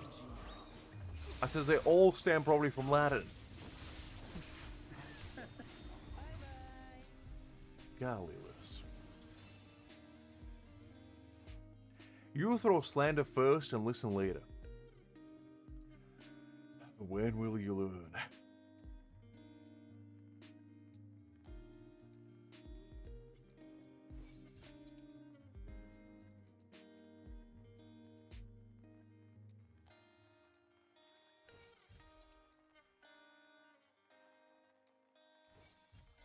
Let's go with this one.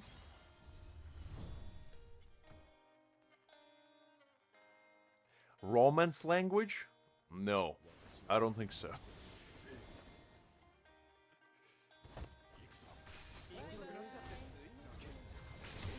But do tell, I think you know all about the Romance language. And I'm sure Hakim does as well, based on his escapades.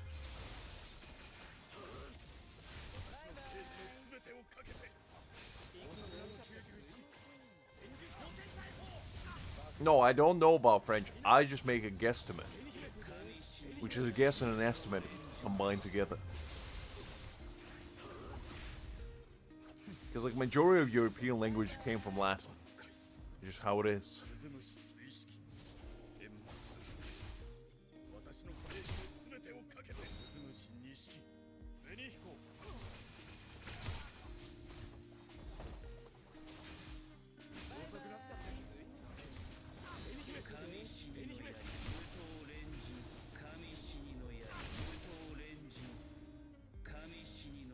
Good work, Karen. Good work. Keep grinding. You'll get there in the end.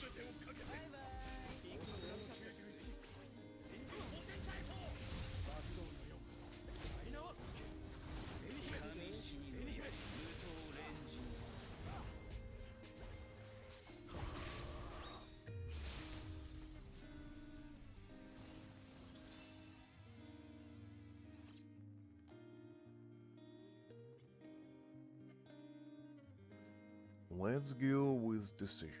I do like making decisions. Let's do this encounter as well.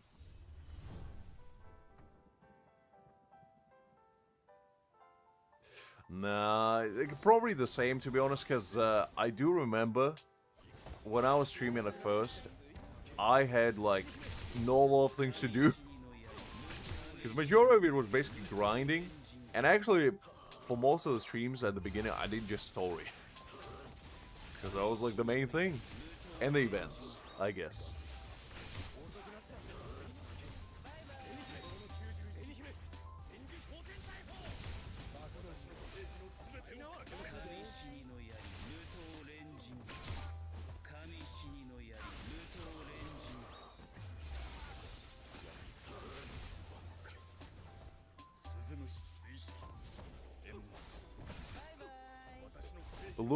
Look, Liz, just because I don't know about the Romance language, doesn't mean I don't know about the Greek mythology.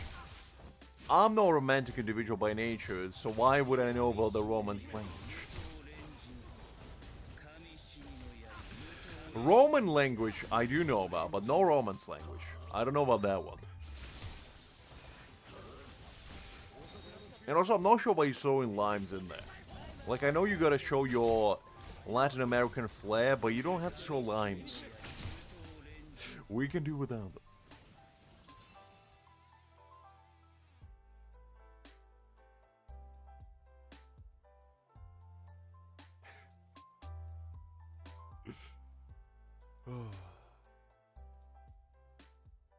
Hakim was a good old Samaritan until Aizen broke him. Aizen took one look at Hakim and Hakim was like, okay, well, I gotta spend all my lively possessions to please this gentleman. I gotta ensure that he knows that my allegiance is forever bound to him. And nobody else.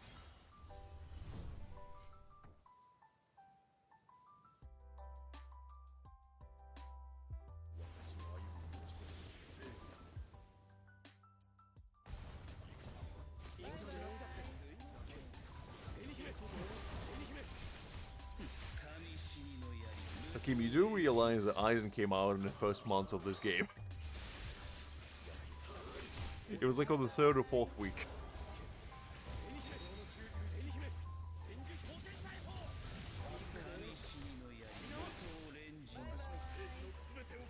Well, that's okay, that's okay. Don't worry about it. I mean, look, I did the same. I'm not the one to talk. I was free to play until Aizen came out as well.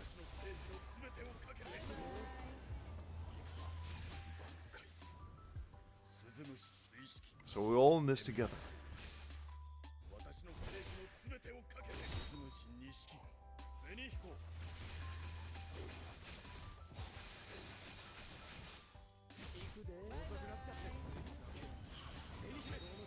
Look, I was merely holding Aizen's income for him to take it, okay? It wasn't mine to begin with. He merely allowed me to withhold it. It was all part of his greater plan.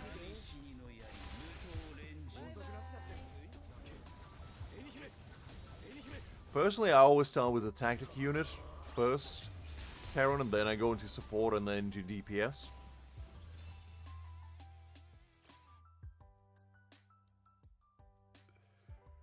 Well, you shouldn't, Liz, because I'm an honest man, and I would never lie.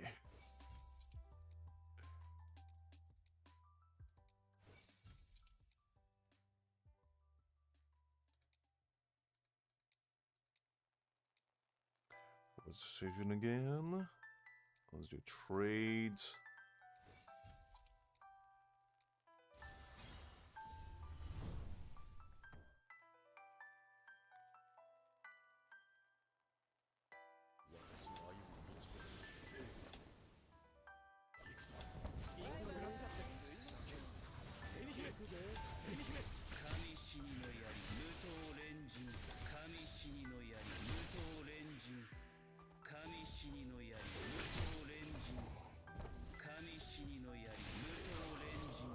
Did King just do 4 counterattacks at the same time?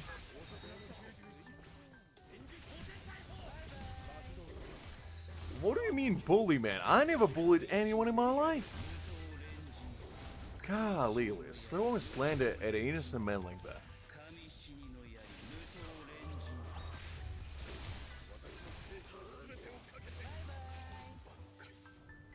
Rahime is not a bad character, to be honest. Because, you know, she allows you to survive a bit longer. I wouldn't hyper-invest in her, though. Because she's very, like, beginner-friendly, but she's not really usable in endgame, unfortunately. Because, like, healers don't have a mainstay game. Mainstay place, rather, in this game yet. My brain is getting scrambled. So using her is fine, but just make sure not to, like, invest too much in it.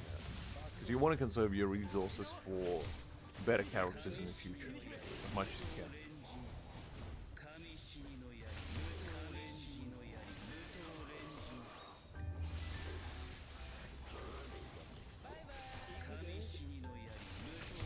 I would call encouragement, Liz, for self-betterment and improvement.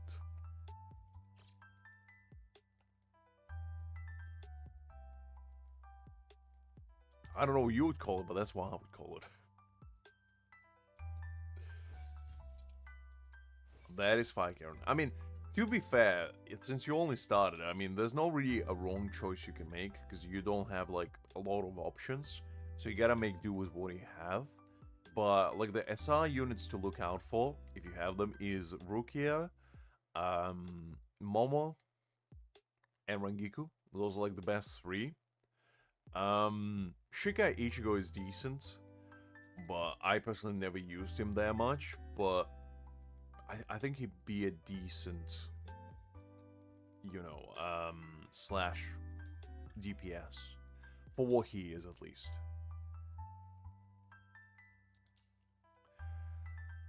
Alright, now, with that being out of the way, let's do... Actually, I think we completed all the dailies on here, so that's fine.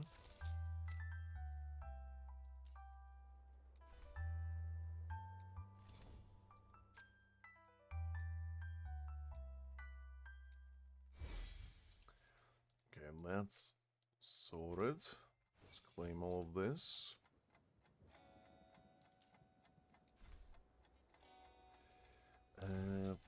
We should cover all of that. Ah, wait, hold up.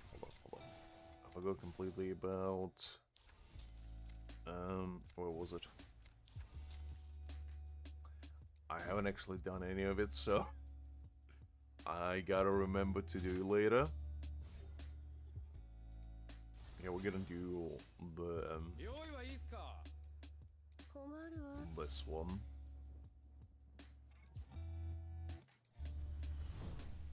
Completely forgot about this event on my free-to-play account, so might as well do it now.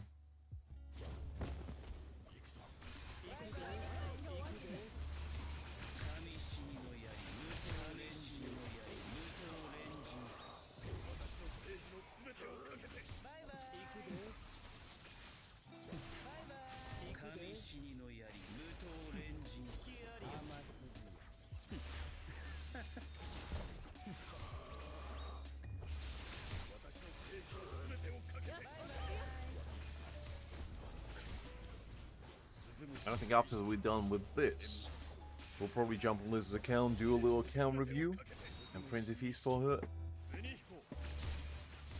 And that should be us done after that. You're waiting for Soifon? What for? What reason could you possibly have to wait for Soifon, Liz?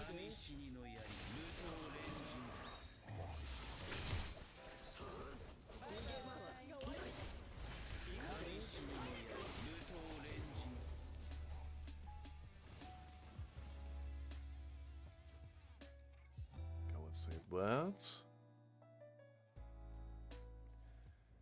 I see. No, it's fine, Liz. Don't worry about it. It's fine. I don't mind helping out.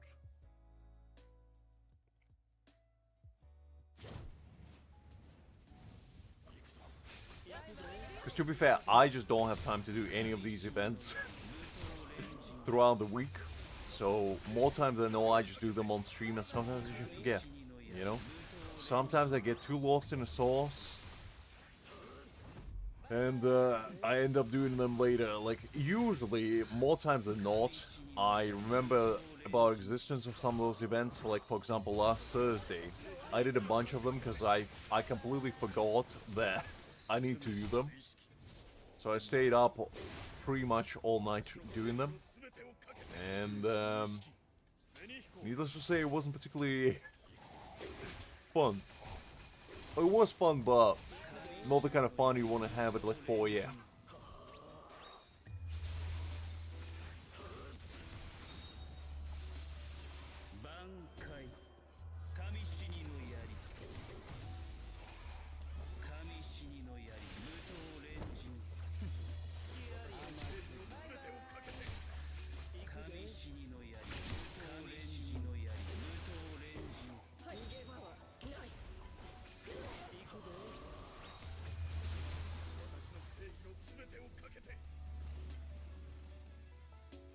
Let's record it as well.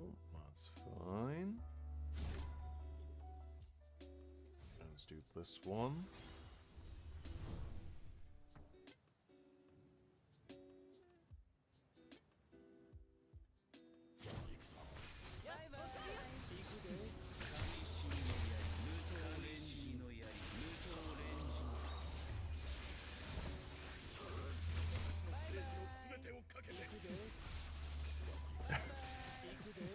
Pretty much. I mean, to be fair, that's usually half of the time I play this game in my own time is usually when I'm rather just about to pass out or I just woke up from passing out.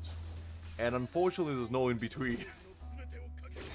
So it's a very interesting dichotomy, I want to say. But it's fun, you know, it's fun nonetheless. Because one of the greatest joys that I have is after a long hard day, you know, I go home, have my meal or whatever, no? And then, you know, after doing everything I need to do, I lay in bed and I play a little video game. And sometimes what that playing of little video games ended up is me passing out with phone on top of my face. Waking up at like 5 AM, trying to think where I am, who I am, or why am I here. Then remembering that I didn't finish all my dailies and in half asleep stupor, scrambling through my phone, be like, okay, what do I need to do? I need to go have stamps, okay, let's go.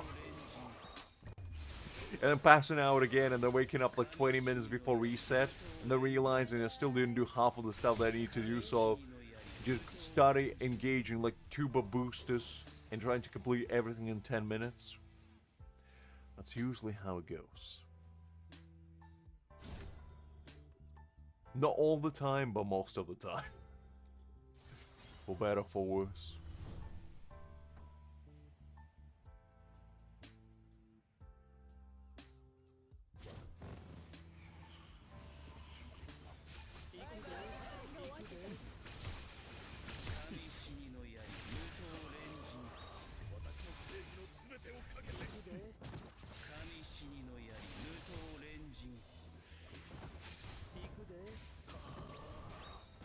Exactly, Liz. Exactly.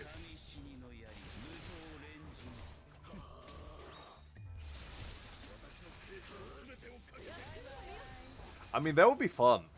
Because I feel like as long as they don't make PvP too pay to win, which is gonna be eventually anyway, like every PvP in any game is. But I do like the idea of having a little bit of, you know, player versus player action. Because like PvE is great and all, but a little competitiveness goes a long way. Listen, Liz, that's until you bust out your B6 Ikaku, because the only reason why Liz doesn't unleash her full prowess right now is because there's no worthy opponent yet. But as soon as this game releases PvP, that's when Liz is gonna go berserk. So we all gotta mentally and physically and emotionally prepare ourselves for that extraordinary moment, shall we say.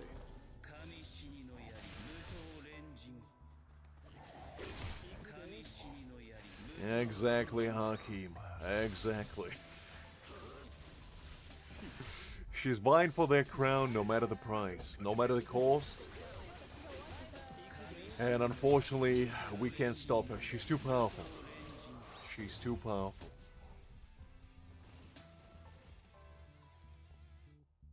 Not even I, in my all infinite wisdom, can do that. Unfortunately. Unfortunately.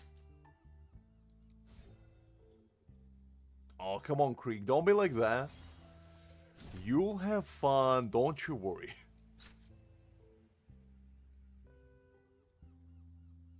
What do you mean that's not happening, Liz? Of course it's happening.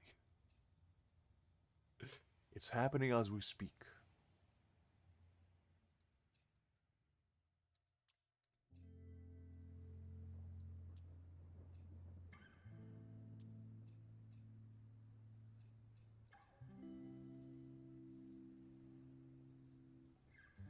Okay, let's do this. See how far we can go.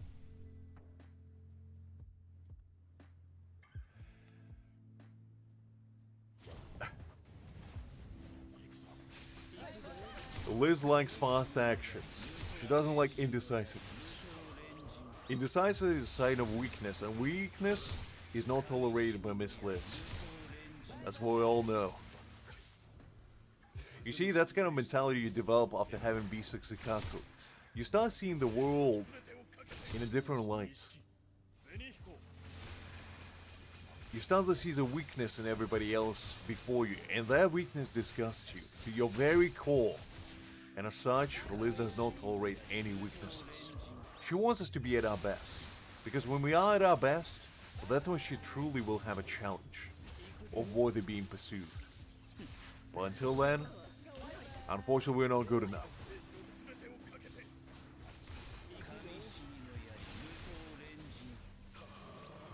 That's why, guys, I keep telling you, you gotta dust out your kakus and get out there. Because that's our only chance of matching to Liz. The bold man prowess is not destined for lighthearted. And we just all gotta accept it.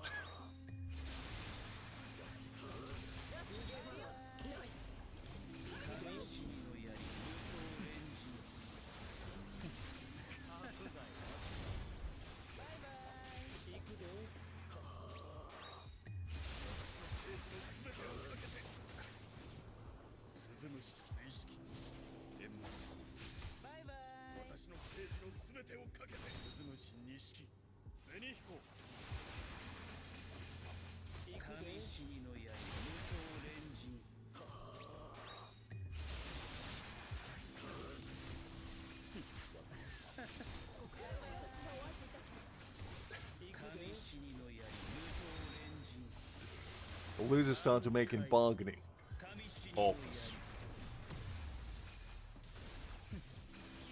At least she's willing to negotiate. She is, you know, a considered overlord at the bare minimum.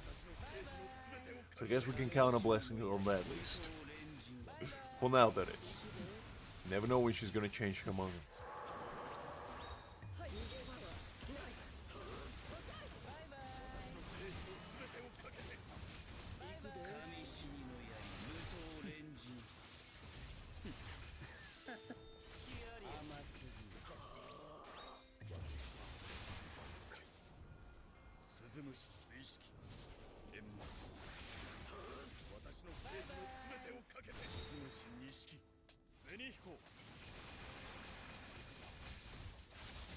Or are you trying to zip up, Creek?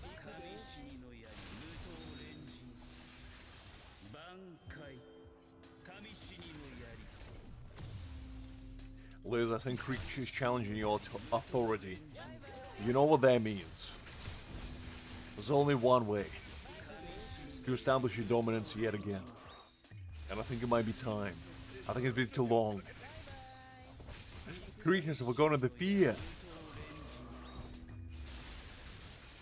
that was holding within your grasp.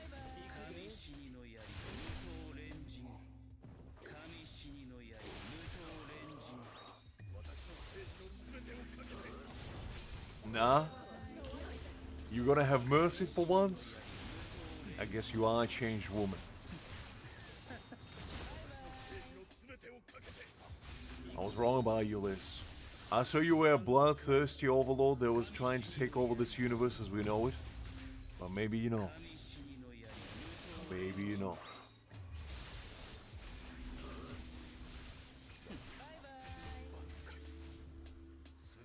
Golly, jeez, Louise, you gotta warn a man, Liz. Ooh, that was scary, honestly. The XP, I didn't know XP bars can get that long. God, I don't even know what those numbers mean. Is that much?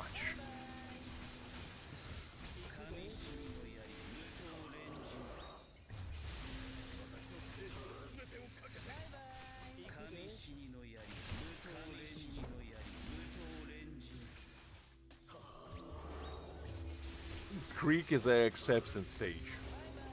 The man accepted his fate and he succumbed to the horrors of the XP demon. It's okay, Creek. Trust me, one of these days we're gonna reach the horizons. We're gonna climb up from the darkness beneath.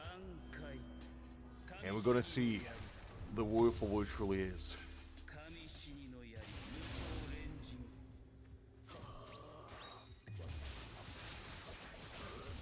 Come on, Liz, you can't do with a man like that.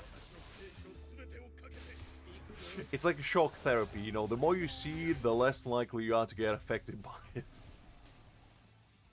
I guess.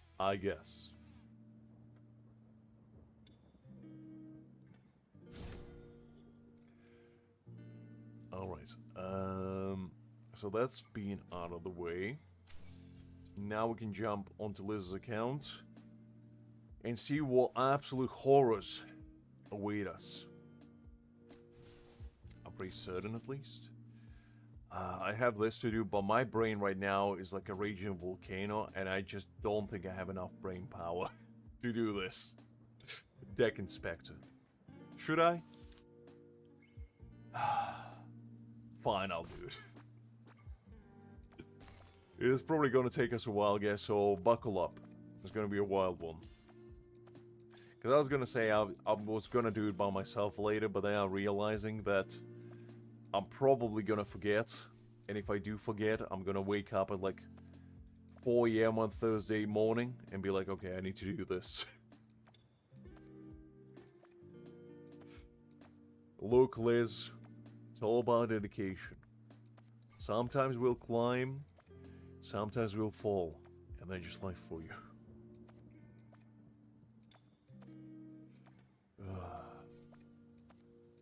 Okay, let's take this one.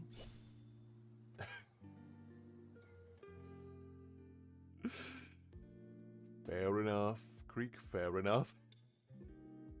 Tree is a podcast, you know? Tree is a nice, relaxing past activity. Which, to be fair, some people do anyway. There's quite a lot of people that had an encounter where they fell asleep while listening to my mumbling, shall we say. And that is okay. I take it as a compliment, if anything. There was... Oh, there we go, found it. Alright, got it.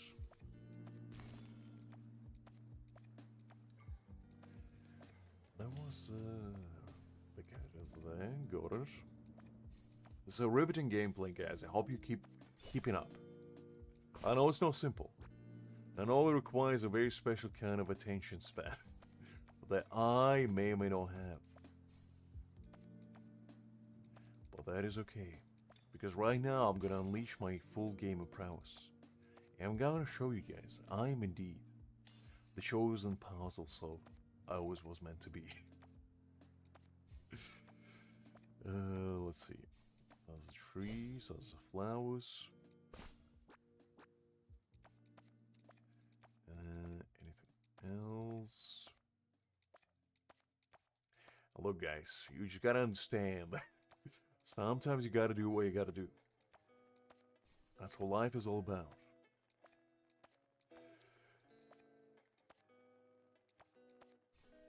You're practicing your cursive writing, huh?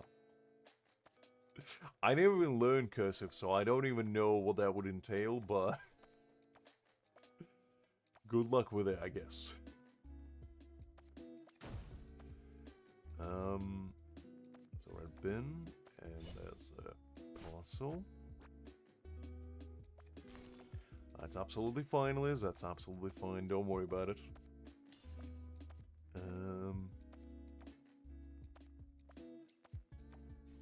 Let's see.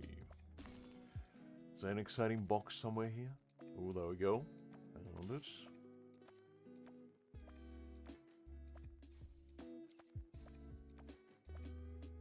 Oh, actually, this one. No, I never learned it. It wasn't mandatory in school.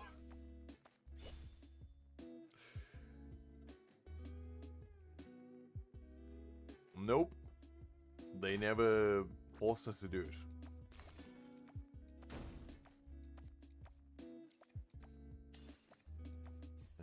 What else do we got?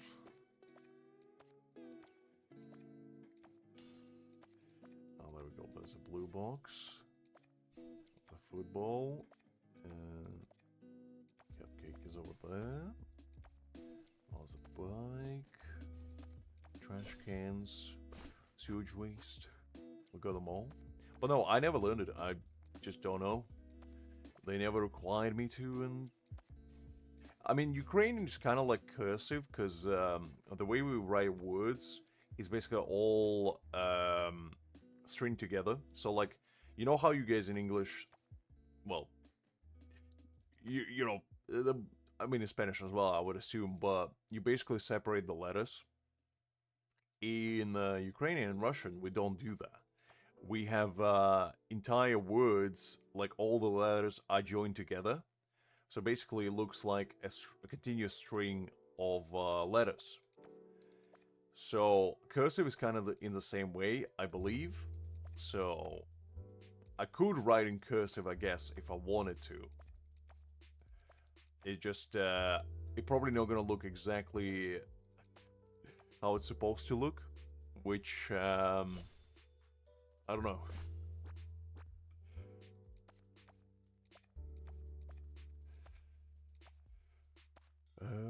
Let's see.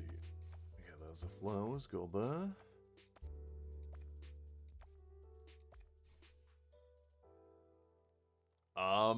No. It's not, that's just how we write. Like, let me show you, okay?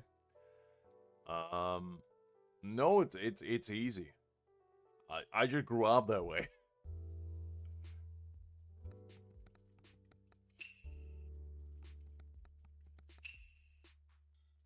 So this is basically what it would look like. So all our words are conjuncted together basically, and this is what it would look like writing. So in the actual like text, it wouldn't look conjoined together, but in the writing, it is. And basically, that's just how I learned writing, you know? It's alphabet and all that, you know? But in actual text, it's obviously not. But to me, this is not difficult to read. It's like, it's just how it is. Well, I know, yeah, but our alphabet is not like... So this is basically what it looks like. These are letters how they would be in like a book form, for example, and this is how that you would write them. So they look completely different, but they just how you learn them. I don't know. Like some of them don't even look exactly the same at all. Like this one, for example, or this one. But that's just how I learned it. I don't know. So to me, the idea of cursive is not that foreign. It's just not something I did in English, necessarily.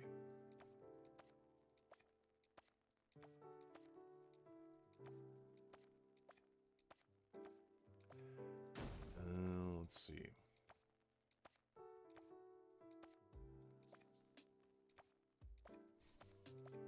But yeah, that's... just how it is. So I understand why you guys learn cursive. I never used it in English necessarily. But I get the idea behind it.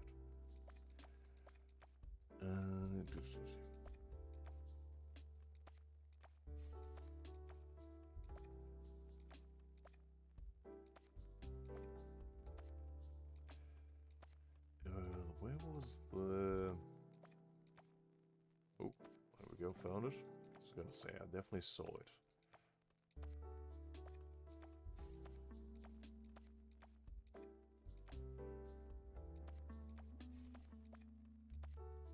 Flowers here.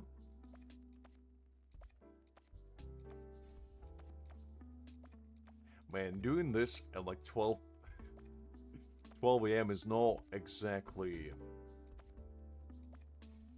good for my brain, shall we say.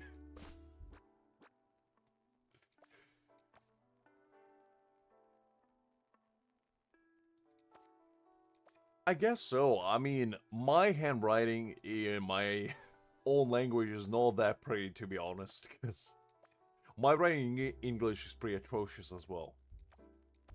Because my hand is slower than my brain.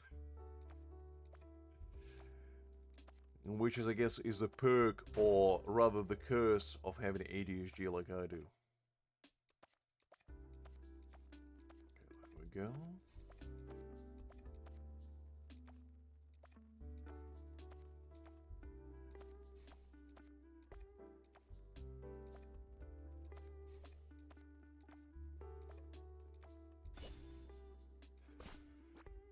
Oh wait, did they already get them all?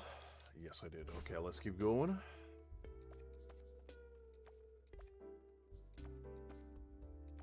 Let's do this one.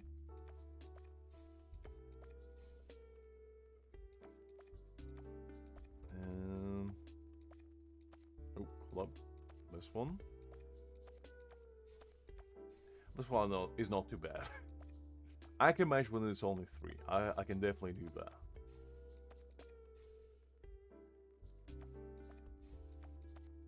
I don't. I only have 1. And even that one is not that good. So 1 is more than enough. Because I remember when I had to make my own signature, I was actually struggling because my writing is always like very situational, so I never had like the same handwriting. Like if you give me 100 different things to write that had all the same text, everything else on 100 different pieces of paper, you're probably gonna get 100 different versions. So to me, the idea of like making a signature was very, very difficult. Because I had to come up with something that like I can do continuously, so I practiced maybe like 100 times to do it. And then I settled on something that kind of made sense. And yeah, it wasn't easy, shall we say. Which you would think that would be something that people spend like maybe 5 minutes on, being like, oh yeah, this is gonna be it. But no, me. I spent, I think, from memory, probably like 3 days trying to figure it out. And yes, steam was coming out of my ears, indeed. But yeah, it was interesting.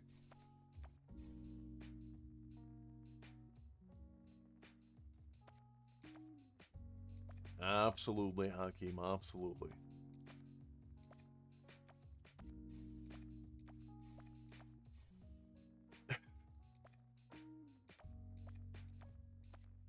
Hakim is just trying to, you know, ensure that we have Liz's records on file. In case she ever makes it, Hakim is going to be selling it on the black market. For a pretty penny. Man is a true hustler at heart, no matter what.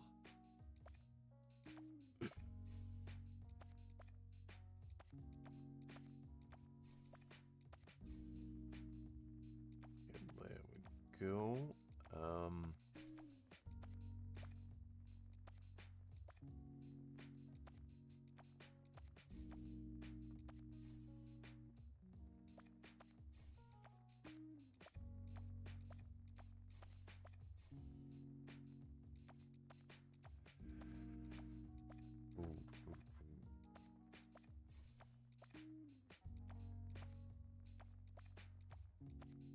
Let's go with that one. Do you want some extra flair to it? Because my signature is the first 3 letters of my name as well, and then I do like a very refined loop-to-loop. Exactly, Hakim, exactly. A true hustler at heart.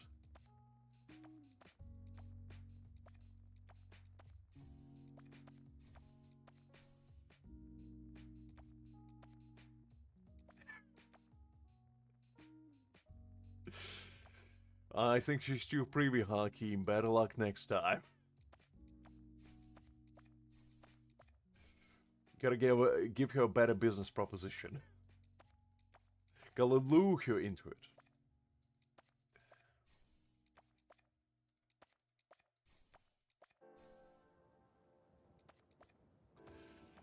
Alright, where's that? There we go, found it.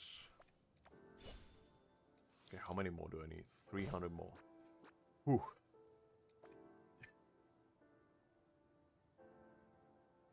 Man lost in a bunker and he can't even get a signature. Let me see. Let's do this one.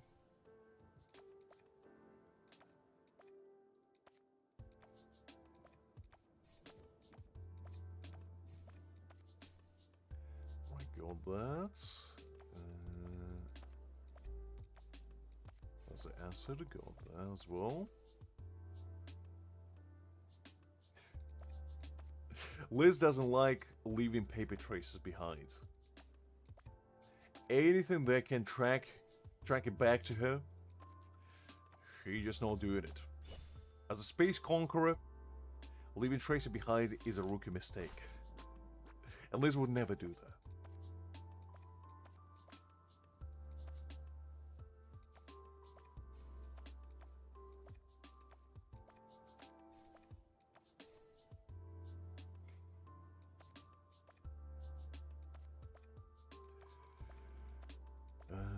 Let's see.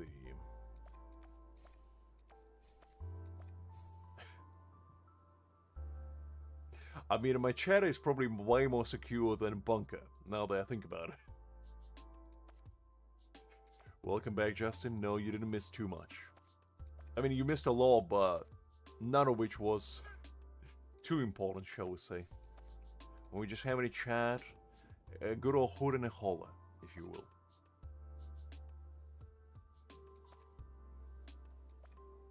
That's good, Kieran. That's good. Tosin is a good character. I'm still using him on my free-to-play account. He's absolutely amazing.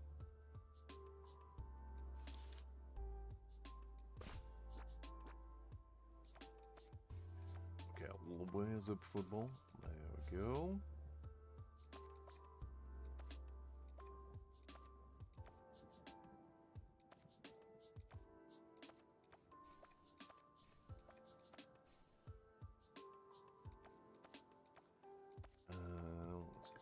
Cupcake. I think that's actually all I needed, but let's go all the way, I guess.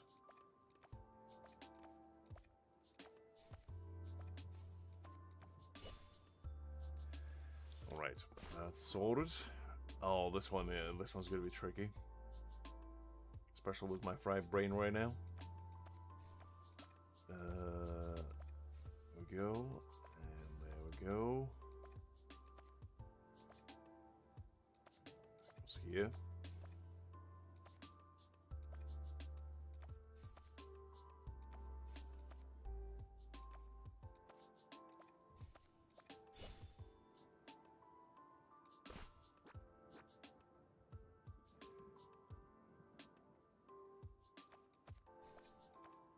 Well, I gotta resell that. I didn't pay attention. Let's do this. This one. Ooh, Hakim is driving a hard bargain, Liz. The man is determined.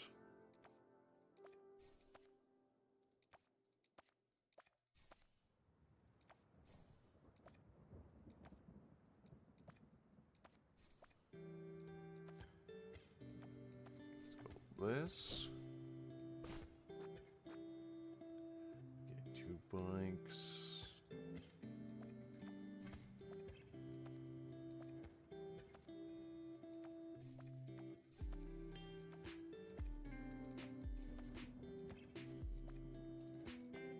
I think it was here actually. Yeah, that actually went not too bad. Yeah, Miami definitely. Miami is like the worst place for Liz to live in. As a social, shall we say, recluse. Mingle with people, the last thing she would want to do.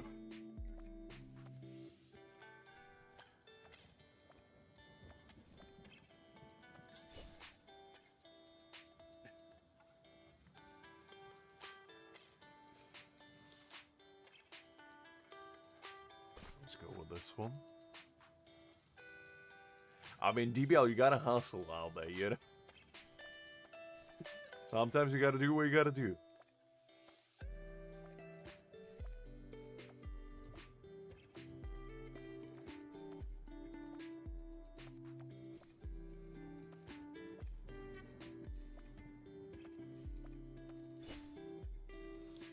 Okay, we need one more.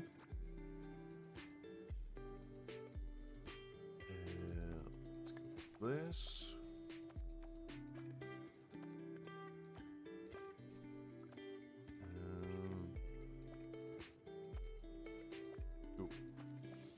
there. Seen that. Man. Using my old noggin for this kind of stuff is not easy, shall we say. Because I just don't have this kind of memory to remember, like, the positions. I know some people who have like, crystal clear memory, and they probably can memorize this like nobody's business. But I'm unfortunately not one of those people.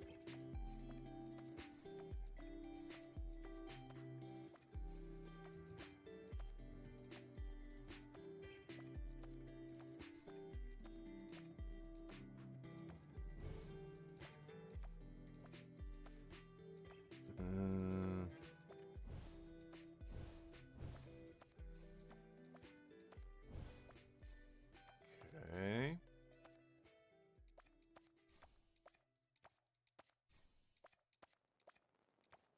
Combat. Man, I've never been more concentrated in my life.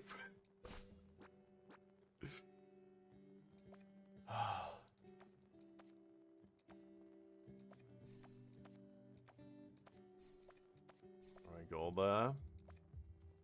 Man, this is where the real challenge of this game starts. Forget complete Trial of Tower, this is a real Trial of Tower. Okay, there we go.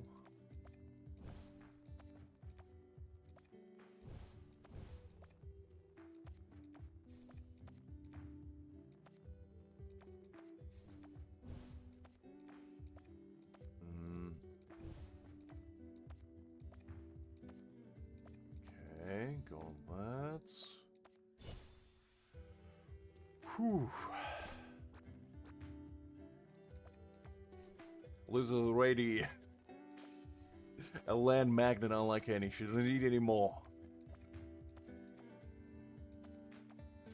She's like Simba, you know? When she was born, her father held her into the horizon and told her, "You see, everything you see is our kingdom."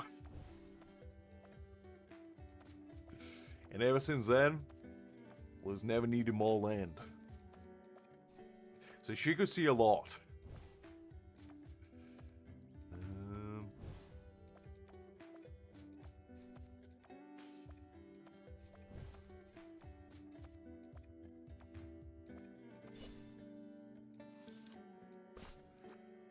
Alright, we got more to do.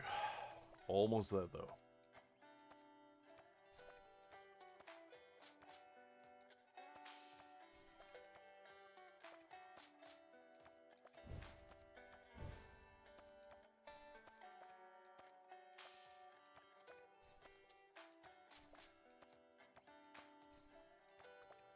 Combat.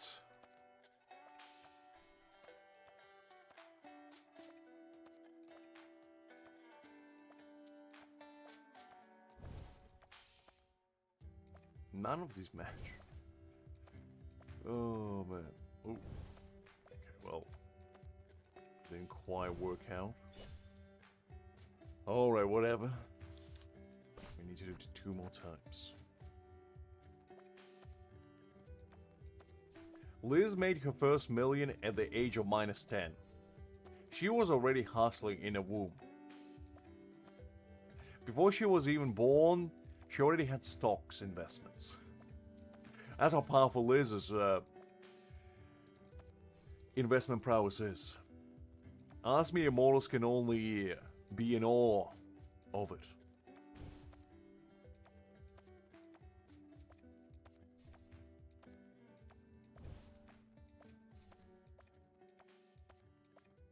Oh. There we go. I'll take one more. Whew.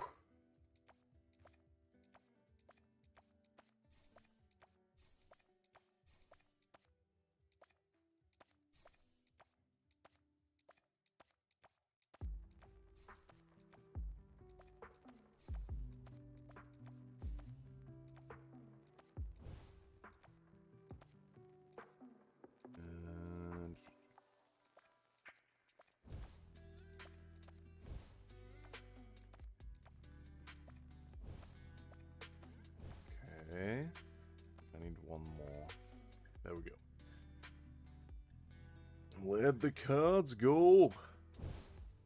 I think that's all we needed. Alright, I completed this, so I need to do it later. Man, all that for 300 Spirit Jades. Golly. Whew. That's rough. That's all I have to say. It is what it is, though. We take what we can get.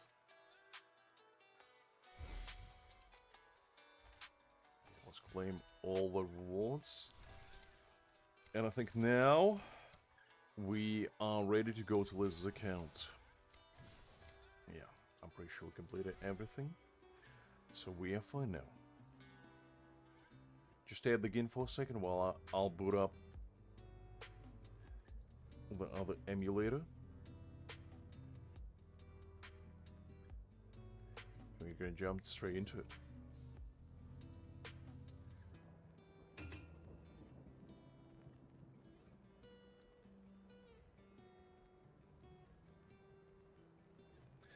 Liz, I hope you're mentally, physically, and emotionally prepared to get brutalized. Or rather, to get brutally roasted for your unimaginable ways of building characters.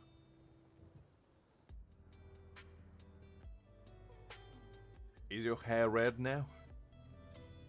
Is it stayed with your misdeeds, DBL?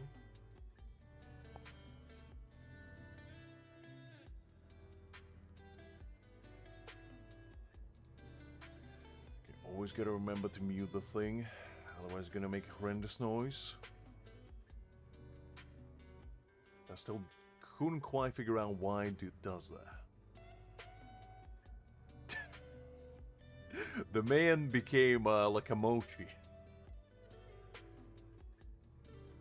Nice and glutinous, shall we say. Whew, golly. The man is doing 1 hour skincare routine. God.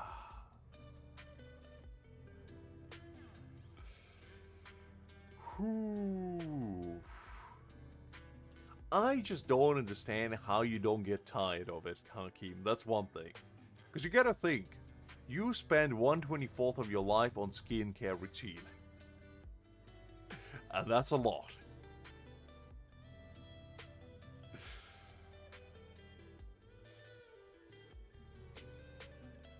Because that's like, what, 365 hours a year?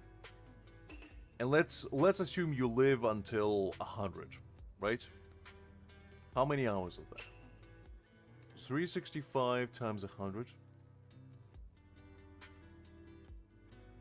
And then divided by 24.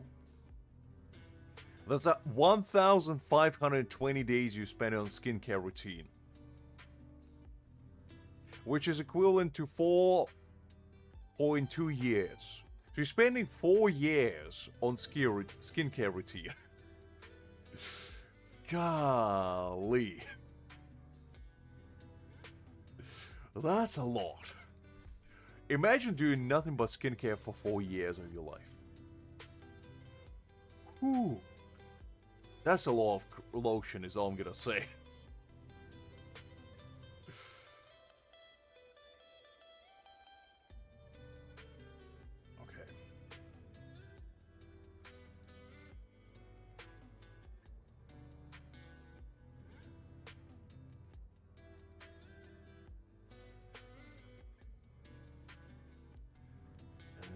Let me see. I think I need to... Yeah, I need to jump on Liz's account first. I forgot. I need to log in. Alright. Let's see if I can find this. I mean, fair enough. To be honest, like, my, I guess... I don't know if you can call it even skincare routine, just morning routine, I guess.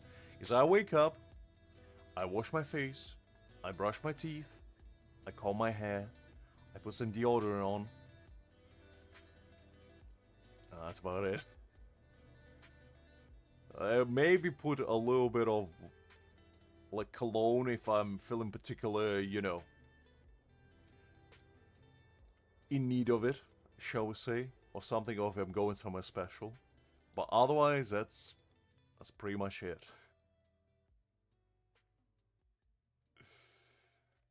I mean, fair enough, Hakim. I respect it. I respect the dedication, to be honest.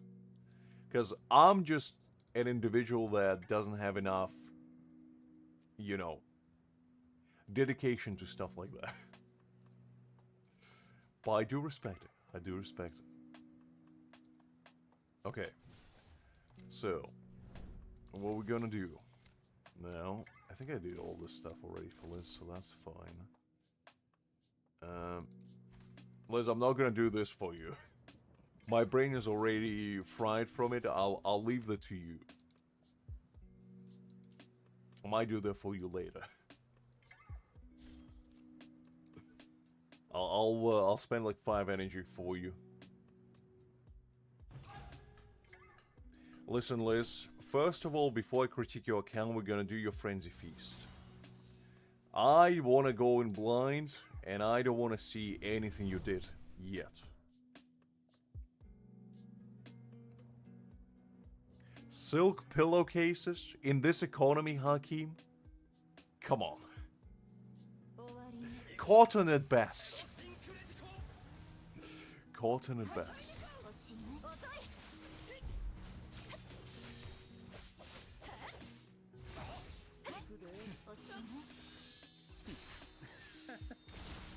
I like the DBL straight up asking, are you black or white? What are you? Which side of the chessboard are you playing for? It's an important question.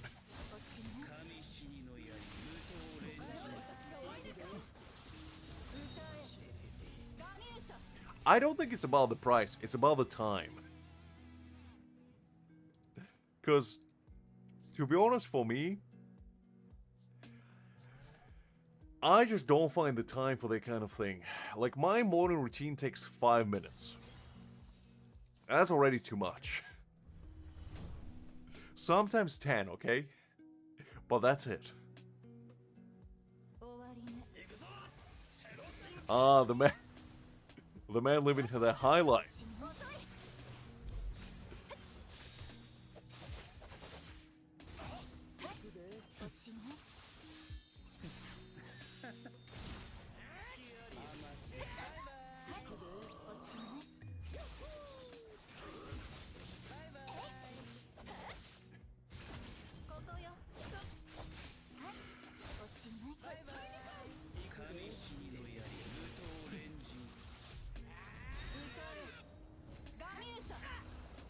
Look, Hakim, it's a long time to dedicate. I sleep on cotton. I don't know, is that good or bad?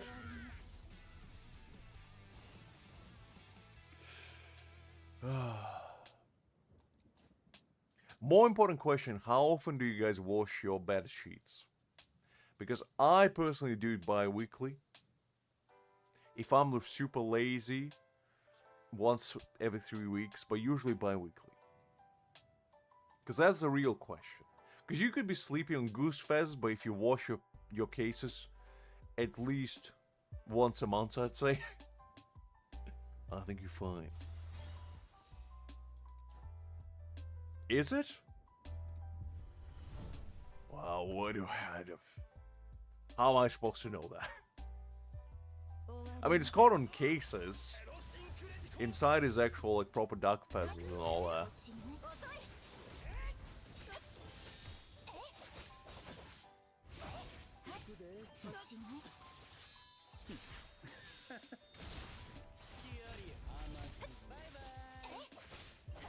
Exactly, Justin. Justin gets me.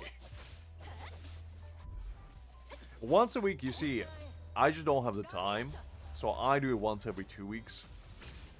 Because, like, I have a pretty big bed, so I have big sheets as well, and I have like 4 pillows, so there's a lot of work to get them all washed. And the main problem that 9 times out of 10 it's raining outside, so it's to find a day when it's not actually raining and I can just hang them outside with a peace of mind that by the time I get home they're not gonna be drenched. And on the weekends, usually, if it's raining, I can't do anything. So more times than not, I just have to find a place to hang them inside. What do we get it made, bro? Do I look like I'm Jeff Bezos, Hakim? Golly. Plus, I don't like the idea of other people touching my bed sheets.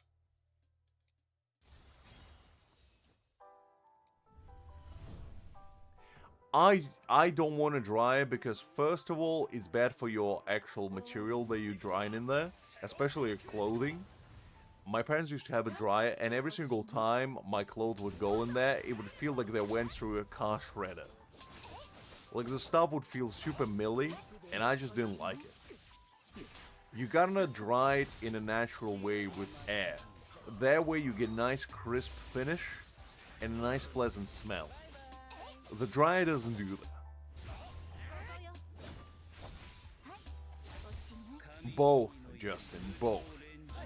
Skincare, 10 minutes max. Bed sheets, once every 2 weeks.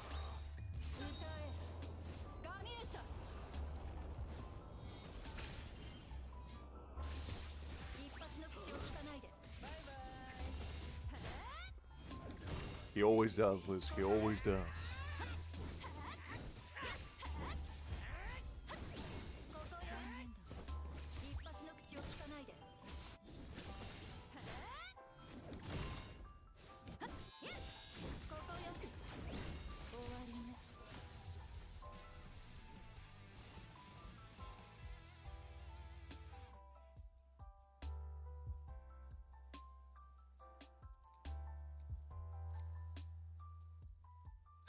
I don't know about that. I just personally wouldn't feel comfortable with a stranger cleaning my house.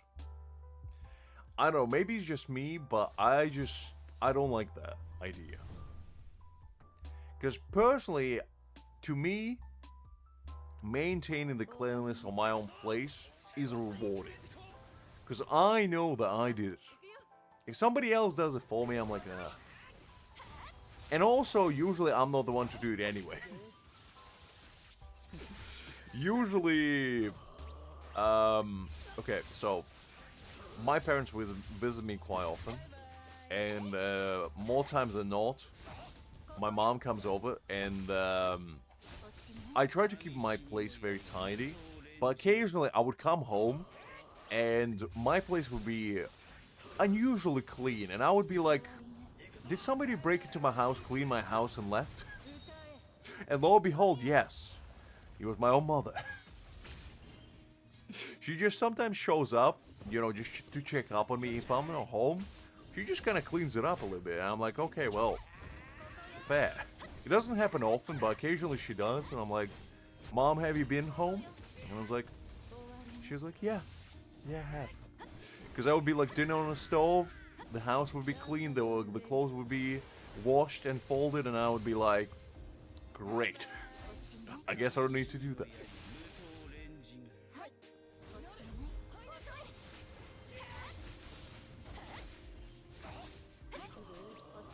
It just happens sometimes. Sometimes I come in and it's like a genie fixes my house every time. Because I usually clean my own place every, like Saturday morning. I wake up, you know, I hoover. I clean the dust. I take the washing out, you know. And it usually takes like only an hour, 2 hours tops. So it's not even that time consuming. And I usually just listen to stuff in the background anyway.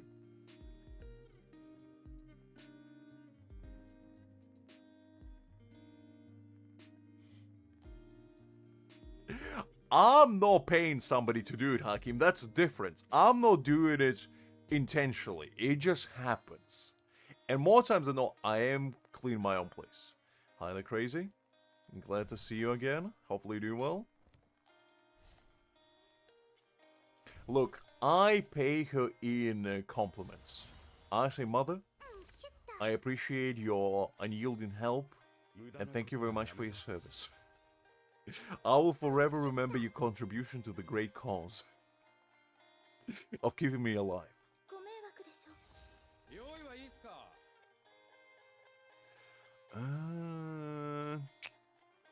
should I do? Should I save Kisuke for the strike team? Because I don't know if Aizen needs it, to be honest.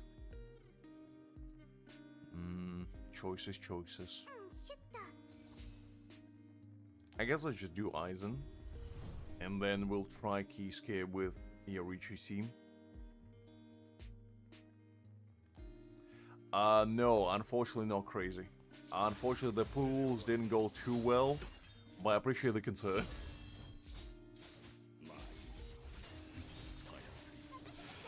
I guess so, Hakim, I guess so.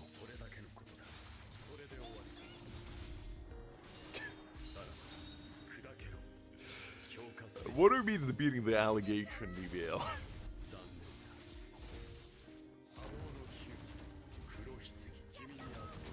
Exactly, Justin. You see, Hakim's not thinking like shark mentality. Those maid fees could go to be 6 units, Hakim. Have you ever thought about it?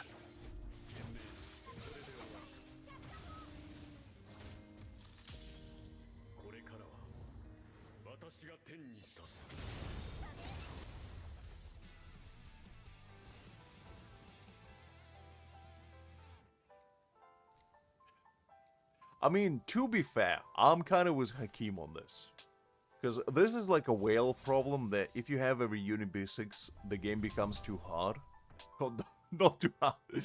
I wish it was becoming too hard. Imagine if the game difficulty scaled based on the amount of money you spend on the game. That would be kind of nice, actually. Like, the more you spend, the harder the game gets for you. So, like, all the free-to-play gets through the content easy breezy, and all the whales have to sweat. And actually do, like, calculus in order to pass on the stage. That would be great. But that's not what I meant. The more you spend on the game, the easier it gets, unfortunately. So, like, having every unit B6 is a pretty big deterrent.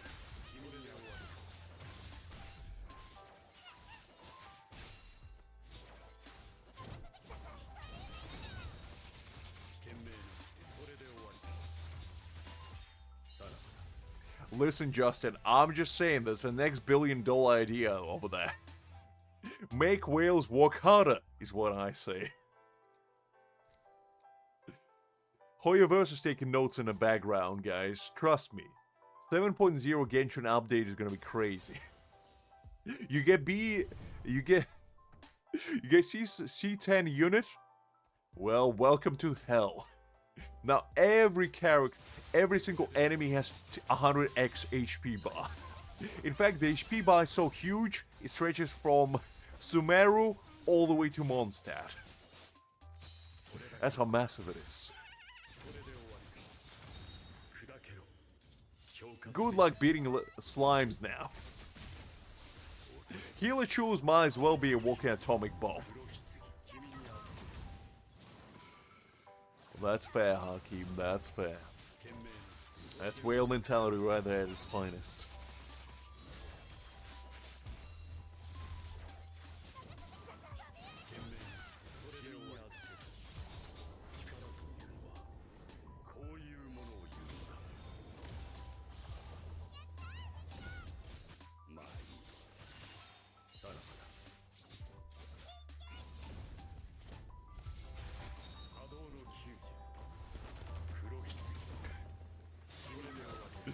Liz is not holding back tonight.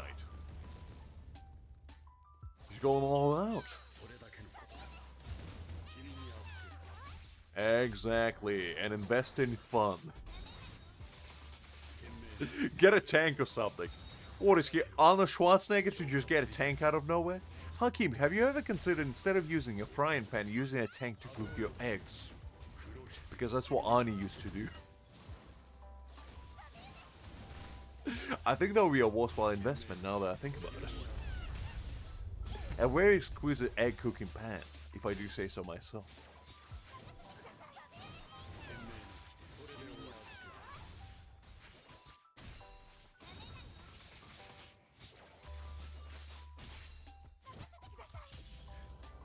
I just told you, Haki.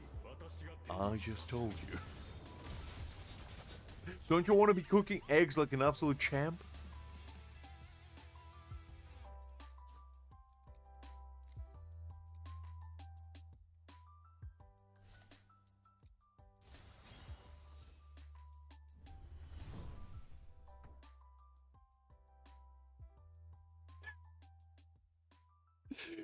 DBL, how did that go from know yourself saying know the enemy, know thyself, to know yourself to fight against the president? I don't understand that correlation, but you know what? Fair enough.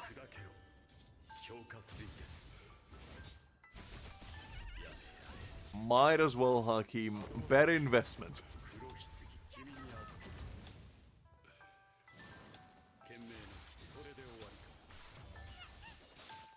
Liz, I feel like you gotta invest in a mini fridge.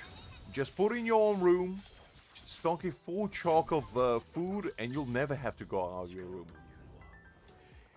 It's a very easy solution.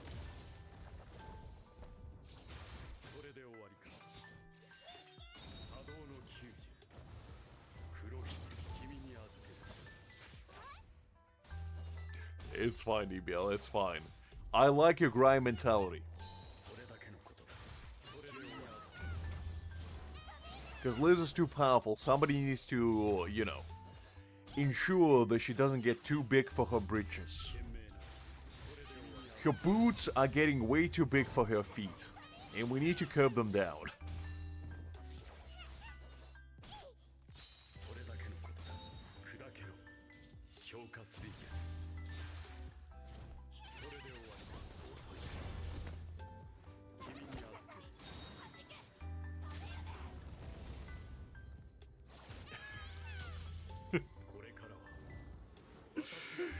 Hakim is coming out of the woodworks. I mean, to be honest, Hakim is number 2, so Liz, I'll be careful for you. The man is an investor, so he might invest.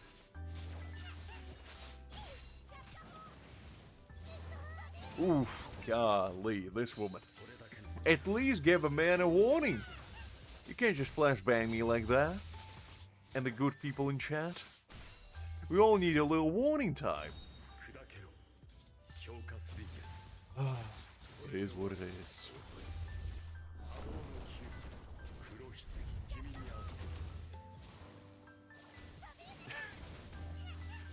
Wow, is that how you're gonna be, Liz?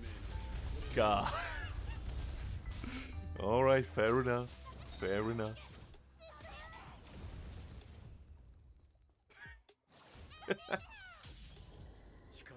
Hakim would go to level 100 straight away. Wait. Oh, man. I just imagine Liz shows up one time to a stream and Hakim is just sitting at level 100 and Liz is like, how did Hakim reach level 100? And Hakim just putting away the credit card. I don't know. It just kind of happened. I just kind of showed up. And here I was. That's all they said. That's all she wrote. And that's all I got. Oh, man. Unfortunately, this is one of the rare cases in life where you can't pay to win. A shocker, truly. I mean, wait until she unleashes her bankai DBL. That's when we all will go down. I mean, she would do it. Okay, if anybody ever surpasses Liz, I guarantee you that she will ban them immediately. Without even telling me, she was just like, I don't know what happened. They just stopped showing up, and you know, and then unban them like a month later. And then when you come back, you're like, oh yeah, somebody banned me. I'm like, well, I didn't do it. Liz, did you do it? And she was like, oh no, I didn't. This probably was Greg. And Greg would be like, yeah, I probably did it. And I'll be like, alright, well, don't do it again. And she would just get scot-free. That's kind of woman Liz is. It's fine, Liz. I'm just pulling your leg. I'm just pulling your leg. Hakim's world. To be honest, I'd play it. You know? As long as the gacha system is not too unreasonable, I'll play it.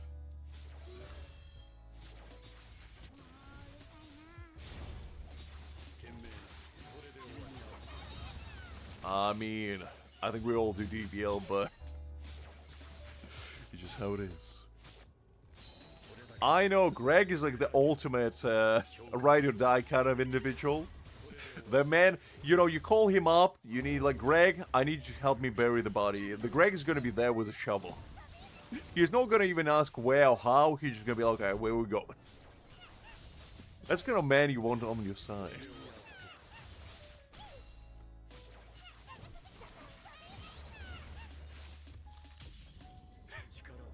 €10 to log in every day, not even play. Just log in. If you want to play, now that's another additional 10 euros fee. And let me tell you, if you want to top up, oof, that's at least 500 euros right there for the cheapest top up.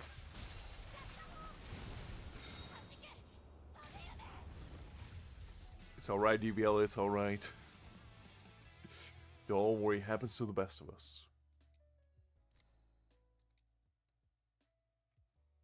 Look, Liz, Hakim is a hustler. The man gonna hustle. Alright, let's do... So for this one, let's just use Yorichi. Let's use Aboy Kamamura, and let's just put Kisuke in there. Let's see how far we can get with this.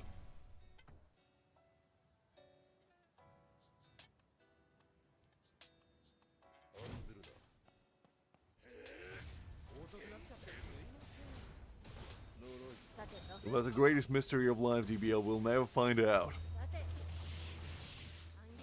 She's a wild kind like any. Ad break as well? Wow. Ad revenue, I see. You get so bad. You know what, Fat? The Hakim is basically gonna make the TV 2.0, but even more egregious. For every 1 minute of content, you gotta watch 3 minutes of ads. And God forbid you're using ad block. Hakim will personally find where you live by your IP address, and he's gonna send you a very strongly worded letter to ask you to stop using it very nicely, or consequences may follow.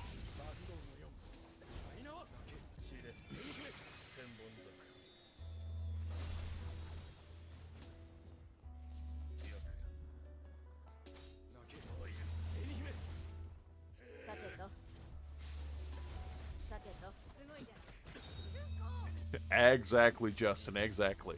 Because Hakim is the kind of man that doesn't write letters by himself. He gets a maid to do it. And that's fair, to be honest. If I had a maid, why wouldn't I make her write letters as well? Just for the love of the game.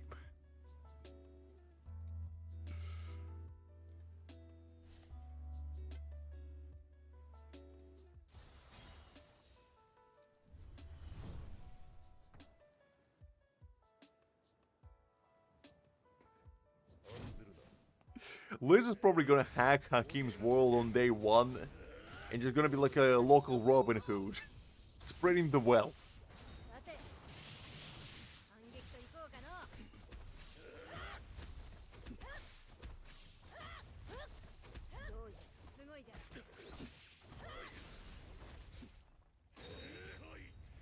Liz, Hakim is gonna pay you in the most valuable currency of them all, the exposure.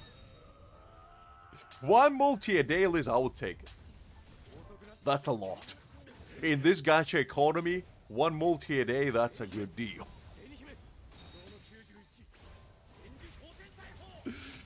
Oh, man.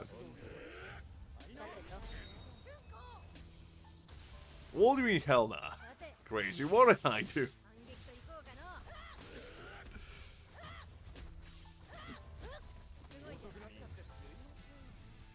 Yeah, they didn't go too well. They didn't go too well.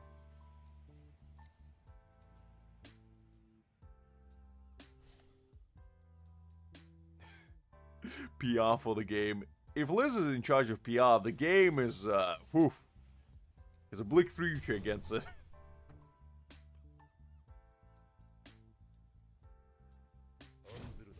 What do you mean that's way more, Liz? You telling me that my payment is not good enough for you?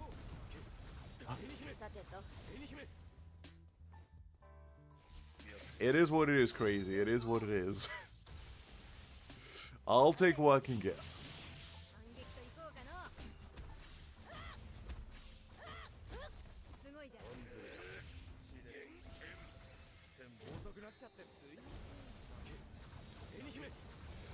At least, you know, I got the free loyal labor. I guess I can count my blessings on that. You see, Hakim, if you want to get free labor like I do, you're gonna coerce them early. You gotta ensure that the trust is built. And then they're gonna offer to follow you along. Unconditionally. That's how I got all my squadron of lawyers in the form of one duck. And the welcoming ball, also known as Liz 2.0.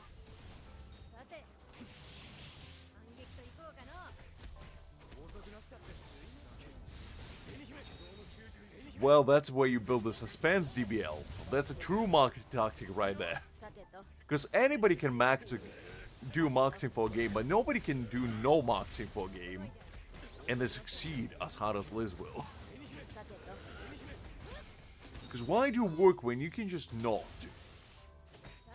And that's her principle. And you gotta respect it. Because her results are gonna speak for themselves.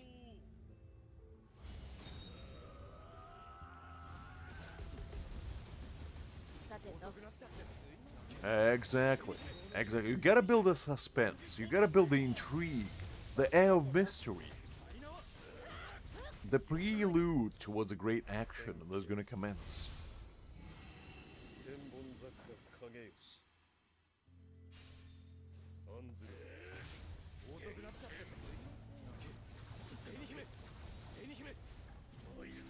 No, Hakim, I don't keep up with console wars, but I'm pretty sure Xbox has been out of the race for the past few years, hasn't it?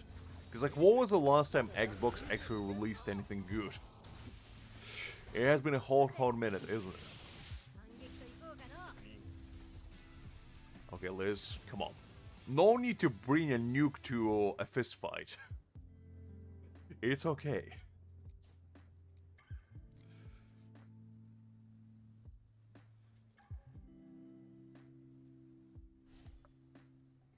Wow, God. Xbox is just in such a sad state because people just forgot it even existed, and now it seems like they go in to the weirdest places ever to try to scramble and make themselves feel like they're still in the race. Because I'm pretty sure even Nintendo outsourced them with Nintendo Switch. And they weren't even in the running. So they're not even number 2 anymore, probably. They may be like number 3 if they're lucky. And the only reason why they're number 3 is because nobody else competing.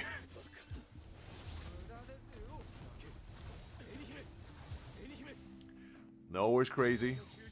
Was good seeing you as always, Gay. Good night, resting you and catch you later. Exactly, Justin. Couldn't agree more. Who needs defense when you can just attack until there's nothing to attack anymore? Oh, absolutely. I hate ads with the fiery passion of 1,000 suns.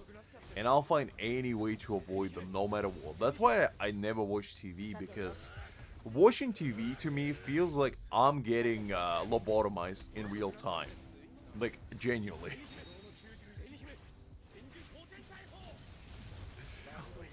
I hate it with a passion.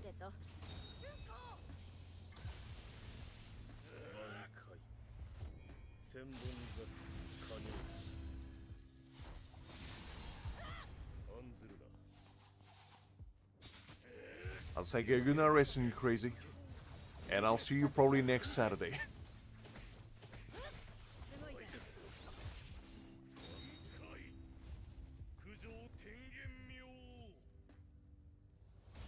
man. Sajin's ult is so cool looking, but it doesn't do much. It's such a shame.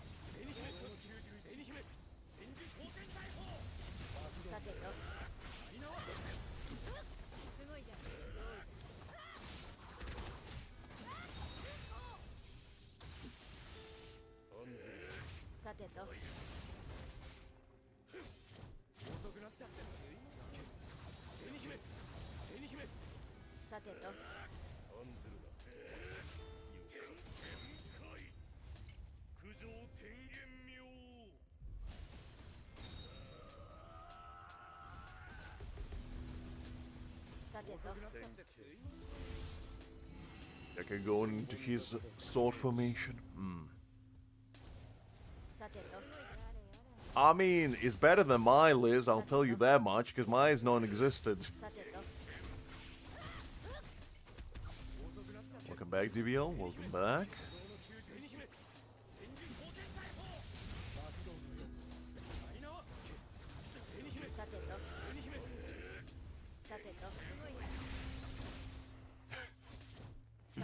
That's still better than mine, Liz. Still better than mine.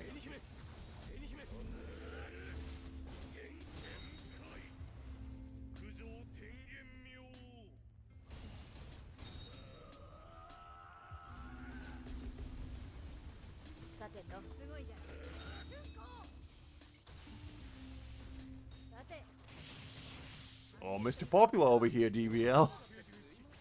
Flexing on us, me immortals.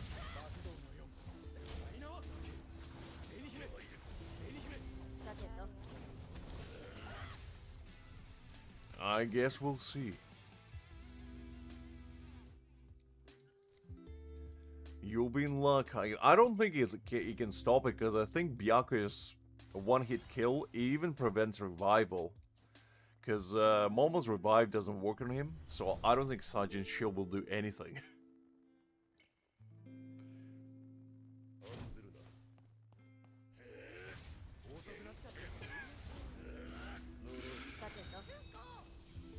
I appreciate the dedication to craft DBL.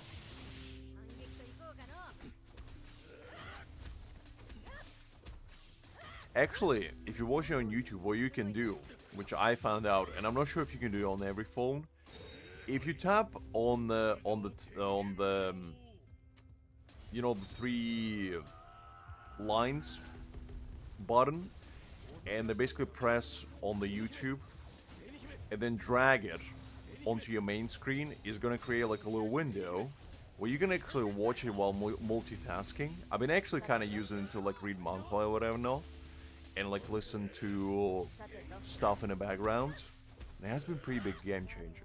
I'm not sure if that's like Samsung exclusive thing, and if Apple has it, but they actually made it much easier for me personally.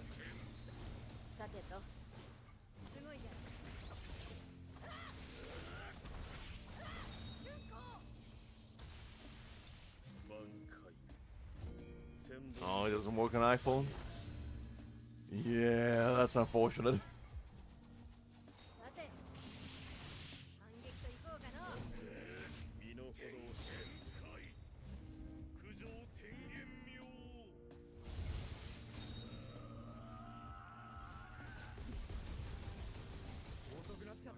Because, I mean, I found out about it by pure coincidence.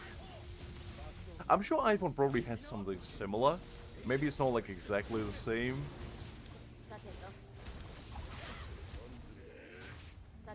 Because it could be just like a YouTube feature, to be honest. I don't know.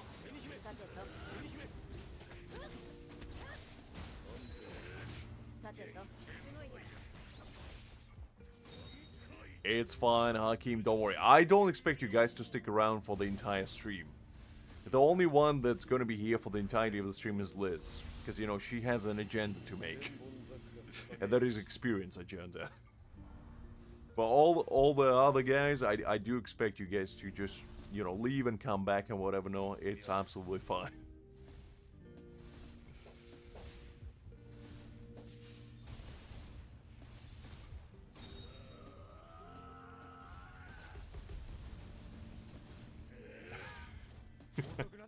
I appreciate that. I appreciate that, Hakim.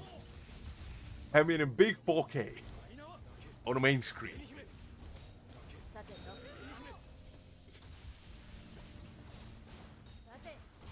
To be honest, I never watched YouTube on TV before, but there's gonna be quite an experience.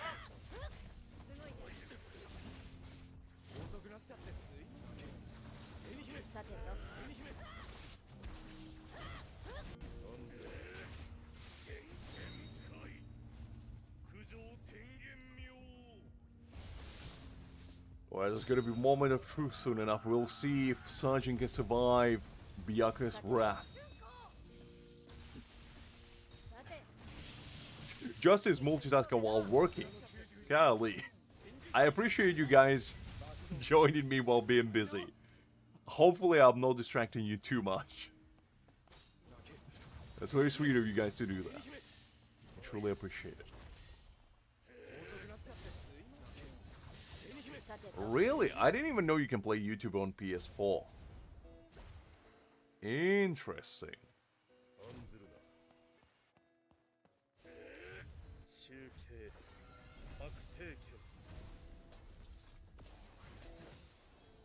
Okay, let's see. Can Sergeant survive? And the answer is no. Unfortunately, Sergeant's shield is not strong enough to withstand Byakuya's wrath. It is what it is.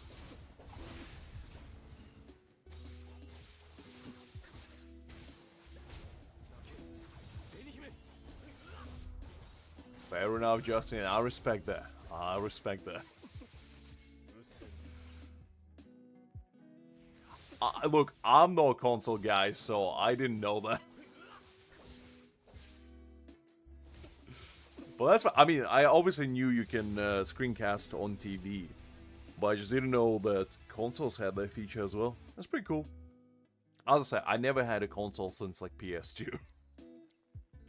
So I'm out of the loop on those kinds of features, shall we say. Alright, Liz, so I did your frenzy feast. We got all the rewards nicely. Now is a moment of truth. Let's go and judge your account harshly and relentlessly. Get ready, guys. We're gonna unleash our critique upon this poor lady that brought this upon herself. Oh, really? Oh, I didn't know that. Like, interesting. I didn't know there's an app already in there. Well, that is true, Justin. I just didn't think about it that way. I still live in my olden days. It's fine, Liz. It's fine. Don't worry about it. It's okay. Gonna collect this for you as well. Let's first check out what Liz's progress is on. Liz. Oof. Okay, you know what? It is kind of my fault because I didn't do it yesterday for you. So I think if I did it for you yesterday, you probably would have been in top 50. So I'm gonna let it slide this time because I did say if you don't reach top 50, I'm gonna remove your officer position. So I think this week I'll let it slide, but next week you're on a chopping block. We'll play some I-27s. You see, this is the level you gotta reach. This is your goal right here. And then, you know, if you want to be even further, you see this gentleman right here. Where is he? Just where are you? You see this guy right here, Mr. J. Penny? I don't know who they may be. But this guy, you gotta surpass him 1 point as well. And then if you want to go even further, you see these three big gentlemen? They are MVPs. Okay? You gotta surpass the Sloth. Sloth is our legendary individual, and also this gentleman right here. He's our biggest whale in this game.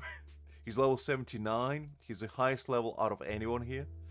You see, these top 5 gentlemen who all have 3+ billion, that's your goal list. That's your goal. Okay, I don't want to hear excuses. I want to hear solutions to the problems I'm having. And the problem I'm having is that you're not doing enough damage. You gotta find a solution.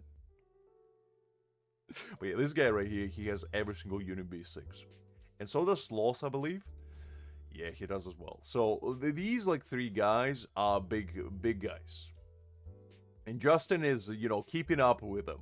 So, and Justin is 7th. And Justin is, you know, he's our biggest contributor in our chat at the moment. Everybody else keeping up nicely. I'm lagging behind, you know. As a leader, I need to do better as well.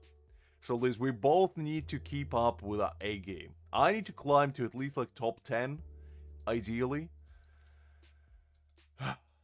So yeah, we do have an individual called Boobs. And he's actually doing really well. He's number 4, okay? Don't disrespect Mr. Boobs. And it's Mr. B Triple O Boob. Are we back? Are we back? Are we back in business? Alright. I think Liz heard my slander, and she decided to, you know, unleash her wrath upon me. Look, Liz, just because you're not doing enough, you don't need to nuke the stream, okay? Golly. I was gonna check. Ooh, 64th. Actually, you're doing pretty well. Doing pretty well. Considering you only joined, like, what, 2 days ago? Doing pretty well. Ooh, we're so close to beating the final boss. Man. We actually climbing towards the big dogs, you know? We're like 20th right now. We're keeping up the rear a little bit, but we are climbing slowly but surely. Soon enough, we're gonna be able to clear the entire thing. We get in there. We get in there. Anyway, as always, that's besides the point. I got distracted. Let's check out Liz's almighty account. Alright, you only joined yesterday. Liz, you have competition. 132 million in a single day is pretty good. Especially as a free-to-play DBL. Very nice. Well, you see, Hakim, that's the difference between the whale guilds and the mini whale guilds. Listen, you cannot cry because tears are for weak individuals. And you're not weak, Liz, you're strong. You gotta be as such. Alright, did you do any upgrades to your, like, stamps? Because I've seen them all before, so I don't think you did any upgrades, did you? I don't believe so. Let's actually check up your reach, because, you know, you have Soi Fon now. So your reach is going to be a crucial piece. Now you see, I already see a problem. Only 20% crit damage, or crit rate rather. And we gotta change that.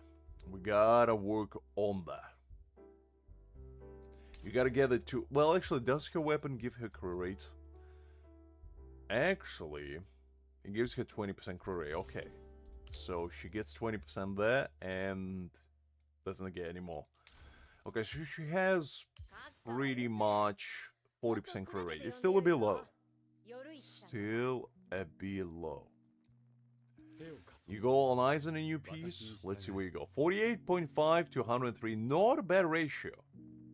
Not a bad ratio, honestly. Let's see, what do you have? Is it this one?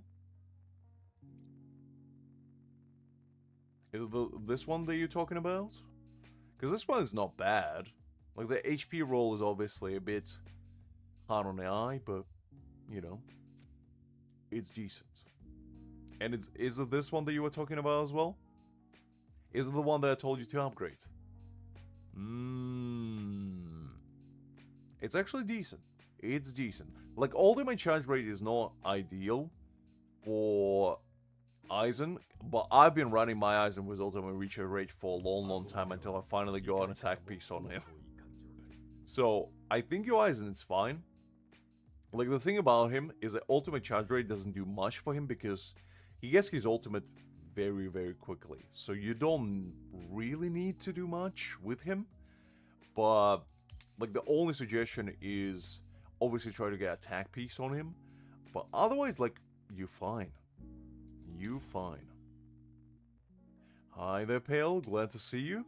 Hopefully doing well. Did you do any more upgrades to any of your other units? Is it me worthwhile checking out any other stamps? Your Kisuke still needs a bit of work. Like, your Kisuke is struggling out here. Because 159% crit damage is a bit low. Not gonna lie, it is a bit low. Golly, this woman. She just can't help herself.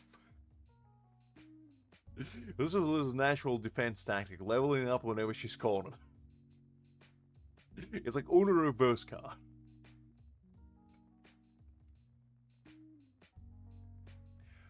Pretty much, Pale. Pretty much.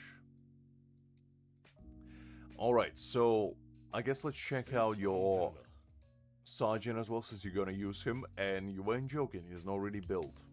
Oof, look at those. Look at those stamps. Golly. Now that's perfection if I ever seen one. Alright, did you get more dupes on your core stamps? You maxed out your core... You already have Soifon? When did you manage to get that? The woman has been grinding. God, you got 2 of them? Golly. Alright, well, I'm gonna do the honors for you, Liz. There you go. The woman already pre-grinded her stamp and everything. Golly. Alright, well, Liz. Let's see, what did you get for your others? Ah, I see, you're fine for Kisuke already.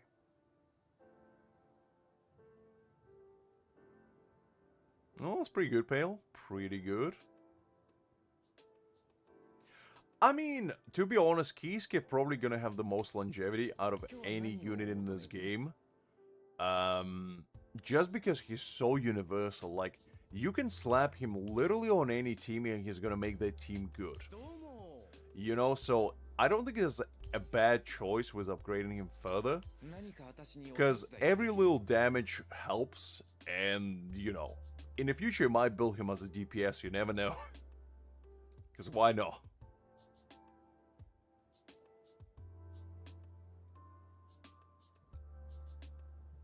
Oh yeah, Aizen as well, like, obviously, but I was talking more like, from, like, standard perspective.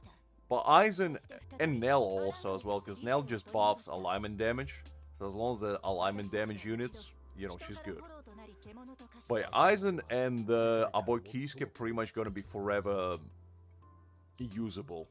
Even, like, years and years down the line. Which is nice.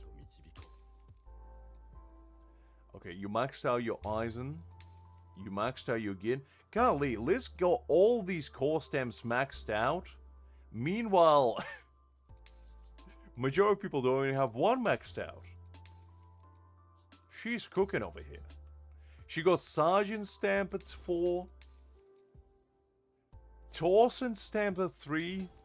Golly. Liz is working over here. But yeah, I think you're doing well, Liz. You know, you're slowly but surely improving. You're slowly but surely ascending. And overall, I'd say you're doing well. Though, now that you go yourself, you know, Soifon, I'm gonna leave the onus of building her to you, because I don't want to encroach upon your territory, you know.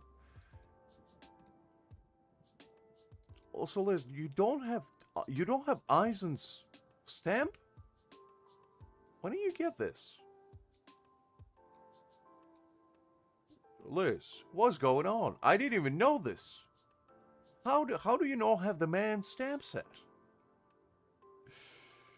Whew, Liz. This is not good. This is not good. I'm sure you were playing at the time, didn't you?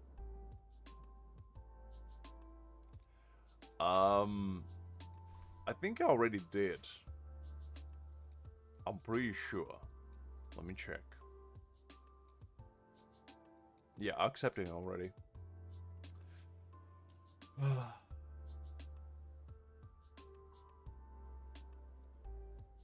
Yeah, Kenpachi stamps on Kisuke are pretty good. The only problem is, like, if you don't have Kenpachi, farming Kenpachi set just for Kisuke is... I don't know if it's worthwhile. Because it does give him like 50% crit damage, which is nice. But if you don't have Kenpachi, this set is not going to be usable for anyone else. So, yeah.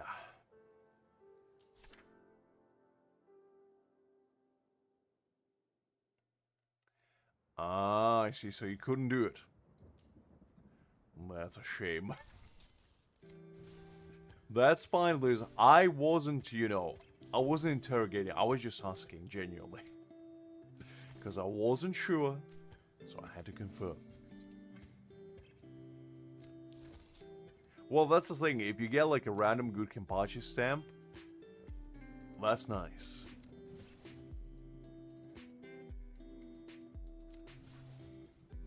Ah, you don't even have the profile. Well, Liz, what can I say? You got room to grow. Okay, let's do quickly for Liz. Let's spend like a 5 stamina or something for her. And we'll probably call it a day after that. Just do a quick little run for her.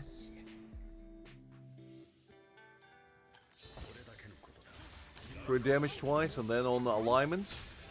Yeah, alignment is, you know, it is what it is. But to be fair, 2 crit damage rolls is good. Because right now, the main reason why I'm not using Kenpachi set is because I have Kisuke set with, I believe, 2 rolls in crit damage on both his middle and the right piece. And his left piece, I think it rolled once. But, you know. No, actually, it rolled 3 times into ultimate charge. And since I have attack percentage on his right piece, I was like, okay, well, a little bit of ultimate charge rate is never hurting anyone. So I just kept it.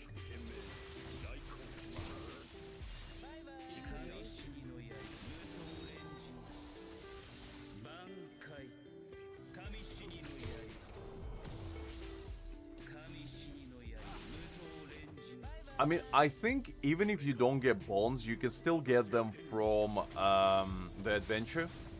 So you still have a chance to get them later. Oh, I have all the dispatch ones as well, both on my free-to-play and on my main. But I think when you collect all the like regular ones, you still have a chance to get the ones that you didn't manage to acquire through the events, which is actually kind of nice. I'm glad they added them there. Because the bare minimum, all the people that, you know, miss like Aizen's event, but do have Aizen, have a chance of acquiring them later. Which is nice. Yeah, deployment. Thank you, Justin. Half anniversary probably going to be quite exciting. I mean, I can't wait, because I hope they're going to cook up some nice events. They're going to make a big splash. We might get a new wave of like new players coming in and all that. And hopefully the game will grow. That's the best you can hope for, really. Always go with left. Always go with left. Yeah, pretty much so. That's just what I said, Justin. You can get like the old bonds from Dispatch, which is nice. I do appreciate that. Because in a lot of games, they capitalize on like FOMA. And if you missed an event... Like, for example, in Genshin, you know, if you miss, like, Festering Desire, there's no way of getting it. Besides the event that happened, like, in the first months of game starting it. So, yeah, I like that they don't gatekeep those kind of things. B6 Grimjow? I see, Hakim. I respect that. I might go for a dupe or 2 as well, because Grimjow is my boy. But we'll see, we'll see.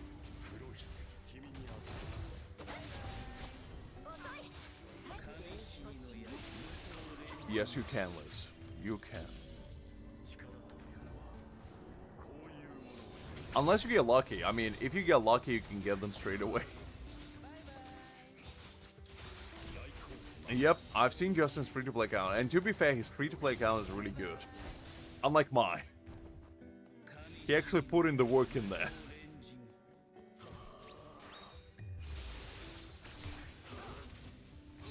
I think for you, Liz, you're fine for now. Like, you don't need to summon for a while.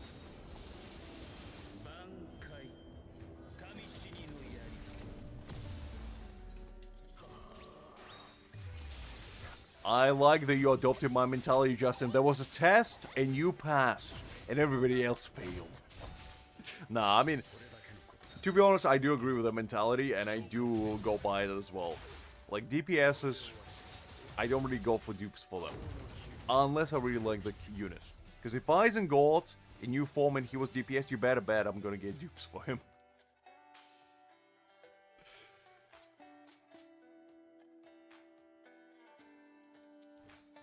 Okay, let's collect that one.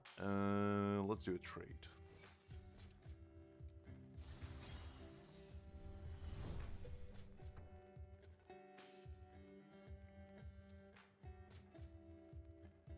Yeah, I pulled for Liz and I did manage to scout for her B1 Soifon. There was no law of luck involved, but we did manage to do this.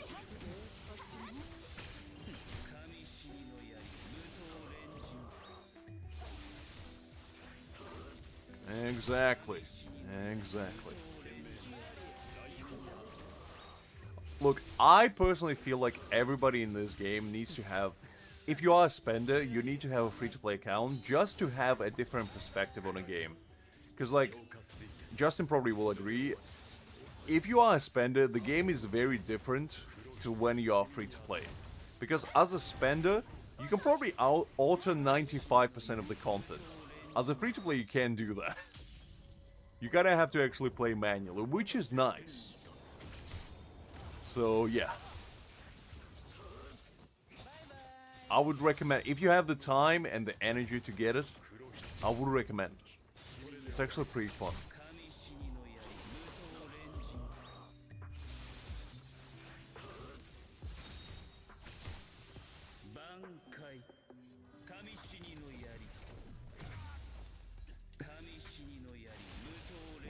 I mean, to be honest, Hakim, what you can do is just start a new account and just let the stamina cap to like 1,000 and then just log in once a week to do all your stamina and then eventually reach level 65. That's a lazy man's way of getting to level 65. Oh, absolutely. I mean, Battle Pass and weekly, not weekly, monthly card, I feel like if you just get those, you're already going to be light years ahead of majority of other people that don't spend it all. Because those two just give you a pretty substantial advantage.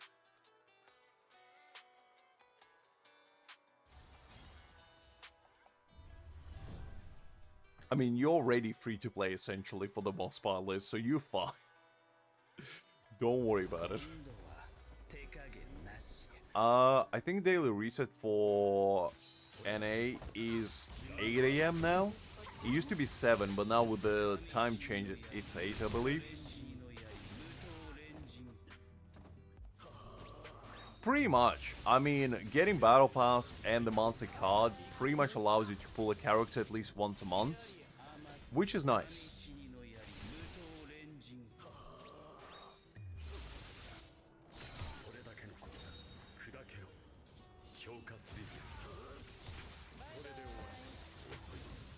Yeah, I believe so, Justin.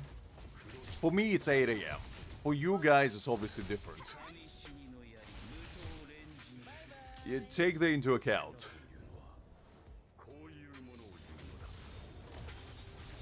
For me, it's GMT. So whenever I wake up, the reset happens, which is actually kind of convenient.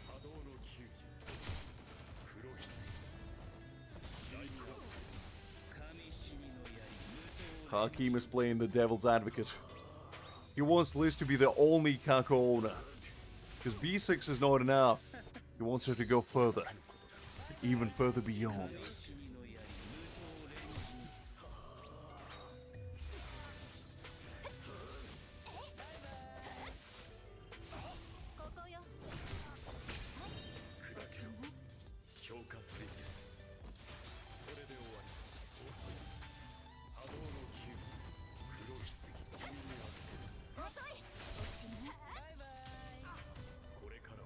I mean, so do I, Hakim, so do I. But unfortunately, Liz is just doesn't want to show Hyoikaku. She's hiding him from our prying eyes. Don't tempt me, Liz. Don't tempt me. I'll do it. I'll do it. You know what? Now that you mention it, we're gonna end the stream with a review of Hyoikaku. We're gonna see how strong Hyoikaku truly is. Because you know what? I'm the man that likes the challenge. What do you mean keep wanting? Unbelievable.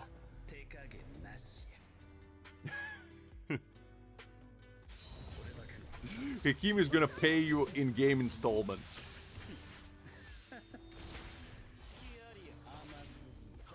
Listen, Liz. The crowd has spoken. The people need to see your almighty Kaku. Just look. This one time, let me show the people your true power. And I promise that we will not bring up Ikaku again. For at least next 5 minutes. Because the next 5 minutes are probably gonna end it up. Oh.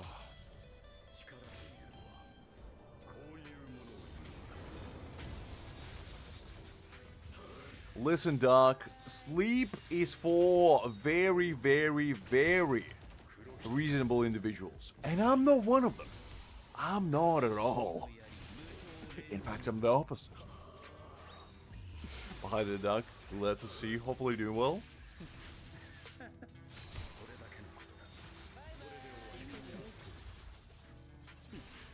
Trust me, Hakim, I'm gonna show the Ikaku even if nobody times. Trust me, it is happening.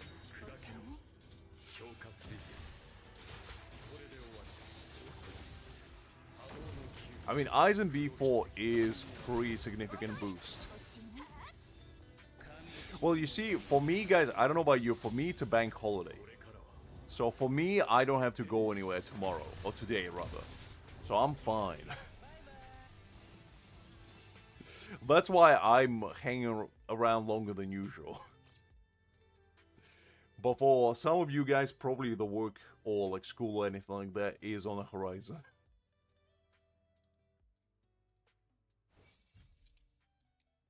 I think it's probably a Monday only for you and me, Hakim. Everybody else is still living in the past.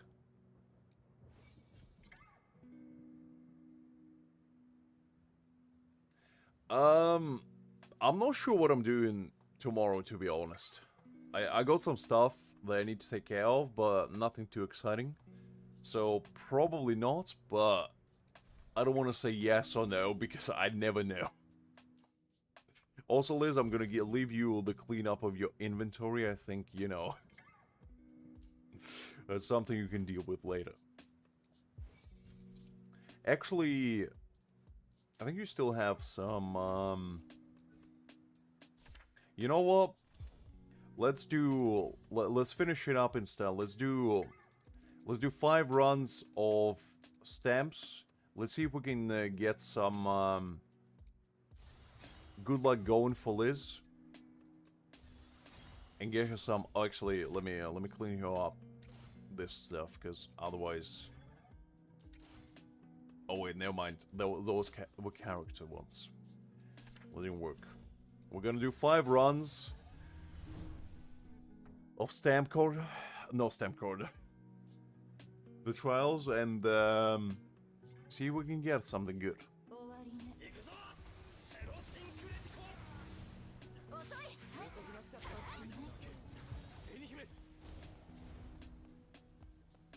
No worries, Doc. Was a pleasure seeing you as always. Get a good night rest and I'll catch you later. Yeah, Doc is traveling in Hungary at the moment as we speak. He's infiltrated the Paprika land and trying to scout for Greg. But the Greg avoiding him like the plague. So Doc has been on a mission of finding that feathered son of a gun. We're gonna put a little GPS tracker on his ankle. So we know exactly where he is at any given moment in time.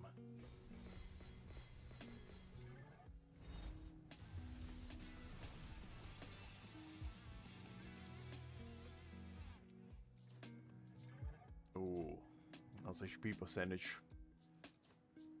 That's not good enough. All right, let's peek at your Kaku, Justin. Let's see what you're cooking.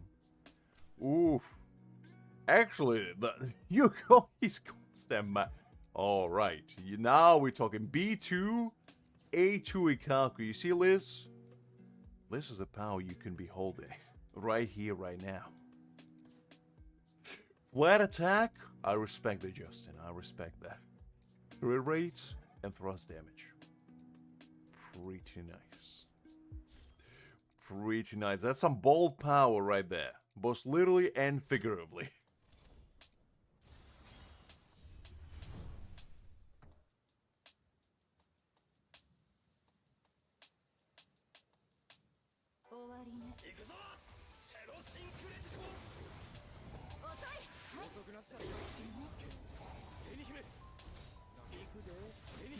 Look, Doc. I feel like you're gonna have the anime moment where Doc is just gonna... No, Doc. When Greg is just gonna chase you. And, you know, right when you're about to leave for your destination, he's gonna say, Doc! Stop right there, you criminal scum. Pay the fine or forfeit your life. And that's when you'll know that he's the true Greg of them all.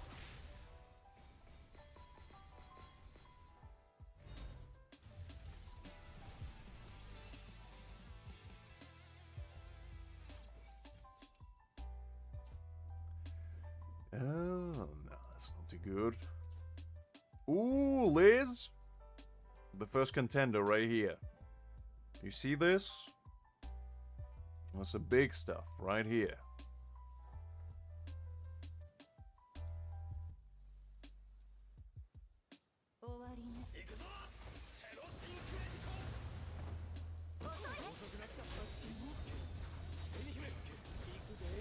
It's alright, Justin, it's alright.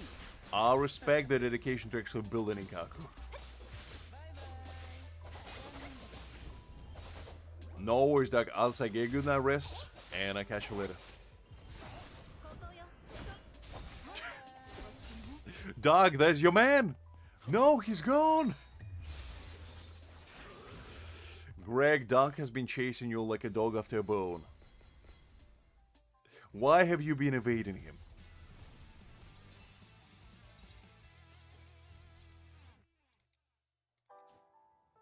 Ooh. No, that's thrust, never mind. I got too excited there for a second.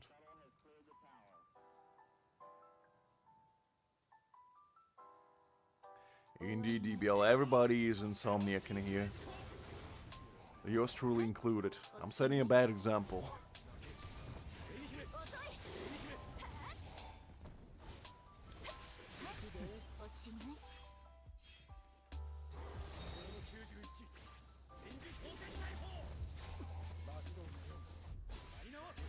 I mean, procuring your coordinates, I guess you can say.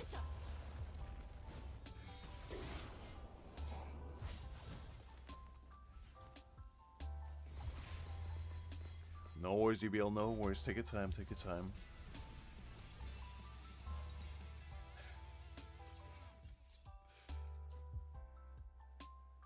You gotta do what you gotta do sometimes, Greg. Desperate time call for desperate circumstances.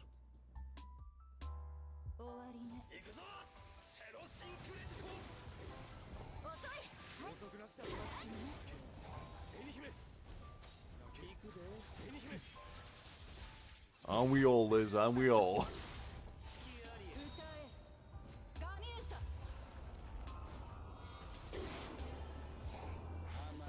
Right, this is gonna be the final run of the day. And then after that, we're gonna review Liz's almighty bald man build. And after that, we're gonna depart for the greener pastures and greener lands. Alright. Look, Liz, it's bound to happen. Liz, before I do so, would you like me to try to upgrade that Soifon stem that we just got? Would you like me to do the honors, or would you like me to leave it for you? because it's a pretty good stamp, and I do think it would be quite nice for you. What would you like me to do? Would you like me to upgrade or leave it?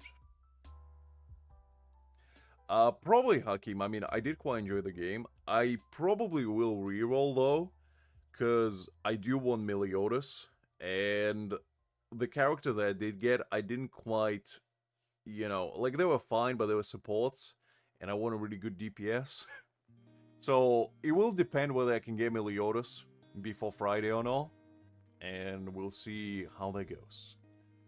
Alright, the big woman has spoken. Let me try to upgrade this. See if we can get some good stuff going. Look, Hakim, I gotta do what I gotta do. I mean, I can do it on stream if you guys want to see it. Do you really want to sit through watching me re-rolling? Ooh, yeah, Liz, sorry. I'm not gonna upgrade this further because this is a dud. Yeah. Yeah. Unfortunately, the luck hasn't been with us today. It's unfortunate. Alright, well, look, Liz, I tried my best. Greg himself, this son of a gun, came in and ruined it all. I still got bone to pick with you, Mr. Greg, for lying to me and deceiving me on my pulls today. And I'll be back for you, don't you worry.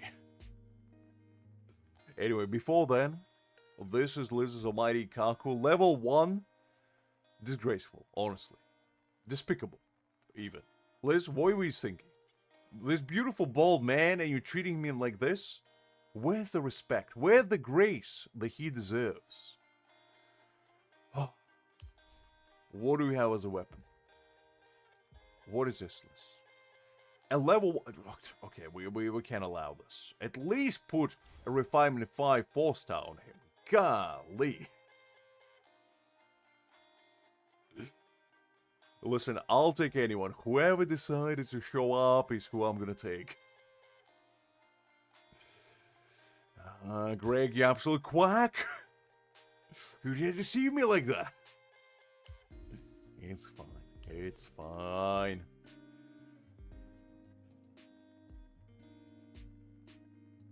Listen, Liz. I gotta put respect on Ikaku.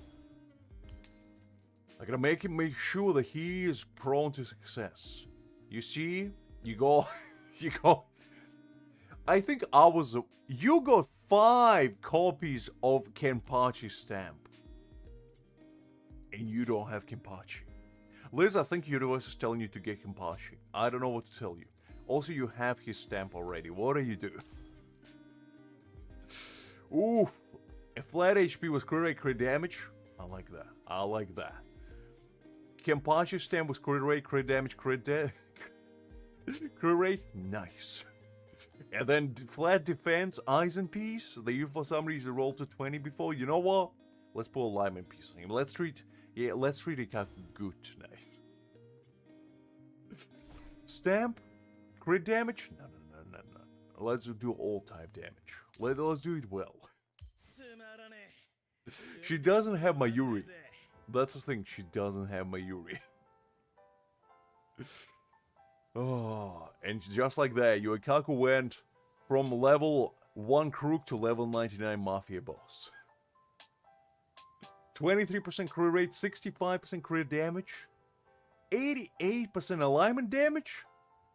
I mean, Liz. 814 attack? Golly. Now this is a man worthy of respect right here.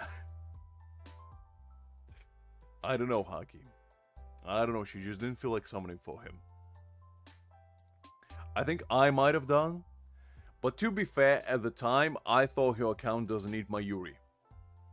And I still kinda do, because she got, you know, she got Tolson, she got Rangiku, she got Nell, she got Gin, like, Mayuri is not really a requirement for her, to be honest. But, I don't know. I did tell her that she could summon if she wanted to. So it is what it is. Alright, I think we completed everything. Let me just make sure. I think all the... I did say, but like, at the time, I did believe that you don't need him. And I still do, because as a free-to-play, you have to make those choices sometimes. It was best to save indeed, because you already have 4 thrust units. Why do you need more? You're fine on thrust. Your thrust team is fine. It's much more valuable for you to get Soifon. I did try to do a couple 10 pulls and he just didn't answer the call. So it is what it is. Anyway, with that being said, guys, I think I'll make the responsible decision as an adult, and I think I'll call it a day. It's already 1:30, so I think that's enough fun for one day. I think we've been streaming for like, what, 10 hours already? I think my eyes and brain slowly but surely shutting down, so I hope everybody had fun today. I hope everybody enjoyed the summoning session, even though it didn't go according to plan. I hope my misery brought a little bit of joy to your life, basically. Look, Greg, not everybody is built like you. Some of us have a life. Not me, but some of us do. I'm an all athlete just like you. Anyway, with that being said, guys, have a good night rest. I hope your pulls go better. If you still haven't pulled and still sitting on a fence, because Soifon is a pretty fun character, and I do suggest you getting her. B1 preferably, but at least B0 will do. I'll be back on Saturday. Probably on Saturday we're going to do Bleach stream, and then on Sunday we're going to do 7 Deadly Sins again. Unless I switch it up, will kind of depend. I don't think it matters too much, but that's going to be the pretty much layout for now. We're going to try to stream 2 days a week. 3 o'clock as usual, every Saturday and Sunday. They might change, I don't know. But until now, that's basically the plan. Until then, guys, take care of yourselves, and I'll catch you all later. Bye-bye.